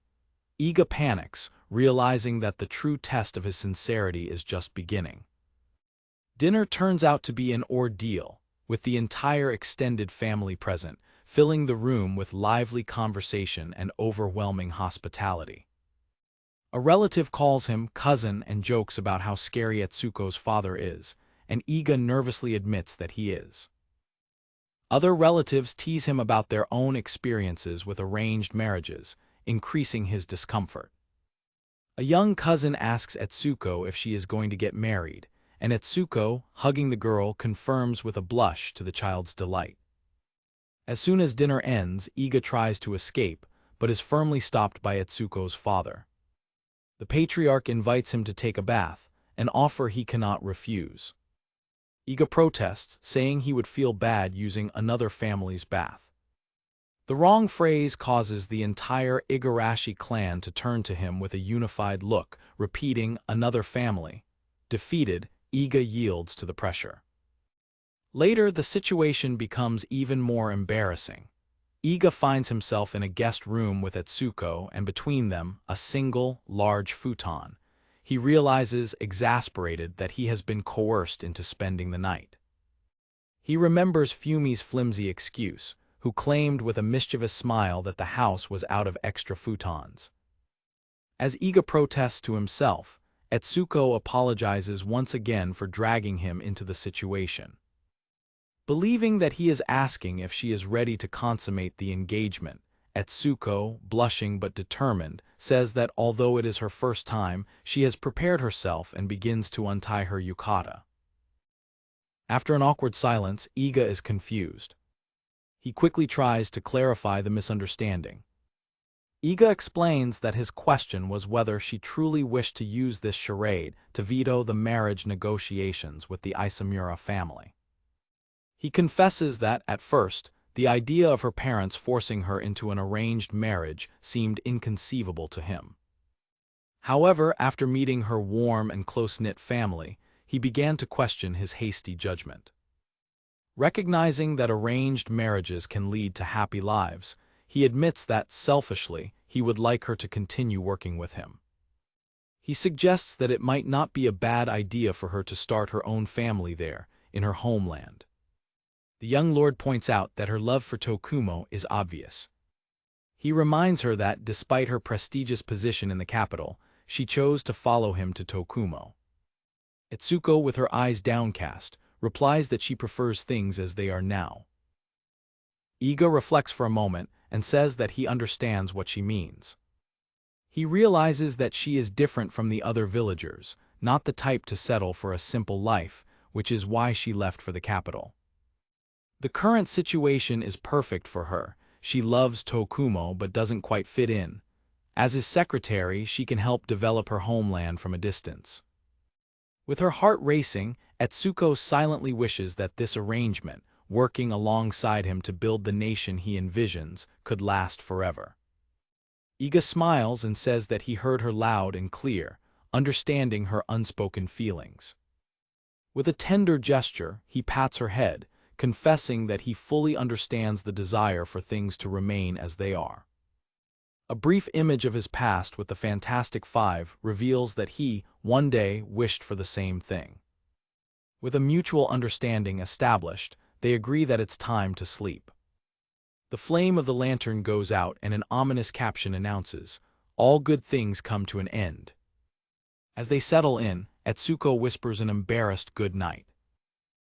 The next morning, Fumi bursts into the room, calling Iga dear son. She finds them in a seemingly compromising position and Iga panics, shouting that it's not what it looks like. Etsuko, still sleepy, clings to him, making the scene even more incriminating to her mother's delight. Later, Etsuko reflects that, although the situation was a misunderstanding, it served its purpose, to put a definitive end to any further marriage talks. In Gatebrook Castle, the prophecy unfolds. Black thorns erupt from the ground as the defenders brace themselves. Tiana, observing the scene, murmurs, "Finally here."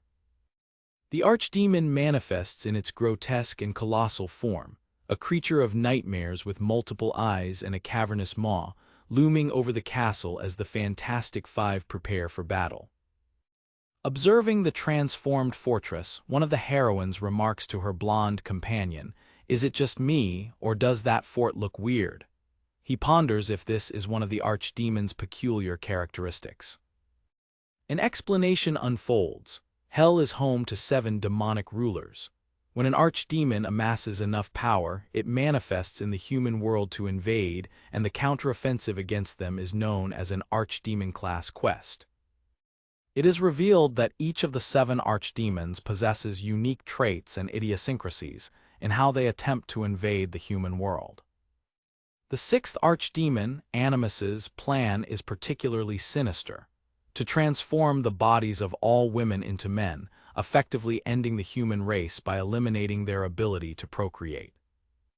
This is why Princess Natasha, a woman of noble blood, and Gatebrook Castle itself are Animus's targets, as she is needed to complete the mass sex change ritual. One of the adventurers reacts with disgust, exclaiming how bizarre and outrageous the archdemon's plan is, while her companion notes that in ancient times, Animus managed to turn 80% of the world into men, and the record of that event is all that remains of that brush with extinction. The battle begins. Cross, the hero, charges against a horde of monsters, whose power levels, despite their appearance, are frighteningly high, ranging from 52,100 to 60,050. Seeing the immense amount of enemies, one of the warriors calls out to his mage, "A sword won't do, are you ready, Mari?" The young mage prepares to cast a level 5 spell, Final Burst. As Final Burst materializes as a sphere of destructive energy, another member of the group, a blue-haired girl, casts her own defensive barriers, commenting that she's getting good at handling 2 of them at once. The final burst detonates with a deafening boom, annihilating vast ranks of the demonic horde in a shockwave of pure arcane energy. After the dust settles, the mage, Mari, modestly apologizes, saying she can't help but be so good. Her companions reassure her, stating that this is just the first stage of the long journey to defeat the archdemon. As the heroes advance, the ninja observes them from a rooftop. She recognizes that they form a formidable group and calculates that, with their strength, they should conquer the fort in a few weeks. With the heroes approaching the Archdemon's citadel, their plan nears fruition. The day of the final battle looms. Far away at Iga's mansion, Garcia arrives with a wide grin, congratulating his friend effusively on his wedding. Garcia and Galcias tease an annoyed Iga, asking about the night he spent at the Igarashi's house. "Can you stop?" he grumbles, visibly uncomfortable. Iga reflects on how strange the situation has become. While Etsuko seems the same as always, organizing the library, he feels embarrassed after the events of the previous night while his friends continue to tease him. Elsewhere in the mansion, the three newly hired maids Manaka, Suika, and Ikoka work happily, humming as they cut patterns for dresses. Iga encounters them and asks what they are doing. They explain that they are creating patterns. He then approaches Manaka and, to her surprise, touches her chest. As he watches them, Iga realizes, thoughtfully, that the three probably made their own maid uniforms. He explains internally that he used a skill that transfers experience remotely, marking Manaka with a receiver. The other maids, not understanding, tease Manaka, saying that the master is being perverted.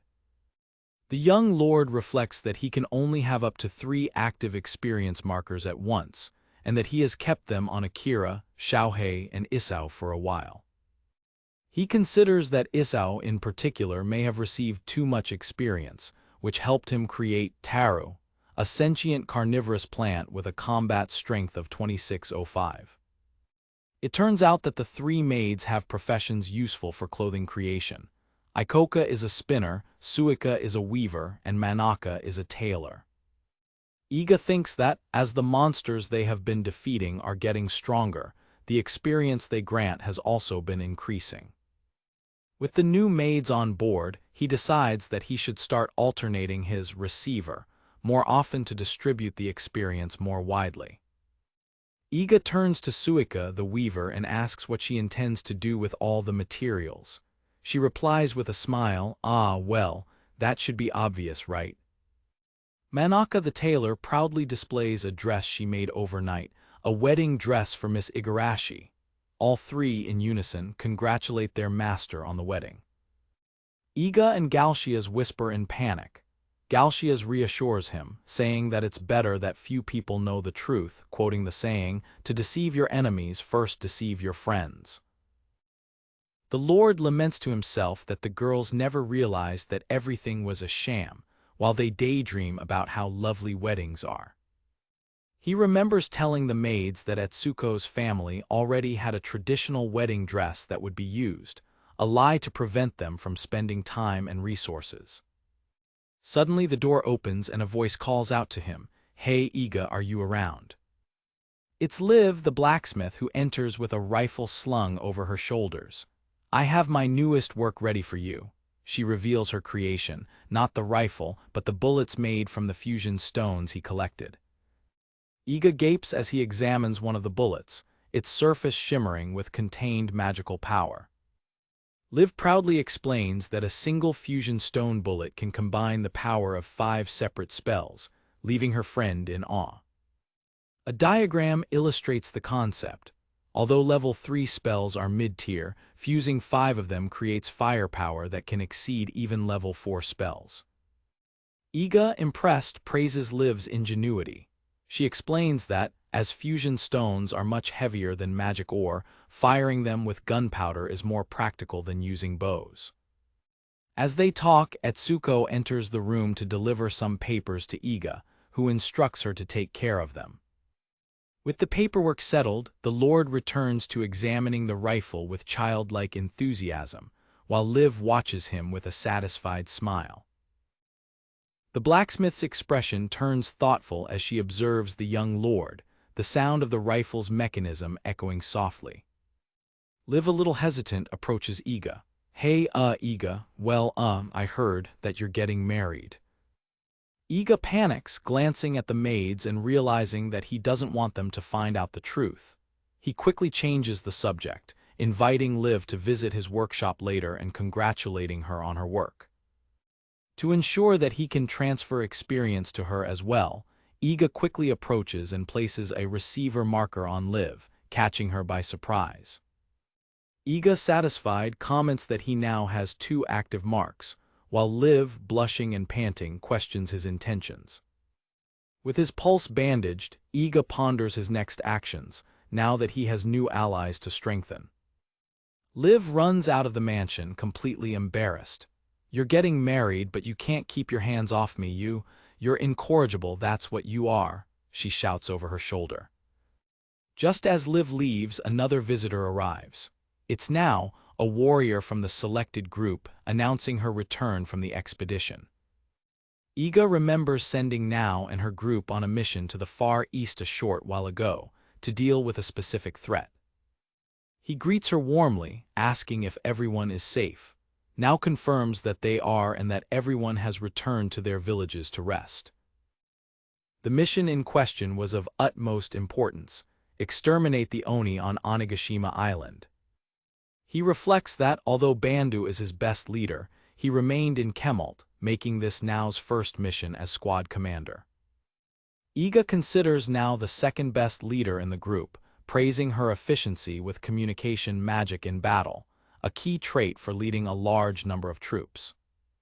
Now, with a somber expression, approaches to report how the mission went, looking disheartened. Noticing her expression, the Lord asks with a smile, "Judging by your face, I'm going to guess you failed the mission." To his surprise, she replies, "Oh no, we took care of the Oni." Iga is shocked by the unexpected success.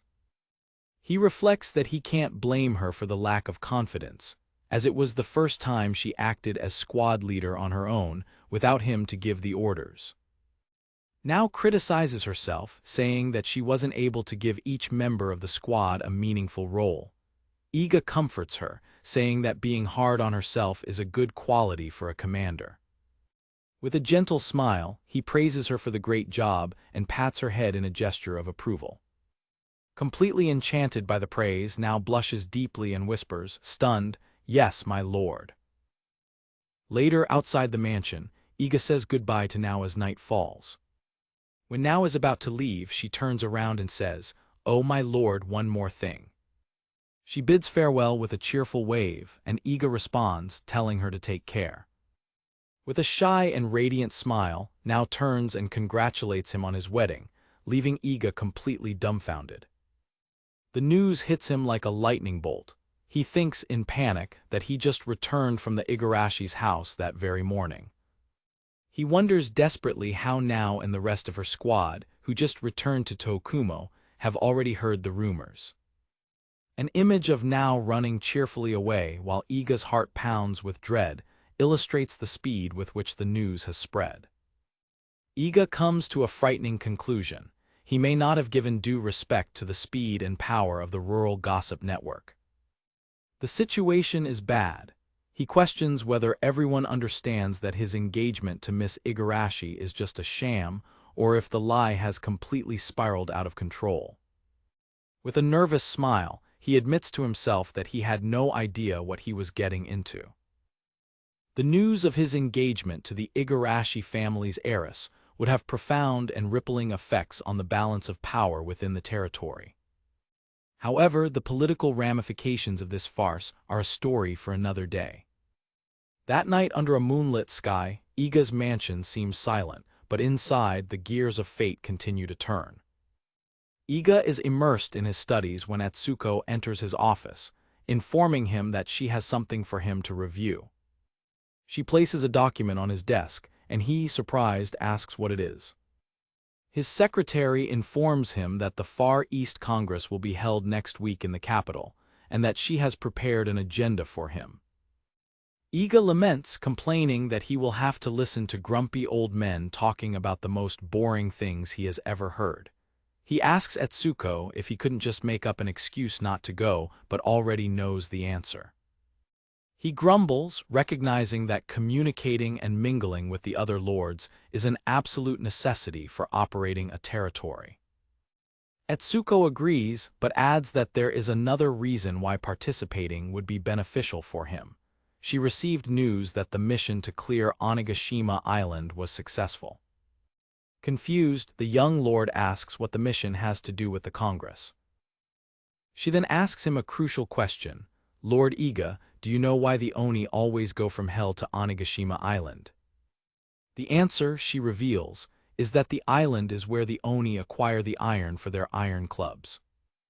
Iga is shocked by the revelation, never having made the connection before. At that moment, Garcia and Galcias burst through the door, begging Iga to take them on his next excursion. They explain enthusiastically that iron is a valuable commodity, indispensable for trade negotiations and essential for all the new weapons they plan to build. Iga finally understands everything. To secure access to the valuable iron, he needs to attend the Congress and meet with the Lord who has dominion over Onigashima Island. With a new purpose, he turns to his team and declares, "All right, everyone, next stop the imperial capital." Iga and his group arrive in the heart of the bustling imperial capital. For some, it's a familiar sight, while for others, it's a wonder to behold. Etsuko formally announces their arrival. The entourage approaches the imposing imperial palace where the Congress is being held. Iga mentally introduces his group for this trip: Etsuko, Garcia, Liv, Now, and Chiyo, who participated in the expedition to Onigashima Island, and Suika to take care of their things.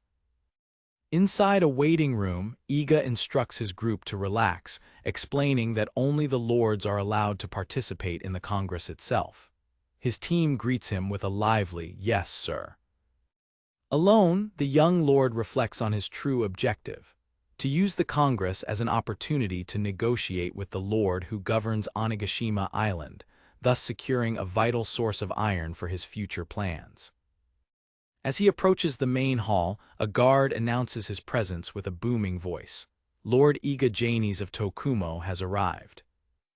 Iga enters the grand hall, immediately feeling the gazes of dozens of other lords upon him. Despite his attempt to go unnoticed, he becomes the center of attention, much to his discomfort. A familiar face greets him.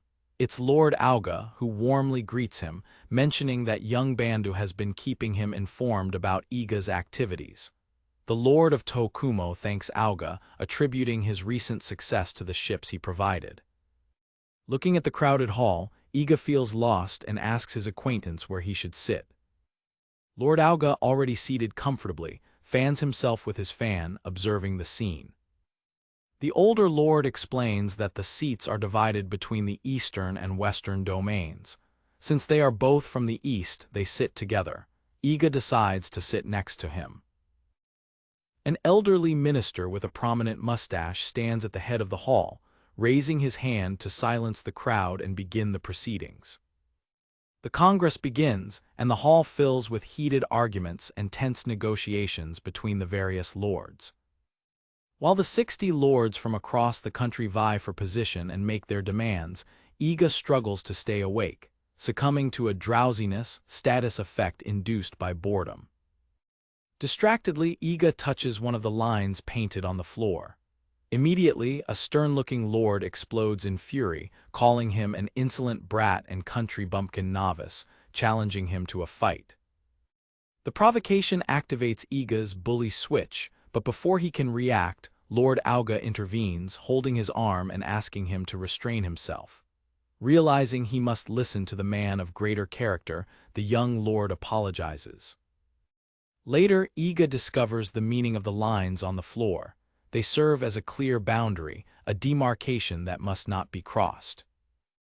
It is explained that the Congress brings together lords of explosive temperament from the eastern and western factions, who are often in conflict, making the threat of physical violence very real. He then understands that touching the sword line without thinking was interpreted as a direct provocation. Iga sighs, lamenting his ignorance of local customs and wondering if it was his fault or just bad luck. The offended lord continues to stare at him with a threatening intensity. Finally, a recess is announced in the Congress, and the room begins to empty as the lords mingle. Iga takes the opportunity to approach Lord Auga, wanting to discuss a matter. Massaging his sore shoulders, the young lord confesses that he would rather be in a dungeon than endure the tense politics. Lord Auga laughs, saying that, for him, tinkering with ships is a much more enjoyable activity. The mention of ships sparks the strategist's interest, who asks Auga about the possibility of a magic-powered ship, a war vessel designed to combat monsters. He reveals that he has been nurturing the idea of a monster-specific warship for a while. The Lord of Tokumo explains his logic. Since some of the highest-level monsters are aquatic creatures, they would need a robust and very fast warship to face them at sea. Lord Auga listens attentively, fanning himself as he ponders the proposal. After a moment, he replies that, while he would like to help, a project of such magnitude would pose a substantial risk for Auga to take on. He details the difficulties. Developing an entirely new ship technology would require the construction of a new dock, which in itself would be a considerable investment. Furthermore, the older lord warns that such construction could be seen by neighboring nations as an arms buildup for an insurrection, attracting unwanted scrutiny. Iga tries to argue, feeling his grand idea slipping away, but is interrupted by a new voice. An older man, the cabinet minister, approaches, having overheard the conversation and finding the idea fascinating. The minister, eager to see the Far East flourish, offers an elegant solution. Why not build the necessary dock in Tokumo? Lord Auga argues that Tokumo has no experience in shipbuilding, but the minister suggests that Auga simply send as many engineers as necessary to oversee the project. The experienced politician then turns to Iga, stating that, as the warship is for his needs, the responsibility and risk of its development should fall on him. The solution benefits everyone. Auga can use this as a test for the construction of magic-powered ships without personal risk, and Iga can have his warship without delay. The young lord is impressed by the minister's skill in coordination, realizing that this is his function. However, Lord Auga raises one last and crucial objection. He points out that Tokumo's natural harbor, a rocky and underdeveloped coast, would not be sufficient for a dock of such scale. Iga becomes thoughtful, considering this seemingly insurmountable obstacle. As Lord Auga tries to get his attention, an epiphany strikes Iga. He smiles, realizing that on second thought the plan might work. When the recess ends, his entourage meets him. Chiyo asks excitedly how the Congress progressed. Iga, beaming with confidence, explains his grandiose plan. They will build a new port for the dock from scratch, and he already has all the pieces he needs. He lists his resources: the excavation expertise of Yoshioka Shohei and Akira, combined with the engineering power of his hand-picked group. To this he adds Auga's shipbuilding knowledge, and Liv's genius for designing the warship itself. With unwavering determination, he declares that this is an idea with potential, and that he intends to take it all the way. The minister and Lord Auga, impressed by the young lord's progress and ingenuity, agree to consider the idea with sincere optimism, eager to see what he has in store. With the seed of a new alliance and a monumental project planted, Iga and his group leave the two leaders behind. Outside, Garcia teases his friend, provoking him about his smug smile and the big port he is about to build. Etsuko, ever practical, approaches Iga with an important question. She points out that the type of warship he is planning will require a huge amount of iron. Iga admits that he dozed off and didn't find the right moment to address the issue. His secretary advises him to discuss the issue of iron from Onigashima Island directly with Lord Kiyama, who holds dominion over it. The mention of the name makes Iga freeze. The person of interest, Lord Kiyama, is the same hot-tempered man who reprimanded him earlier. Iga grumbles that Kiyama gave him reason to reprimand him, but still feels upset about being treated like a child. Etsuko questions whether that justifies his bad mood. A flashback shows Iga's clumsy attempt to approach Kiyama for a conversation, only to stumble. Encouraged by his friends, who tell him to put on his adult lord pants and get to work, he gathers the courage to try again. He approaches Kiyama, who immediately threatens him, asking if he plans to offend him once more and promising to cut him in two if he does. The two face each other in a tense and silent standoff.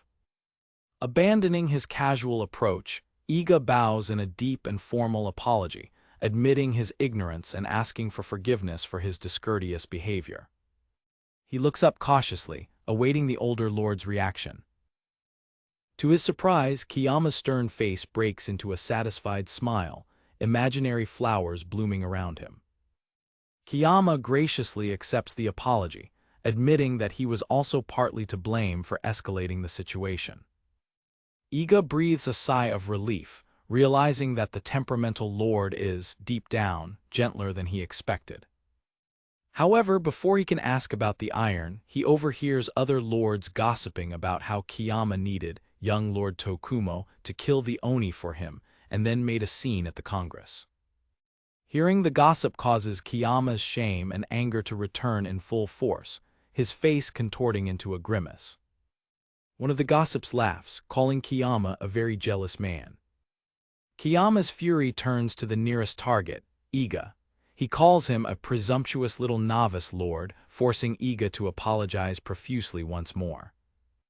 Back in the rest room, Liv slams the table angrily, furious at Kiyama for always badgering her friend. A few days pass, but the tension in the Congress remains. Iga vents to his friends, explaining that, since the incident, Lord Kiyama has been taking every opportunity to criticize him, both inside and outside the chamber, which has become incredibly annoying. Chiyo and another warrior offer to take care of him, but Iga hastily stops them, insisting that he is trying to extend an olive branch. Etsuko intervenes, suggesting that he needs to start gathering information.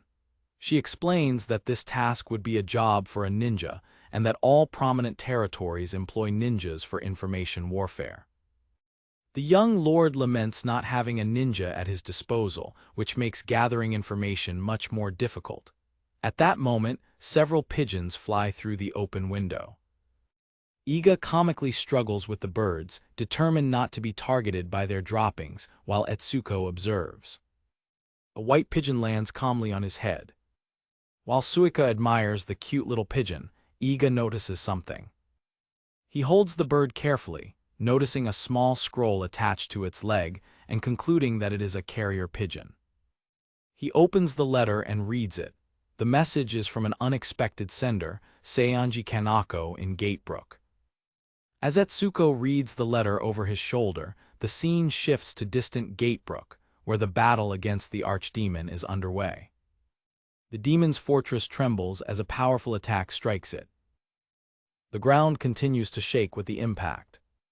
Inside the fortress, Cross, the hero, unleashes a devastating gigastrike against a gigantic monster. Exhausted but resolute, the Fantastic Five have finally reached the innermost chamber of the archdemon's fortress. The four heroines fighting alongside Cross, battle-scarred but with their eyes fixed on the goal, confirm that they are ready. Cross's face is dirty and scratched, but his eyes gleam with fierce determination. He closes his eyes for a moment, gathering his strength for the final confrontation. Tiana, one of his companions, reflects that Iga's departure has left the group's dynamic strained and awkward. The sentiment is echoed in the worried looks of his other companions. Their faces show the weight of their strategist's absence. The bespectacled mage, Mari, agrees grimly that this is one way to put it. The tension of the situation is clear in their expressions. Glico, the warrior, admits to himself that none of them, especially him, would have become so strong without Iga's training. An image of Iga departing illustrates his thoughts, feeling as if a hole has been left in the group. He remembers how his friend's judgment was the standard by which he measured himself, even after Iga could no longer accompany them on missions. Glico recalls his admiration for Iga since their Magic University days, and how he always sought his friend's recognition. However, the arduous battle to get here has made him realize a truth, the only way forward is as a team of 5, trusting in each other. Mari looks at her leader, understanding the difficult decision he has made. Cross fondly recalls his time with Iga, stating that he will always be his friend, but that the time has come to graduate from being his student and become independent. With eyes full of newfound determination, he declares that their fight lies ahead and that it is only just beginning. The women on his team respond with equally resolute expressions, ready to follow his lead. They share a moment of silent understanding and renewed purpose, each of them hardened by battle and ready for what comes next. Their unity as a team of 5 is solidified. Cross places his hand on the shoulder of one of his companions, and with the team united behind him, gives the command, "Now, let's go." They step forward, entering the final chamber. Suddenly, Cross stops, his eyes widening in absolute shock at something he sees before him. With an ominous whir, the chapter ends on a harrowing cliffhanger. In the ruins of the Archdemon's fortress, the Fantastic Five, exhausted from battle, find a familiar figure emerging from the dust. It's Iga, or so it seems, who greets his old friend with a casual "Hello, Cross." The team, battle-scarred, stares at him with a mixture of shock and disbelief. The group of heroes, silhouetted against the desolate landscape, can barely utter the name of their former strategist, Iga, questioning his sudden presence. Expressions of surprise and confusion spread across the faces of the adventurers, who did not expect to see their former master there. Cross, in particular, is visibly shaken, sweating as he stutters, "What are you?" The scene reveals the truth. This is not the real Iga. Beside an imposing accomplice, the impostor rejoices internally, and none of them suspect that I might be an impostor. Why would they suspect? My disguise is impeccable. Completely deceived, Imad Dressler, the healer, runs towards the false Iga with joy. "Iga, where did you come from, and what are you doing here? Wow." The accomplice watches with a satisfied smile, noting to himself, "The healer, Imad Dressler, as expected, she was completely deceived." When the impostor claims he was worried about them, Tiana bursts into hysterical laughter. "You, of all people, were worried about us. That's so funny." The false Iga then presents his strategy. Instead of fighting to advance through the fort, they should use Princess Natasha as bait to lure the Archdemon Animus. He argues that it would be smarter to force the enemy to come to them. In a quick flashback, the impostor reveals his true intention to his own allies, admitting with a maniacal smile that his plan is pure nonsense, and that he only needs to delay the hero's confrontation with the Archdemon for one night. The flashback continues, showing his plan being plotted. Very soon, the Fantastic Five will clear the Archdemon's fortress. As soon as that happens, I will approach them as Iga Janies and delay them for one night. Then, I'll take what we need. One of his henchmen adds that, with that done, they can capitalize on the Archdemon's soul returning to hell. While one member of the group doubts it will be so simple to delay the heroes, the leader, Toldo, confidently assures that it will not be a problem, especially for Iga Janies. The impostor reflects on his tactic, knowing that the group's memories of dependence on their former trainer are not easily forgotten. As long as they remain, they can be used, he thinks, visualizing these memories as chains that bind their hearts. Back in the present, Cross intervenes, placing his hand on the impostor's shoulder and saying firmly, "Forgive me, but could you not meddle in our affairs?" The false Iga, caught off guard by the resistance, can only say, "Huh." With his companions behind him, Cross continues, "We appreciate your concern and for coming here, but this is our adventure. These are our goals, our decisions, our problems." The hero's determination flares up, and our strategy of attacking the Archdemon using the princess as bait is too dangerous. I've already decided on that. The impostor moves behind Cross, whispering his name in a manipulative tone. He leans in, his face inches from Cross's, and asks threateningly, "Who do you think you're talking to?" Reacting to the provocation, Cross pushes the impostor back forcefully. The false Iga takes advantage of the situation, falling and pretending to be hurt. "I knew it, you still see yourself as superior to me," he accuses. The manipulation hits its target. Cross explodes in an outburst of accumulated frustration and pain. "We went our separate ways, we had separate adventures. We're friends, aren't we? What's so offensive about the idea of us being on equal footing? I'm not your project anymore." The imposter is internally annoyed by the complication. What a pain! I expected Cross to be the most dependent on his trainer of all. At that moment, Dari, the swordswoman, approaches and places a supportive hand on Cross's shoulder. Noticing the change in dynamics, the imposter addresses her. "Dari, the swordswoman. Is that it then? Have you chosen the hero's side?" He sighs, frustrated. Damn, two opposing the idea is not good. Ima approaches the false Iga, mocking him. "You know, it's honestly so funny that you think you can still give us orders, Iga." However, the other two members of the group express their unwavering loyalty, declaring that they trust their master. Dari observes the scene, her face a mask of conflict. The team is now divided, with Cross and Dari on one side and the imposter and his loyal followers on the other. Tiana, the mage, remains between them, watching the impasse. Tiana finally breaks the silence. "Well, I reserve my judgment, but we should go back for today." She explains her reasoning with a somber logic. "But if we were to fight the archdemon with our team divided as it is, I have no doubt that we would certainly lose." Turning to her leader, she reassures him. "Cross, understand that I am not casting doubt on your decision." Defeated, Cross gives in. Okay," he murmurs as the others watch in silence. The imposter smiles, his goal of delaying them has been achieved.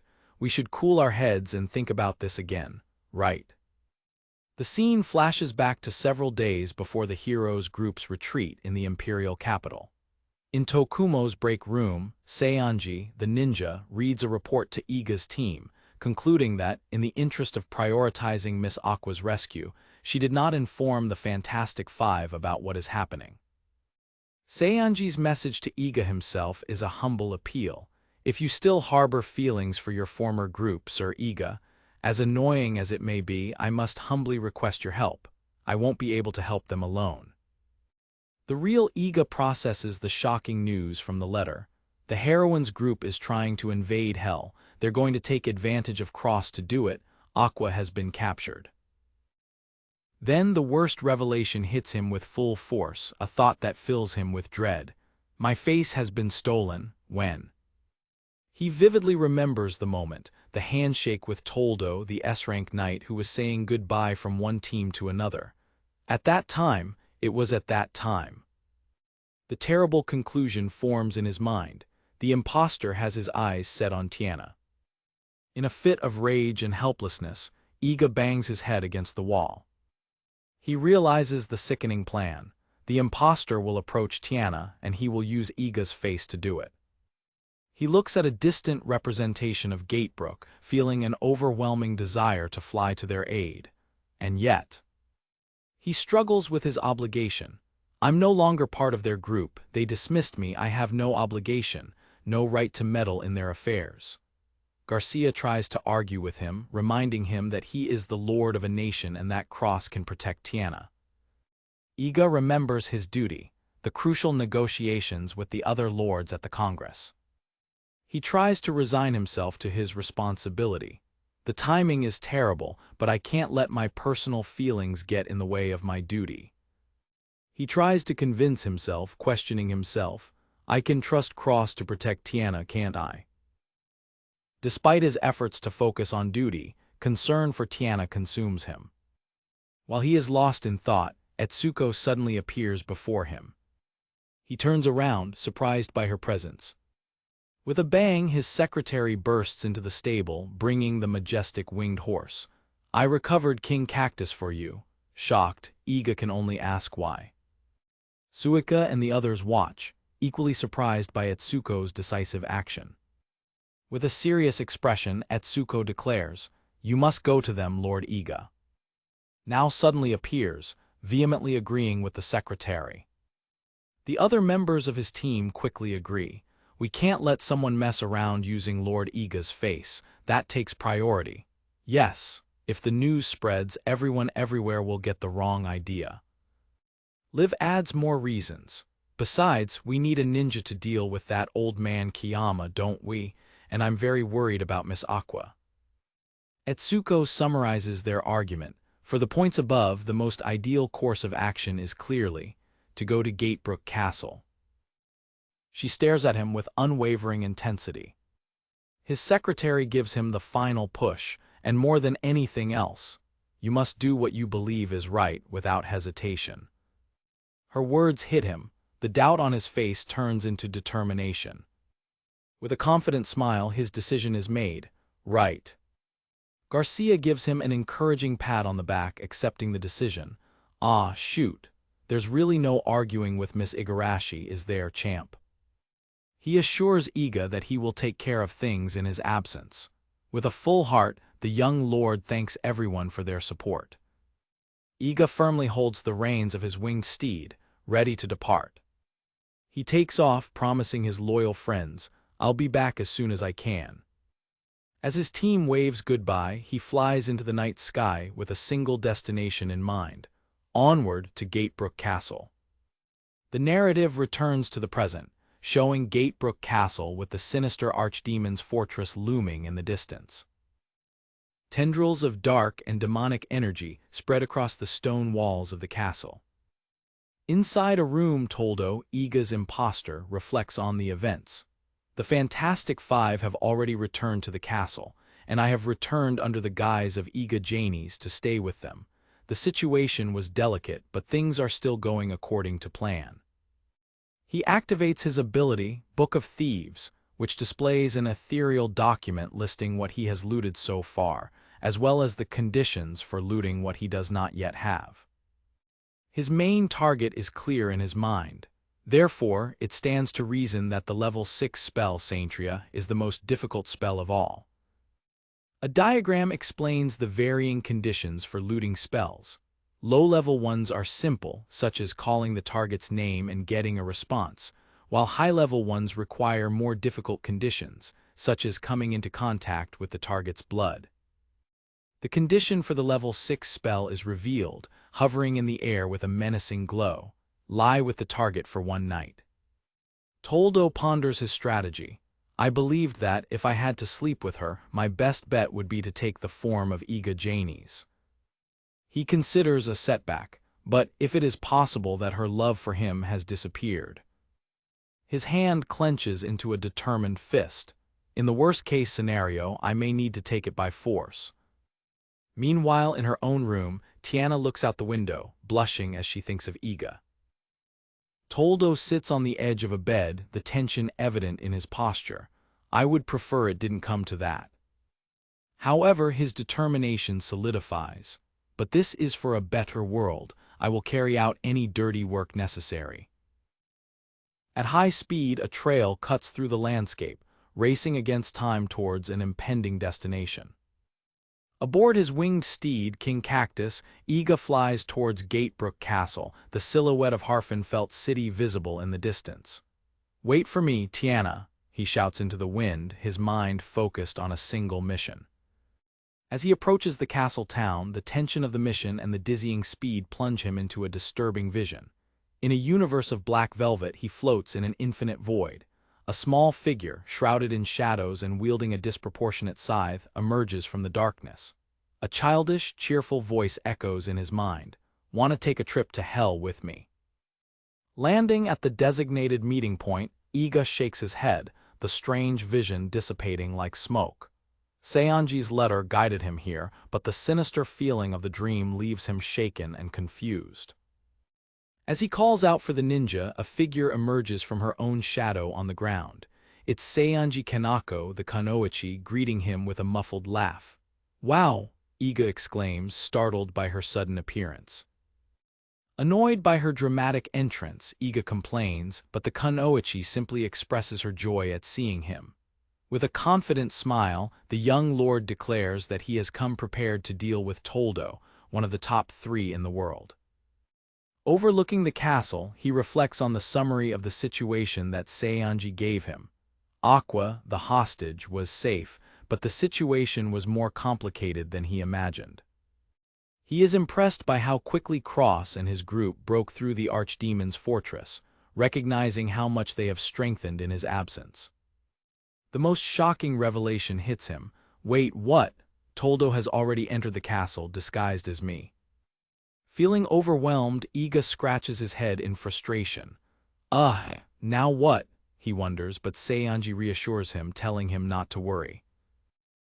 The ninja confidently reveals that she has a plan, much to Iga's relief. She explains that there is a maid inside Gatebrook Castle who is her ally, an inside contact to help them. The plan is for the maid to grant him secret access to the castle, so he can sort things out with the imposter, Toldo. As for rescuing Aqua, Seionji assures Iga that he can leave that task entirely to her. Following the instructions, Iga stealthily approaches the back entrance of the castle, beginning his infiltration. He reflects that due to the Archdemon's arrival, the castle's security is at its highest, but fortunately, the route Seionji planned helps him avoid most of the guards. His main focus is to avoid being seen. If a guard raised the alarm, Toldo would know of his presence. Worse, if pressed, the imposter could become desperate and put Tiana in even greater danger. He arrives at the back door and, as promised, finds it unlocked, confirming that his inside contact has done her part. On the other side of the door, a dark-haired maid greets him with a knowing smile. "I've been waiting for you," she says. Iga identifies her as his ally. The maid guides him through a dark corridor, lined with silent suits of armor and cobwebs, the atmosphere heightening the tension of the infiltration. Iga can't help but feel a chill. The castle is dark and old, a place where it feels like a ghost could appear at any moment.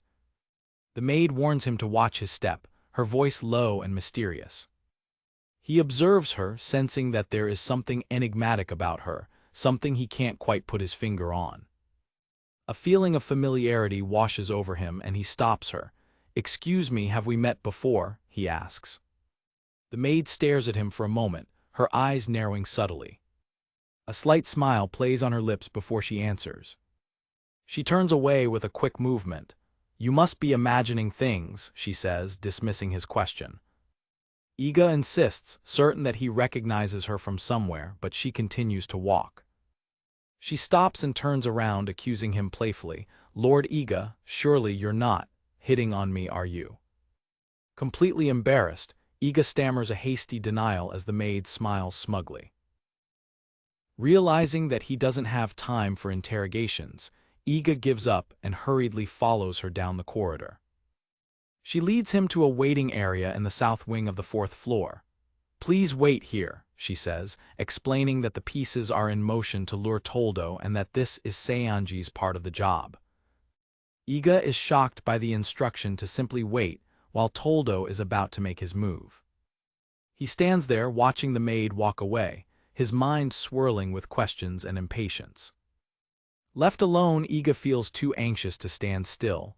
"I've been benched," he mutters. Suddenly, a familiar, cheerful voice calls out to him, "Master." He turns around in a panic to see Mari, one of his former companions. "Crap, she saw me," he thinks, fearing that his presence will be revealed. Trying to appear casual, Iga greets her awkwardly. "Well, the cat's out of the bag now. Hey, it's been a while, huh?" Mori stares at him, confused. "We talked just today, didn't we?" she asks, to Iga's shock. Her response confirms his fears. "Ah, so Mori has also met my doppelganger then," he concludes internally. He ponders how to handle the situation, questioning whether he should tell her about the imposter who is impersonating him. Deciding that it would be too complicated to explain, he opts to drop the subject for now. To change the subject, he asks, "So, where were you going all alone anyway?" Mori becomes visibly nervous, wringing her hands behind her back as she stammers, "Well, She gathers her courage and declares, "I'm 16 now, so I'm not a kid anymore, you know, so." With her face flushed with embarrassment, she confesses her plan. I was thinking of visiting your room tonight. The confession leaves her completely red, unable to look him in the eye. Iga is momentarily speechless at her audacity. Noticing his silence, Mori panics. Please don't be mad, it's just been so long, she pleads. Iga gently dismisses her, treating her like a child. I'm not mad, but like you said, you're not a kid anymore. You really need to start sleeping alone, okay? He pats her head in a comforting gesture. There, it's going to be okay. Feeling rejected and condescended to, Mori's frustration explodes. You big stupid idiot, she shouts, delivering a punch to his stomach. She storms off, muttering angrily, whatever, forget it, I mustered up the courage for nothing. Iga collapses to the ground, groaning in pain from the unexpected blow. What the heck got into her, he wonders. Still on the ground, he smiles resignedly. But this is good, right? It's a sign that she's really growing up. Don't tell me she's in her rebellious phase. Recovered, he returns to his mission, peeking down the hallway. Anyway, that maid is sure taking her time. What could she be doing? The scene reveals the plan in action. While Iga waits, the maid approaches Toldo's room in another part of the castle. Inside his room, Toldo, disguised as Iga, hears a knock on the door. Who's there? He asks, opening the door. He finds the maid, who bows deeply before speaking. A castle maid, what do you want? He asks. She replies, Lord Iga, I understand this is our first night hosting you. She presents a clipboard, asking for his signature on a document, citing castle rules. Toldo, without hesitation, signs the paper. He reflects with pride that, to perfect his disguise, he had already completely mastered Iga Janie's handwriting. The maid then presents a second item, a scroll, and Lord Iga, please forgive the inconvenience, there is one more matter. She unrolls the scroll, explaining, as a lord who governs a territory in the Far East, we require your signature on your script as well, purely for administrative purposes. Toldo realizes that he cannot read the script, a potential trap, but remains calm. With a smug smile, he executes the signature perfectly, proving that his preparation was complete. Of course I practiced signing Iga Janie's name in the Far Eastern script as well, he states, returning the scroll. I am always perfect in my work, flawless. Satisfied that he has passed the test, Toldo smiles maliciously, his plan moving forward. The maid also smiles, her own plan unfolding exactly as predicted. Believing he has the maid under his control, Toldo decides to advance. He leans in and confides, the truth is I'm going out with Tiana von Rail, so, you know what I'm asking for, right? Of course, the maid replies, understanding. You wish to visit her tonight, would you mind guiding me there? He asks. She leads him down a corridor to a room adjacent to Tiana's. The maid opens the door to the room for him. Toldo sneaks out onto the balcony and peers through Tiana's window. There she is, he whispers. As he prepares to jump, the maid calls out to him, Ah, Lord Iga, wait. The impostor ignores her with a malicious grin. Heh, her lights are off, but I can see her near the window, time to get to work. The moment he leans out, the maid rushes forward, feigning concern. Leaning out so far is dangerous, sir. Please, be careful. In the feigned embrace, her hand slips into his pocket. Suddenly, Toldo freezes, sensing that something is wrong. He turns away from the window, an expression of utter disbelief on his face. He frantically pats his jacket and cries out in panic, It's gone, my wallet is gone. His eyes lock onto the maid, who watches him with a malicious smile. That maid took it, he realizes. A memory of his sick creed floods him. I love nothing more than stealing from others. Damn it, I let my guard down. Pure primal rage boils within him, but I absolutely cannot stand being robbed. The intensity of his fury causes his magical disguise to begin to unravel, the image of Iga flickering. He clutches his face, struggling to maintain control in Iga's form. Looking at the moon, he forces himself to calm down. Calm down, minor matters can wait. His priority reaffirmed, he composes himself. I need to plunder Santria before I think about anything else. Sophie is counting on me. Ignoring the stolen wallet for now, Toldo crouches on the ledge, watching Tiana in her room, preparing to make his final move. In Tiana's room, Toldo, disguised as Iga, embraces her, whispering that he missed her. The moment he leans in to kiss her, the real Iga, with an expression of shock and rage, shouts his name, Toldo. Iga breaks down the door, sword in hand, and stops abruptly at the sight. His heart races as he realizes he's burst into Tiana's room. Amidst his panic, he understands the maids and Seonji's plan. Is this how they lured Toldo out? He thinks, exasperated. They led him straight here. As Tiana observes the scene, a narration explains the nature of the thief ability. Each target that can be stolen has a different condition that must be met. Completely confused by the appearance of a second Iga, Tiana stammers, "Huh, two Igas." Iga glares at his doppelganger, who is now visibly trembling, and speaks the impostor's name with icy conviction, Toldo. Tiana, blushing and bewildered, tries to process the situation, the condition for stealing her spell echoing in her mind. The true Iga's presence nullifies Toldo's magic.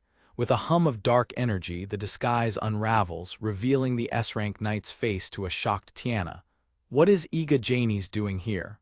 Toldo wonders, annoyed. Seeing the danger, Iga shouts an urgent warning to his former companion. Tiana, you need to get away from him fast. The young lord reveals the villain's plan. He came here to steal your Santria. Caught red-handed, Toldo lets out a sinister laugh. Kheh, you certainly are well informed. With his disguise broken and his plan exposed, Toldo decides that force is his only option, energy crackling in his hand.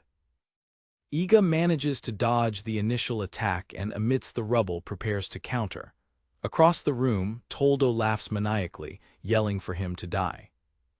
With a swift motion, Iga manifests an energy shield, blocking a barrage of projectiles launched by Toldo, who watches him in surprise.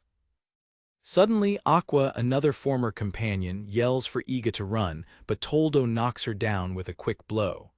Meanwhile, Tiana, recovered from the shock, begins to cast a defensive spell. Toldo moves swiftly, grabbing the unconscious Tiana before she can finish her spell. Tiana, Iga shouts, helpless. Carrying the unconscious mage, Toldo leaps onto the windowsill. My, Cross and the others surely heard all this commotion, he comments. I'll have to leave if I intend to pillage in peace. Watching Toldo about to escape with Tiana, despair grips Iga. If I let him get away, it's all over. Damn him. In an act of desperation, he launches himself from the balcony, reaching out for the falling thief. I need to reach. With a Herculean effort, Iga manages to grab Toldo's leg midair, determined. No way I'm letting you take her. Surprised by the tenacity, Toldo growls, Tisk, stubborn little. As they fall, Toldo repeatedly kicks Iga in the face, forcing him to release his grip. Free, Toldo stops his fall with magic, floating with Tiana in his arms, while Iga continues to plummet towards the ground. With a satisfied smirk, Toldo turns to leave, believing he has gotten rid of all obstacles. Not my smoothest heist, but now I can get back to. Suddenly, a violent impact hits him midair, making him cry out in surprise. The source of the attack is revealed, King Cactus, Iga's winged horse, who intercepted him midair. You called your horse? Toldo shouts, shocked, as he and Tiana are knocked off the mount. King Cactus plunges towards the forest below, a streak of light in the night. Iga wakes up on the forest floor, groaning in pain from the impact of the forced landing. His first thought is of his friend. Ah, right, Tiana, is she all right? He shouts, sitting up abruptly. He sees that his loyal steed not only cushioned him but also saved Tiana, who is unconscious but safe, lying on the horse's back. With his face flushed with gratitude and relief, Iga embraces his horse. And thank you, King Cactus, seriously, what would I do without you? As Iga recovers, the sound of snapping twigs echoes through the dark forest, signaling that they are not alone. He checks on Tiana, noting that she still hasn't woken up. Toldo really hit her hard when he knocked her out, he thinks, worried. With Tiana safely on his back, Iga mounts King Cactus and begins to move carefully through the forest. His plan is clear: if I can get back to the castle and rendezvous with Cross and the group, that would keep Tiana out of Toldo's clutches for sure, especially if he can no longer use my face. As he approaches the castle, the young lord thinks of his preparations, suggesting he anticipated a confrontation outside the walls. His escape is interrupted when Toldo appears in his path, winded but determined. "You supposed you'd have a better chance of escaping if you didn't fly back to the castle," he sneers. Too naive. Iga feels a chill, realizing the terrible truth of his situation. Me and my mid-tier abilities are all that stands between him and Tiana while she's unconscious, and he's the third strongest in the world. Toldo approaches, his voice calm and menacing. "Iga Janies, I've done my research, I know all about you, you're no simpleton." The implicit threat is clear. You must understand, yes, if you fight me here, there's only one outcome. Toldo releases his aura, the pressure overwhelming. "You want to protect that girl, and I need her magic. Ultimately, the only people who could stop me are those with strength that surpasses mine." Despite his fear, Iga stands firm. "Fair enough, you're the world's number 3, he admits, sweating. "I know I don't stand a chance against you alone." However, his hand subtly moves, activating a communicator, a crackling voice confirming, "Confirmed, my lord." Toldo, who detests bloodshed, demands that he hurry and submit. In response, Iga points to the sky and says with a defiant grin, "Funny, I was thinking the same thing," as a rain of arrows descends upon Toldo. The projectiles explode on impact. Magic arrows, the specialty of Iga's domain, Toldo realizes. Iga reveals his plan. "That's precisely why I prepared for this in advance. I don't need you to tell me I won't beat you in a one-on-one fight." The source of the arrows is revealed, 50 members of Iga's hand-picked group hidden nearby. Harfenfelt is just down the river, and we were also. Iga explains his strategy. When Mr. Bandu cited King Cactus's erratic movement, he was able to mobilize the team to meet us. In a flashback, a map shows his meticulous planning. "Before reaching Gatebrook Castle, I made sure to contact them and tell them to position themselves at the perimeter." Toldo easily deflects the barrage, magic exploding harmlessly around him. HMPH, and yet all this amounts to is an attack from a mob of villagers. "Don't think this is enough to stop me." Iga makes a gun gesture with his hand, aiming at Toldo. "Last chance. You're really not going to surrender?" he bluffs as one of his soldiers prepares in the background. With a serious expression, Iga says, "I detest unfunny jokes too, more than anything." He mimics the sound of a gunshot, bang. On top of a makeshift siege tower, one of his allies fires a magic rifle. Toldo scoffs at the attempt. "Oh, how quaint, you're going to shoot me." With a casual flick of his sword, Toldo slices the magic bullet in half, causing the sniper's weapon to shatter from the energy recoil. However, the two halves of the bullet continue their trajectory and detonate in a massive explosion behind Toldo, catching him by surprise. The source of the power is revealed: our new weapon, fusion bullets. By merging 5 of the villagers' mid-level spells, they can combine to create one high-level spell. Iga shouts with joy to his inventor. "Live, the magic rifle worked perfectly," he celebrates, remembering how he could never master high-level magic on his own. Toldo is engulfed by the explosion, his silhouette visible for an instant before being consumed by light and force. The smoke dissipates to reveal Toldo on one knee, his back burned and smoking, gasping in pain and exhaustion. Still standing but clearly weakened, Toldo glares at Iga with pure fury. You. The young lord knows he's in trouble if his enemy doesn't surrender now." With a roar of fury, Toldo charges and grabs the barrel of the magic rifle. The soldier is trying to reload. Iga explains the weapon's drawback. "The reason is that this magic rifle isn't automatic, not even semi-automatic. Each shot needs to be prepared. Taking advantage of his opponent's rage, Iga bluffs. He picks up the now useless rifle and points it at Toldo. "So, how was it? Ready for round 2? The taunt works. Toldo completely loses his composure. "You're going to shoot me? Then do it. Shoot me in the face, you bastard," he screams, his rage transforming him into an irrational beast.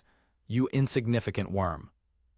A sharp, metallic clang echoes and Toldo's fury abruptly stops. Under the moonlight, his companions have arrived. "You took so long, we had to come check on you," one of them says. The group's leader, a blonde woman named Sophie, the heroine, scolds her teammate. "Your temper has always been your greatest weakness, Toldo. Calm down, yes." Iga watches in dread, realizing that the heroine's 3 group members are now gathered. "We don't stand a chance," he thinks. At that moment, reinforcements arrive for the other side. Cross and his group appear in the clearing, and Tiana finally wakes up to everyone's relief. Cross's group gathers around Iga, asking what's going on. Nervous but maintaining his composure, he replies, I can explain everything later, right now." With both groups, Iga's, Cross's, and the heroines, in a tense standoff in the moonlit clearing, Iga looks at the scene with a determined smile. The stage is set. In the forest clearing, the standoff reaches its climax. On one side, the heroine's group, led by Sophie, with Toldo by her side. On the other, the Fantastic Five and Iga, ready for battle. At the top of a distant tower, a third figure watches the impending confrontation. Amidst the tension, a plan forms in the mind of one of the observers. Iga, alongside a fair-haired companion, sees an opportunity, thinking, "These two should work." While the shadowy figure atop the tower seems amused by the chaos, the blue-haired youth beside Iga looks excited and eager for the strategy about to unfold. The hero group stands firm, their faces a mix of determination and apprehension as they face their S-rank adversaries.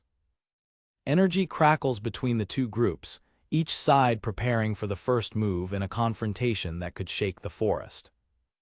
Iga analyzes the situation with concern. With Cross and his group here, both sides are evenly matched in terms of strength, he thinks, sweat dripping down his face. At worst, this could lead to 2 S-rank teams actually fighting each other. Someone might even end up dying. The gravity of the situation hits him, the expression on his face one of pure shock and fear for what's to come. Unexpectedly, Sophie, the leader of the opposing group, sighs in exasperation and relents. Yes, I understand, we'll retreat." The relief is palpable. Iga and Cross's group let out a collective sigh, the tension dissipating from the clearing. Walking away, Sophie mutters to herself, "This plan was never my first choice to begin with." She turns to her defeated teammate and firmly orders, "Toldo, stop sulking and come with us." Iga watches their retreat, a look of surprise on his face at the sudden turn of events. With tension still in the air, Sophie intervenes to break up a final confrontation, shouting, "Wait," while a furious Cross demands, "I'm going to ask you to let go of my face first." The other member of the heroine's group expresses her frustration with the thief. "Damn it, Toldo," while Sophie scolds him with a weary look. Toldo, defeated, undoes his magic. With a gesture of his hands, the image of Iga Janie's face is formally deleted from his Book of Thieves. As the heroine's group retreats, one of its members turns to Iga with a smile. "You're pretty cool, honestly," she says before disappearing. Sophie, for her part, tries to cheer up her ogre-like ally, declaring, "You're still #1, Gonzalez." Sophie's attempt to lighten the mood is met with an impassive expression from Gonzalez. Iga narrates the subsequent events. After that, our little skirmish with Toldo threw the whole place into a panic. We all returned to Gatebrook Castle. In the throne room, Iga reports the incident to the king, who is furious at the thieves' audacity. Tiana observes, reminding Iga, "You've never met the king before, Iga," and reassuring the client falls on the group currently undertaking the mission. Later, walking down a castle corridor, Iga feels guilty. "Once again, I've only caused more trouble for Tiana," he thinks. His reflection is interrupted when his old team confronts him, with Dari declaring, "Iga, we've waited long enough for an explanation, don't you think?" In the dining hall, Iga sits with his former companions and explains in detail the ordeal with Toldo, the imposter, and the thief's plan to steal Tiana's magic. Meanwhile, at a nearby encampment, the elite group Iga brought with him loudly celebrates their victory, singing and toasting to having driven off the third strongest adventurer in the world. Back at the castle, Ima and Tiana react to the story. Tiana bursts into laughter. "You had your face stolen, like literally, ah ha ha ha, poor you." Aqua, on the other hand, cringes at the idea. As Aqua shrinks with second-hand embarrassment, Iga drinks silently, thinking, I guess, but I'll keep my mouth shut. I'm in enough trouble already." Tiana, trying to save face, crosses her arms and declares, "Well, you know, I thought the whole thing was suspicious from the start." Mari immediately debunks her, pointing an accusing finger. "Liar, you were totally fooled by the faker," she shouts, reminding the mage of how she was blushing in the fake Iga's presence. The accusation leads to a chaotic and playful squabble between the girls, with Dari trying to break them up. Iga watches with a nostalgic smile. "It's been a while since I've seen them messing around like this," he thinks. Later, Iga and Cross find a moment of quiet. Cross notices Iga is about to light a stick and conjures a small flame in his palm. The flame dances gently in Cross's hand. "Need a light?" he asks. Iga looks at the flame, surprised by his former friend's gentle offer. He accepts the light, and the two share a moment of silent camaraderie as the smoke rises towards the ceiling. Sitting together, the comfortable silence between them speaks volumes about the history they share. Cross looks at Iga, his face serious as he ponders the next, daunting phase of their mission. He finally breaks the silence. "So, what does the real Iga think?" he asks, seeking the advice of his former strategist. Iga, taken aback, repeats the question, "What do I think?" Cross elaborates, the worry evident in his voice. "Should we go on the offensive, or lure the archdemon out?" The young lord, feeling the pressure of his friend's gaze, swallows hard, unsure how to answer.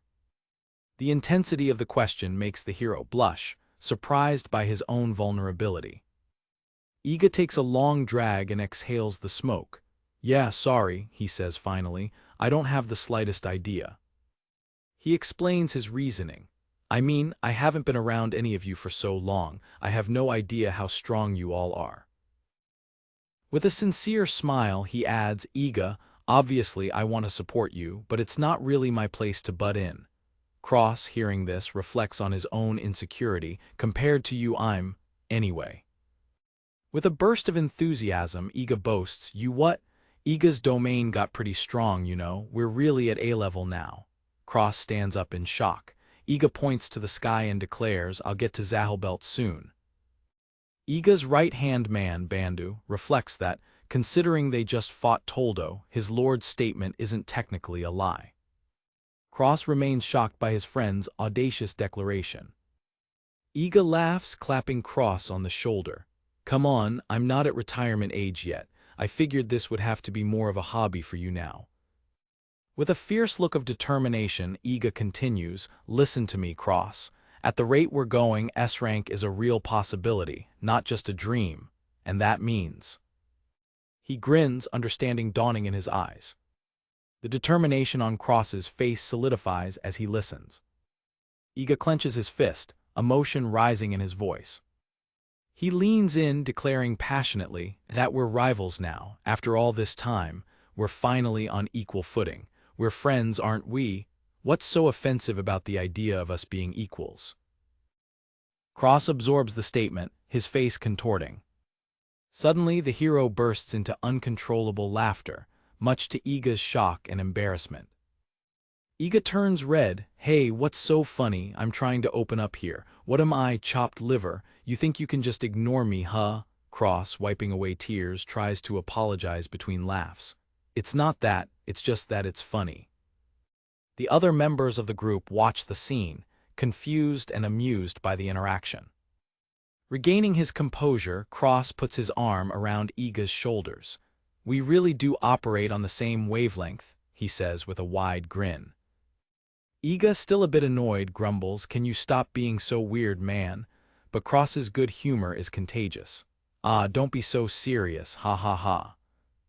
A genuine smile finally appears on Iga's face, accepting the strange dynamic of their renewed friendship. Watching from the parapet, the girls comment on the scene. "Ah, men are such simple creatures," one says. "Hey, what's going on?" another asks. Cross, with his arm still around Iga, shouts, "As if I'm the hero here, the moment you slow down, I'll fly right past you." Iga narrates the reunion, his adventures, my territory, monsters and landscapes from everywhere, and we kept going, talking about this and that. The two friends, now rivals, share stories and laughter. "And we laughed at the stupidest things," Iga concludes, taking a swig from his mug. The long and eventful night finally comes to an end, and Mori, exhausted, falls fast asleep on her former master's shoulder. Tiana teases her gently. "On is little Mori all tuckered out, cute little thing, hef." Iga, surprised, comments, "Ah, we really got carried away, huh?"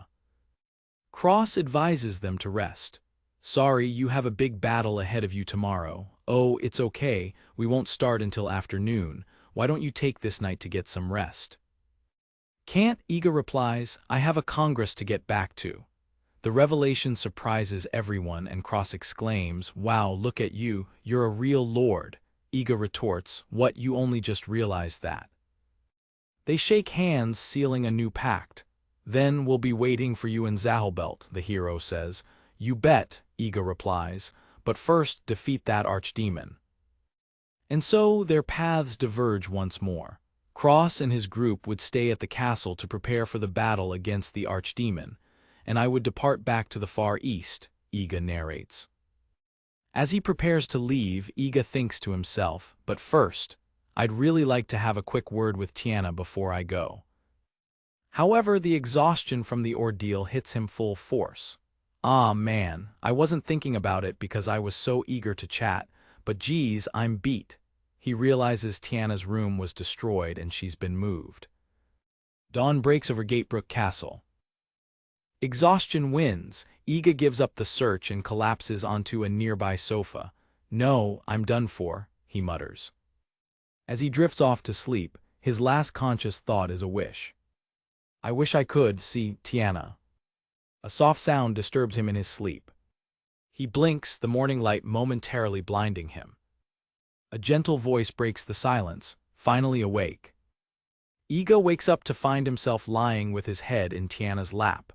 Sunlight streams through the window, illuminating the scene. "Good morning," she says with a gentle smile. He sits up abruptly, completely flustered and speechless. He stammers, What are you doing?"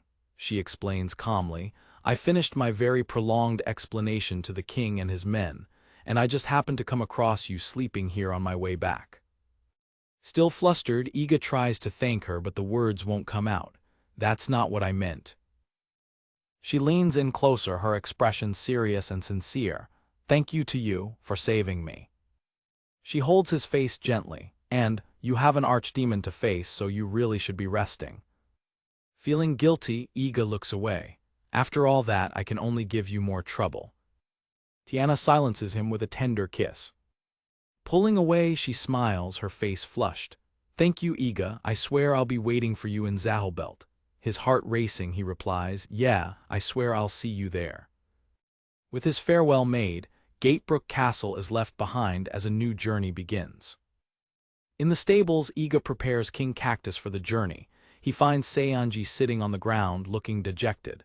"Looks like a good night's rest was all you needed, King Cactus," he says before noticing the ninja.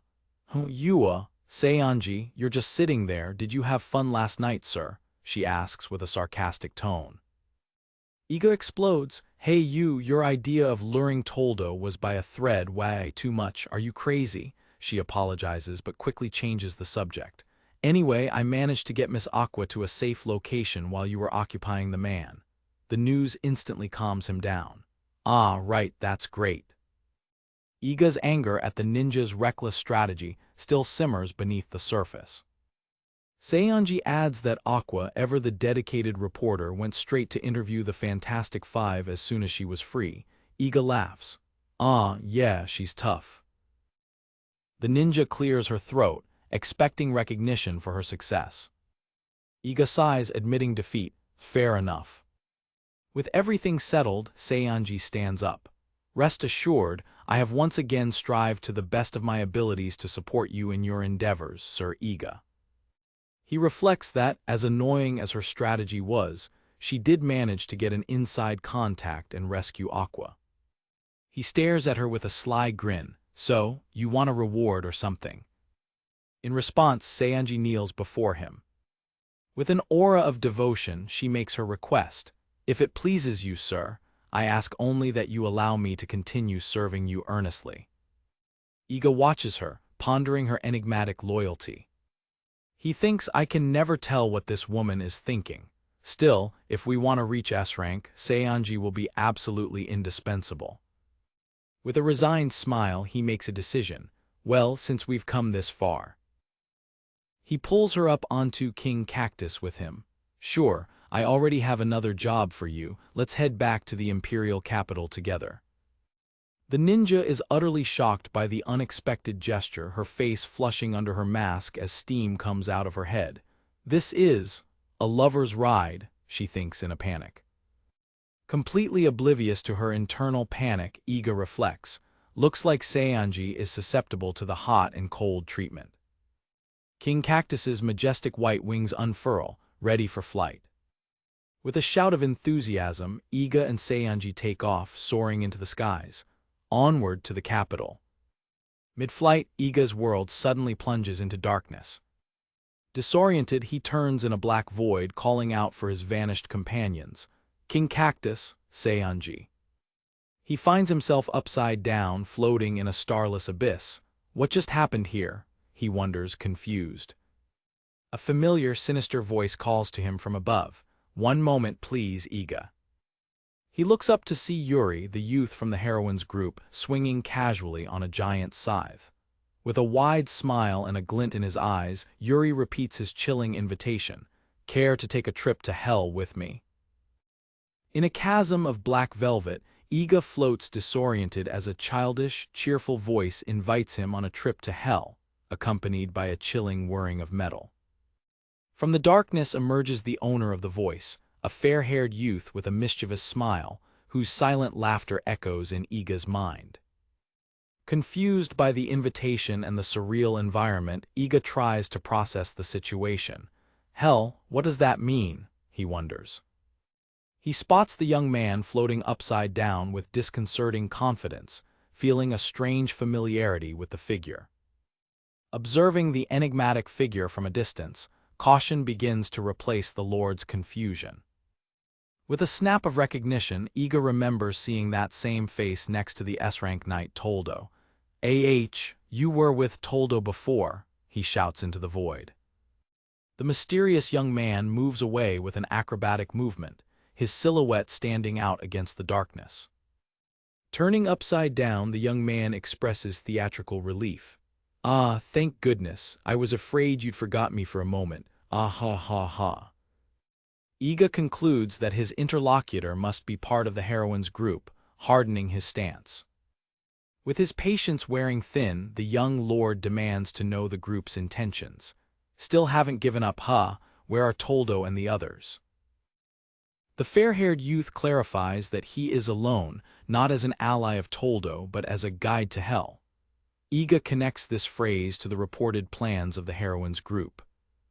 My name is Yuri, says the guide, with a touch of melancholy as he admits he doesn't remember his last name. Yuri defines himself as a reaper, a statement that makes Iga's heart leap with dread. A reaper? What is he talking about? The Lord thinks as dark energy crackles around his interlocutor. With a swift movement, Yuri pins Iga's collar with the tip of his scythe, pulling him close. I bring an invitation, he whispers, repeating the question. Want to join me on a trip to hell? As Iga struggles, shouting, let me go, Yuri effortlessly drags him through the starry void. With false disappointment, the Reaper comments, ah, really? Personally, I think you'd fit in perfectly there. Iga struggles to break free from the scythe's grip, his anger overcoming his fear.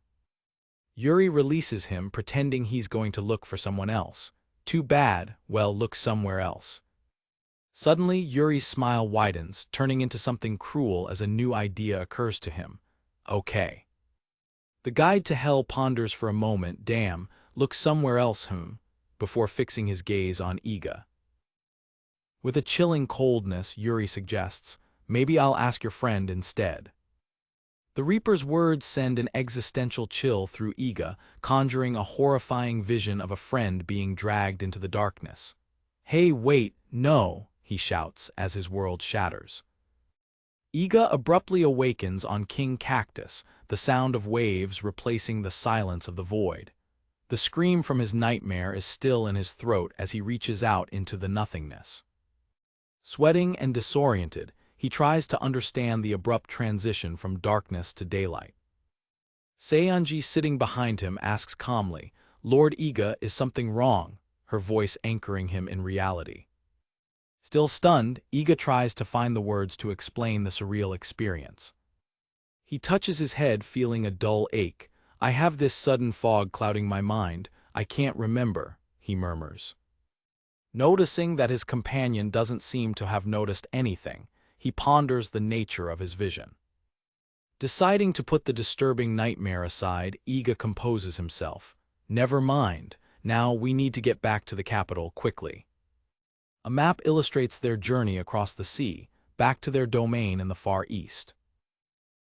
Their journey is interrupted by a flash of light and a booming voice shouting his name. It's Glico, the #1 adventurer in the world. The tall, muscular woman, dressed in her signature bikini armor, greets him with a laugh and a playful offer. Say, wanna join the Bikini Armor Club next? The imposing presence of the #1 adventurer in the world is emphasized in a close-up. Iga vehemently refuses the offer as Glico playfully grabs him, commenting on his physique. He asks what she's doing there, and she explains that she's visiting Gatebrook Castle. Iga warns her not to distract his former companions from their mission. Glico reveals the real reason for her visit. There was a report that my long-lost little brother was seen at Gatebrook Castle, you know. She describes her brother as an angel who could command powerful light magic, and an image reveals that he is, in fact, Yuri. Iga immediately connects the angelic figure described by Glico to the Reaper from his vision, understanding the source of the adventurer's occasional sadness.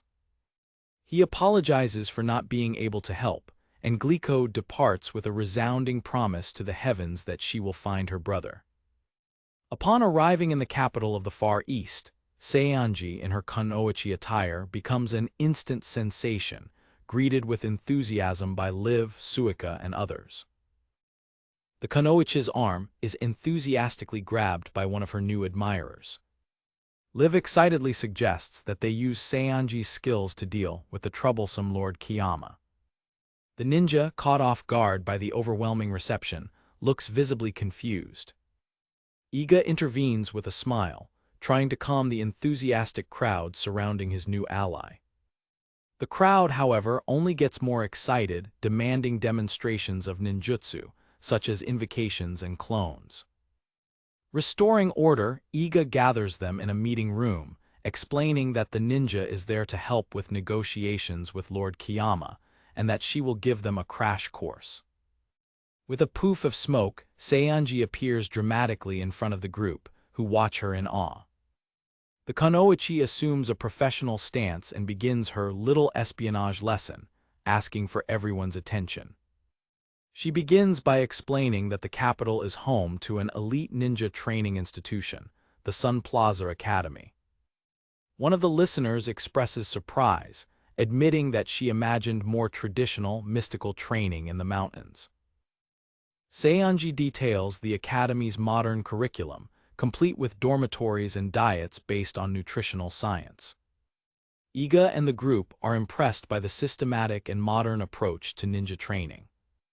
The ninja begins to detail the core lessons of the training, starting with Lesson 1, Intelligence, the art of gathering information. In a detailed panel, the Kunoichi explains the three most important lessons: intelligence, gathering information; manipulation, disseminating disinformation or fake news; and counterintelligence, detecting and using the enemy's efforts against them. She concludes that grandiose displays of ninjutsu are merely tools, means to achieve the ends of espionage. The crash course ends with enthusiastic applause from Iga's team, who now have a new understanding of the ninja art. Liv, however, grumbles disappointedly, lamenting that the plan doesn't involve eliminating Lord Kiyama in a more direct way. Etsuko intervenes, reminding everyone that if force were the goal, they wouldn't need to negotiate with Kiyama in the first place. Iga solemnly agrees with his secretary's assessment. A brief historical recap explains that Onigashima Island, rich in iron, became Kiyama's territory after the conquest of the Oni people who lived there. The narration continues, explaining that possession of a territory is often defined by force, suggesting that Tokumo could simply take the island. The young lord nods, understanding the harsh reality of territorial politics. The ninja observes her master silently, assessing his reaction to the discussion. Iga states that expanding his territory has never been his primary goal. He recalls the cabinet minister's warnings against using force and suppressing other domains. His advisor agrees, reaffirming that the only goal is to obtain as much iron as possible. With a focused gaze, Iga reiterates his philosophy: avoiding unnecessary conflict is always preferable. I just want to get iron through negotiation. He laments that Lord Kiyama's intense hatred for him makes direct negotiation almost impossible. Seionji raises a finger confidently, declaring that counterintelligence is the key and that they simply need to turn the momentum of his aversion upside down. That night the plan goes into action. Iga and Etsuko sit on a bench in the Imperial Palace courtyard, beginning their act. The night scene in the courtyard sets the stage for the counterintelligence operation. Etsuko eats a dango skewer, the special sweet of Kiyama's domain, as part of the plan. With an exaggerated performance, Iga laments loudly that all the tasty Kiyama dango is gone, repeatedly praising its flavor. Following the script, he asks Etsuko in a deliberately loud tone if she doesn't think the dango is delicious, to which she agrees stiffly. The charade continues with Iga declaring that he would give his service to Lord Kiyama just to eat more of his delicious dango. Iga and Etsuko exchange a silent, embarrassed look in the middle of their awkward performance. A narration explains the tactic: it's stealth marketing, a type of counterintelligence designed to be overheard by spies. Iga reflects internally on the strangeness of staging such a charade to manipulate his opponent. Seionji's logic is revealed. Kiyama's ninjas are certainly monitoring them, as hatred demands knowledge of the target. A diagram explains the psychology behind the plan. Intense feelings, whether love or hate, create a desire to know what the other thinks. The ninja had assured Iga that her assessment of the situation was absolutely correct. Iga remembers Seionji's warning to keep in mind that they were being watched, despite their soundproofing jutsu. He agrees with her logic. The message that he admires Kiyama will be much more credible if it comes from the Lord's own intelligence agents. With the initial part of the charade completed, Iga invites the rest of the group to join them. The other girls arrive with more dango, and the group gathers to continue the performance. Under the moonlight, the entire group loudly praises the dango, ensuring that any hidden spies hear their appreciation for Kiyama's specialty. On the rooftops above, 3 cat-eared Kiyama ninjas observe the scene before disappearing into the night to make their report. Several days later, during a congressional recess, Iga encounters Lord Kiyama in a smoking area, the tension palpable between them. The two lords stand in awkward silence, smoke rising in the air between them. Iga feels suffocated by the tense atmosphere, internally questioning whether the counterintelligence operation worked. To his shock, Kiyama approaches him and almost timidly invites him to dinner that night. Flooded with relief upon realizing that the plan worked, Iga accepts the invitation with a radiant smile, paving the way for the start of negotiations.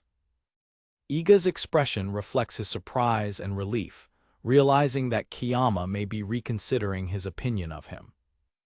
Negotiations progress, with Iga requesting the mining rights to the iron ore in the mountains of Onigashima. An agreement is reached. Iga offers his expertise to train Kiyama's forces in exchange for the domain's knowledge of metallurgy. Through the cunning of counterintelligence, an alliance is forged between the previously feuding domains. When the Long Congress finally ends, all the details of the new treaty have been settled.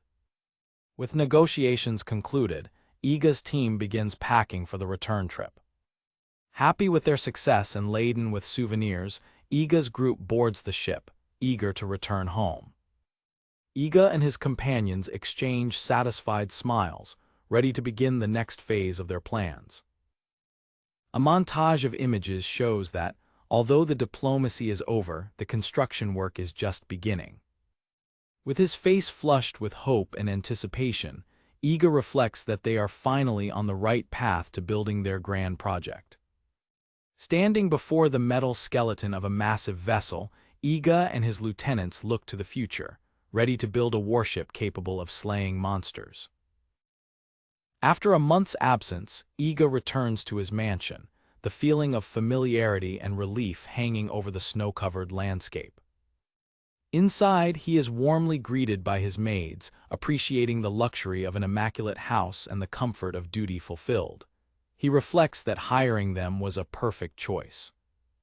Introducing the chapter, the archer Kyoyuko is seen in a steam bath, an image of serene tranquility before the monumental work that lies ahead. In the meeting room, Iga meets with Xiaohei, head of civil engineering, and Akira, head of excavation. He lays out his grand project, building a port with docks for iron warships capable of facing monsters.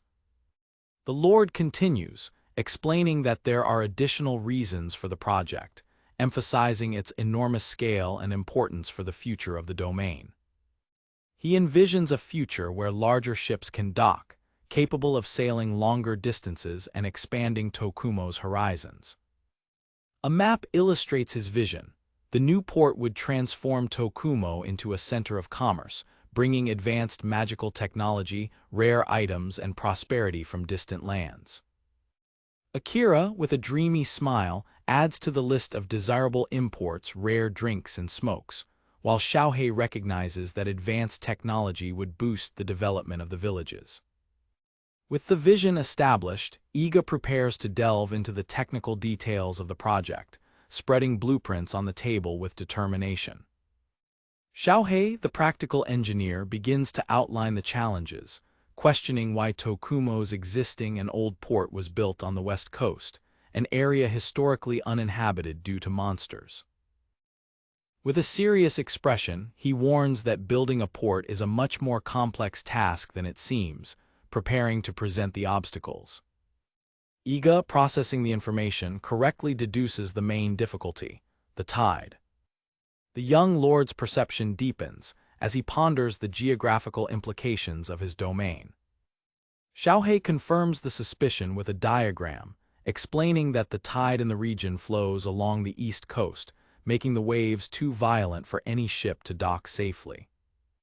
In contrast, the west coast is much calmer, which explains why the original port was built there, far from any village but in safer waters. Iga resigns himself to the idea of building on the west coast, even if it is a less convenient location. He asks about the south coast, but the engineer informs him that the waves there are equally dangerous, presenting the same risk as the east coast. However, Xiaohei interrupts him, revealing that there is another problem with the west coast option. The chief engineer explains that, although the west coast is calm, its waters are too shallow for the large ships Iga plans to build. The south coast, on the other hand, has the necessary depth. Feeling cornered by the challenges, Iga despairs, but Xiaohei calmly presents him with the only two viable options. The options are clear: build on the south coast with a robust breakwater to nullify the tide, or carry out extensive dredging work on the west coast to deepen it. To decide, they opt to inspect the south coast first. On the south coast, they meet with Kyoyuko, the group's ace archer, whose previous experience as a diver from Shimamura Island is crucial for the investigation. A flashback reveals that Kyoyuko's keen eyesight, honed by years of diving, is what makes her such an exceptional archer, fundamental to her potential in battle. The small group rows in a boat, facing the rough waters of the south coast. The mission is clear. Kyoyuko will dive to examine the seabed in the areas considered for the port, collecting as much information as possible. At the designated location, they prepare for the dive, and the archer accepts the task with enthusiasm. To the shock of her companions, Kyoyuko strips off her winter clothes, remaining only in the panties her master gave her, ready to face the icy waters. With an agile leap, she dives into the freezing ocean, leaving the men on the boat dumbfounded. While Kyoyuko explores the depths, the men shiver with cold on the surface, impressed by her endurance. Bubbles rise to the surface, indicating the diver's presence below. She resurfaces with droplets of water glistening on her face. When Iga asks about the depth, her answer is enigmatically confusing. If by deep you mean deep, then yes, but if you mean shallow, then yes. Completely perplexed by the ambiguous answer, Iga and the engineers try to decipher what she meant. The difficulty of communicating with the cheerful diver becomes apparent. Despite the confusion, Kyoyuko's smile remains unwavering, leaving her companions unsure how to proceed. Realizing their confusion, the archer has a brilliant idea, to Iga's foreboding. Using her possession ability, Iga's consciousness is transferred to Kyoyuko's body. The shock of the cold is immediate and brutal, but she reassures him, saying he will get used to it. Moving with the grace of a marine creature, Iga explores a dark ocean crevice, the light from the surface disappearing above. He experiences the silent beauty of the underwater world, the sensation of cold replaced by a tranquil wonder. On his underwater journey, he swims alongside a sea turtle, experiencing ocean life firsthand. Surprisingly quickly, his body acclimates to the cold, allowing him to focus on the topography of the seabed. Through a school of fish so dense that it obscures the sunlight, Iga's sensory experience deepens. Back on the beach, Kyoyuko warms herself by a bonfire, laughing at how the surface feels colder than the depths. With the knowledge acquired, Iga explains to the engineers what he saw. The seabed alternates between shallow and deep stretches, a dangerous but strategic terrain. Xiaohei listens attentively, processing the new information that will change the course of the project. The chief engineer realizes the advantage. The shallow areas are perfect for anchoring the breakwaters. With that, the decision is made. The port will be built on the south coast. Sometime later, the plans for the port begin to take shape. Xiaohei presents the project. The breakwater will be built in the shallow areas to serve as a barrier, interrupting the tide and protecting the dock and the land reclamation area. The first step of the grand project is land reclamation, establishing the foundation for the future port infrastructure. A diagram illustrates the need for a stone dike to protect the reclaimed land from erosion, ensuring the stability of the new coastline. The project will require a huge workforce, but Iga, confident, assures that he already has the necessary manpower. A vast crowd gathers. In addition to the 100 members of Iga's elite group, 400 recruits from all the villages join the effort, forming a workforce of 500 people. The promise of a new port mobilizes the entire region, with grandparents and children getting involved, driven by the hope of a prosperous future for Tokumo. Iga and Xiaohei observe the crowd, impressed by the villagers' willingness to help, realizing how much the precarious condition of the old port weighed on their minds. Although the locals were willing to work for free on a public project, there was a different plan for compensation. Garcia, the merchant, intervenes with his capitalist mindset, insisting that everyone be paid with PT notes, the local currency of the domain. The promissory notes with Iga's face on them represent a personal debt from him to the workers, ensuring that everyone's effort is valued. Iga jokes that he can be called the one who pays the bill, while Etsuko distributes the payments. The villagers accept the notes, understanding the concept that a liability for the lord is an asset for them. Garcia observes the scene with a satisfied smile, his economic system being successfully implemented. With the logistics resolved, construction begins on a large scale, with hundreds of workers moving materials and preparing the ground. Iga supervises the workforce of 500 people, ready to allocate tasks and start the operation. The work is divided. Group A, with 200 people, is responsible for extracting and transporting the rocks for the dike. Group B, also with 200 people, will use the stones provided by Group A to build the dike and protect the reclaimed land. Group C, with 100 people, will dig the soil needed for land reclamation and transport it to the coast. Naturally, each of the three working groups has an experienced leader in command. Group A is led by Akira, whose formidable strength is demonstrated as he breaks the rocky ground with a single powerful blow. The other workers watch with admiration at Akira's speed and efficiency, impressed by his abilities. Akira explains his method. The fighters break the larger rocks so that the mages can blast the stones into transportable sizes. One of the workers comments to Iga how amazing it is to see Akira, previously seen as a slacker, now leading with such vigor. Akira's younger sister greets Iga, happy to see her brother's transformation. With a sincere bow, she thanks Iga on behalf of Akira, recognizing the opportunity he gave her brother. She confides that no one in the family imagined that Akira would be capable of such a feat just a year earlier. The leadership of Group B is entrusted to Yoshioka Shohei, the chief engineer. Shohei, with his previous experience in building a landfill, commands his men quickly and efficiently, ensuring that the construction of the dike is in good hands. Finally, the bright young now is placed in command of Group C. The reason for her appointment arose during the discussion about where to obtain the soil for land reclamation. Now proposed an ingenious solution. Digging a canal not only provides the necessary soil, but also creates a new waterway that can be connected to the port. Her suggestion was to extend the existing canal, which connects Kimura to Nakamura, to the site of the new port, optimizing the effort and transport of materials. Impressed with her intelligence, Iga adopted Nao's suggestion and placed her in command of the canal project, patting her head in a gesture of approval. And so, with the leaders and plans set, the massive work on the port began to progress steadily.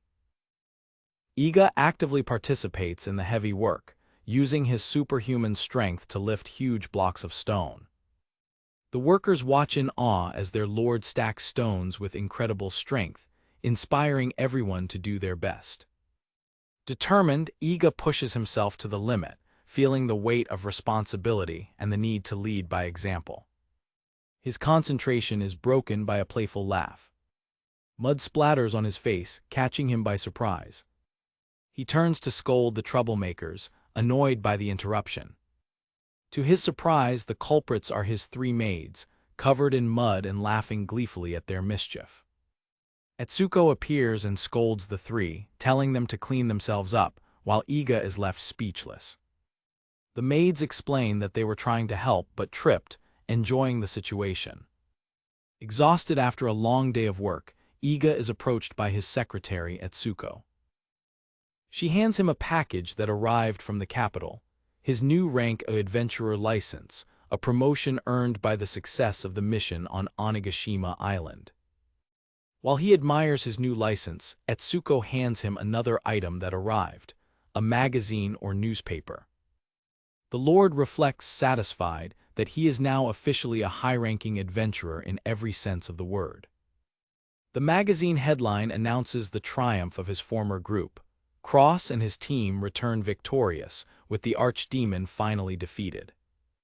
Etsuko watches Iga in silence as he absorbs the news about his former companions.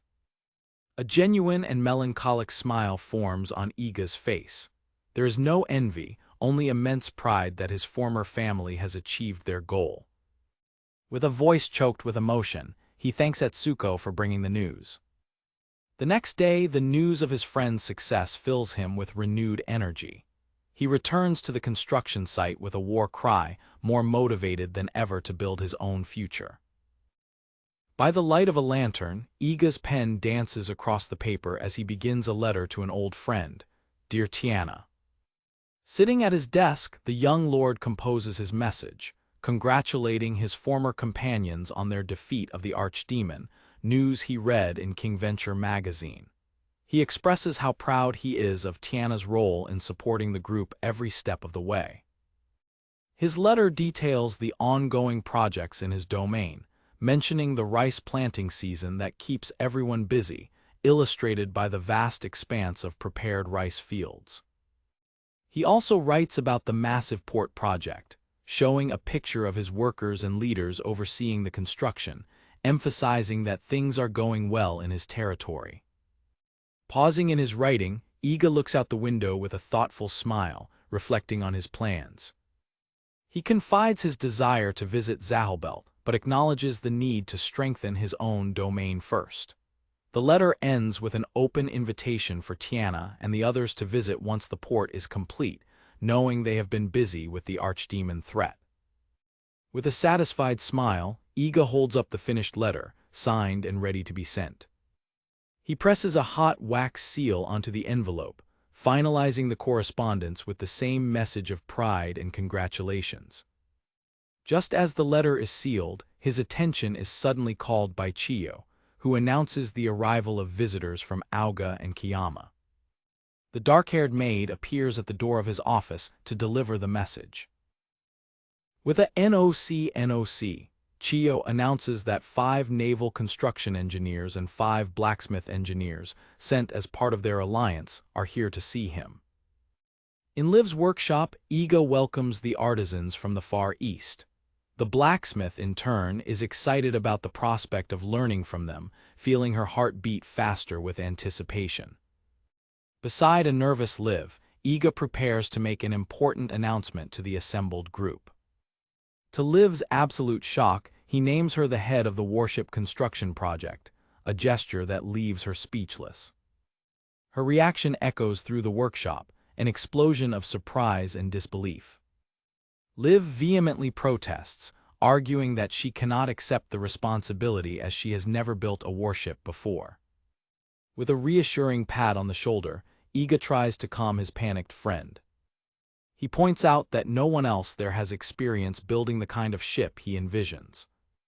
One of the engineers from Auga reflects that their knowledge is limited to wooden sailing ships. Similarly, an engineer from Kiyama admits that while they know how to work with iron, they have never applied that technique to shipbuilding. Liv awkwardly agrees that she also has no prior experience in the area. Iga then reveals his perspective. He doesn't want to build a passenger or transport ship, but a weapon. He draws his sword and presents it to Liv, reminding her that she is, above all, a blacksmith. His logic ignites a spark in Liv. She envisions a large warship for killing monsters, realizing that as long as it's a weapon, nothing is beyond her capabilities. Conquered by his silver tongue, the blacksmith reluctantly yields. A tremor of determination runs through Liv, as hesitation gives way to a burning resolution. Assuming her new role, she turns to the artisans and promises to do her best. And so, with a shout of enthusiasm, work on the iron warship begins. Liv ponders the demanding requirements of the project. The ship must be able to embark 100 to 150 men, have solid armor, be fast, and facilitate magic fusion attacks. Surrounded by designs and blueprints, she accepts the challenge, although she recognizes the complexity of the task. Iga adds one last surprising requirement. he wants the ship to also be able to embark horses. He explains that the idea occurred to him while training his winged horse, King Cactus. He envisions a flying cavalry fighting high above the sea, arguing that a large stable on the ship would be ideal. Excited, he suggests a number, something around 40 to 50 horses. Liv, intrigued, asks how many horses he is imagining. However, a naval engineer objects, explaining the practical difficulties. Horses are sensitive creatures that require a lot of space for food, water, and waste management. Iga's grandiose vision is reduced to a more realistic maximum of 4 to 5 horses.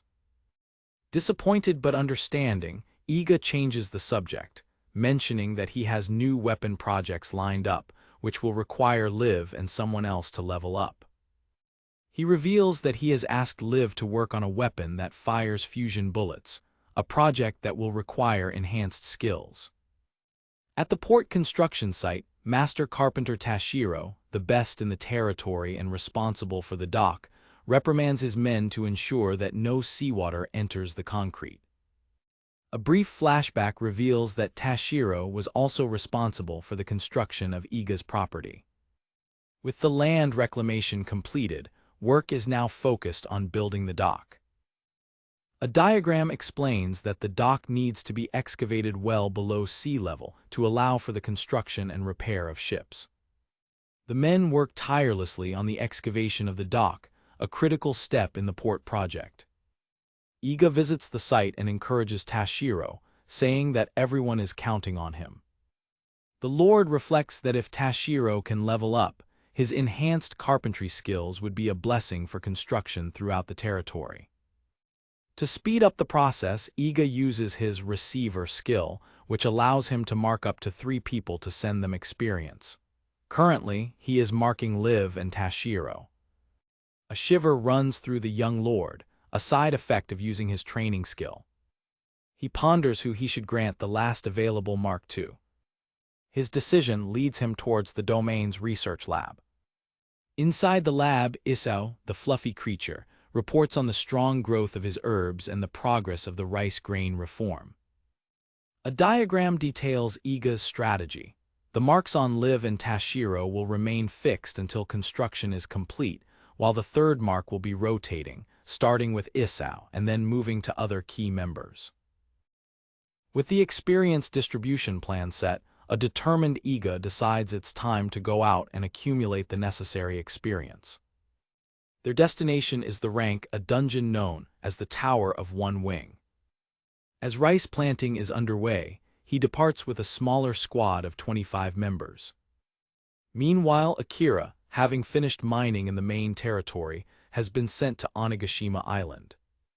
The expedition group finally arrives at the foot of the imposing tower. Before starting the exploration, Iga decides that they should first register with the local guild.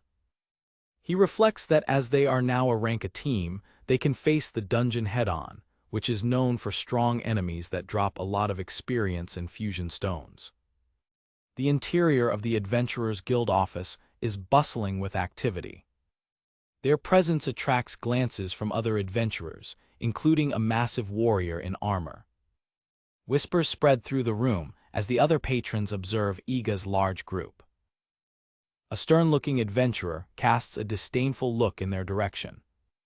The members of Iga's team, mostly villagers, feel intimidated and uncomfortable under the piercing stares. As they walk towards the dungeon entrance, the tense atmosphere persists. An adventurer mocks them from behind, commenting on the strangeness of the group. More derogatory comments follow the group, leaving them disheartened. Iga understands that while he is used to it, his fellow villagers are unfamiliar with the proud and critical attitude of rank A adventurers. He tries to lift their spirits, reminding them with an encouraging smile that they are also rank A and belong there. His effort, however, fails, and the team remains visibly dejected. Realizing that the unit's morale is dangerously low, Iga knows he needs to do something about it, and fast. A bold idea forms in his mind to solve the problem. Instead of following the crowd to the main dungeon entrance, Iga leads his group in a different direction, to everyone's confusion. A guild employee and other adventurers are perplexed by his decision not to use the designated entrance. The group follows their leader, moving away from the tower and the main entrance. Iga reveals his plan. His winged horse, King Cactus, will transport them in baskets directly to a balcony on the 60th floor, where golems appear. His unconventional tactic draws the ire of a bald, muscular adventurer who confronts him. The man's face contorts with anger as he approaches. He yells at Iga, insisting that dungeons must be faced from the entrance, accusing him of cheating. The crowd of adventurers joins the chorus, agreeing and calling him a cheater for skipping floors.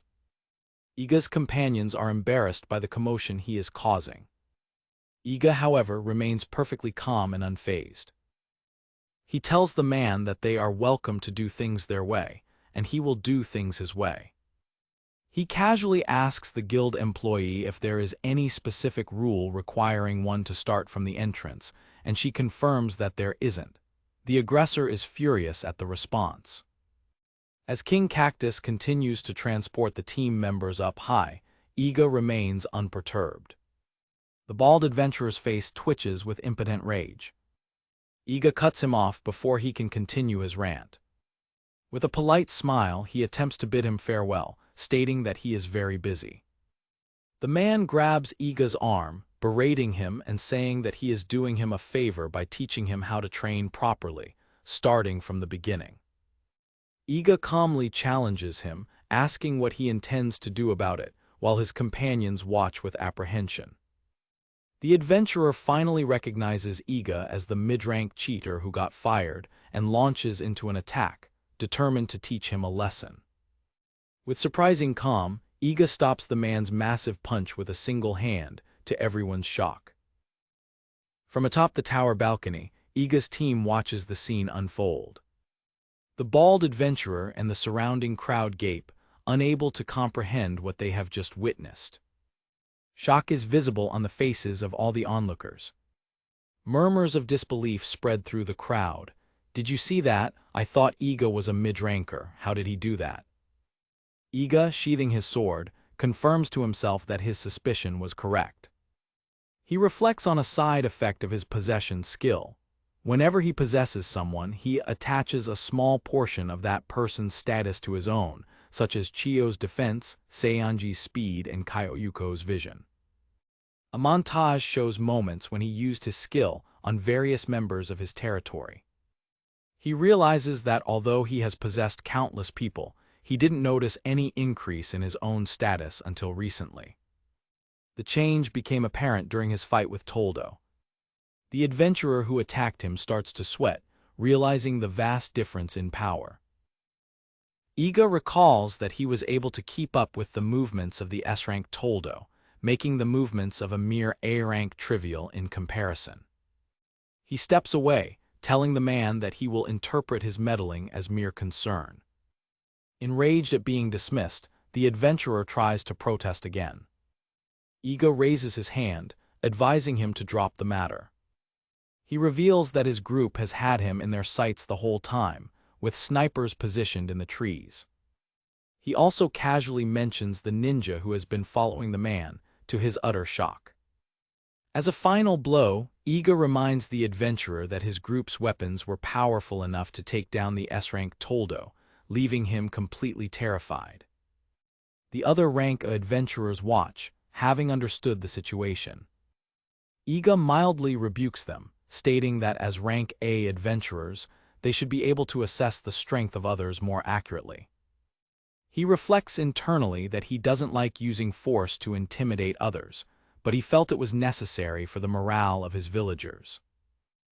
He turns to his team, who are watching him from the tower balcony, and asks if they are ready to start. His demonstration of power has worked. The team's morale skyrockets and they surround him with cheers and radiant smiles. As the team celebrates enthusiastically up high, the adventurers below watch in stunned silence. With their confidence restored, the group enters the tower and begins accumulating experience at a dizzying pace. They defeat a golem with ease, and the experience gains are shared with everyone, including Liv and the others back in Tokumo.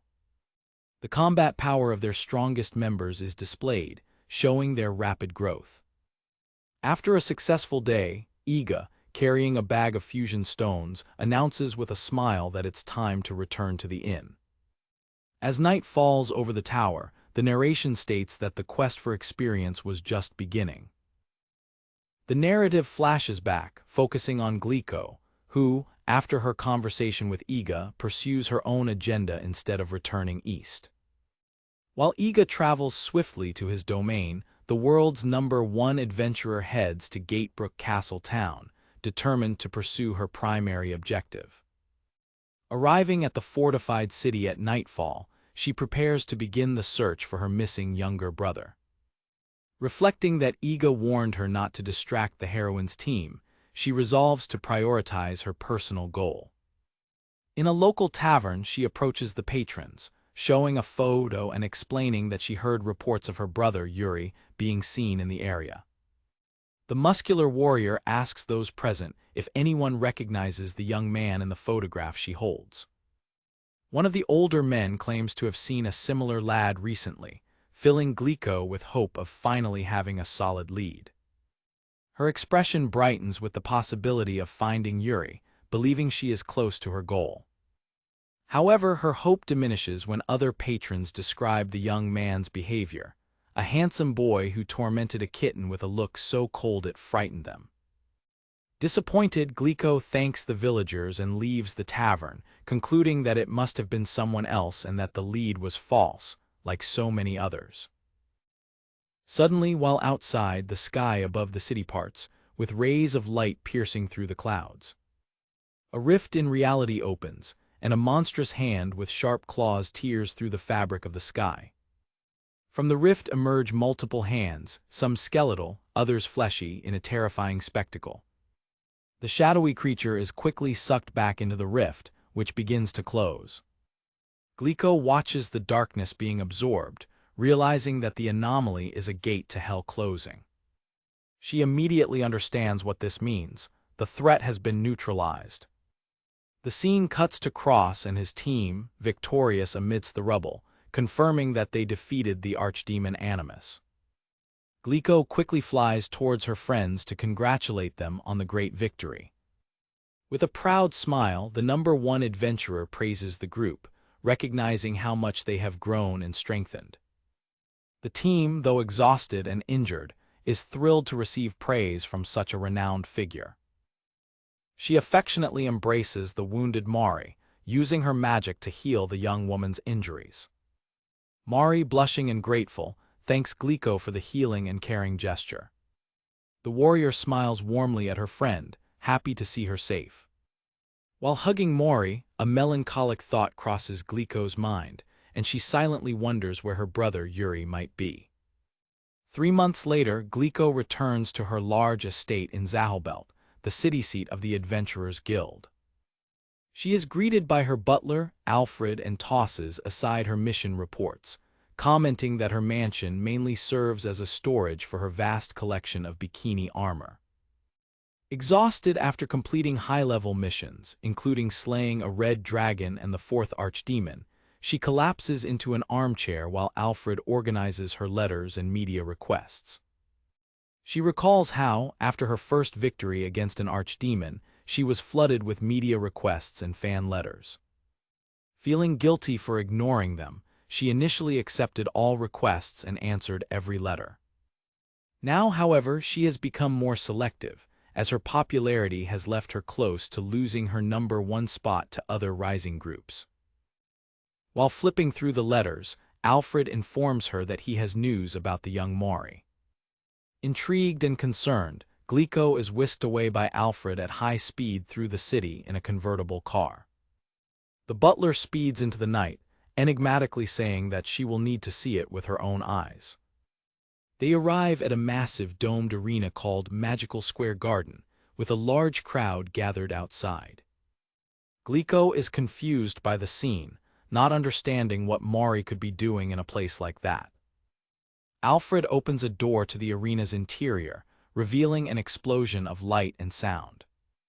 To her utter astonishment, Glico sees Mori on stage, dressed as an idol and performing for a rapturous crowd.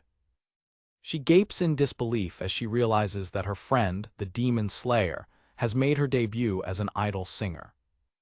Alfred confiscates Glico's weapon, insisting that weapons have no place at the event, and instead hands her glow sticks.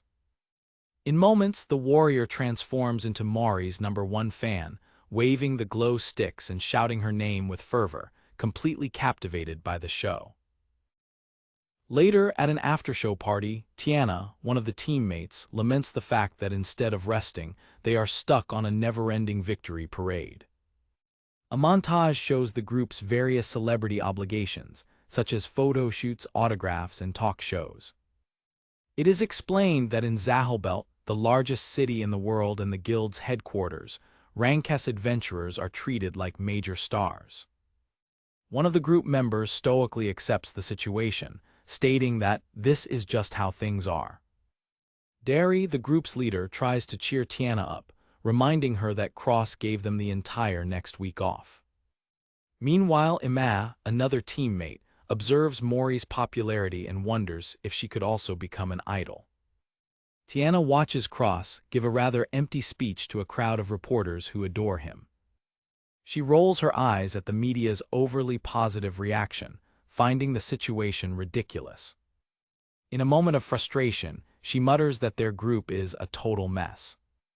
The crowd's attention turns to Derry, who is quickly swarmed by a horde of fans. Ima, feeling left out and bored, decides she needs to find a way to pass the time. She spots Tiana, who is sitting alone and writing something, and a mischievous idea pops into her head. Ima stealthily approaches Tiana from behind and playfully grabs her.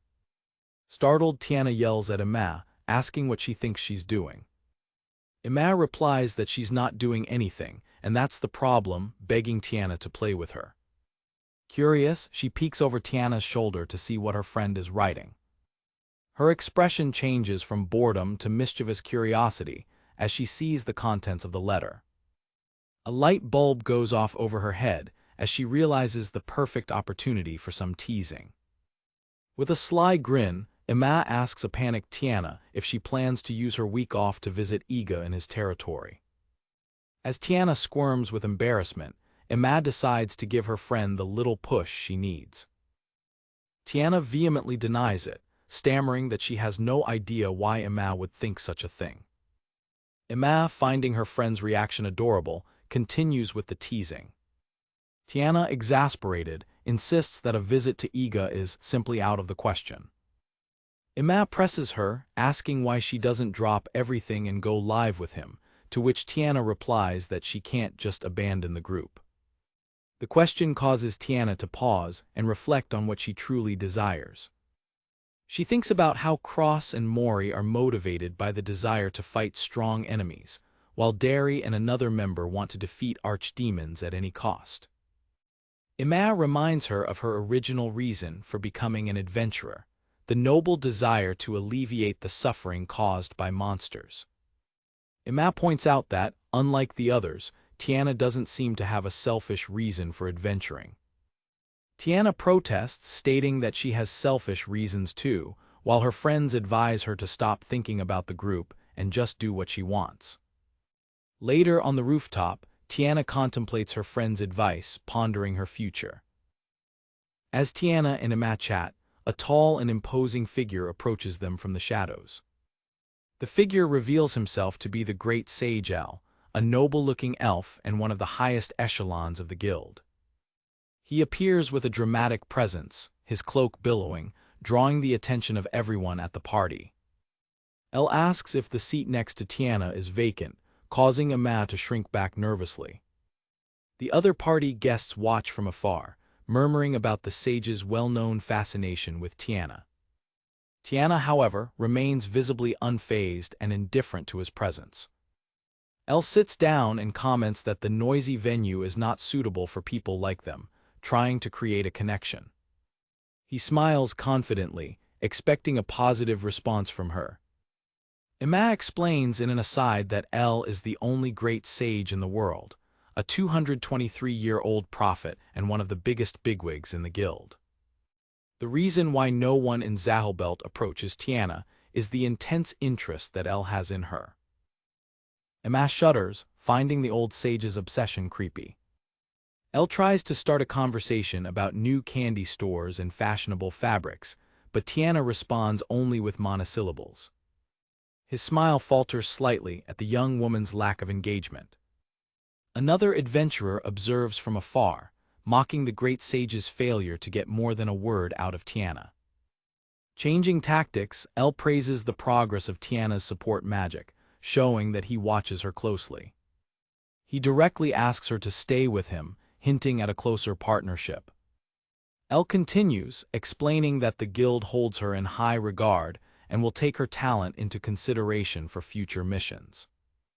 He states that while she is already a first-class adventurer, he believes she has the potential to go even higher. To Tiana's discomfort, he reveals that he has been monitoring her schedule and knows that she has the next week off. He invites her to join him in managing the guild during her time off, an offer that Emma realizes would thwart Tiana's plans to visit Iga. Tiana firmly refuses, declaring that she is not interested in climbing the guild's ranks. El presses her, arguing that a talent like hers, capable of alleviating the damage of monsters, should not be wasted, and that refusing would be like abandoning the people she could save. His words strike her deeply, exploiting her sense of duty and altruism. One of her friends laughs at El's attempt at manipulation, finding the situation amusing. Emma tries to silence her friend, but it's too late. The great sage casts a menacing glare at the girl who mocked him, asking if she has a death wish. El dismisses the possibility of Tiana having another interest, mentioning rumors about Cross and Princess Natasha. Emma, in a misguided attempt to help, insists that Tiana already has a boyfriend. Tiana desperately tries to stop her, but an excited Emma blurts out that Tiana's heart belongs to someone else. Emma reveals the name, Iga Janies, the bum our group kicked out. Upon hearing the name, the glass in El's hand shatters. Iga's name triggers an intense reaction in the sage, who has a dark vision of the former group member and his growing strength. Tiana and Emma are shocked by the violent and sudden shift in the great sage's aura. With a cold expression, El mutters the name Iga Janies, a sinister energy emanating from him as he resolves to keep the name in mind. Emma desperately tries to take it back, but the damage is already done. She realizes with horror that she may have completely ruined Iga's reputation with the most powerful member of the guild. In the Igarashi family home, Iga reacts in shock as the cabinet minister announces his intention to take Etsuko back to the capital, as per the terms of a previous agreement. The tension in the room is palpable, highlighted by the serious expressions of the minister, Garcia, and a visibly dejected Etsuko. The chapter's title page, Return, features Etsuko Igarashi, her composed expression contrasting with the impending conflict between her duty to the capital and her new home in Tokumo. The narrative flashes back in time to contextualize the events that led to the tense confrontation with the minister. Months earlier, at the Adventurers Guild, Iga and his companions relax after a productive period of gaining experience and materials in an A-rank dungeon. In a scene establishing the location, the facade of the Adventurers Guild is shown, where Iga is about to catch up on recent events. A notice board reveals the meteoric rise of Iga's former group, the Fantastic Five, who now hold second place in the World Adventurer rankings. Iga browses a periodical at the guild, catching up on the news and current rankings of the adventurer world. A smile of pride appears on his face as he notices that Cross's team has surpassed other renowned groups, trailing only the legendary Glico. His reading is interrupted by a surprise. His own territory, the Iga domain, appears in the world rankings at number 56. Ecstatic, Iga embraces the ranking list, acknowledging that while rankings aren't everything, the recognition of his domain is a gratifying feeling. As he savors the moment, a guild employee calls him over, ready to discuss his group's next steps. The employee presents Iga with 6 high-level monster subjugation missions, including a mountain titan, a giant crocodile, and a sea serpent. With a clear purpose in mind, Iga stands before the guild's mission board, evaluating his options for the next challenge. He reflects that the available A-rank monsters are of the same caliber as those he faced with the hero's party shortly before his dismissal. The memory of Cross reminds him that it was after similar battles that his former group was promoted to S-rank and summoned to the guild's capital, Zahilbelt. The guild employee expresses his concern, advising Iga to be cautious, as his group is still relatively new to A-rank. Determined, Iga envisions the city of Zahilbelt, convinced that defeating a high-level monster is the path to gaining the recognition his team deserves. Ignoring the cautious advice, Iga decisively selects the Sea Serpent mission poster. He slams the request on the counter, announcing his choice to the astonished employee and accepting the dangerous challenge. His own companions are surprised, as he has chosen one of the most feared and challenging A-rank monsters available. Confident, Iga explains his logic. The choice is not based on the enemy's brute strength, but on its weaknesses and predictable appearance patterns. As he exits the guild, he is cheerfully greeted by other members of his team who are returning from a successful expedition. With the new mission in hand, Iga strides away from the guild with determined steps, focused on his next objective. The group's intensive training shows results, with 3 of their horses now capable of using flight magic, which makes experience accumulation much more efficient. Iga confirms with one of his riders that they have accumulated enough experience for their plans, feeling satisfied with the progress. The success of their incursions is evident by the vast amount of fusion stones they have collected, a vital resource for the development of new weapons. With morale high, Iga leads his team back home, enthusiastically declaring that they will pioneer a new way to defeat their next adversary. Upon arriving at his mansion in Tokumo, Iga is greeted by his maids, but notices the absence of Igarashi and Garcia. One of the maids informs him that his secretary and the merchant have gone to the Igarashi family home to meet with an important guest. Iga learns that the guest is the cabinet minister from the imperial capital, and a strong sense of foreboding instantly washes over him.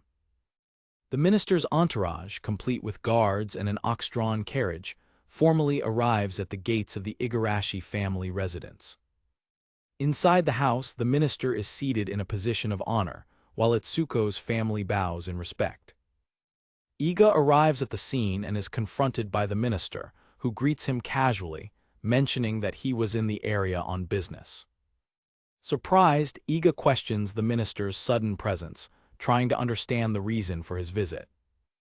The young lord insists on knowing what kind of business would bring such a prominent figure to his remote territory. The minister explains that a recent increase in monster activity requires more direct intervention from the central government. Iga quickly understands the implication behind the minister's words. The central government is short on qualified personnel. The minister reveals his purpose. He wants Itsuko to return to the capital to help manage the crisis, as her deployment to Tokumo was temporary. Iga recalls the original agreement, where the minister had effectively loaned his most talented secretary to assist him for a while. Itsuko remains silent, her somber expression revealing her internal conflict as she is called back to the capital. Frustrated and determined not to lose her, Iga clenches his fist on the table, preparing to contest the order. With a tense expression, Iga listens as the minister formalizes his request for Itsuko Igarashi to leave Tokumo. Desperate, Iga abruptly stands up, pleading for the minister to wait, while the official theatrically laments being abandoned by his former subordinate. The scene shows the chaos of Iga's objection amidst the minister's calm and the varied reactions of the Igarashi family and his companions. The minister admits that he was prepared to force Etsuko's return, even against her will, which leaves Iga even more confused.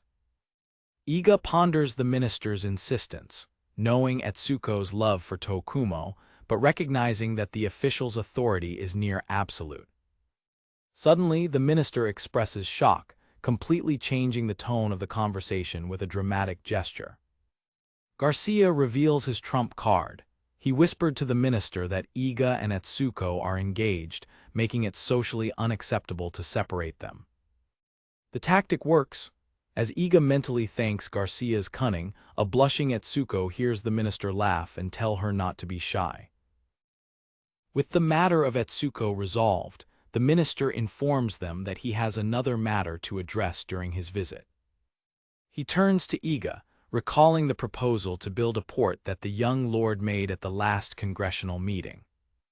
Iga confirms, remembering that it was the minister himself who suggested that the warship be built in his territory. The minister assumes a pensive expression, pondering the young lord's ambitious plans. To the group's astonishment, he declares his intention to personally inspect the progress of Tokumo's large-scale projects. In a panic, Iga and Garcia begin to stammer excuses, desperately trying to avoid the inspection. Iga, clearly nervous, tries to find a way around the situation, unsure of what to say. The minister, misinterpreting the nervousness, assumes that the project has stalled due to lack of resources and offers help, suggesting that Iga overestimated his ability. Etsuko intervenes decisively, stating firmly that the minister's help will not be necessary. Still, the minister insists on seeing the construction site, curious to assess the situation for himself. With a defiant calm, Etsuko gives her final answer with a single word: no. She then clarifies that there is no construction site at the moment *, leading the minister to believe that the project has been abandoned. The scene changes to the fully completed port, leaving the minister speechless. He demands to know what kind of magic allowed Iga to finish such a vast undertaking in less than 6 months. It is revealed that the secret was Iga's ability to, by possessing Kyoyuko, distribute experience to all the workers, drastically increasing their levels and abilities. Iga attributes the feat not to his own magic, but to the enhanced abilities of his workers. The increase in strength and stamina resulting from the elevated levels caused the workforce's productivity to explode, surpassing all expectations. Furthermore, the historic cooperation between the villages on public projects was crucial to the speed and efficiency of the construction. Visibly impressed and enthusiastic, the minister declares that they can start the dock immediately, offering to call builders from Auga. The minister's astonishment only increases when he is revealed that the dry dock, a magnificent structure, is also already completed. Etsuko watches with a proud smile. The official marvels at the quality of the dock, stating that he has never seen anything like it outside of the nation of Auga, famous for its shipbuilding. With eyes wide with anticipation, the minister prepares for the final revelation, the warship itself. At the perfect moment, Iga points to the sea, explaining that the ship is returning from its maiden test voyage. The immense and modern iron warship emerges into the dock, a sight so impressive that it leaves the minister completely speechless, stunned by the scale of Iga's achievement. As a reward for his contributions to the Far East, the cabinet minister presents Iga with a magical device, a large film roll camera. Intrigued, the young lord asks what the device is, and the minister explains that it is a camera capable of producing moving images. The officer expresses his great desire to see the footage of Iga's battle against the sea serpent, stating that such a valuable item would be in better hands with him. Realizing its potential, Iga presents the camera to his team, explaining that it will be an invaluable training tool, allowing them to review their battles. He holds the device with a smile, recognizing the incredible advantage the camera will provide them. The leader delegates the task of filming to Garcia, who enthusiastically accepts his role as cameraman. The camera lens focuses on a winged creature, capturing the beginning of a hostile encounter at sea. In the present, the vanquished Tokumo warship is surrounded by a flock of avian monsters, marking the beginning of the chapter entitled Main Canon. A map shows the expedition's route, which led them to Bering Bay, the known territory of the rank A sea serpent. The narration explains that, upon arrival, they were immediately attacked by a flock of Argentavis birds. Iga's warship sails through the waves, towing a smaller sailboat that follows closely behind. Aboard the sailboat, Garcia and Igarashi prepare with the camera, positioned to get a clear recording of the battle unfolding. From the deck of the warship, Iga commands his forces, ordering the machine guns to fire fusion bullets at the swarm of 47 monsters, and one of the creatures explodes on impact. As the Argentavis land on the ship, the ground squad springs into action, engaging the monsters in hand-to-hand combat on the wooden deck. Iga prepares to join the fight with his winged horse, King Cactus, confirming with now that the air squad is ready to be mobilized. With the stern of the ship opening like a launch ramp, the young lord leads the charge, and the air squad takes off into the sky on their winged steeds. The flying cavalry dives into the fray, supporting the ground troops who continue to fight bravely on the deck below. Iga shouts orders to his troops, instructing them to remain calm and eliminate the enemies systematically, one at a time. The battle intensifies, showing the various members of Iga's team, including a gunner, the ground squad, and the air squad, all engaged in the fight. Flying amidst the chaos, the commander reflects on the need to eliminate as many of these lesser enemies as possible before the arrival of the true target. Suddenly mounted on his horse, Iga senses an imminent presence, alerting him to a new threat. From the skies, a gigantic Argentavis, the leader of the flock, descends towards the battle with claws extended. The domain leader reacts in shock upon seeing the colossal size of the flock's boss monster. The giant bird ignores the aerial combatants and dives straight towards the warship.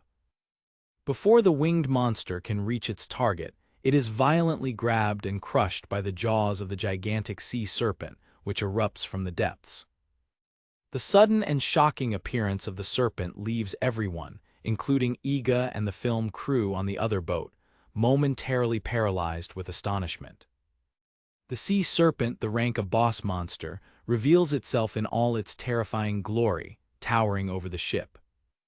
A close-up highlights the multiple rows of sharp teeth and the sinister eyes of the colossal sea creature. The crew on deck gape at the scale of the monster, their horses rearing in fear. Using a voice amplification device, Iga calls upon his crew to stand firm, declaring that this is the moment to test the strength of their warship. In response, the ship's cannon turrets rotate and lock onto the target, preparing for the attack. The cannons fire in unison, and a barrage of projectiles explodes against the sea serpent's body. Despite the bombardment, the creature emerges from the smoke completely unscathed, without a single scratch on its thick hide. Observing the scene, Liv informs her lord that the warship possesses 2 more weapons in its arsenal. Iga's expression hardens with determination upon hearing about the remaining options. The first secret weapon is revealed, the imposing main cannon mounted on the front deck. A detailed diagram explains the immense power of the cannon, which fires a single fusion bullet created by combining the magic of 25 mages. The smith explains that, as the weapon requires 25 people to charge a single shot, it takes a few seconds to prepare. Iga ponders the weapon's drawback. Its charging time makes it extremely difficult to use against a moving target at a distance. The second secret weapon is revealed, a gigantic steel naval ram on the ship's bow. The design of the bow, equipped with a massive blade, is compared to a rhinoceros, allowing the ship to perform a powerful ramming attack. Considering the ship's enormous mass and high speed, Iga decides to use the ram and orders the crew to advance at full force. The vanquished Tokumo advances through the waves, gaining speed for the imminent impact. The sea serpent watches the ship approaching, not moving from its position. To the crew's surprise, the creature begins to advance as well, an action that Iga believes will only increase the force of the collision. Leaning over the bow, the young lord taunts the serpent, shouting that it is about to get an unpleasant surprise. The ship's ram pierces the serpent's flank, and the creature lets out a piercing shriek of pain from the devastating impact. As Iga celebrates the successful hit, he is alerted to the serpent's tail rising from the waters behind them, preparing a counterattack. The creature's massive tail whips around and slams into the warship's deck with tremendous force. The impact of the serpent's tail hurls several members of the vanguard off the deck, throwing them into the turbulent waters. Now reports the status, confirming minor damage to the deck, but with many members of the vanguard injured. Iga quickly issues orders, sending the healing squad to tend to the wounded and using the winged horses to rescue those who have fallen into the sea. The warship moves away from the wounded serpent, maintaining a safe distance while the crew recovers from the counterattack. From the filming boat, Garcia celebrates the hit, shouting that they caused real damage, while Igarashi remains silent and focused.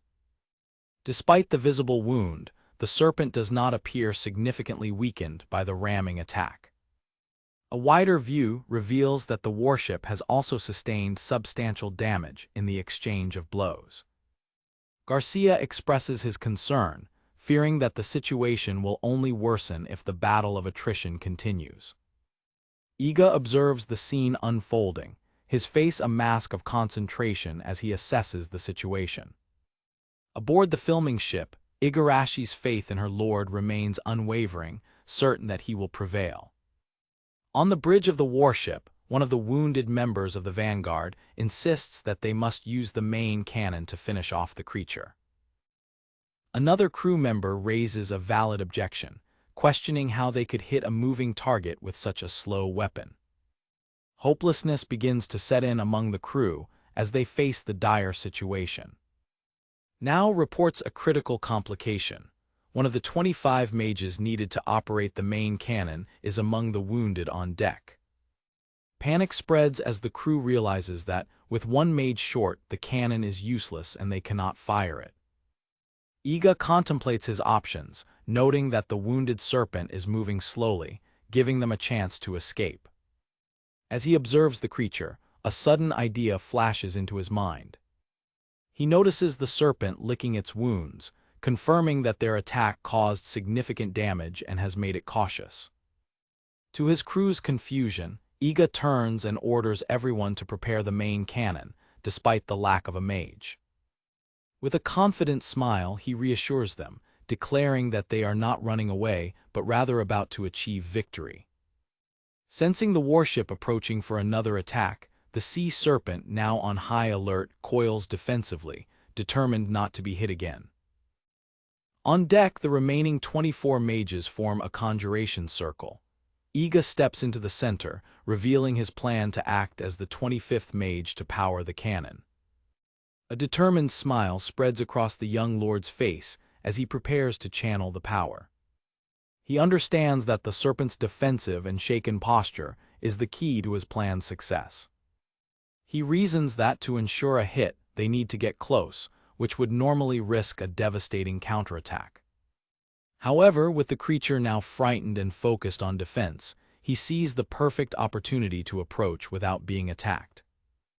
As the ship approaches the unmoving monster, a countdown begins, and the main cannon glows with accumulated energy. The cannon fires a blinding beam of pure magical energy, striking the sea serpent point-blank. The resulting explosion sends a massive shockwave through the water, violently shaking the nearby sailboat. Aboard the filming boat, Garcia struggles to protect Igarashi and the camera from the impact of the wave. The film crew watches in stunned silence at the scale of the explosion they have just witnessed. Despite the chaos, the camera manages to capture the pivotal moment of the monster's obliteration. The immense energy channeled through him throws Iga backward onto the deck, completely exhausted but victorious. Lying on his back, he looks up, panting and surprised by the result of his attack. He slowly sits up, commenting with relief that the situation could have been much worse. Looking out at the sea, he realizes the extent of the power they unleashed, commenting that they may have overdone it a bit upon seeing the ocean's surface transformed into a massive crystal formation. Still, he laughs in awe, marveling at the fact that the blast not only completely annihilated the serpent, but also crystallized the surrounding sea. Garcia's voice calls out to him, breaking the post-battle silence. The film crew approaches, confirming with relief that they captured the entire sequence on film, unaware that that recording would trigger events far greater than any of them could imagine. In a darkened room, the only sound is the click of an old film reel camera projecting images onto a screen. Iga is collapsed on the floor, exhausted, surrounded by notes and diagrams, as Igarashi leans over him in the projection room. Upon waking, Iga is gently scolded by his secretary for working all night. She informs him that breakfast is ready, appreciating his efforts. During breakfast, Iga eats voraciously, surrounded by his lively team, re-energizing after a long night of analysis. It's revealed that in the week since the battle against the sea serpent, Iga has been obsessively reviewing the footage to analyze every detail. Initially, he invited his team to watch, but they became frightened by the new technology, superstitiously believing it might steal their souls. Liv the blacksmith approaches a pensive Iga, asking if he has concluded his analysis of the battle footage. He confirms, explaining that the footage has allowed him to study in detail the ship's strengths and weaknesses, the crew's movements, the monster's tactics, and crucially, the performance of the weapon she built. The camera focuses on a freeze frame of the main cannon, the pentagram, firing its devastating beam at the sea serpent. Blushing with pride, Liv listens as Iga praises her, stating that her blacksmithing skills and the cannon's firepower are what truly underpins their strength. However, Iga leans back in his chair, his expression serious, revealing that the analysis has also exposed new problems with the powerful weapon. He explains the first flaw. The charge time makes it extremely difficult to hit a fast-moving target, leaving them vulnerable to a counterattack if they miss. The second problem is that the weapon is excessively powerful, risking collateral damage to allies or completely destroying the surrounding area. Liv ponders the complications, acknowledging that the weapon's application isn't as straightforward as she imagined. Finally, Iga points out that such a massive weapon is, for now, restricted to naval combat, as only a warship can withstand its power and recoil. Iga outlines his plan to overcome these limitations, a continuous cycle of venturing out to gather materials, which Liv will use to forge new weapons, allowing them to face even greater challenges. He emphasizes that it is this cycle of trust and interdependence that has allowed them to come so far and become so strong. Taking her hand with a sincere smile, Iga tells Liv that he will continue to rely on her in the future, making the blacksmith's heart race. Completely smitten, Liv stammers an affirmative response, her face flushed with a mixture of happiness and shyness. Regaining her composure, she attempts to suggestively invite Iga to discuss the details in a more private place. Her attempt at flirting is abruptly interrupted when Igarashi, with impeccable timing, hits her from behind. As Iga eats breakfast, his secretary reminds him of the cabinet minister's request for the battle footage to be sent to him. Iga agrees, asking Igarashi to request a new film reel from the minister in return, while Garcia and Liv watch the interaction with contrasting expressions. The scene shifts to the Yashioka Shrine, a place Iga regularly visits to stay connected with the people of his domain. There he consults with Juzu, the shrine priest, who informs him that the village of Satomura doesn't have a good impression of him. Iga recalls that Satomura is the small village located on the northern outskirts of his territory.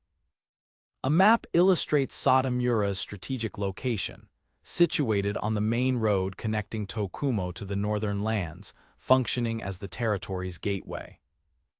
The young lord realizes that the construction of the new port must have somehow disadvantaged the village. Juzu explains that the new port in the south has fundamentally changed the dynamics of trade in the region. Until then, with only a small, dilapidated port, Satomura served as the main hub for land trade with other territories. However, rumors about the new grand port and the warship spread quickly, attracting ships from all over the world. The priest reports that international merchants have begun arriving, bringing cheap goods that are hurting the business of Satomura's local merchants.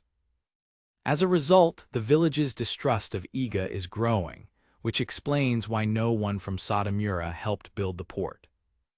Garcia interjects, suggesting that the economic problem is not limited to Satomura alone, worrying Iga.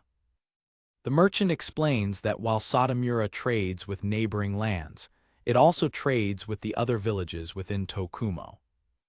Iga, still confused, asks Garcia to be clearer about the implications. Garcia clarifies that Satomura's profits are closely linked to the economy of Tokumo as a whole. The system worked with Satomura selling the surplus of its trade to the other villages and buying only enough to cover its deficits, but the arrival of foreign merchants has destabilized this balance. Garcia surprises Iga by stating that while people are happy as consumers with the lower prices, there is another side to the coin. Igarashi interjects, reminding Iga that most people in his territory are both consumers and producers. The realization hits Iga, who understands the complexity of the economic problem he has inadvertently created.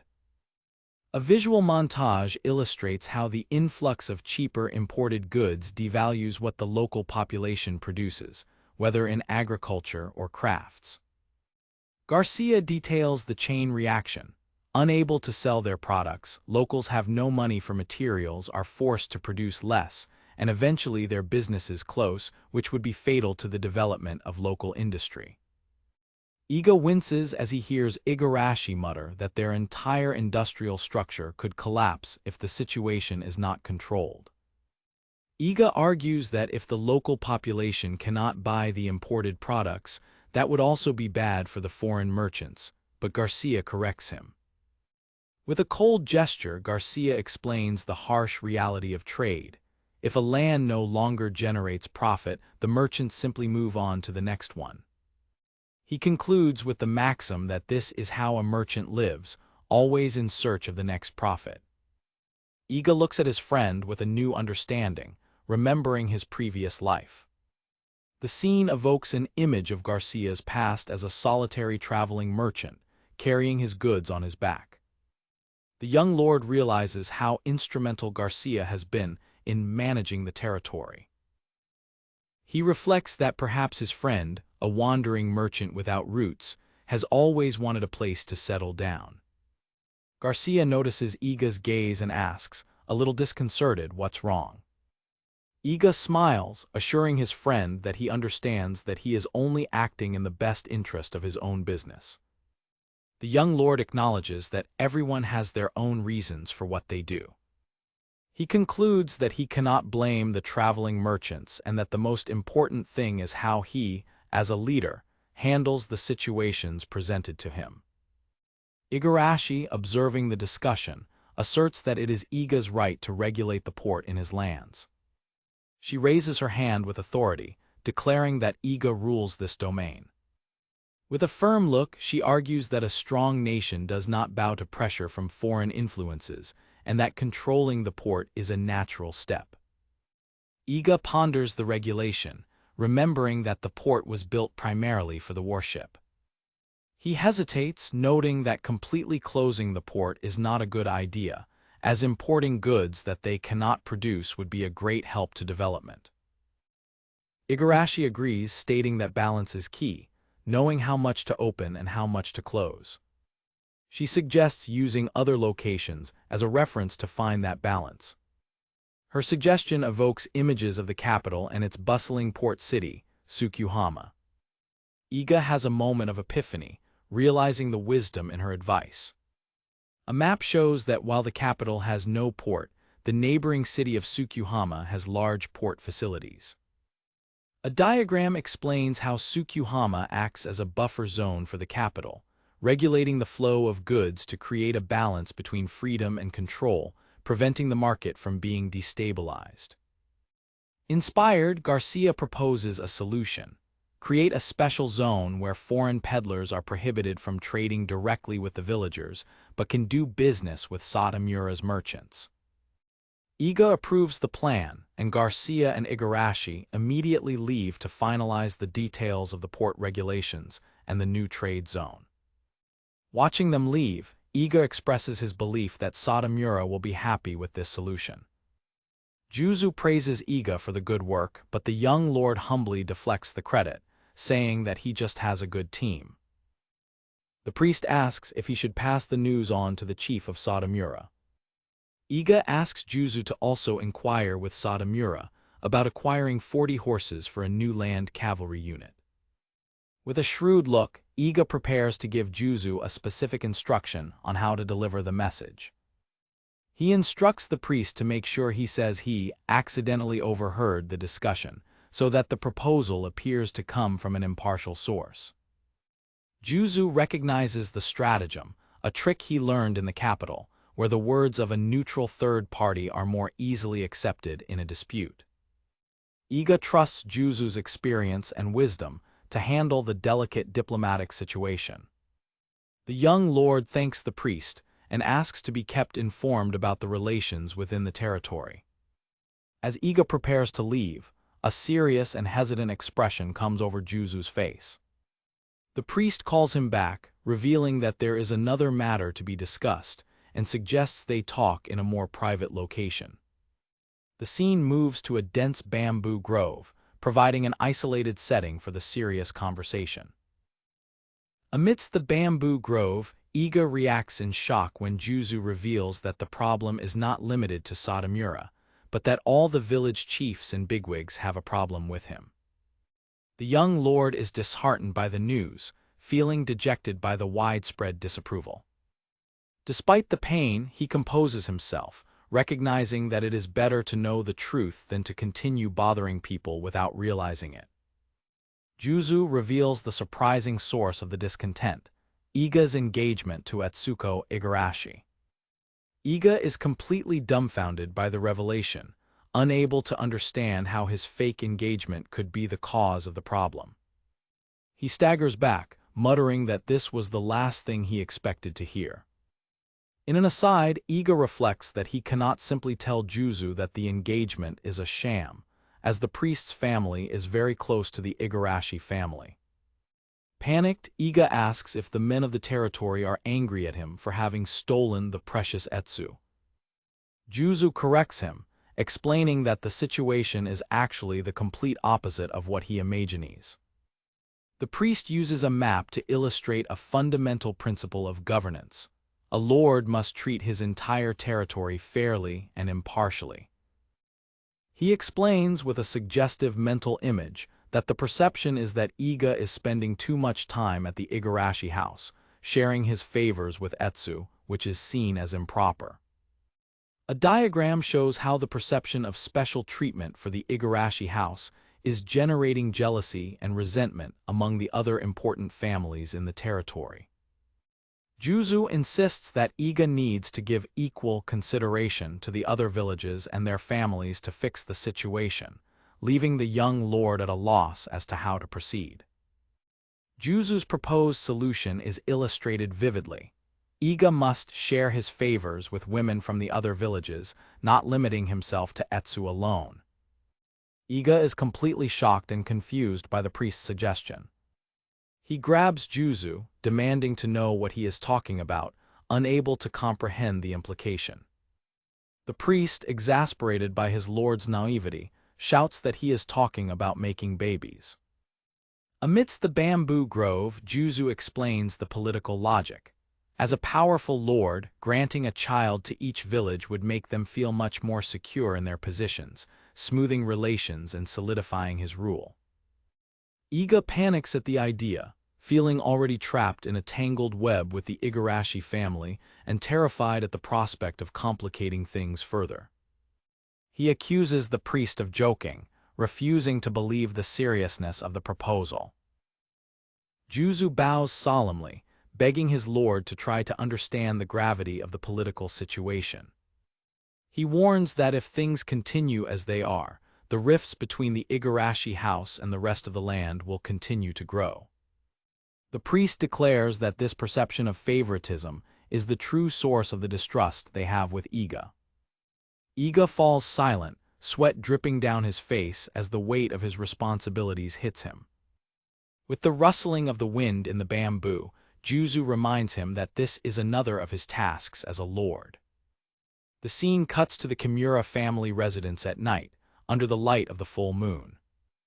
Inside a room, futons are arranged on the tatami floor, setting the stage for the upcoming encounter.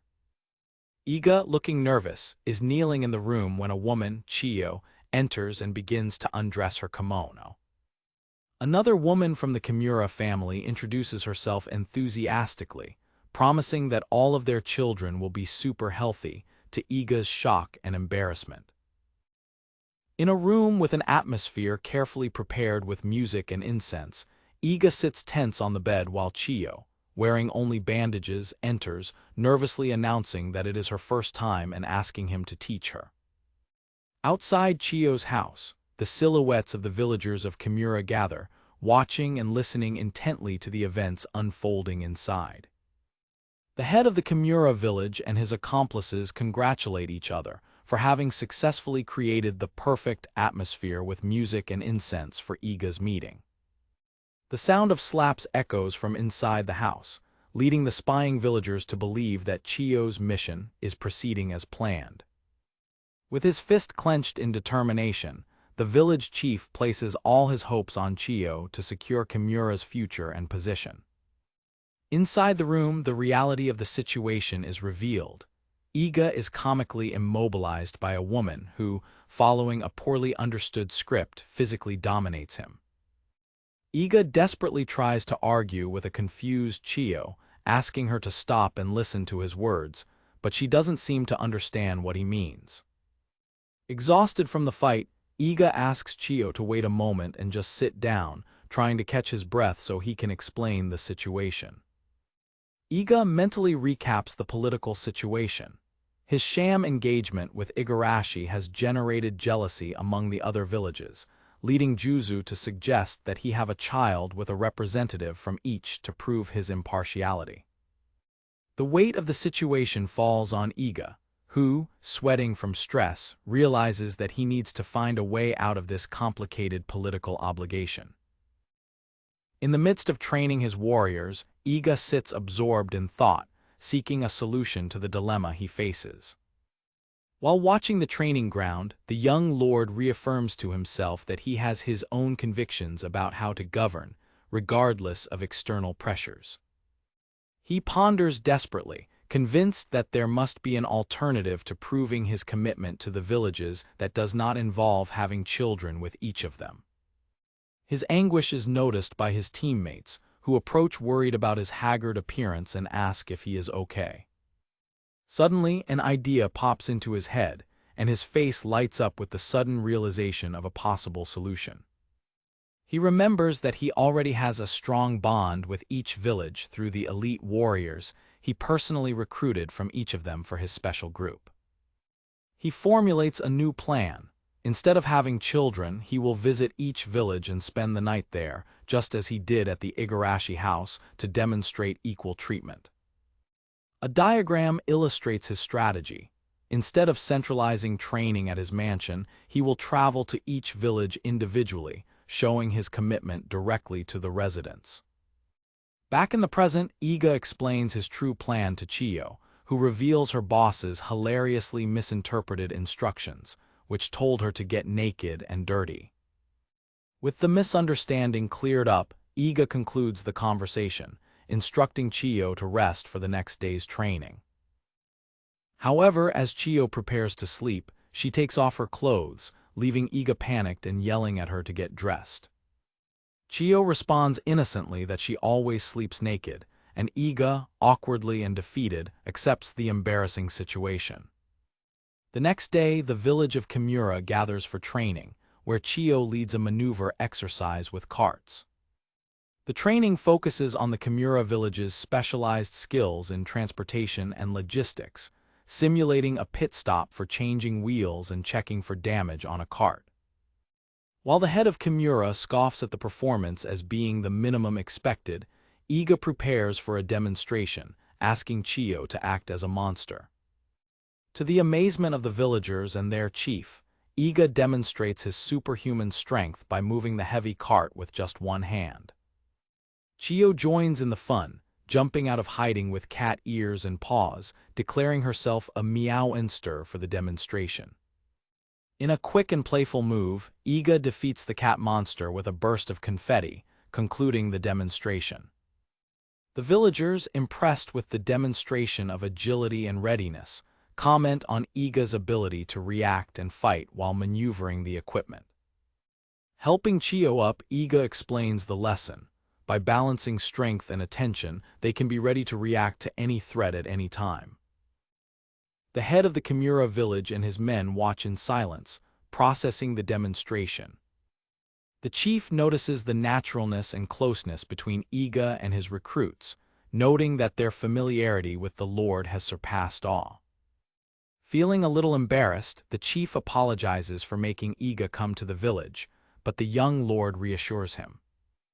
Iga emphasizes the strategic importance of the Kimura group, stating that their skills will be vital in future battles and that training is essential. He clarifies that, although they had a limited role in the recent naval battle, most future operations will be on land, where logistics are critical. The Lord reveals his plan to adapt the ship's main weapon for land use, a project in which the Kimura team will be indispensable. The image reveals the main cannon, the pentagram, and the head of Kimura reacts in amazement upon realizing that this is the powerful weapon he has heard rumors about. Fully convinced and enthusiastic about the plan, the chief shakes Iga's hand firmly, promising full cooperation from the village. With a smile, Iga expresses his confidence and the high expectations he has for the village of Kimura and its contribution to the defense of the domain. The handshake symbolizes the new alliance and the strengthened trust between Iga and the village of Kimura, with Chiyo celebrating in the background. 3 days later, Iga continues his journey, riding towards the next village on his diplomatic tour, Tanemura. Upon arriving, he is warmly greeted by the villagers, waving to them from his horse. The narrative describes Tanemura as the third largest village in the territory, with about 300 inhabitants, whose main source of income is their fields and orchards. The village is also home to Nao, a key support officer in his army, who becomes extremely nervous and shy upon meeting him. Nao's parents rush her to get ready, as Iga will be spending the night at their house, which only increases the young girl's nervousness.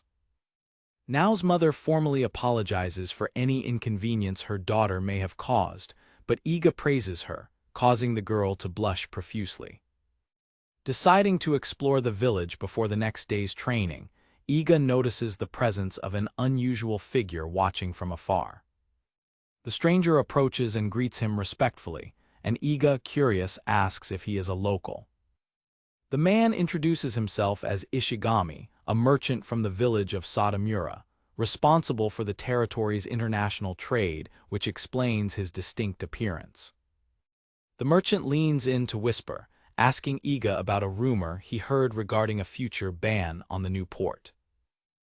Iga is shocked at how quickly the information spread, but the merchant replies evasively that it was just what the wind brought. Satisfied, Iga realizes that his plan to use Juzu to strategically leak information to the merchants of Satomura is working perfectly. Changing the subject, the Lord asks the merchant what the reason for his visit to Tanemura is. Ishigami explains that he is making price estimates for the summer vegetable season, illustrating how the products of each village are interconnected in the region's trade network.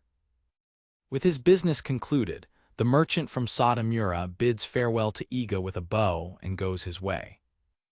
Iga is left to ponder the complexities of the local economy, which seems to operate without currency, and decides to consult Garcia on the matter later. The narrative moves to the evening, showing the house of Nao's family where Iga is staying. After a home-cooked meal, Iga expresses his gratitude for the family's hospitality.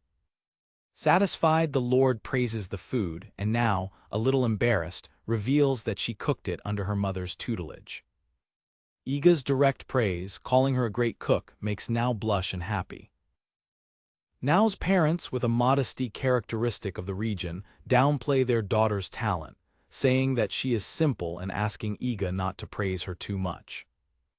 Iga reflects that this attitude of family self-deprecation is something he has observed frequently since arriving in Tokumo. He attributes this behavior to a strong culture of modesty, where families avoid praising their own members openly. However, he knows from experience that Nao, in particular, craves recognition and is strengthened by praise.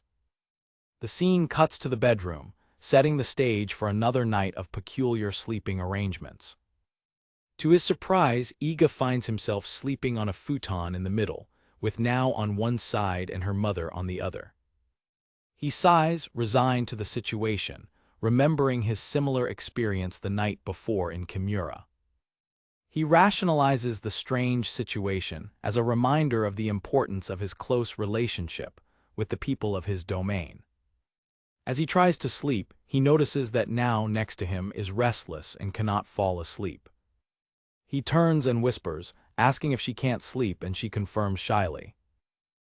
So as not to wake her parents, Iga pulls the blanket over their heads to muffle the conversation, a tactic that reminds him of when he did the same with Mori. Under the covers, Iga observes that she was not acting like herself during the day.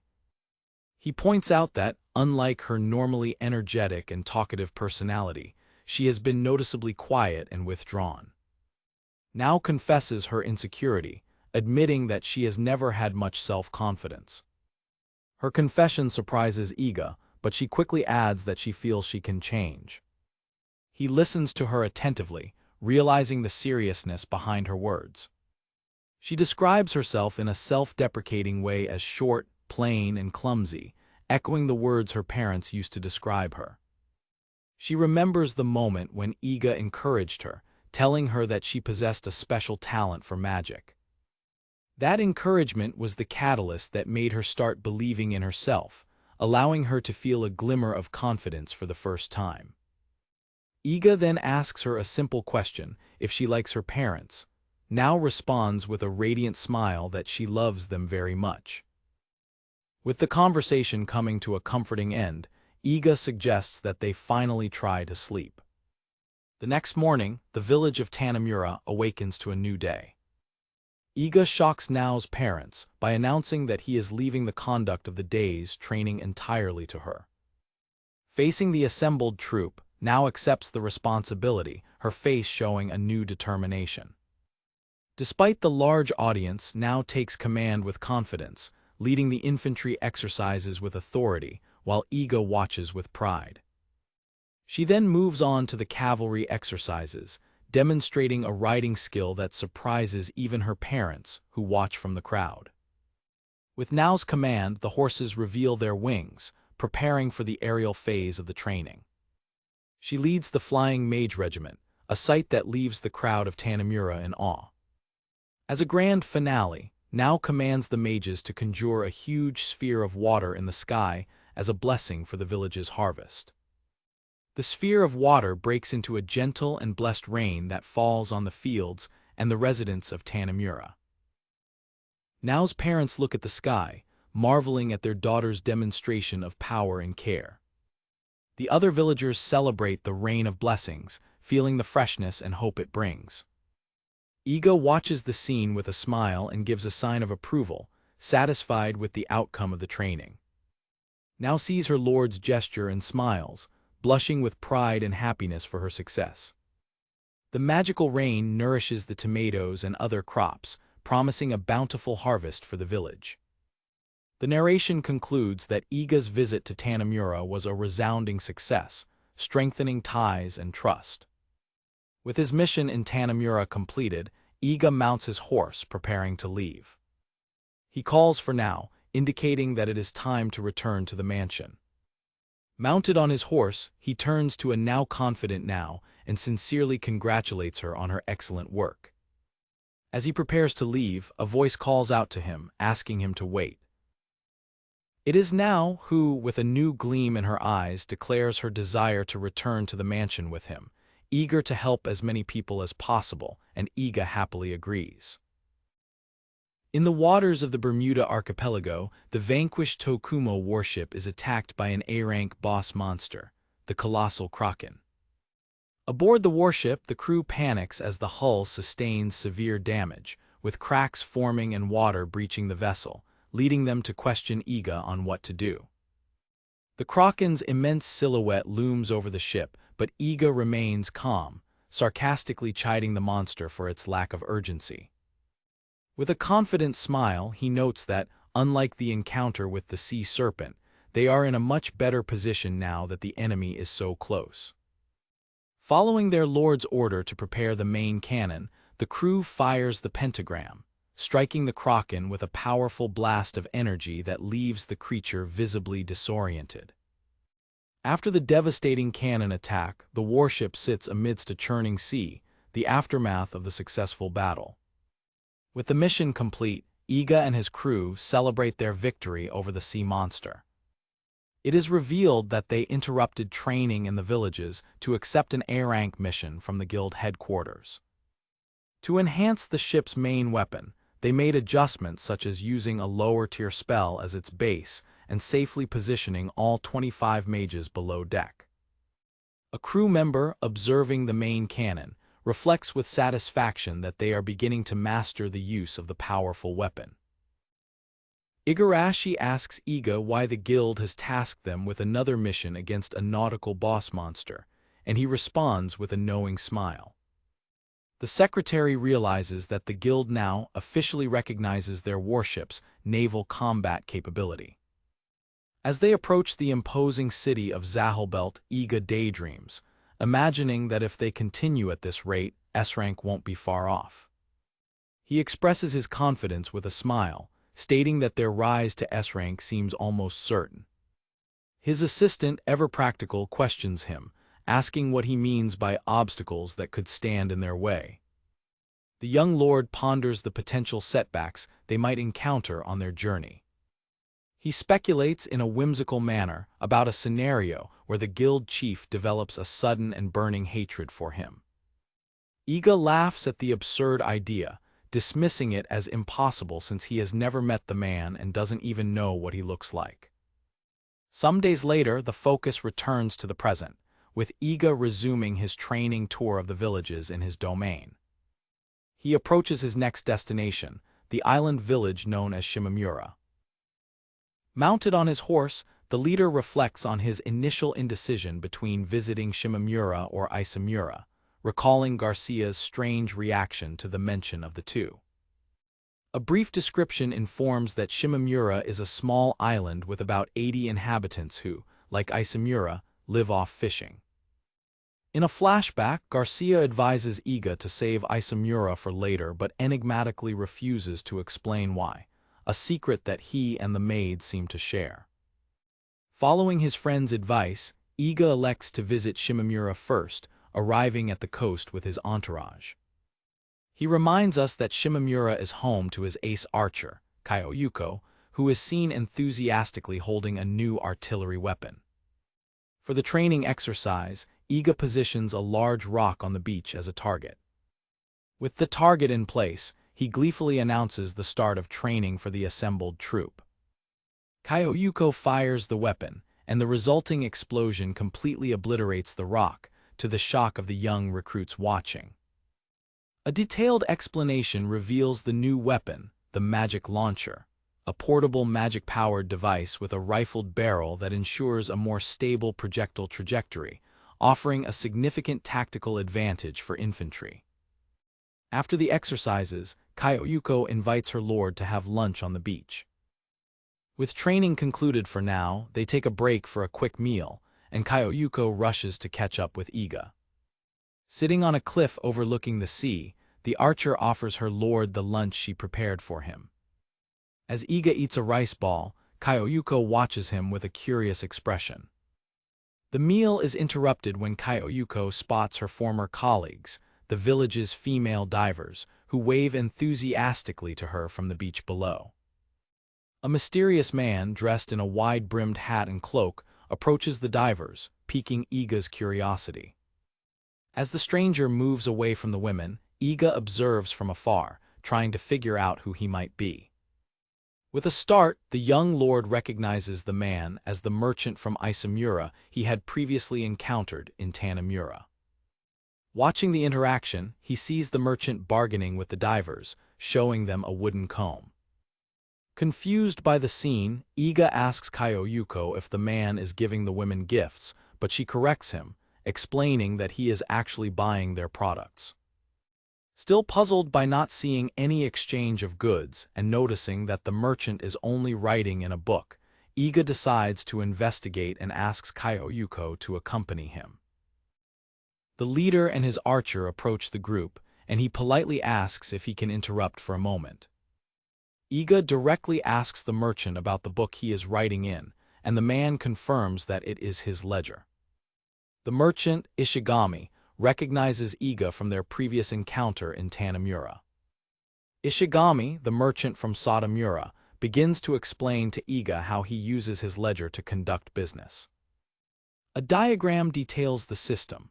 When a diver like Kyoyuko collects 10 shells, the transaction is recorded in Satomura's ledger, serving as a revenue record for the diver.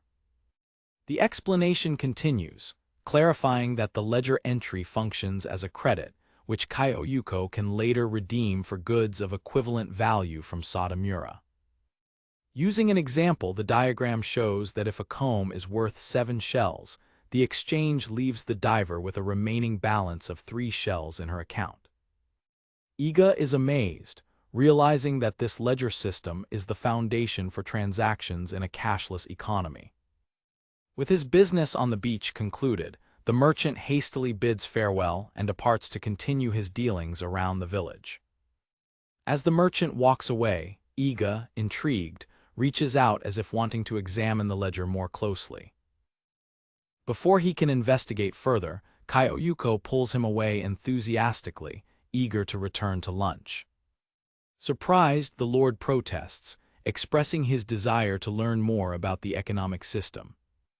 He glances nervously at the receding figure of the merchant, feeling like he has missed an opportunity.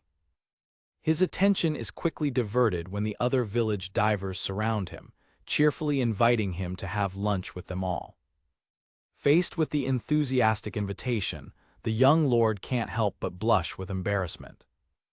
Remembering his primary goal of strengthening ties with the villages, Iga accepts the invitation and agrees to share the meal with the women. Later, back at his mansion, Iga discusses what he learned about Satomura's ledgers with his financial advisor, Garcia.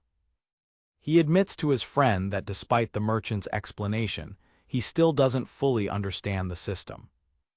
Garcia boasts about being the de facto finance minister of the domain and assures Iga that he has come to the right person for answers. A diagram illustrates how Iga already uses a similar system, paying for everything in his territory with PT, a currency that represents a personal debt of his to his citizens.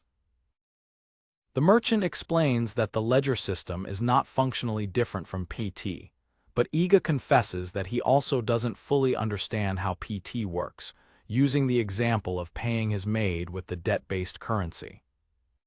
While savoring his tea, Iga ponders why finances need to be so complex, noting that he usually leaves such matters to Garcia and Igarashi before noticing the commotion around him.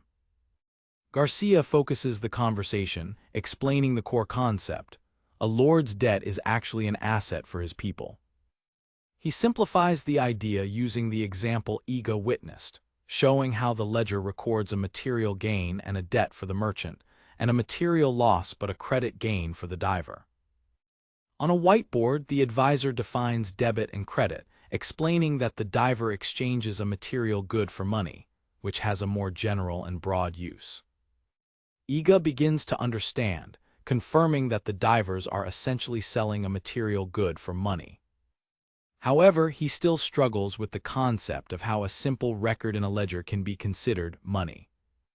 The Lord expresses his confusion, stating that without physical money to organize things, the whole system seems chaotic to him, much to his friend's amusement.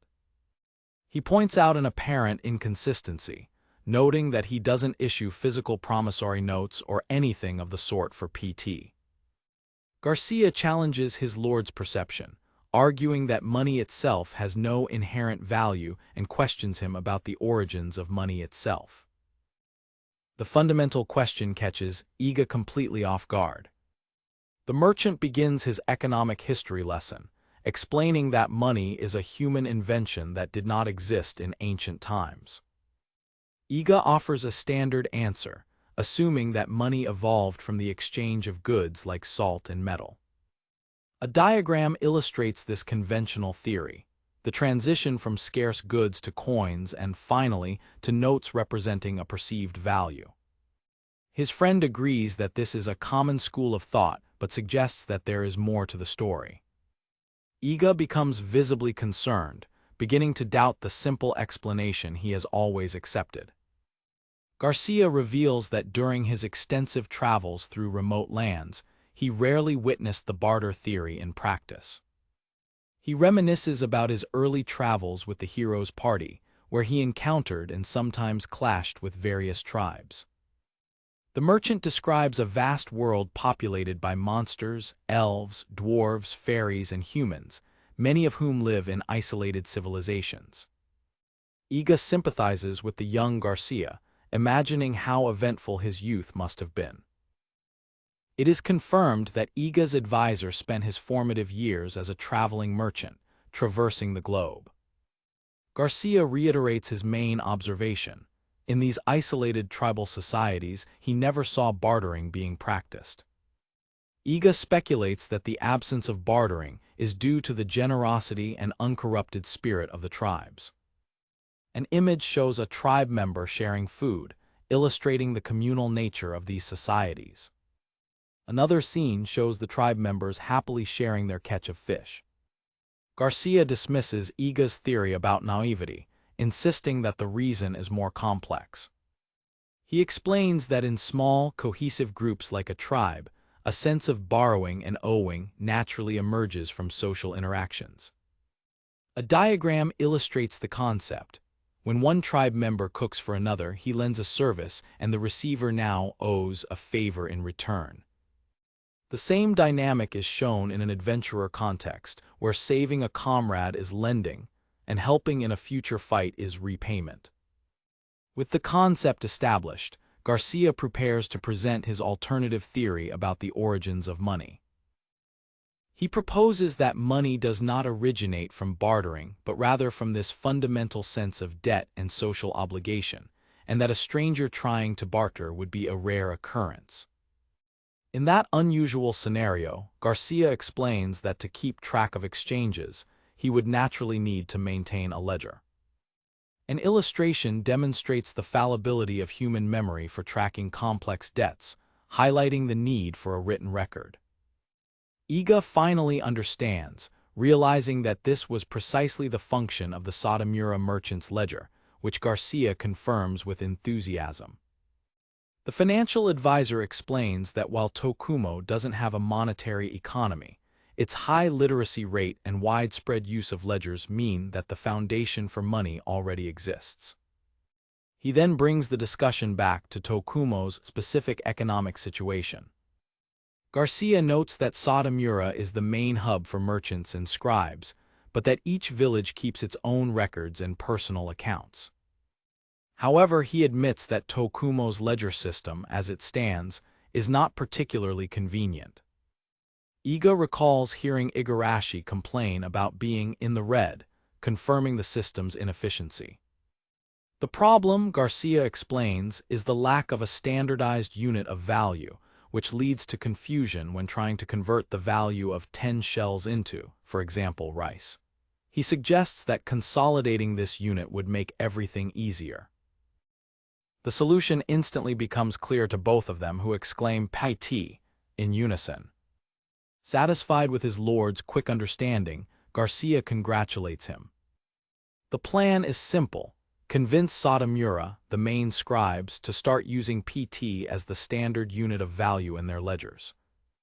Garcia suggests a way to reinforce the new unit of value: change the tax collection from goods to PT. He explains that by using Iga's authority to designate PT as the official unit of value, the people would naturally adopt it as money, although this presents the logistical challenge of circulating PT throughout the territory before taxes can be collected. Overwhelmed by the complexity of the economic reform, Iga rests his head on the table, complaining of a headache. Ignoring his lord's suffering, Garcia cheerfully announces that it's time for them to head to Isemura for the next training session. Iga protests, exhausted from his recent trip to Shimamura, and is surprised to learn that Garcia will also be going. The merchant informs a confused Iga that everyone is packed for the trip. To the lord's surprise, Igarashi and the maids appear with their bags packed, excitedly announcing their departure for the hot springs of Isemura. Iga finally understands the reason for the group trip. Akira discovered a hot spring in Isemura, which is being used to build a new inn, turning the trip into a combination of training and relaxation. Iga and his group arrive in Isemura, the next destination on their training excursion, a trip that also serves as a brief respite for relaxation at the newly discovered hot springs. On a brief respite for relaxation, Iga and his entourage travel to the next destination on their training excursion, the village of Isemura.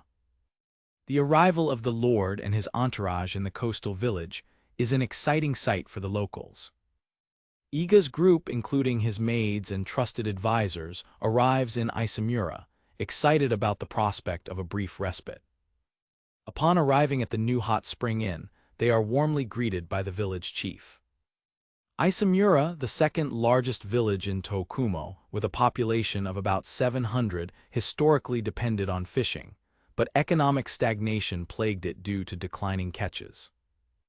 The village chief explains that the discovery of a hot spring led to the construction of the inn as a new business venture, praising the speed of the carpenters Iga trained.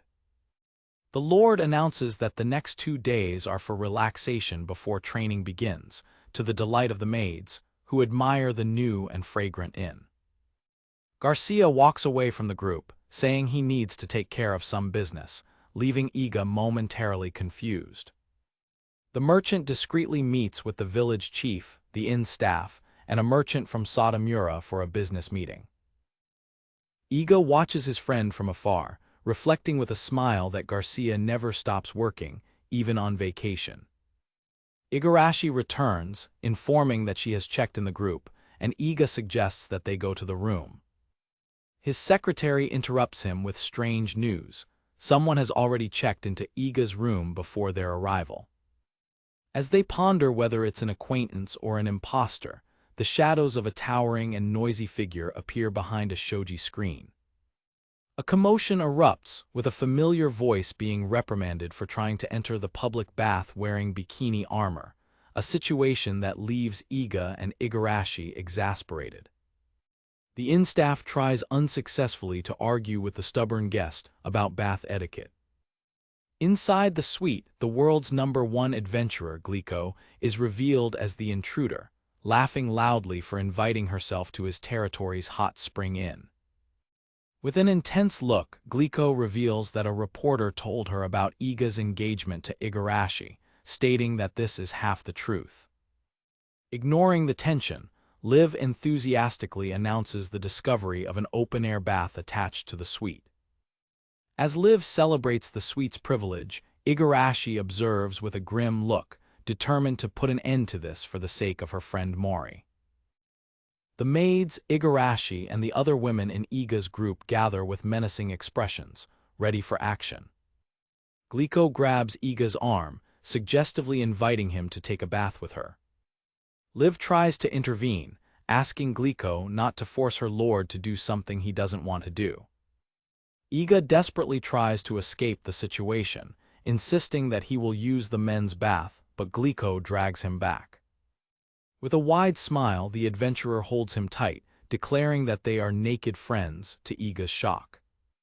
He vehemently denies her claim, while the ribbon in Igarashi's hair twitches with contained rage. A comical flashback reveals the origin of Glico's claim, a moment when they shared a bath, although she was wearing her full armor. Glico reminds him of the shared bath, which shocks the maids and Liv, and enrages Igarashi as Iga tries to explain himself desperately. The reaction of shock and disbelief from Liv and the maids is evident, as they cannot believe that their lord is not denying the incident. In a panic, Iga tries to change the subject, scolding Glico for neglecting her missions and risking her #1 ranking, while Igarashi pulls his ear. With a carefree smile and a peace sign, the adventurer informs him that she has already taken down an archdemon that morning.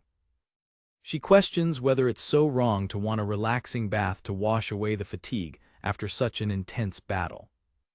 Glico's expression turns serious as she prepares to reveal the real reason for her visit.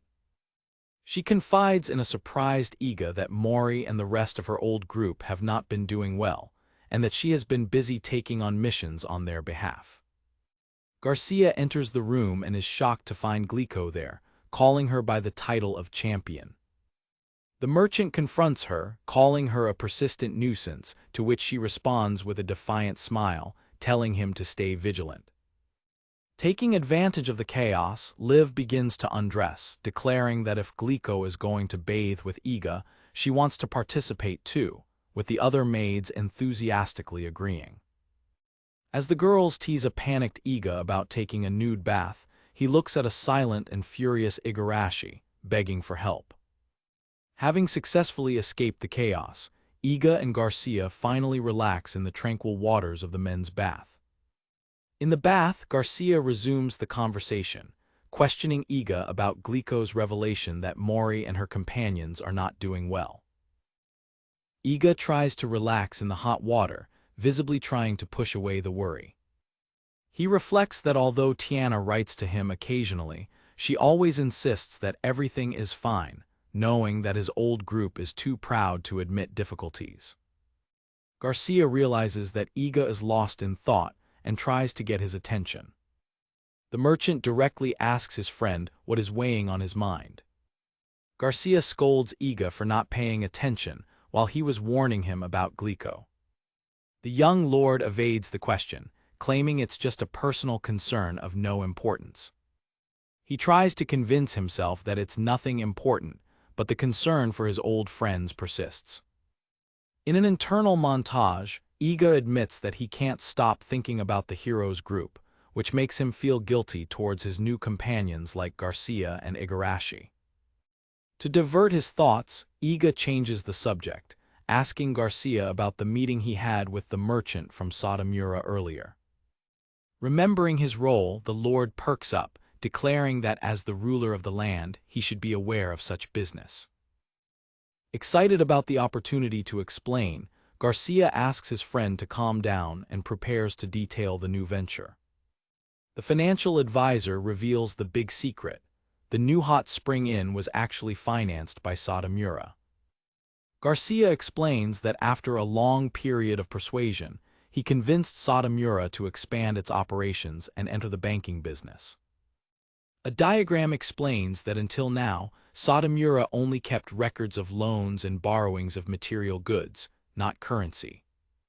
This meant that the villagers had no way to finance new ventures, as Satomura did not offer monetary loans. Garcia proudly declares that the introduction of PT, Iga's personal currency, fundamentally changes this economic dynamic.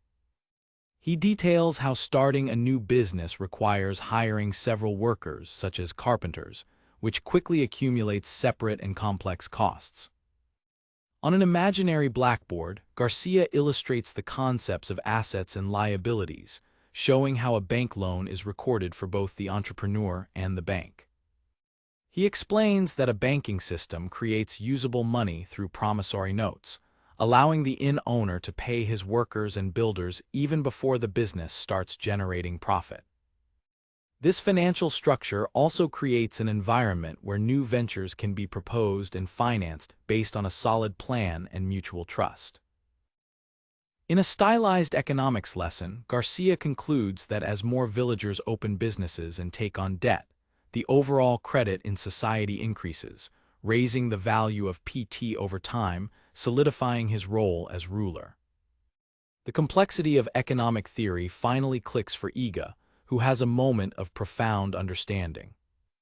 Feeling overwhelmed by the intensity of the lesson, Iga lies down on a bench to cool off, to Garcia's concern. Both agree that it's getting hot and decide to look for a different bath to cool off. They find an isolated wooden tub and step into the hot, steaming water to relax. To their horror, they discover that the tub is connected to the women's suite, where they find Glico showing off her muscles to the amazed maids. Inside the tub, the other women in Iga's group relax, admiring each other's physiques. The scene becomes even more chaotic when Glico starts groping a visibly mortified and irritated Igarashi. A close-up on Igarashi's face reveals her silent fury and embarrassment as she endures Glico's harassment. Uncomfortable and embarrassed, Iga and Garcia beat a hasty retreat from the mixed bathing situation. Later, the group gathers for dinner, where Igarashi apologizes for being late, while Iga tries to act normal despite the previous chaos. Igarashi casts a suspicious glance at Iga, who laughs nervously, trying to diffuse the tension. Glico, oblivious to the tension, enjoys the meal with gusto. While praising the food, Glico suggests taking a meal to Mari, and the mention of her friend's name causes Iga's worry to return instantly. A close-up reveals the subtle twitch on Iga's face, a sign of his renewed anxiety for his old group. Iga reflects with regret that his concern for his former comrades prevents him from fully enjoying the time with his new group, an internal conflict that Igarashi notices. The meal is interrupted by the arrival of Akira, the excavation chief. Iga warmly greets Akira and his newlywed wife, who bow respectfully. It is revealed that Iga acted as matchmaker for the couple, and he praises Akira for his work in discovering the hot spring. As a gift, Akira presents his lord with a large rolled-up scroll. With their gift delivered, the newlywed couple bids farewell to continue their honeymoon. Upon unrolling the scroll, the group is surprised to find that it is an incredibly detailed map. The map is the result of an exhaustive geological survey of the entire Tokumo territory, conducted by Akira and Shohei, showing all its topographical features. With the map before them, the group's conversation naturally turns to the planning and management of the territory. The women in the group observe the map, commenting on how it clearly illustrates the difficulty of traveling from east to west in the region. Garcia points out that the success of the new port and future businesses will depend on a robust transportation infrastructure. Liv ponders the options, suggesting an alternative, as building a new canal is not feasible. A bold idea emerges in Iga's mind: to build a magic railway, a concept that his team believes he can accomplish. His companions express their complete confidence in their lord's ability, stating that planning the route will be easy with the new topographical map. Iga ponders the magnitude of the project, noting that only a few nations in the world have managed to build magic railways. He reasons that the same construction techniques used for the inn and the warship can be adapted for this new and ambitious undertaking. With the support of his people and his new allies, Iga declares with confidence and determination that they will build the railway. Igarashi observes her lord with an intense look, noting the new wave of determination on his face. A close-up captures the confident smile and determination in Iga's eyes. The group spends the rest of the evening daydreaming and planning for the future, excitedly discussing the details of the railway project. Night falls over the inn, enveloping the scene in a peaceful stillness. The artisans, exhausted from the discussion, fall asleep over the plans and diagrams.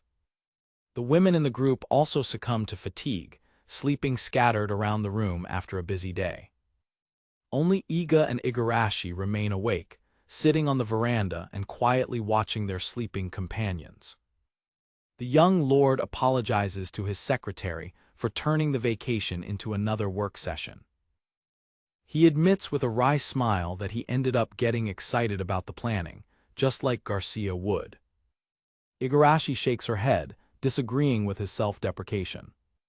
She explains that seeing his face radiant with confidence and purpose reassures everyone more than anything else. With a genuine smile, she praises him, saying that he has the face of a good lord. Caught off guard and blushing at the sincere compliment, Iga is momentarily speechless. He laughs a little embarrassed and accepts the compliment with gratitude. The young lord looks out into the night, Igarashi's praise reinforcing his newfound confidence. He feels a wave of satisfaction, and the guilt he felt for worrying about his old group begins to dissipate. He confesses that he feared that his constant concern for the hero's group was a sign of regret, a desire not to be where he is. He reflects that perhaps it was a sign that he did not fully trust himself and his new path. However, he now realizes that he can trust himself, feeling secure in his new allies and his land, and concludes that the feeling is not regret. He clarifies to Igarashi that hearing that his old friends are in trouble simply makes him worried, not guilty for having moved on. With his internal conflicts resolved for now, Iga suggests that it's time to go to bed. With a comical sigh about his group's peculiar sleeping habits, he and Igarashi agree to put everyone to bed properly. The scene ends with the entire group sleeping peacefully on their futons, scattered around the room. The scene changes drastically to a night sky, where a solitary figure is sitting on the blade of a giant scythe in front of the full moon. The moon hangs in the dark sky, silently watching the scene below. The blade of the scythe gleams menacingly under the moonlight. The figure is revealed as Yuri, Glico's long-lost brother, who flies over the city of Zahelbelt with a manic grin, declaring that it is time and hoping that his current search is not another dead end. Continuing their training trip to Isamura, Iga's group enjoys a day at the beach. The maids wear school swimsuits, which Iga finds amusing, while Igarashi and the other women wear more stylish bikinis. Under the bright sun, Igarashi and Glico pose, with the maids having prepared the swimsuits for the traditional beach trip on the second day. After having fun at the beach, Glico, full of energy, decides to demonstrate her hyper-watermelon slicer technique, preparing to cut the fruit with her sword. Glico's powerful sword strike misses the watermelon and instead splits the ocean, creating a huge wave. Iga, impressed, comments that her power rivals the cannon of his warship. Despite the initial setback, the watermelon ends up being sliced into perfect pieces for everyone to enjoy. While eating the watermelon, Iga decides to ask Glico about a worrying comment she made the day before. He questions her directly, asking her to confirm if she really said that her old group, the hero's group, was not doing well. Glico, between bites of watermelon, casually confirms that she said exactly that, to Iga's astonishment. She quickly clarifies the misunderstanding, explaining that they are not injured, but rather overwhelmed by fame, having become the newest stars of Zahelbelt and therefore too busy for their adventurer duties. Visibly relieved, Iga expresses his joy at learning that his former companions are not injured or going through difficulties. A montage illustrates the new life of the hero's group, bogged down in celebrity commitments such as shows, interviews, filming, and photo shoots, constantly surrounded by paparazzi. Iga reacts with enthusiasm, seeing their fame as a natural symptom of how amazing they really are. Glico adopts a serious tone, explaining the group's inherent weakness. All 5 members need to be together to demonstrate their true worth. A diagram details the highly specialized skills of each member. Cross's extraordinary abilities, Ima's healing magic, Tiana's support magic, Dari's supreme physical strength, and Mori's overwhelming attack magic. With an image of a broken mirror, the adventurer explains that, because they are so specialized, the absence of a single member reduces the group's strength by half, creating a dramatic weakness. Iga recalls that they used to carry out solo adventures, trying to reassure himself. Glico confirms that this is what they are doing now, but Iga realizes the worrying implication behind her words. With a worried expression, Glico wonders aloud if their individual skills will be enough for the dangerous Rank S missions. The gravity of the situation hits Iga, who shudders at the thought of the dangers his former friends may be facing alone. He reflects on the formidable reputation of Rank S missions, which he had always heard were in a completely different category from Rank A missions. It is explained that the strongest adventurers are summoned to the city of Zahelbelt, where they receive high-level missions against archdemons. Iga laments having been dismissed from the group before he could be summoned to Zahelbelt, admitting that he has no experience with Rank S missions. In a flashback, Igarashi explains the concept of the second-year curse, a phenomenon in which high-profile adventurers struggle to balance their lives and work, often leading to failure. Iga and Glico sit in silence, with him concluding that there is no point in agonizing over their situation. He acknowledges that the responsibility for his former companion's situation lies entirely with them. His reflection is interrupted when the maids call him to play, and he admits to himself that Glico is right about his concerns. Before leaving to resume her duties, Glico poses in her swimsuit, asking Iga if he doesn't think she's beautiful. The next day, with Igarashi and the others back at the mansion, Iga finally begins the real purpose of his visit to Isamura, military training. Representatives from the village of Satamura arrive, having gathered the 40 horses that Iga had requested. Iga enthusiastically announces that the training in Isamura will be horseback riding, declaring that his dream of forming a cavalry unit is about to come true. He reflects that to reach Rank S, they need to strengthen their land combat capabilities, as naval battles alone will not be enough. With a war cry, Iga motivates his troops, determined to train them in the art of horseback riding to exhaustion. He believes that the addition of a cavalry unit will drastically increase the ability of his forces in land battles. He visualizes his new battle formation. The magic launchers tested in Shimamura will provide rear support, while the mounted vanguard will lead the attack. Training begins chaotically, with the wild horses rearing and refusing to cooperate. A comical montage shows several recruits being violently thrown from their mounts. The fall of yet another recruit emphasizes the difficulty of the task. Another soldier falls to the ground with a thud, illustrating the undisciplined nature of the horses. A horse is shown kicking its rider, sending him flying through the air. As Iga struggles to control his own panicked horse, the man from Satamura explains that they managed to get the strongest horses, which, consequently, are still wild and grumpy. While Iga laments the impossibility of training, his maid Eriko calmly approaches one of the horses and begins to caress it. With a soft voice and a gentle touch, Eriko asks the horse to let her ride, taming it with her charm. The horse, now docile, rears majestically before her as a sign of respect. Iga watches, blushing and amazed, as Eriko's magic hands also work on horses, as she calms the entire herd.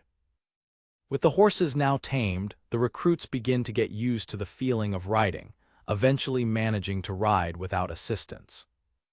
To speed up the process, Iga employs his possession skill, directly transferring his riding experience to one of the recruits.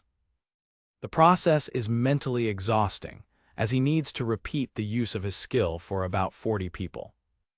After the training marathon, Iga collapses on the floor, completely exhausted by the effort. Despite his exhaustion, he smiles, satisfied that his work was worth it when he sees his new cavalry unit riding skillfully. Pulling himself together, Iga refuses to let the difficulty stop him. He recognizes the harsh reality that, even with the cavalry, his forces are still nowhere near capable of facing rank boss monsters. With a determined look, he renews his promise to continue training tirelessly until he and his people reach rank S. His training is interrupted by the breathless arrival of Igarashi, who runs towards him on the beach. Iga turns around, surprised to see her, as he thought she had returned to the mansion. She hands him an ornate box, explaining that it arrived for him. He opens the box with curiosity, not knowing what to expect. Upon seeing the guild emblem on the object, he is confused. Igarashi informs him that it was sent from the guild headquarters in Zahelbelt. His first suspicion is that it is a request for a mission on land, for which he knows they are not yet ready. To his utter surprise, the box contains an official rank S license for his domain. The narrative goes back in time to reveal the events that led to this unexpected promotion.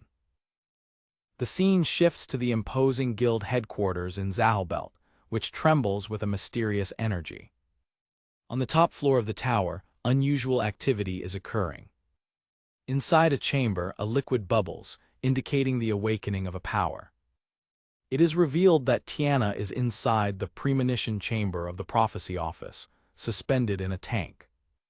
A close-up shows Tiana's eye opening, signifying the end of her prophetic task. Tiana emerges from the chamber, her task of predicting the arrival of high-level monsters, with a 1% or greater chance of destroying the world, completed. A cat-eared assistant named Lana congratulates her, but Tiana humbly asks not to be treated with formality. The great sage El, an imposing elven figure, appears and praises Tiana impeccably for mastering yet another skill. As he leads her away, El smugly comments that he was right to support her.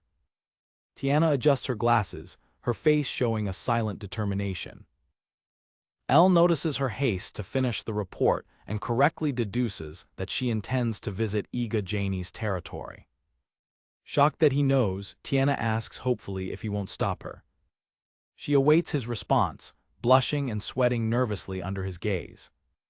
El smiles condescendingly at her reaction. He warns her, stating that this is a crucial moment for her career and that she must understand the implications. Tiana begins to protest, saying that she doesn't care about her career. El interrupts her, insisting that it is vital that the guild's superiors recognize her ability. He grabs her tightly, intimidating her and demanding her attention. He manipulates her, saying that her talents are essential for world peace and that she must rise in the guild's hierarchy to fully utilize them. Holding her glasses menacingly, El tells Tiana that the world needs her skills, even if she doesn't care about her own status. He releases her, saying that she can go wherever she wants, as long as she understands her importance. As El declares Tiana completely free, a metaphorical image shows her chained, symbolizing how she is imprisoned by her obligations and his manipulation. The assistant Lana watches the scene with concern, asking if Tiana is okay. Tiana looks down, visibly shaken and powerless. Suddenly, a shadowy figure described as a sinister reaper appears, surprising El. The figure is Yuri. El reacts with irritation to the intruder's unexpected appearance. Furious at the security breach, El demands that the intruder disappear. Yuri mocks El, commenting on his reputation for being impatient and dangerous. With a malicious smile, Yuri observes that after El's conversation, Tiana will certainly no longer visit Iga, calling her a stupid girl. El is alarmed, realizing that Yuri was spying on him. Yuri jumps back, effortlessly dodging a rock attack launched by El. Enraged by Yuri's lack of tact, El dissipates the attack and banishes him away. Yuri continues to taunt El from a staircase, stating that he didn't come to be friendly. He proposes an alliance, citing the saying, "The enemy of my enemy is my friend," and revealing that they share a common adversary. Yuri reveals that the common enemy is Iga Janis, whom L clearly hates. With a dramatic gesture, Yuri declares that he also hates Iga. L questions the reason for Yuri's hatred, who responds enigmatically that it is because he and Iga are too similar. A third figure, a woman with braided silver hair, confirms Yuri's statement with a smile. Yuri explains that he cannot stand the fact that Iga, despite being like him, believes that the world has value, an idea that L also considers childish and naive. L defends himself, stating that he believes the world is valuable and that his actions are aimed at world peace, but Yuri scorns his hypocrisy. Yuri mocks L, accusing him of not caring about the world, and flees on his scythe, laughing. As he departs, he declares his nihilistic philosophy: the idea of promoting growth is fundamentally wrong. He elaborates, stating that anyone dedicated to promoting growth is, by nature, dangerous. Yuri exposes his reasoning: if the world has no value, promoting growth also has no value. Those who do so deceive others, making them believe that the world may have some value, which is unacceptable to him. Interrupting his speech, an impatient L demands that he get straight to the point. Yuri reveals his ultimate goal: he simply doesn't want Iga Janis to reach rank S. Flying away, he shouts that Iga deceives people, distracting them from the truth that the world is worthless, and that seeing someone like that being idolized enrages him. At the guild headquarters, Tiana addresses the High Council, presenting a chart mapping her prophecies about magical activity in Hell. She warns that the current course is unprecedented and that an increase in Archdemon Advent events is a worrying certainty. The council members react with alarm to the news of more archdemons, muttering in disbelief and concern, but acknowledging that the data presented by Tiana is difficult to dispute. Great Sage L observes the scene with satisfaction, noting that all the important figures of the guild, the Brain Trust, are completely captivated by Tiana's words. With a serious expression, Tiana reflects to herself that everything has gone exactly as she had planned. L revels in his success, believing he has manipulated Tiana to stay in Zahelbelt. He fantasizes that with her unparalleled talent and his management skills, they could dominate the guild and then the world, allowing him to finally dismiss any thought about Iga Janis. Capturing the council's attention again, Tiana prepares to address another important matter. She declares that, in light of the imminent activity of the archdemons, the guild will need to reinforce its contingent of rank S groups. L is perplexed by Tiana's unexpected suggestion, questioning what she is saying. Tiana continues, stating that there is one group in particular that she would like to endorse, to the surprise of the council members, including an incredulous L. Before an astonished council, Tiana names Iga's domain as the group she proposes for promotion. Observing the scene, a miniature L grumbles about Tiana's perfect control over the room, believing that they will believe anything she says. Tiana's suggestion is met with a loud, disdainful laugh from one of the council members. Sir Gordon, a dwarf and member of the council, vehemently objects, reminding everyone that it was Tiana herself who expelled Iga from her group. Lana, Tiana's assistant, and L react to Sir Gordon's confrontation. While other council members accuse her of sentimentality, Tiana tries to defend her position, insisting that Iga's ability is genuine. L listens in silence, his expression thoughtful as the debate unfolds. A council member questions Tiana's logic, asking why she would expel Iga if he is so capable. Sir Gordon presses, stating that her original judgment that Iga was not rank S material was correct. Tiana tries to argue that Iga has developed new tactics but is interrupted. The dwarf insists that it was her own judgment that deemed him unsuitable. With a roar that echoes through the room, Sir Gordon declares that rank S comes down to one thing: real skill and results. The intensity of Gordon's shout makes Tiana and the other council members recoil, visibly intimidated. Tiana reflects on Sir Gordon, remembering how he defended her group when they were on the rise and wondering why he has become so inflexible. Despite her frustration, Tiana admits to herself that she cannot deny the truth in Gordon's words about the need for results. Suddenly an idea comes to Tiana's mind, a solution to the impasse. Presenting her proof, Tiana reveals that Iga's domain defeated one of the members of the heroine's group, the famous Toldo, the thief. A flashback shows Toldo's defeated face. The revelation shocks the council, who murmur in disbelief that Toldo, one of the best in rank S, could have been defeated. Lana, Tiana's assistant, intervenes to confirm the story, but her interruption only irritates Tiana, who feels she is mocking them. Sir Gordon slams his fist on the table, furiously declaring that it will be a cold day in hell before Toldo, the thief, loses to Iga. A newcomer, Toldo disguised as Sir Gordon, enters the room and dismisses Tiana's story, advising her to make up a more plausible story. The real Sir Gordon reacts in disbelief to the impostor's denial.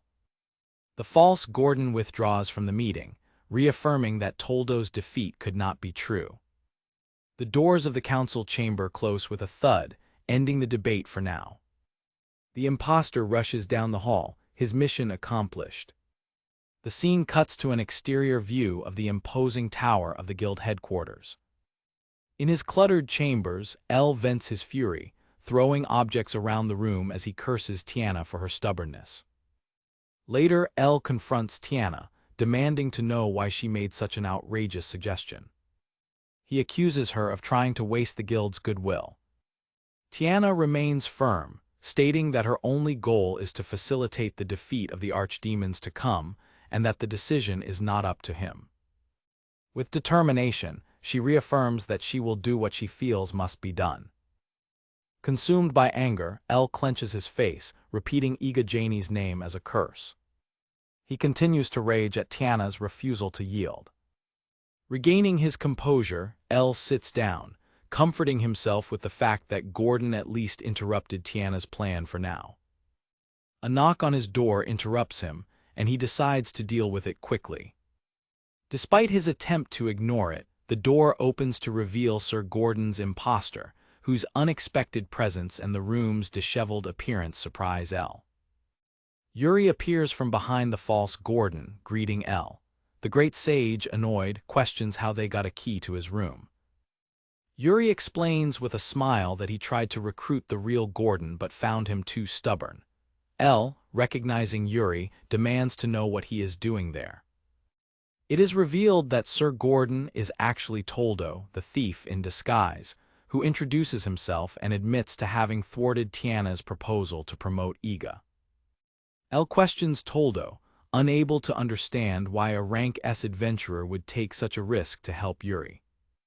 Toldo explains that his group's goal is to march into hell and eradicate the darkness, a feat that is only possible with L's level 6 spell, Saintria. Toldo proposes an agreement. He will take Gordon's place on the council to block Iga's path to rank S, and in exchange, L will provide the support they need for their mission.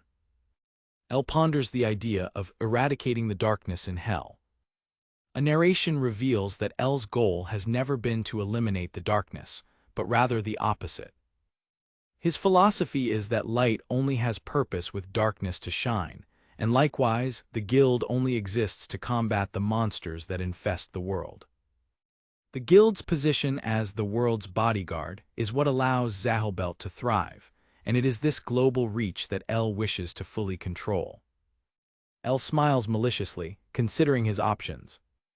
Consequently, Toldo's plan to eliminate the monsters forever goes fundamentally against L's own goals. L believes that the more he learns about hell, the more he understands that eradicating its darkness is an illusion. He knows that such a task is impossible, even for the heroine's group. L agrees to the deal, telling Toldo that he can kill himself if he wants, but the only help he will offer is the Saintria spell. Toldo accepts, stating that it will be more than enough.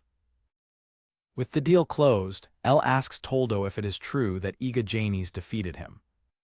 Toldo vehemently denies the defeat and leaves with Yuri, grumbling about having to seek help from others who also despise Iga, leaving a thoughtful L behind.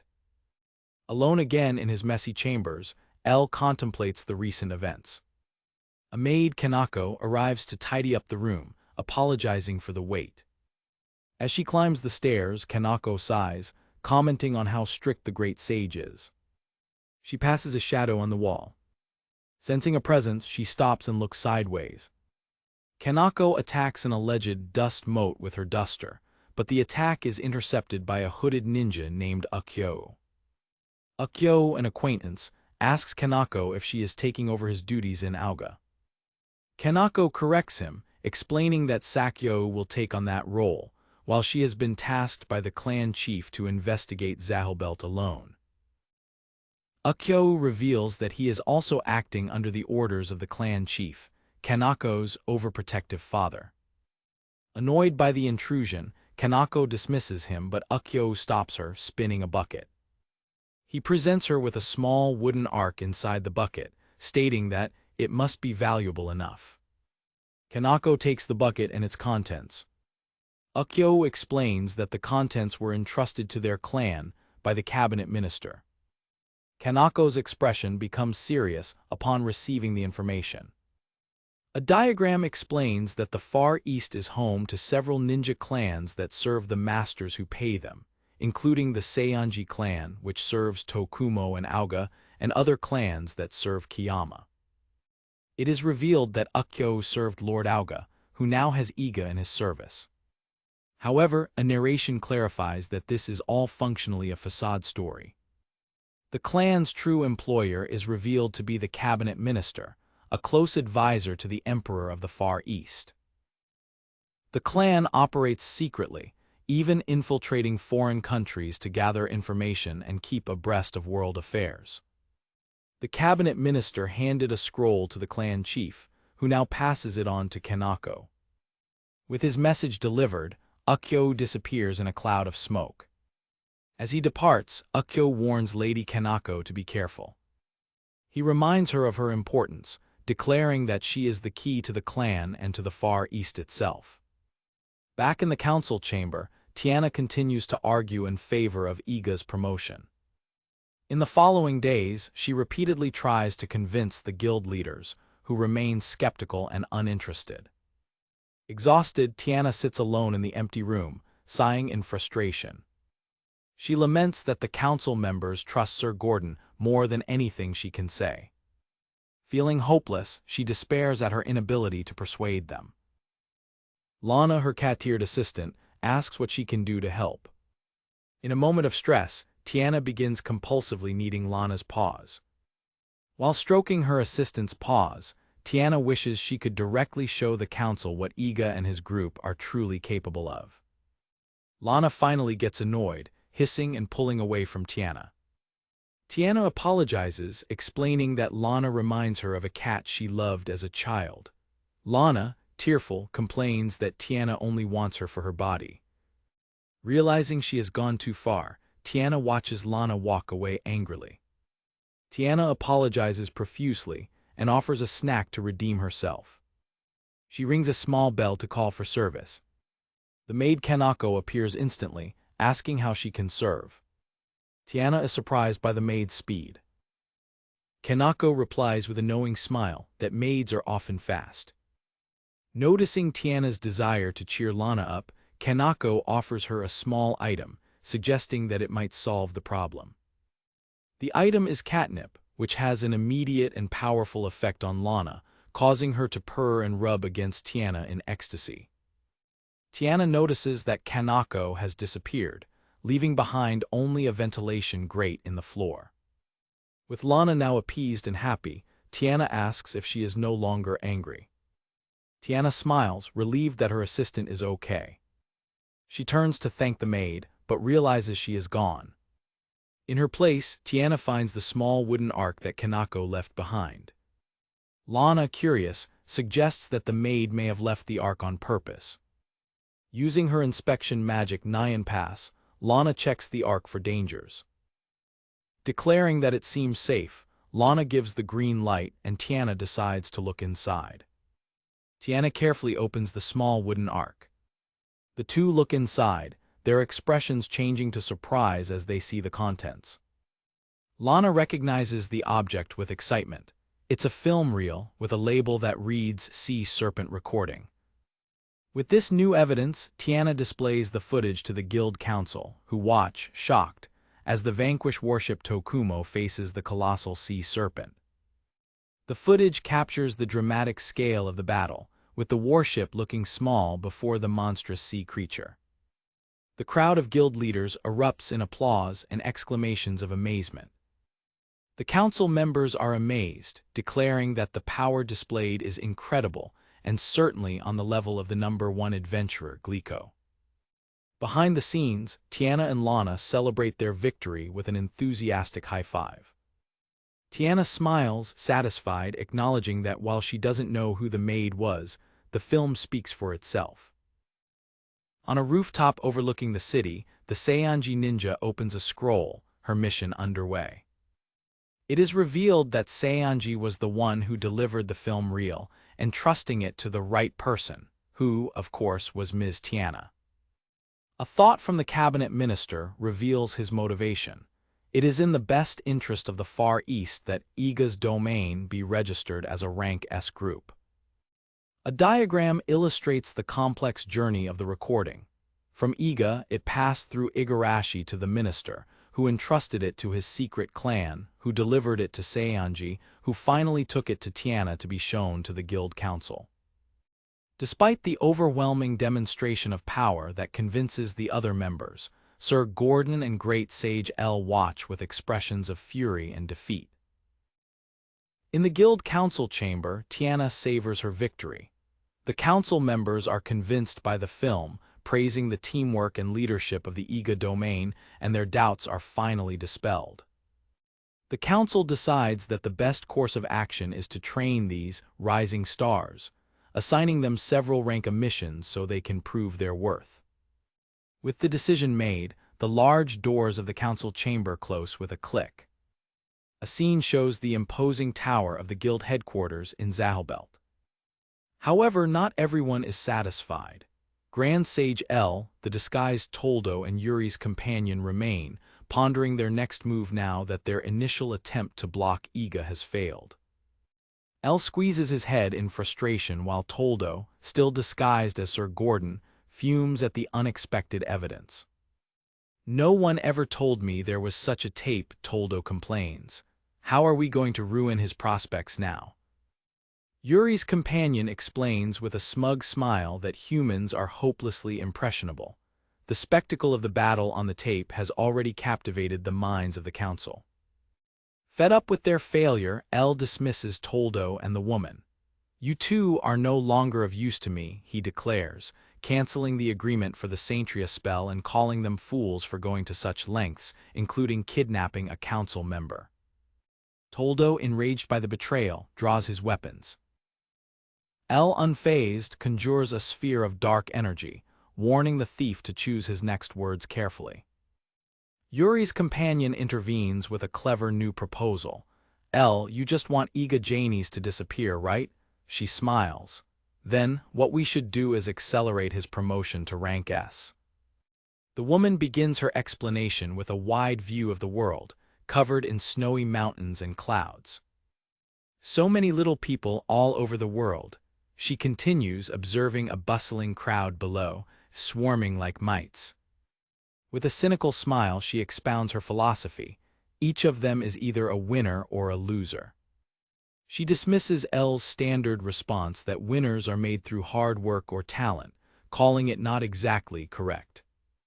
A diagram illustrates society's belief that winners are inherently more valuable than losers. So, she asks L, "How do you suppose winners become winners in the first place?"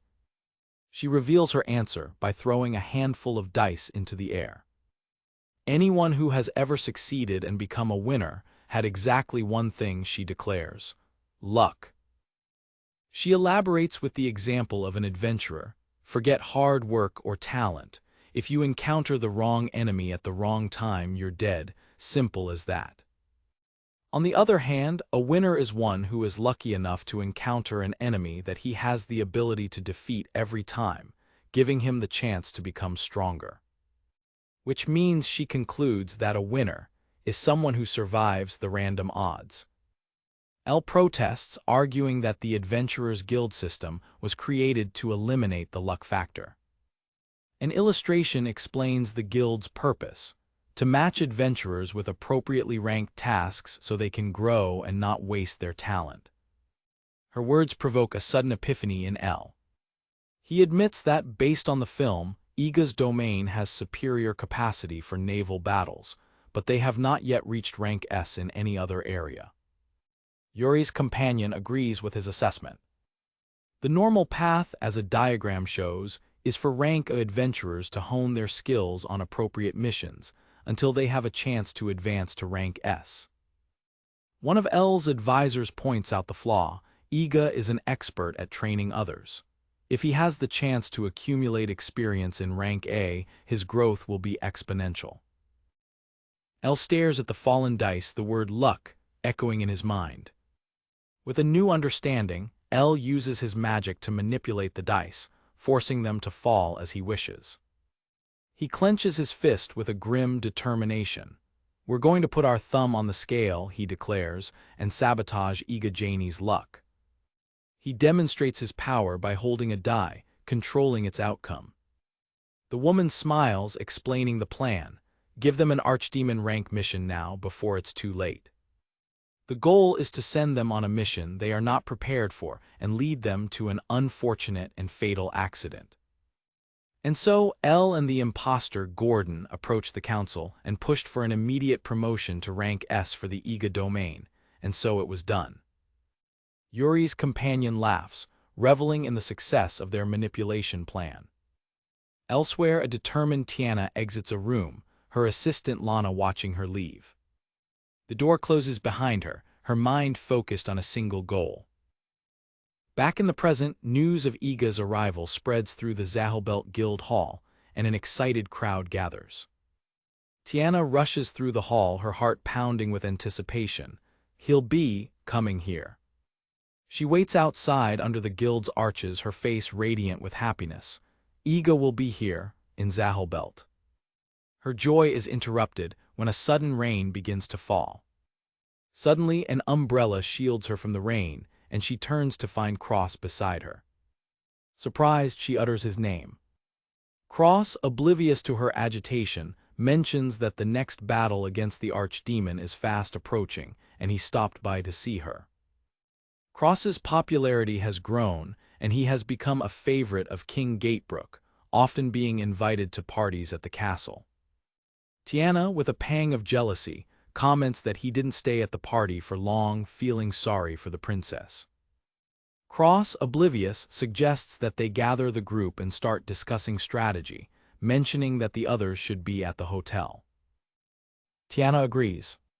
He holds the umbrella over both of them, inviting her to join him. Cross has a sudden, shocking realization.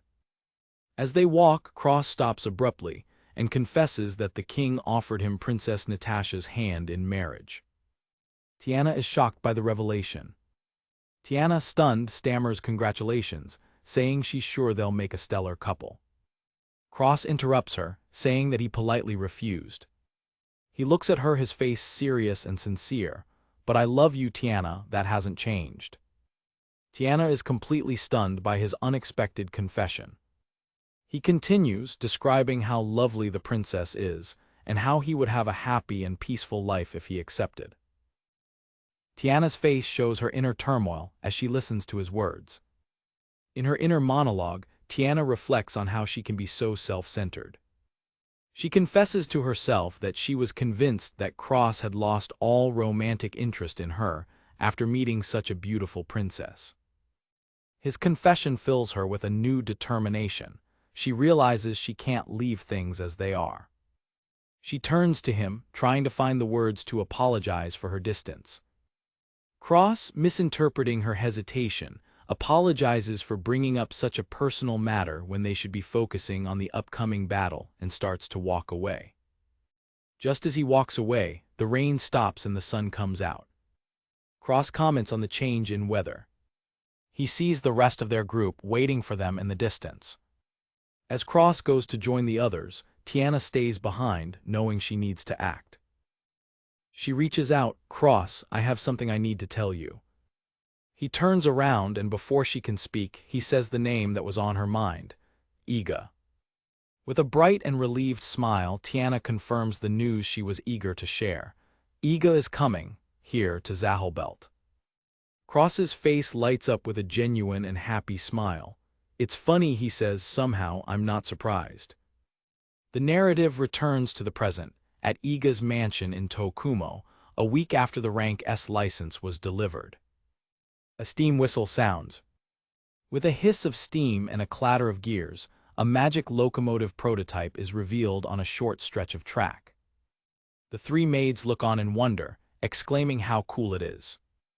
The main group, including Iga, Liv, Xiaohei, and the maids, enjoy a test ride on the small train. Xiaohei, the head carpenter, declares the prototype an excellent piece of work, impressed by its compact size, and says he can take care of the rest of the development. Iga jokes that it feels like an amusement park ride since the track is so short, and Liv offers to restart the engine for another lap. Akira, the head of excavation, explains to a fellow miner that this rail technology will be crucial for expanding their operations in the mining tunnels. A map illustrates how the excavations have stalled because the travel time within the long and winding tunnels has become excessive. With rails and carts to transport men and materials, digging deeper into the tunnels would become much more viable. Back in the workshop, Liv admits that, considering the current size of their operation, mass-producing the railway components may take some time. She challenges Iga, asking if he can handle the weight, and he confidently replies, "Who do you think you're talking to? I can." A comical montage shows the team overwhelmed, juggling locomotive construction, field equipment upgrades, and new weapon development. Seeing Iga and Liv overwhelmed, Garcia intervenes with a business suggestion. "Have you considered subcontracting, buddy?" Garcia explains his plan. Using Sadamura's new banking system to provide low-interest loans, they can empower existing construction teams to branch out, buy new equipment, and take on some of the production load. Liv, intrigued by the astute business proposal, agrees to think about it. Iga stands on a cliff overlooking the sea, reflecting on the progress of his domain. With a port, a banking system, and now a magic railway, they are, little by little, entering the modern age. His reverie is interrupted by Igarashi, who announces that the carriage is ready. "It's time," he says, putting out his cigarette. Iga and Igarashi get into the carriage, waving goodbye to a smiling Garcia. Iga waves from the carriage window. Xiaohei, Liv, the maids, and the other workers gather to see them off, waving enthusiastically. With everything in order in Tokumo, the carriage departs. Having been promoted to rank S, they are on their way to their next big challenge. Iga looks out the window towards his destination, his face full of excitement and anticipation. "Man, just saying it makes me want to cry," he thinks. "We're going to Zahelbelt." The journey to Zahelbelt begins with two clear objectives: to officially register the domain as rank S at the guild headquarters and to acquire a base of operations in the city itself. The first stop is the bustling port city of Marinalable, the starting point for the sea crossing.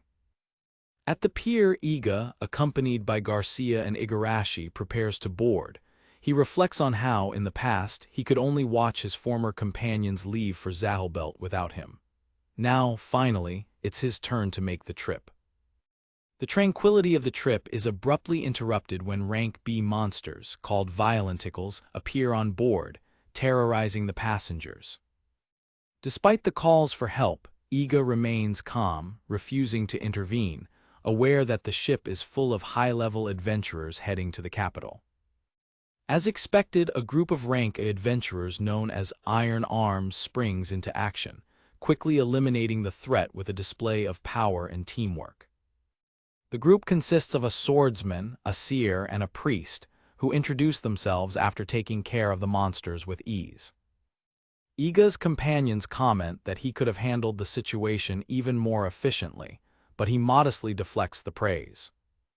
As the ship sails towards its destination, the seer and swordsman of the Iron Arms cast a curious glance in Iga's direction, recognizing his name. In the ship's dining hall, Iga, Garcia, and Igarashi discuss the affairs of their domain. Igarashi reports that business is thriving due to Isao's efforts in rice cultivation, which has doubled food production. Garcia introduces the concept of the paradox of abundant harvest, explaining that an increase in production faster than that of the population can decrease the value of rice, creating a new economic challenge. Iga ponders the complexity of managing his territory, realizing that he will need to balance his local responsibilities with ongoing missions and trips to Zahelbelt. The conversation is interrupted by the approach of the Iron Arms. The swordsman, interested in the rumors about Iga, expresses his desire to know the truth about him. The group seer openly mocks Iga's companions, disdainfully dismissing them as mere villagers. While the priest assesses Iga's fighting strength to be around 75,000, the group teases him, suggesting that his trip is nothing more than a vacation. The swordsman expresses his disappointment, stating that he expected more from a former member of the Fantastic Five, even if he is a reject. Iga, impassive, calms his irritated companions, acknowledging the strength of the other adventurers and explaining that starting a fight would bring no benefit. Intrigued by his calmness, the seer insists on doing a fortune reading for him, spreading her tarot cards. He draws the card of the Sinister Reaper, to the amusement of the seer, who mocks his bad luck. In contrast, the seer reveals her own card, a four-leaf clover which, according to her, predicts an incredible encounter in her near future. Suddenly, a strong jolt shakes the ship, throwing everyone to the ground amidst the chaos. A desperate crew member bursts into the hall, shouting that a monster rammed the ship and climbed aboard, begging for the help of any adventurer present. The leader of the Iron Arms assures the man that his rank a team will take care of the situation, and they rush to the deck.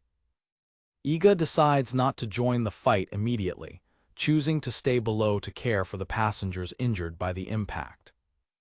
He instructs Garcia and Igarashi to distribute the latest healing potions from Isao's laboratory, which heal the wounded instantly to everyone's amazement.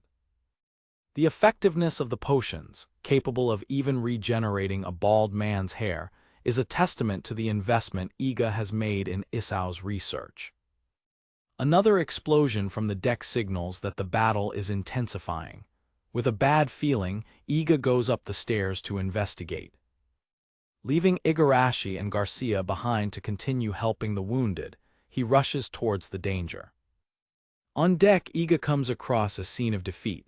A colossal, lobster-like monster, a rank beast called Evola, has completely subdued the Iron Arms team. The swordsman lies unconscious, his armor broken, proving that the creature's strength far surpassed that of the Ranka team.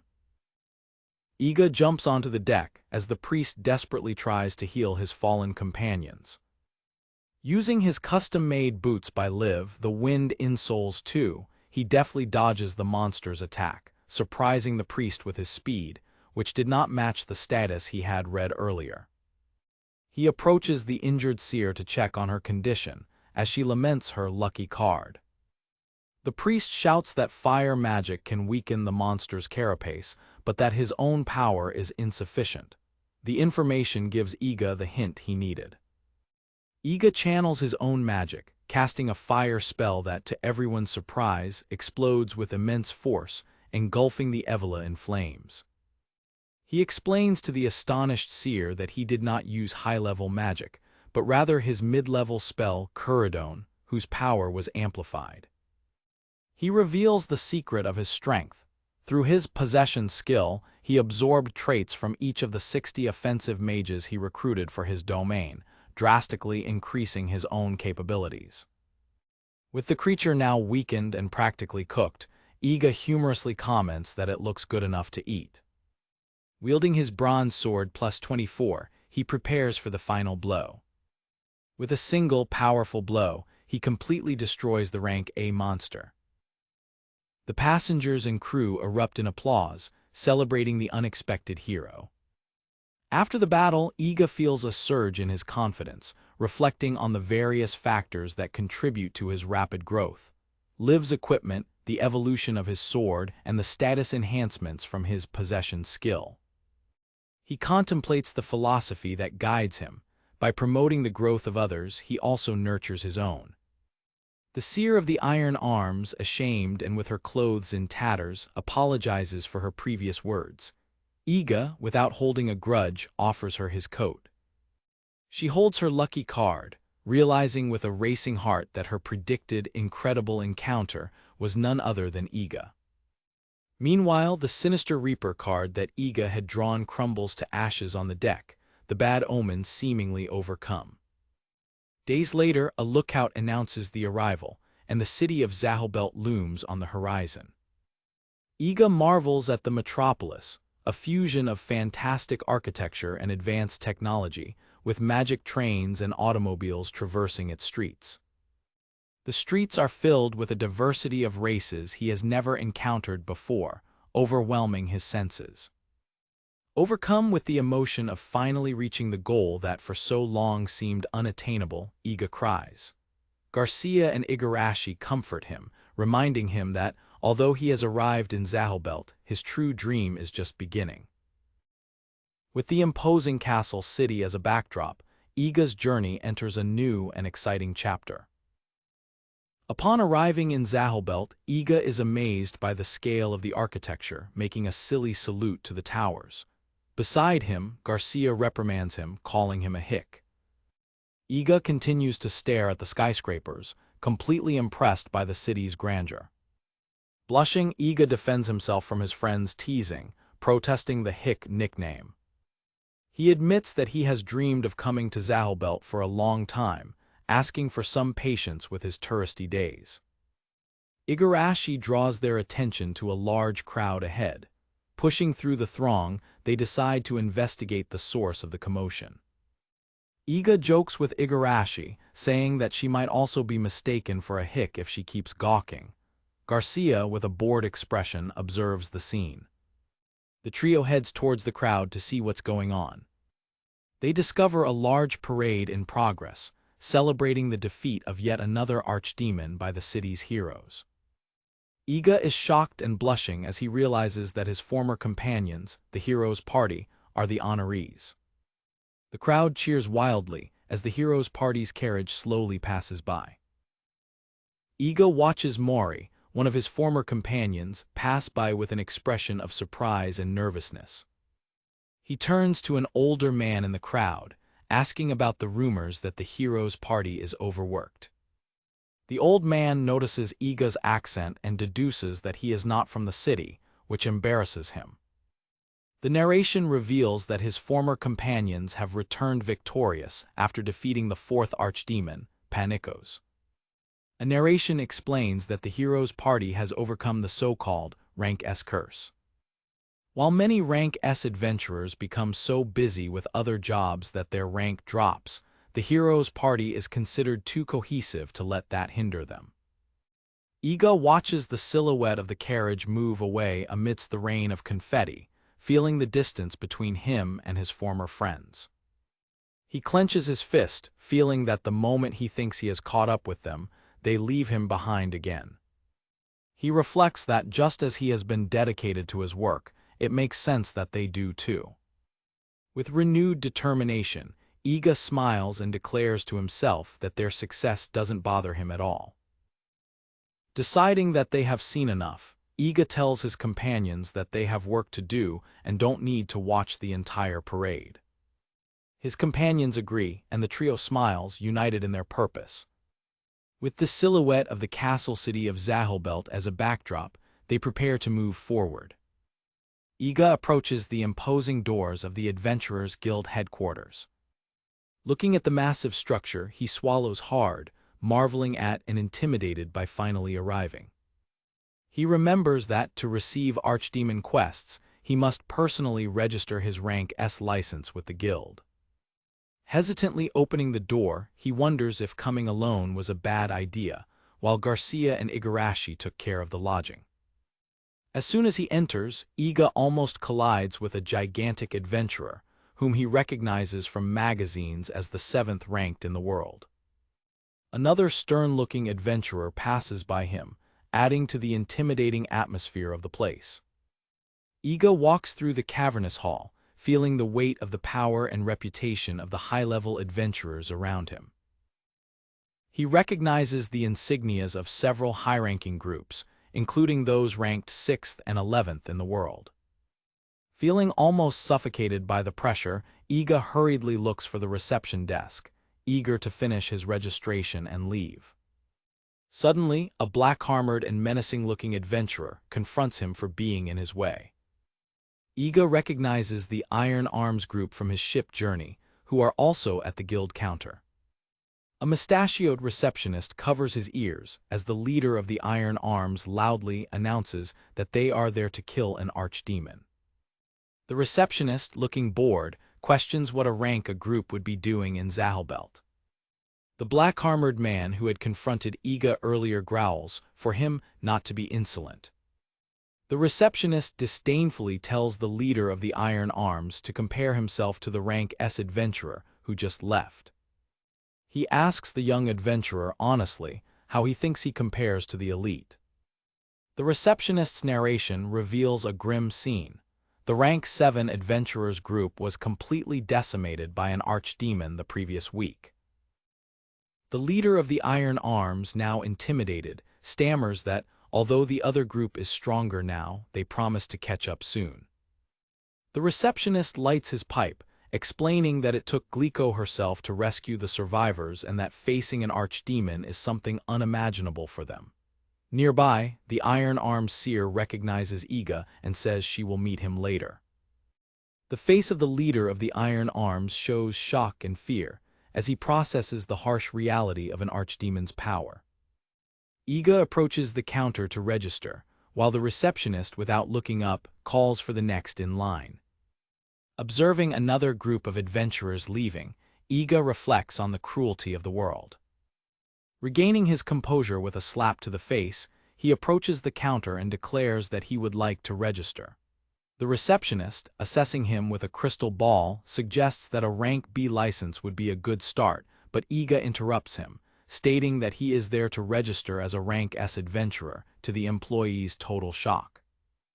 The receptionist, who had his back to the leader of the Iron Arms, asks Iga if he didn't hear anything he just said to the other adventurer. Iga, a little nervous, searches in his bag, muttering about the adventurers of today. The receptionist, thinking that Iga is trying to bribe him, is shocked when he puts something on the counter.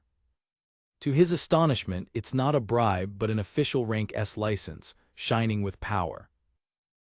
The receptionist shouts the group's name, Iga's domain, causing everyone in the hall to turn around and start murmuring, recognizing the name associated with Tiana. The employee runs to get his superior. Soon after, a high-ranking and stern-looking officer comes down the stairs, thanking Iga for his patience. Iga sighs in relief, believing that the registration process will finally proceed smoothly. The officer welcomes Iga to Zahelbelt. However, the officer explains that, since Iga's domain performs quests as an entire territorial unit, there is a complication. Iga confirms that, technically, his entire territory is his adventurer group. The officer reveals the terrible bureaucracy. For the domain to accept rank S quests, each member of the group, that is, every person in his territory, must first be registered as a rank S adventurer. Iga protests in panic, explaining that this means registering 2,500 people, but the officer remains inflexible. Rules are rules. While Iga is shocked, the original receptionist and another officer watch with satisfaction, mocking the absurd idea of an entire territory fighting monsters. The receptionist smiles maliciously, pleased with Iga's seemingly insurmountable obstacle. The senior officer tells Iga that he shouldn't have thought that reaching rank S would be easy. Iga grabs his head in despair, overwhelmed with the idea of having to bring 2,500 villagers to Zahelbelt. He panics considering the impossible logistics of transportation and cost, wondering if his journey ends there. A new voice interrupts the discussion, declaring that the guild headquarters is not the place for such a commotion. The disdainful receptionist adds that he doubts Iga has what it takes to be a rank S on his own. He points an accusing finger at Iga, mentioning his association with Tiana von Rail. Iga is surprised to hear Tiana's name. Coming down the stairs, an elegant and imposing figure reveals himself, the great sage L. Iga instantly recognizes him as one of the most important people in the entire guild. L casts a penetrating gaze at the officers. Iga watches, confused by the sudden change in the atmosphere. L approaches, placing himself between Iga and the officers, reprimanding them for being so strict with the rules. He reminds the officers that, with the increase in archdemon activity and similar-level monsters, they desperately need more rank S groups. With a calm and authoritative smile, L reminds everyone that their goal is to fight for a peaceful world, and that nothing should get in the way of that goal. Apparently persuaded, the officers agree to a compromise. Iga will only need to bring the 150 members who actually participate in combat to register, a compromise he reluctantly accepts. Alone for a moment, Iga contemplates the challenge of still having to bring 150 people to the city. L approaches him, calling his name. The great sage shakes Iga's hand, saying that he has high hopes for him, which surprises the young man. With an intense look and a firm handshake, L says that he would love to see Iga face an archdemon as soon as possible, if possible tomorrow. As L walks away, Iga reflects on his reputation for being rigid and insensitive. Iga is beaming, thinking that L is actually a very nice guy, and is thrilled to have shaken his hand.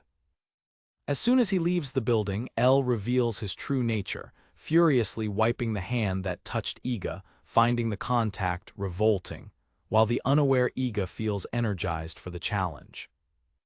Iga returns to his luxurious hotel room, where Garcia and Igarashi are waiting for him. He is amazed by the opulence of the VIP room. The hotel suite overlooks a well-kept courtyard, a luxury in the bustling city. Garcia explains that, as a Lord and Rank S adventurer, VIP accommodations are appropriate, while Igarashi grinds her teeth in the background. Garcia quickly focuses on the task at hand, stating that, to bring the 150 group members, they will first need to establish a base of operations in the city. He announces that he will meet with a friend in the real estate business, and leaves immediately. Iga tells Garcia and Igarashi to behave before Garcia leaves, leaving him alone with the young woman. Alone with Igarashi, Iga scratches the back of his neck a little awkwardly. On his first day in the city, he decides that it's best not to wander around without Garcia, who is the only one who really knows Zahelbelt. Igarashi approaches him, revealing that she has acquired something.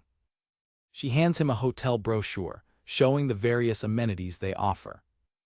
Iga flips through the brochure enthusiastically, realizing that there is a lot to do.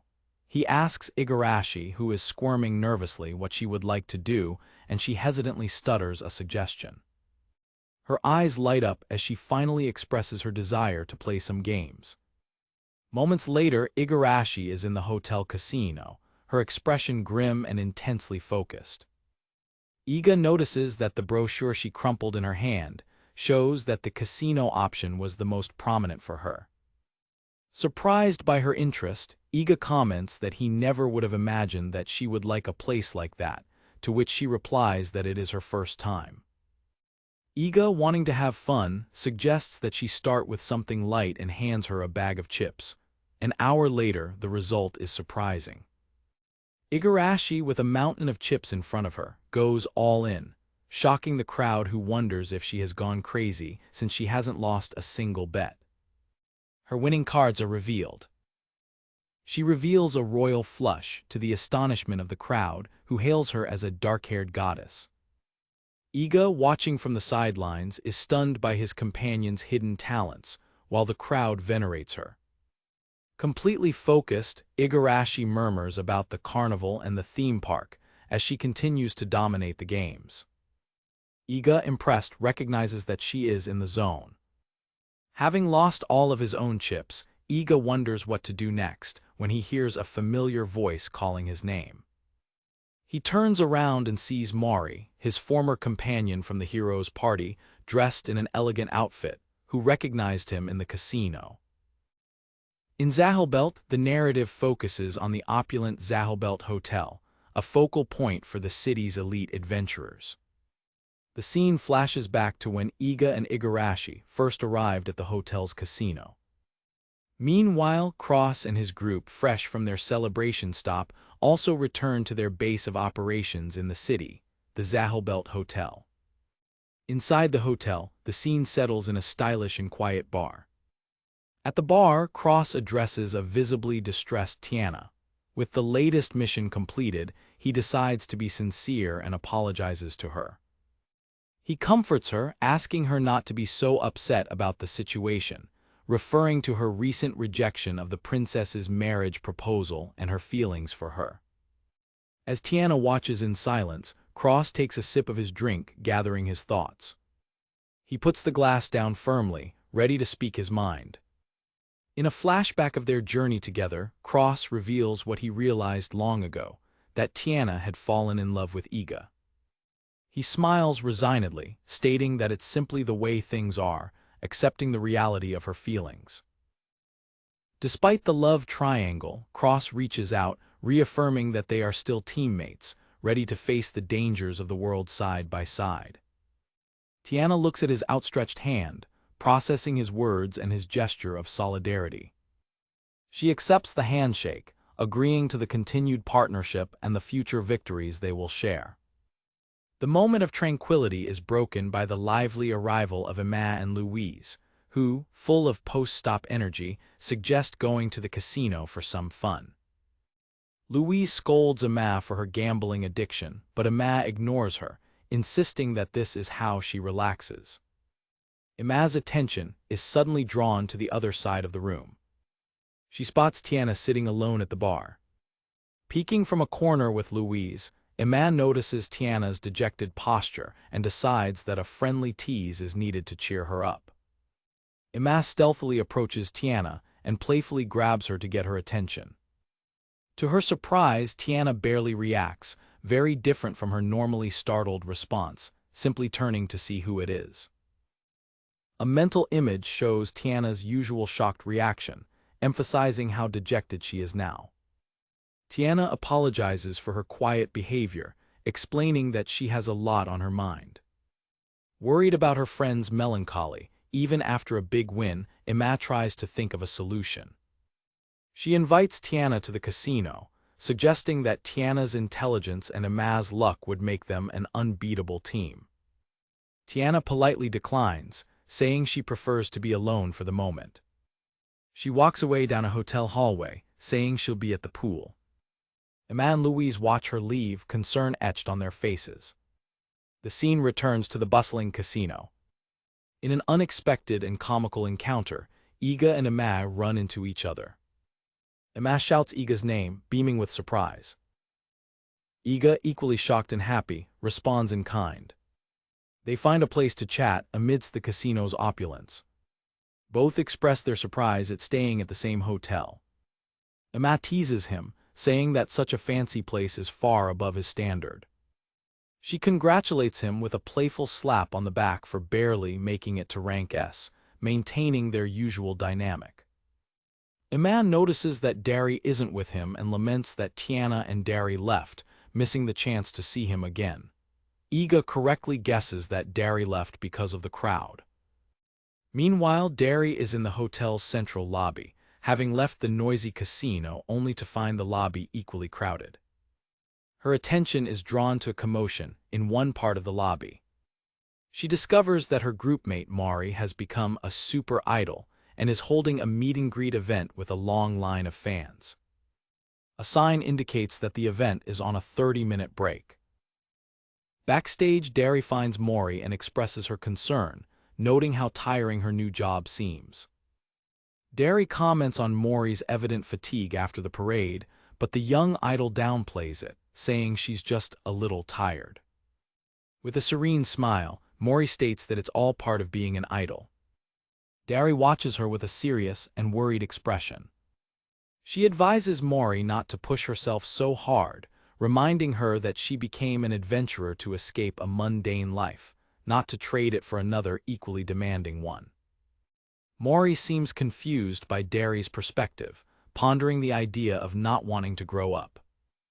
A flashback shows a young Mori dreaming of seeing the world from her small mountain village. Derry says that her own reasons for adventuring were different. The young Mori is determined in her dream of exploring the world. Mori explains that, because she was small and weak, she believed she would need to become a man to fulfill her dream of being #1 in the world. She fondly remembers when Iga encouraged her, saying that she could be #1 the way she was without needing to change.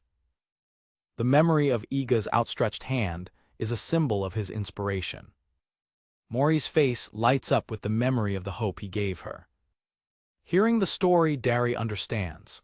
For Mori, being an idol and defeating archdemons are just different means to the same end, being #1. She realizes that she didn't need to worry. Derry smiles and tells Mori that as long as she's having fun, that's what matters. Mori's producer intervenes, and Derry, seeing the huge line of fans, apologizes for taking up her time.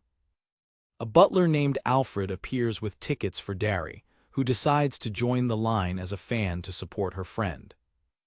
Derry reflects with admiration that Mori is amazing, to the point of having the strongest woman in the world waiting in line to shake her hand. Feeling tired, Derry decides to rest on a sofa in the lobby, hoping that Emma will return from the casino soon. As she falls asleep, she has a vivid nightmare of her homeland, a desolate place ruled by an archdemon. In her dream, a familiar figure startles her awake. It's her missing younger brother, Yuri. Stunned, she stares at him. He greets her, happy that she remembers him, and she realizes that he has somehow crossed over to this side. She asks how long it has been since they last saw each other. Yuri reveals that he has been watching her, having seen her at Gatebrook Castle and in Zahelbelt. He attributes his long absence to a memory loss that made him lose a lot of time. Derry is shocked by the news of his amnesia. With a sinister smile, Yuri reveals that he has changed jobs, manifesting a dark and skeletal power. Derry is horrified by the sight. Her mind reels at the impossibility of what he is saying: change jobs. A textual explanation clarifies that a person's job is an innate and immutable talent, making Iga's ability to perceive them something revolutionary. Yuri confirms that changing jobs shouldn't be possible, as people can't choose their talents. Derry wonders if his amnesia was a consequence of this forbidden change. She remembers hearing about a forbidden art, a taboo ritual that could supposedly accomplish such a feat. Yuri reassures her, saying that he is feeling better and that his memories, along with his true dream, are returning. A chilling image reveals his true dream, to become an archdemon. Derry grabs him horrified, saying that his ambition is ridiculous for someone so young. She remains in shock at the terrifying revelation. Yuri stares back at her with a cold and superior look. He taunts her for playing adventurer with Miss Dressler Derry, mocking their efforts as a child's game. Speechless, Derry replies that he wouldn't understand. He grabs her arm, mocking her for talking like an adult. Yuri explains the futility of their struggle, saying that defeating the shadows of archdemons in this realm accomplishes nothing. Derry shouts back that they will keep fighting anyway. He uses magic to create a melting candle, symbolizing her lifespan dwindling in a futile effort. The demonstration of power and the truth in his words shake Derry deeply. He coldly concludes that all their efforts will be in vain and that she will eventually die. He laughs at the heroes' group, calling them weak with little chance, even with their plans to take the fight to hell. Yuri states that, for simple pawns like them, there is only one way to escape their fate. Dari realizes with dread what he is suggesting: become an archdemon yourself. He confirms her suspicion with a casual yes. As he turns away, Dari is paralyzed, debating whether to warn the others about the terrible threat her brother has become. Yuri stops, adding that he can't become an archdemon alone. He explains that he needs suitable subordinates to generate the necessary power. He turns to her with a predatory look, his intention becoming clear. He reveals that he changed his job to Sinister Reaper so that he could gather the right group and lead them to hell, summoning a scythe of black magic. Tentacles of darkness surge to capture her. She shouts for him to stop, warning about the people around. Dari braces herself, resisting the overwhelming power of the black magic. Darkness begins to engulf her completely. Yuri's shadowy form grabs her, pulling her into a dark portal as he says, "Let's go home, Dari, back to the dystopia of hell." In the hotel casino, Iga's luck takes a dark turn when a shadowy, gloved hand grips his face, paralyzing him in place. An unseen force pulls him into a shapeless darkness, a portal to what he perceives as the infernal dystopia, as his assailant's voice echoes, calling for Dari. Trapped in his own body, Iga watches in panic as no one around him in the busy hotel lobby seems to notice his plight, as if he's in a different dimension. The figure holding him, a smiling young man, drags him into the darkness. Iga wonders if the assailant has changed professions to become a reaper, a manifestation of his dark magic. The sensation of unraveling takes over Iga, a primal terror as his very existence seems to fade away. Shocked and indignant, he manages to shout, "Oh, excuse me," breaking the spell. The commotion attracts the attention of security, who promptly begin to remove Igarashi, who loudly protests his expulsion. Mori, also caught in the middle of the confusion, tries to explain herself, insisting it was just a kiss on the cheek, as the guards drag her out. Suddenly free from the spell, Iga realizes he can move again, surprised by the sudden release. Nearby, Glico is also being removed, lamenting that she has 50 more tickets she now won't be able to use, much to Mori's amusement. Mori lets out a sigh of relief or resignation, watching the chaos subside. Elsewhere, Yuri, Iga's assailant, feels a strong backlash from the spell he cast. He collapses, clutching his head in excruciating pain, feeling as if his skull is about to split open. Glico rushes to her brother's side, holding him and begging him to stay with her. The adventurer watches her brother with an expression of deep concern. Yuri, delirious with pain, calls out for his sister, asking where she is. He finally loses consciousness in Glico's arms. Glico, heartbroken, murmurs her brother's name. She scoops him up in her arms and carries him to safety, initiating a flashback about the origin of her companions. The story takes us to 14-year-old Dari Newtland, a young man born and raised among humans but originating from the realm Iga knows as Hell, the Andelson infernal dystopia.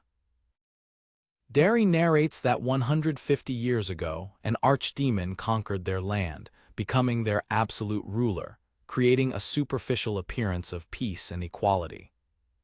In the past, the young man wonders where his friend Ima is, remembering that her aunt said she left home some time ago.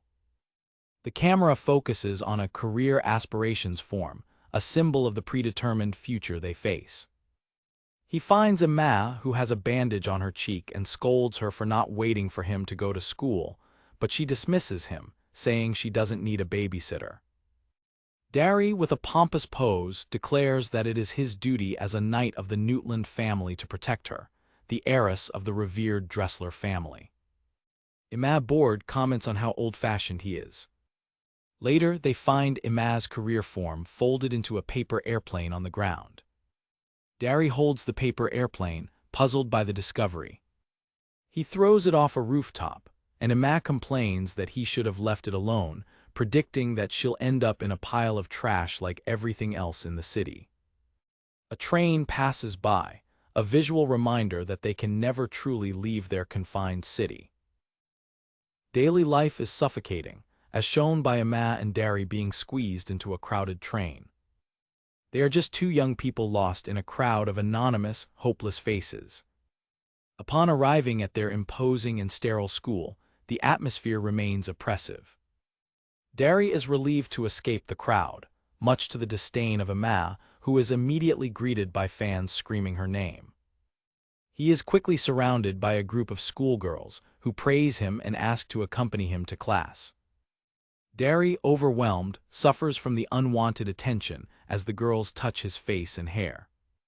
Ima abandons him with a smile, saying she'll go ahead. He struggles internally, his knightly code preventing him from pushing the ladies away despite his discomfort. A new student, Yuri, intervenes with a stern look, telling the girls to leave Dari alone. The girls, intimidated by the transfer student's cold gaze, back down.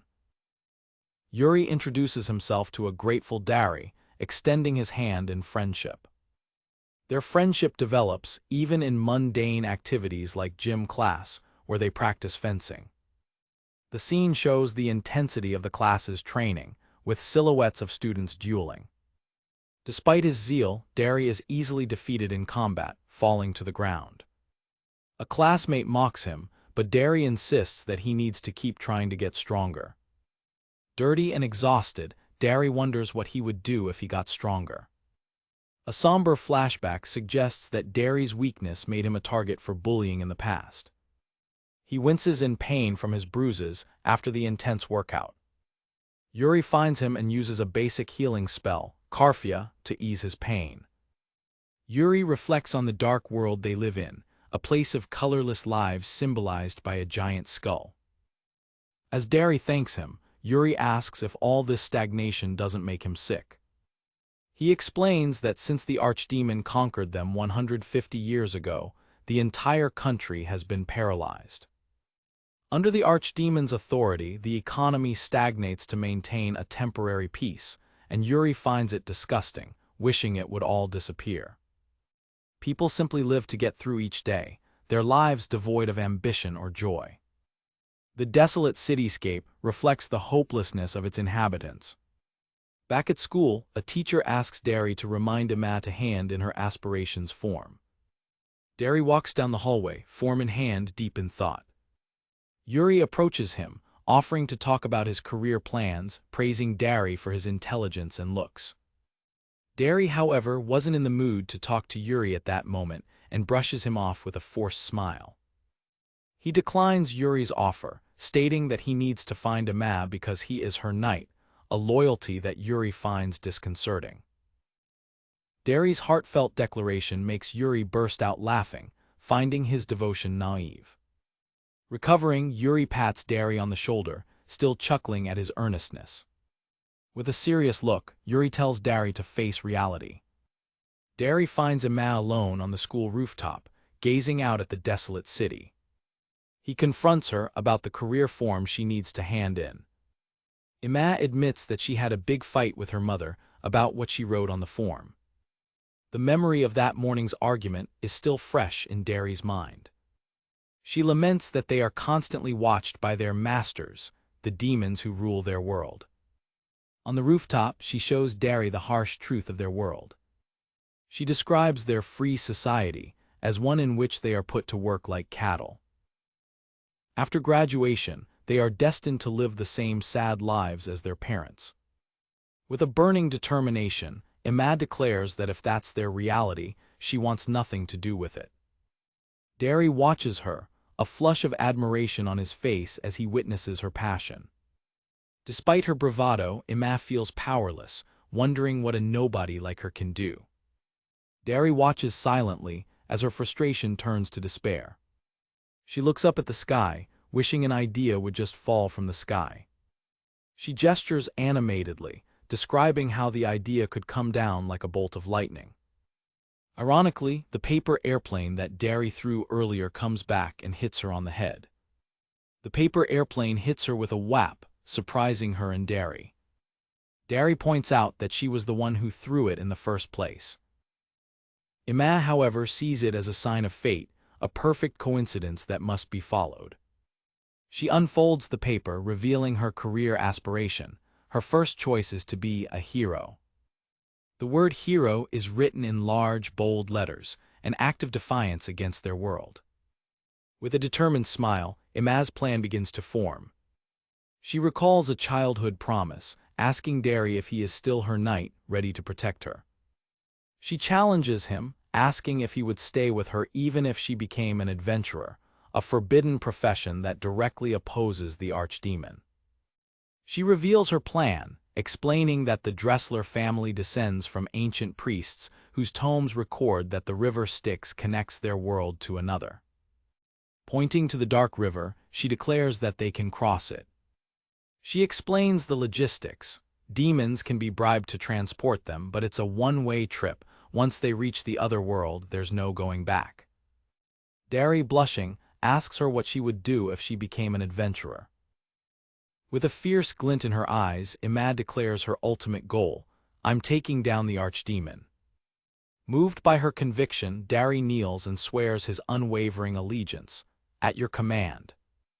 And so their adventure began. They crossed the river Styx, with Ima declaring that she will be the damage dealer and Derry will take care of healing. Unbeknownst to them, Yuri watches them depart from a distant balcony. Yuri stands on the balcony, the night breeze ruffling his hair as he contemplates Derry's departure. Back in the present, Yuri wakes up in bed, the flashback over. Glico is by his bedside, informing him that he has been unconscious for 3 days. Confused and disoriented, Yuri asks where he is, while Glico stands guard with a sword in hand. He tries to get up, but the pain overwhelms him. Glico rushes to his side, telling him to rest.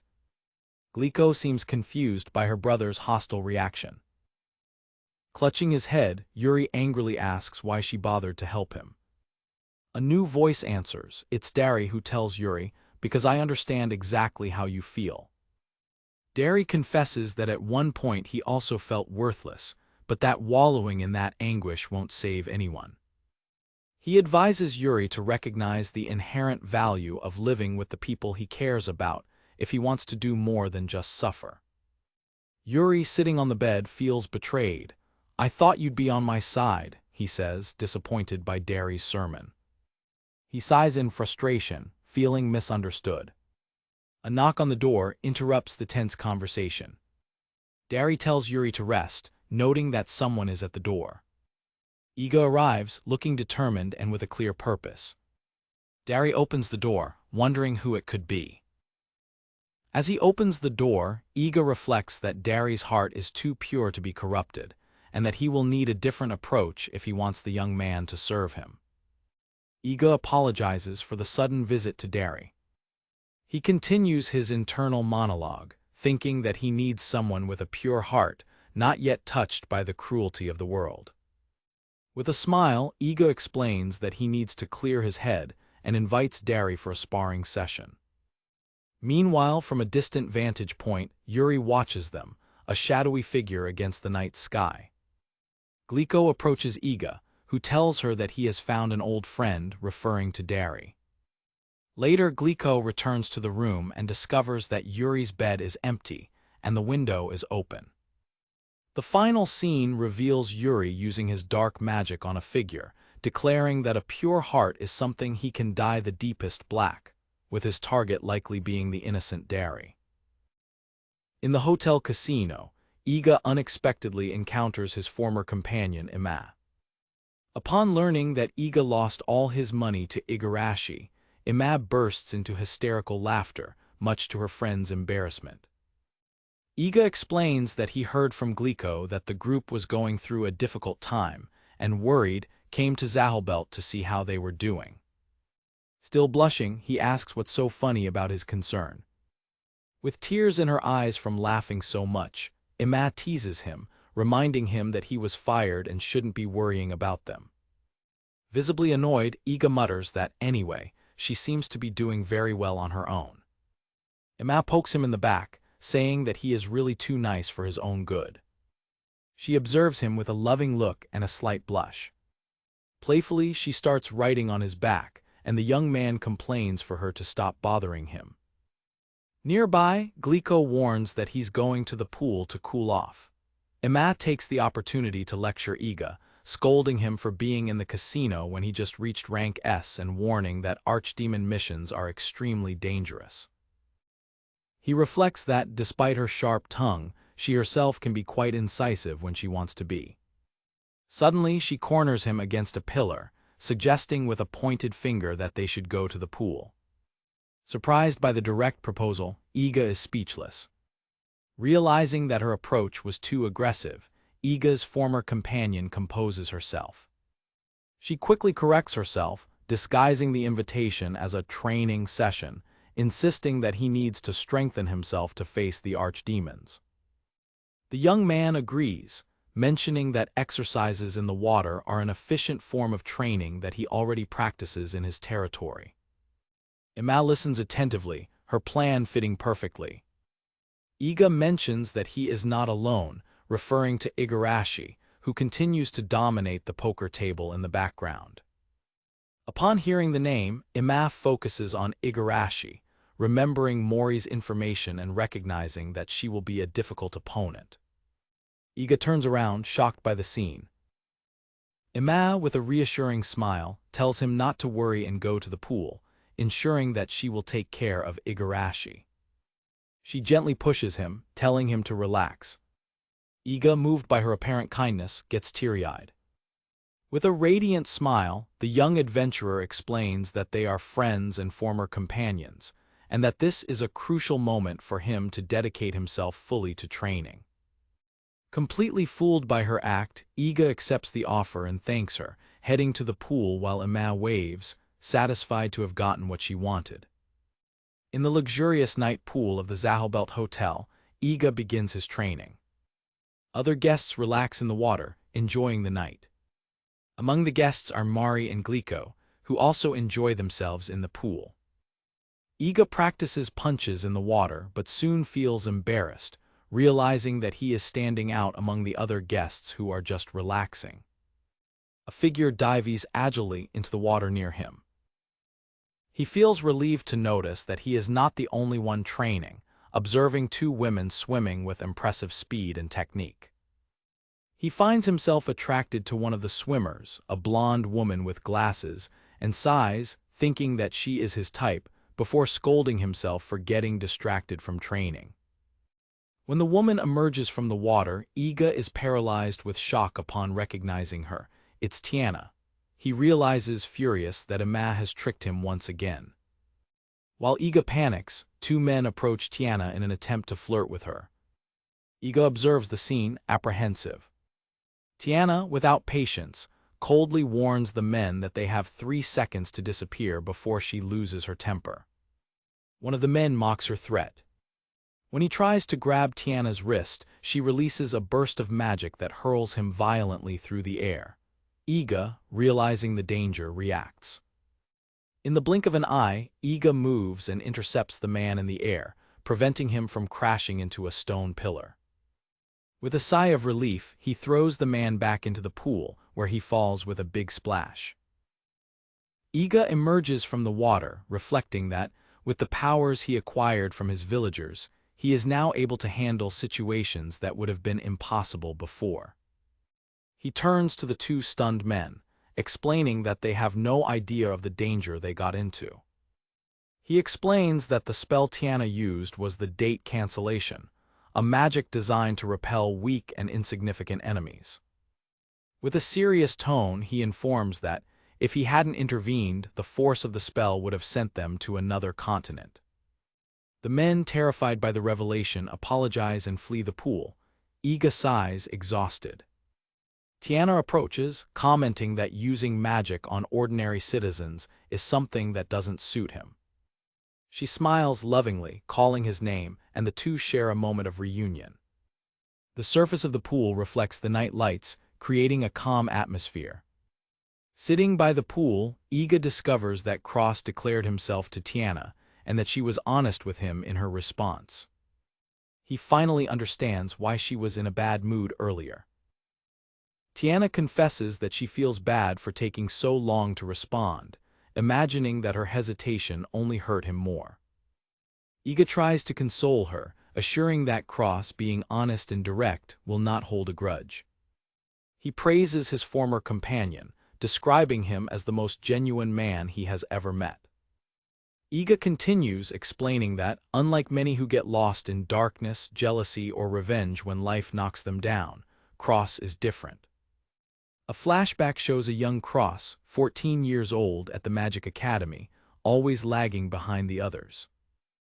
Iga narrates that, while he was a perfect student, Cross was clumsy and constantly ridiculed, and for some reason he felt he needed to take care of the boy. In a memory, Iga supports an injured Cross, encouraging him and saying that one day he would show everyone what he was capable of. Cross's hand squeezes Iga's tightly. Iga looks at his friend with a worried expression. With his eyes shining with determination, Cross declares that what he really needs is the strength to protect everyone. At that moment, Iga uses his Eye of the Goddess and realizes Cross's latent potential. Iga concludes that the fact that Cross has the job of hero seemed like destiny, as his pure soul prevented him from feeling envy or resentment. The two remain silent for a moment, observing the starry sky reflected in the water. He reiterates how amazing Cross is, with his natural gift for honesty with himself and with others. Tiana listens in silence thoughtfully. She questions him, asking if he really believes that. Tiana counters, stating that Cross is much more human than Iga gives him credit for. Iga is confused by her statement. She reveals that Cross's greatest desire was to be on equal footing with Iga. Tiana explains that Cross has been saying this explicitly. She clarifies that even from afar and facing archdemons, Cross's thoughts have always been with Iga. Everything Cross has done, all his effort to get to Zahelbelt, was an attempt to match him. Tiana admits that this may be difficult for Iga to understand. She reveals that, even after Iga's dismissal, no member of the group forgot the days he spent training them, and that they have all been seeking his approval. Iga is completely speechless, processing the shocking information. His face shows a mixture of surprise, confusion, and deep emotion. Tiana smiles, saying that this was what she wanted to say to both him and Cross. Still stunned, Iga apologizes for having strayed from the subject. Ignoring his attempt to change the subject, Tiana stares at him and confesses openly, "I love you, Iga." The declaration hits him like a lightning bolt, and he can only stammer her name. Tiana explains that, although Iga may have strived to get there because of Cross, she, on the other hand, only wanted to see him again and nothing more. She looks away, blushing and admitting that maybe she was a little too direct. Iga's heart races with her confession. He remembers his bag, which contains a small treasure. Inside a box, there is a gold engagement ring. He recalls that he bought the ring with the intention of giving it to Tiana as soon as he felt capable of keeping up with the rest of the hero group. He reflects that, although he was fired before he had the chance, the fact that he arrived in Zahelbelt gives him the confidence needed to finally act. With a new determination, Iga stands up and tells Tiana that they need to meet again soon, as he has something to give her. He thinks to himself that the ring is kept in his bag, and as he is in his swimsuit, he doesn't have it with him at the moment. Tiana asks, curious, if it is a souvenir from his domain. Iga, embarrassed, replies that kind of yes. They say goodbye with a wave, promising to meet again soon. As Iga walks away, Tiana watches him go, thinking to herself that maybe he should have given her the gift on the same day he mustered the courage.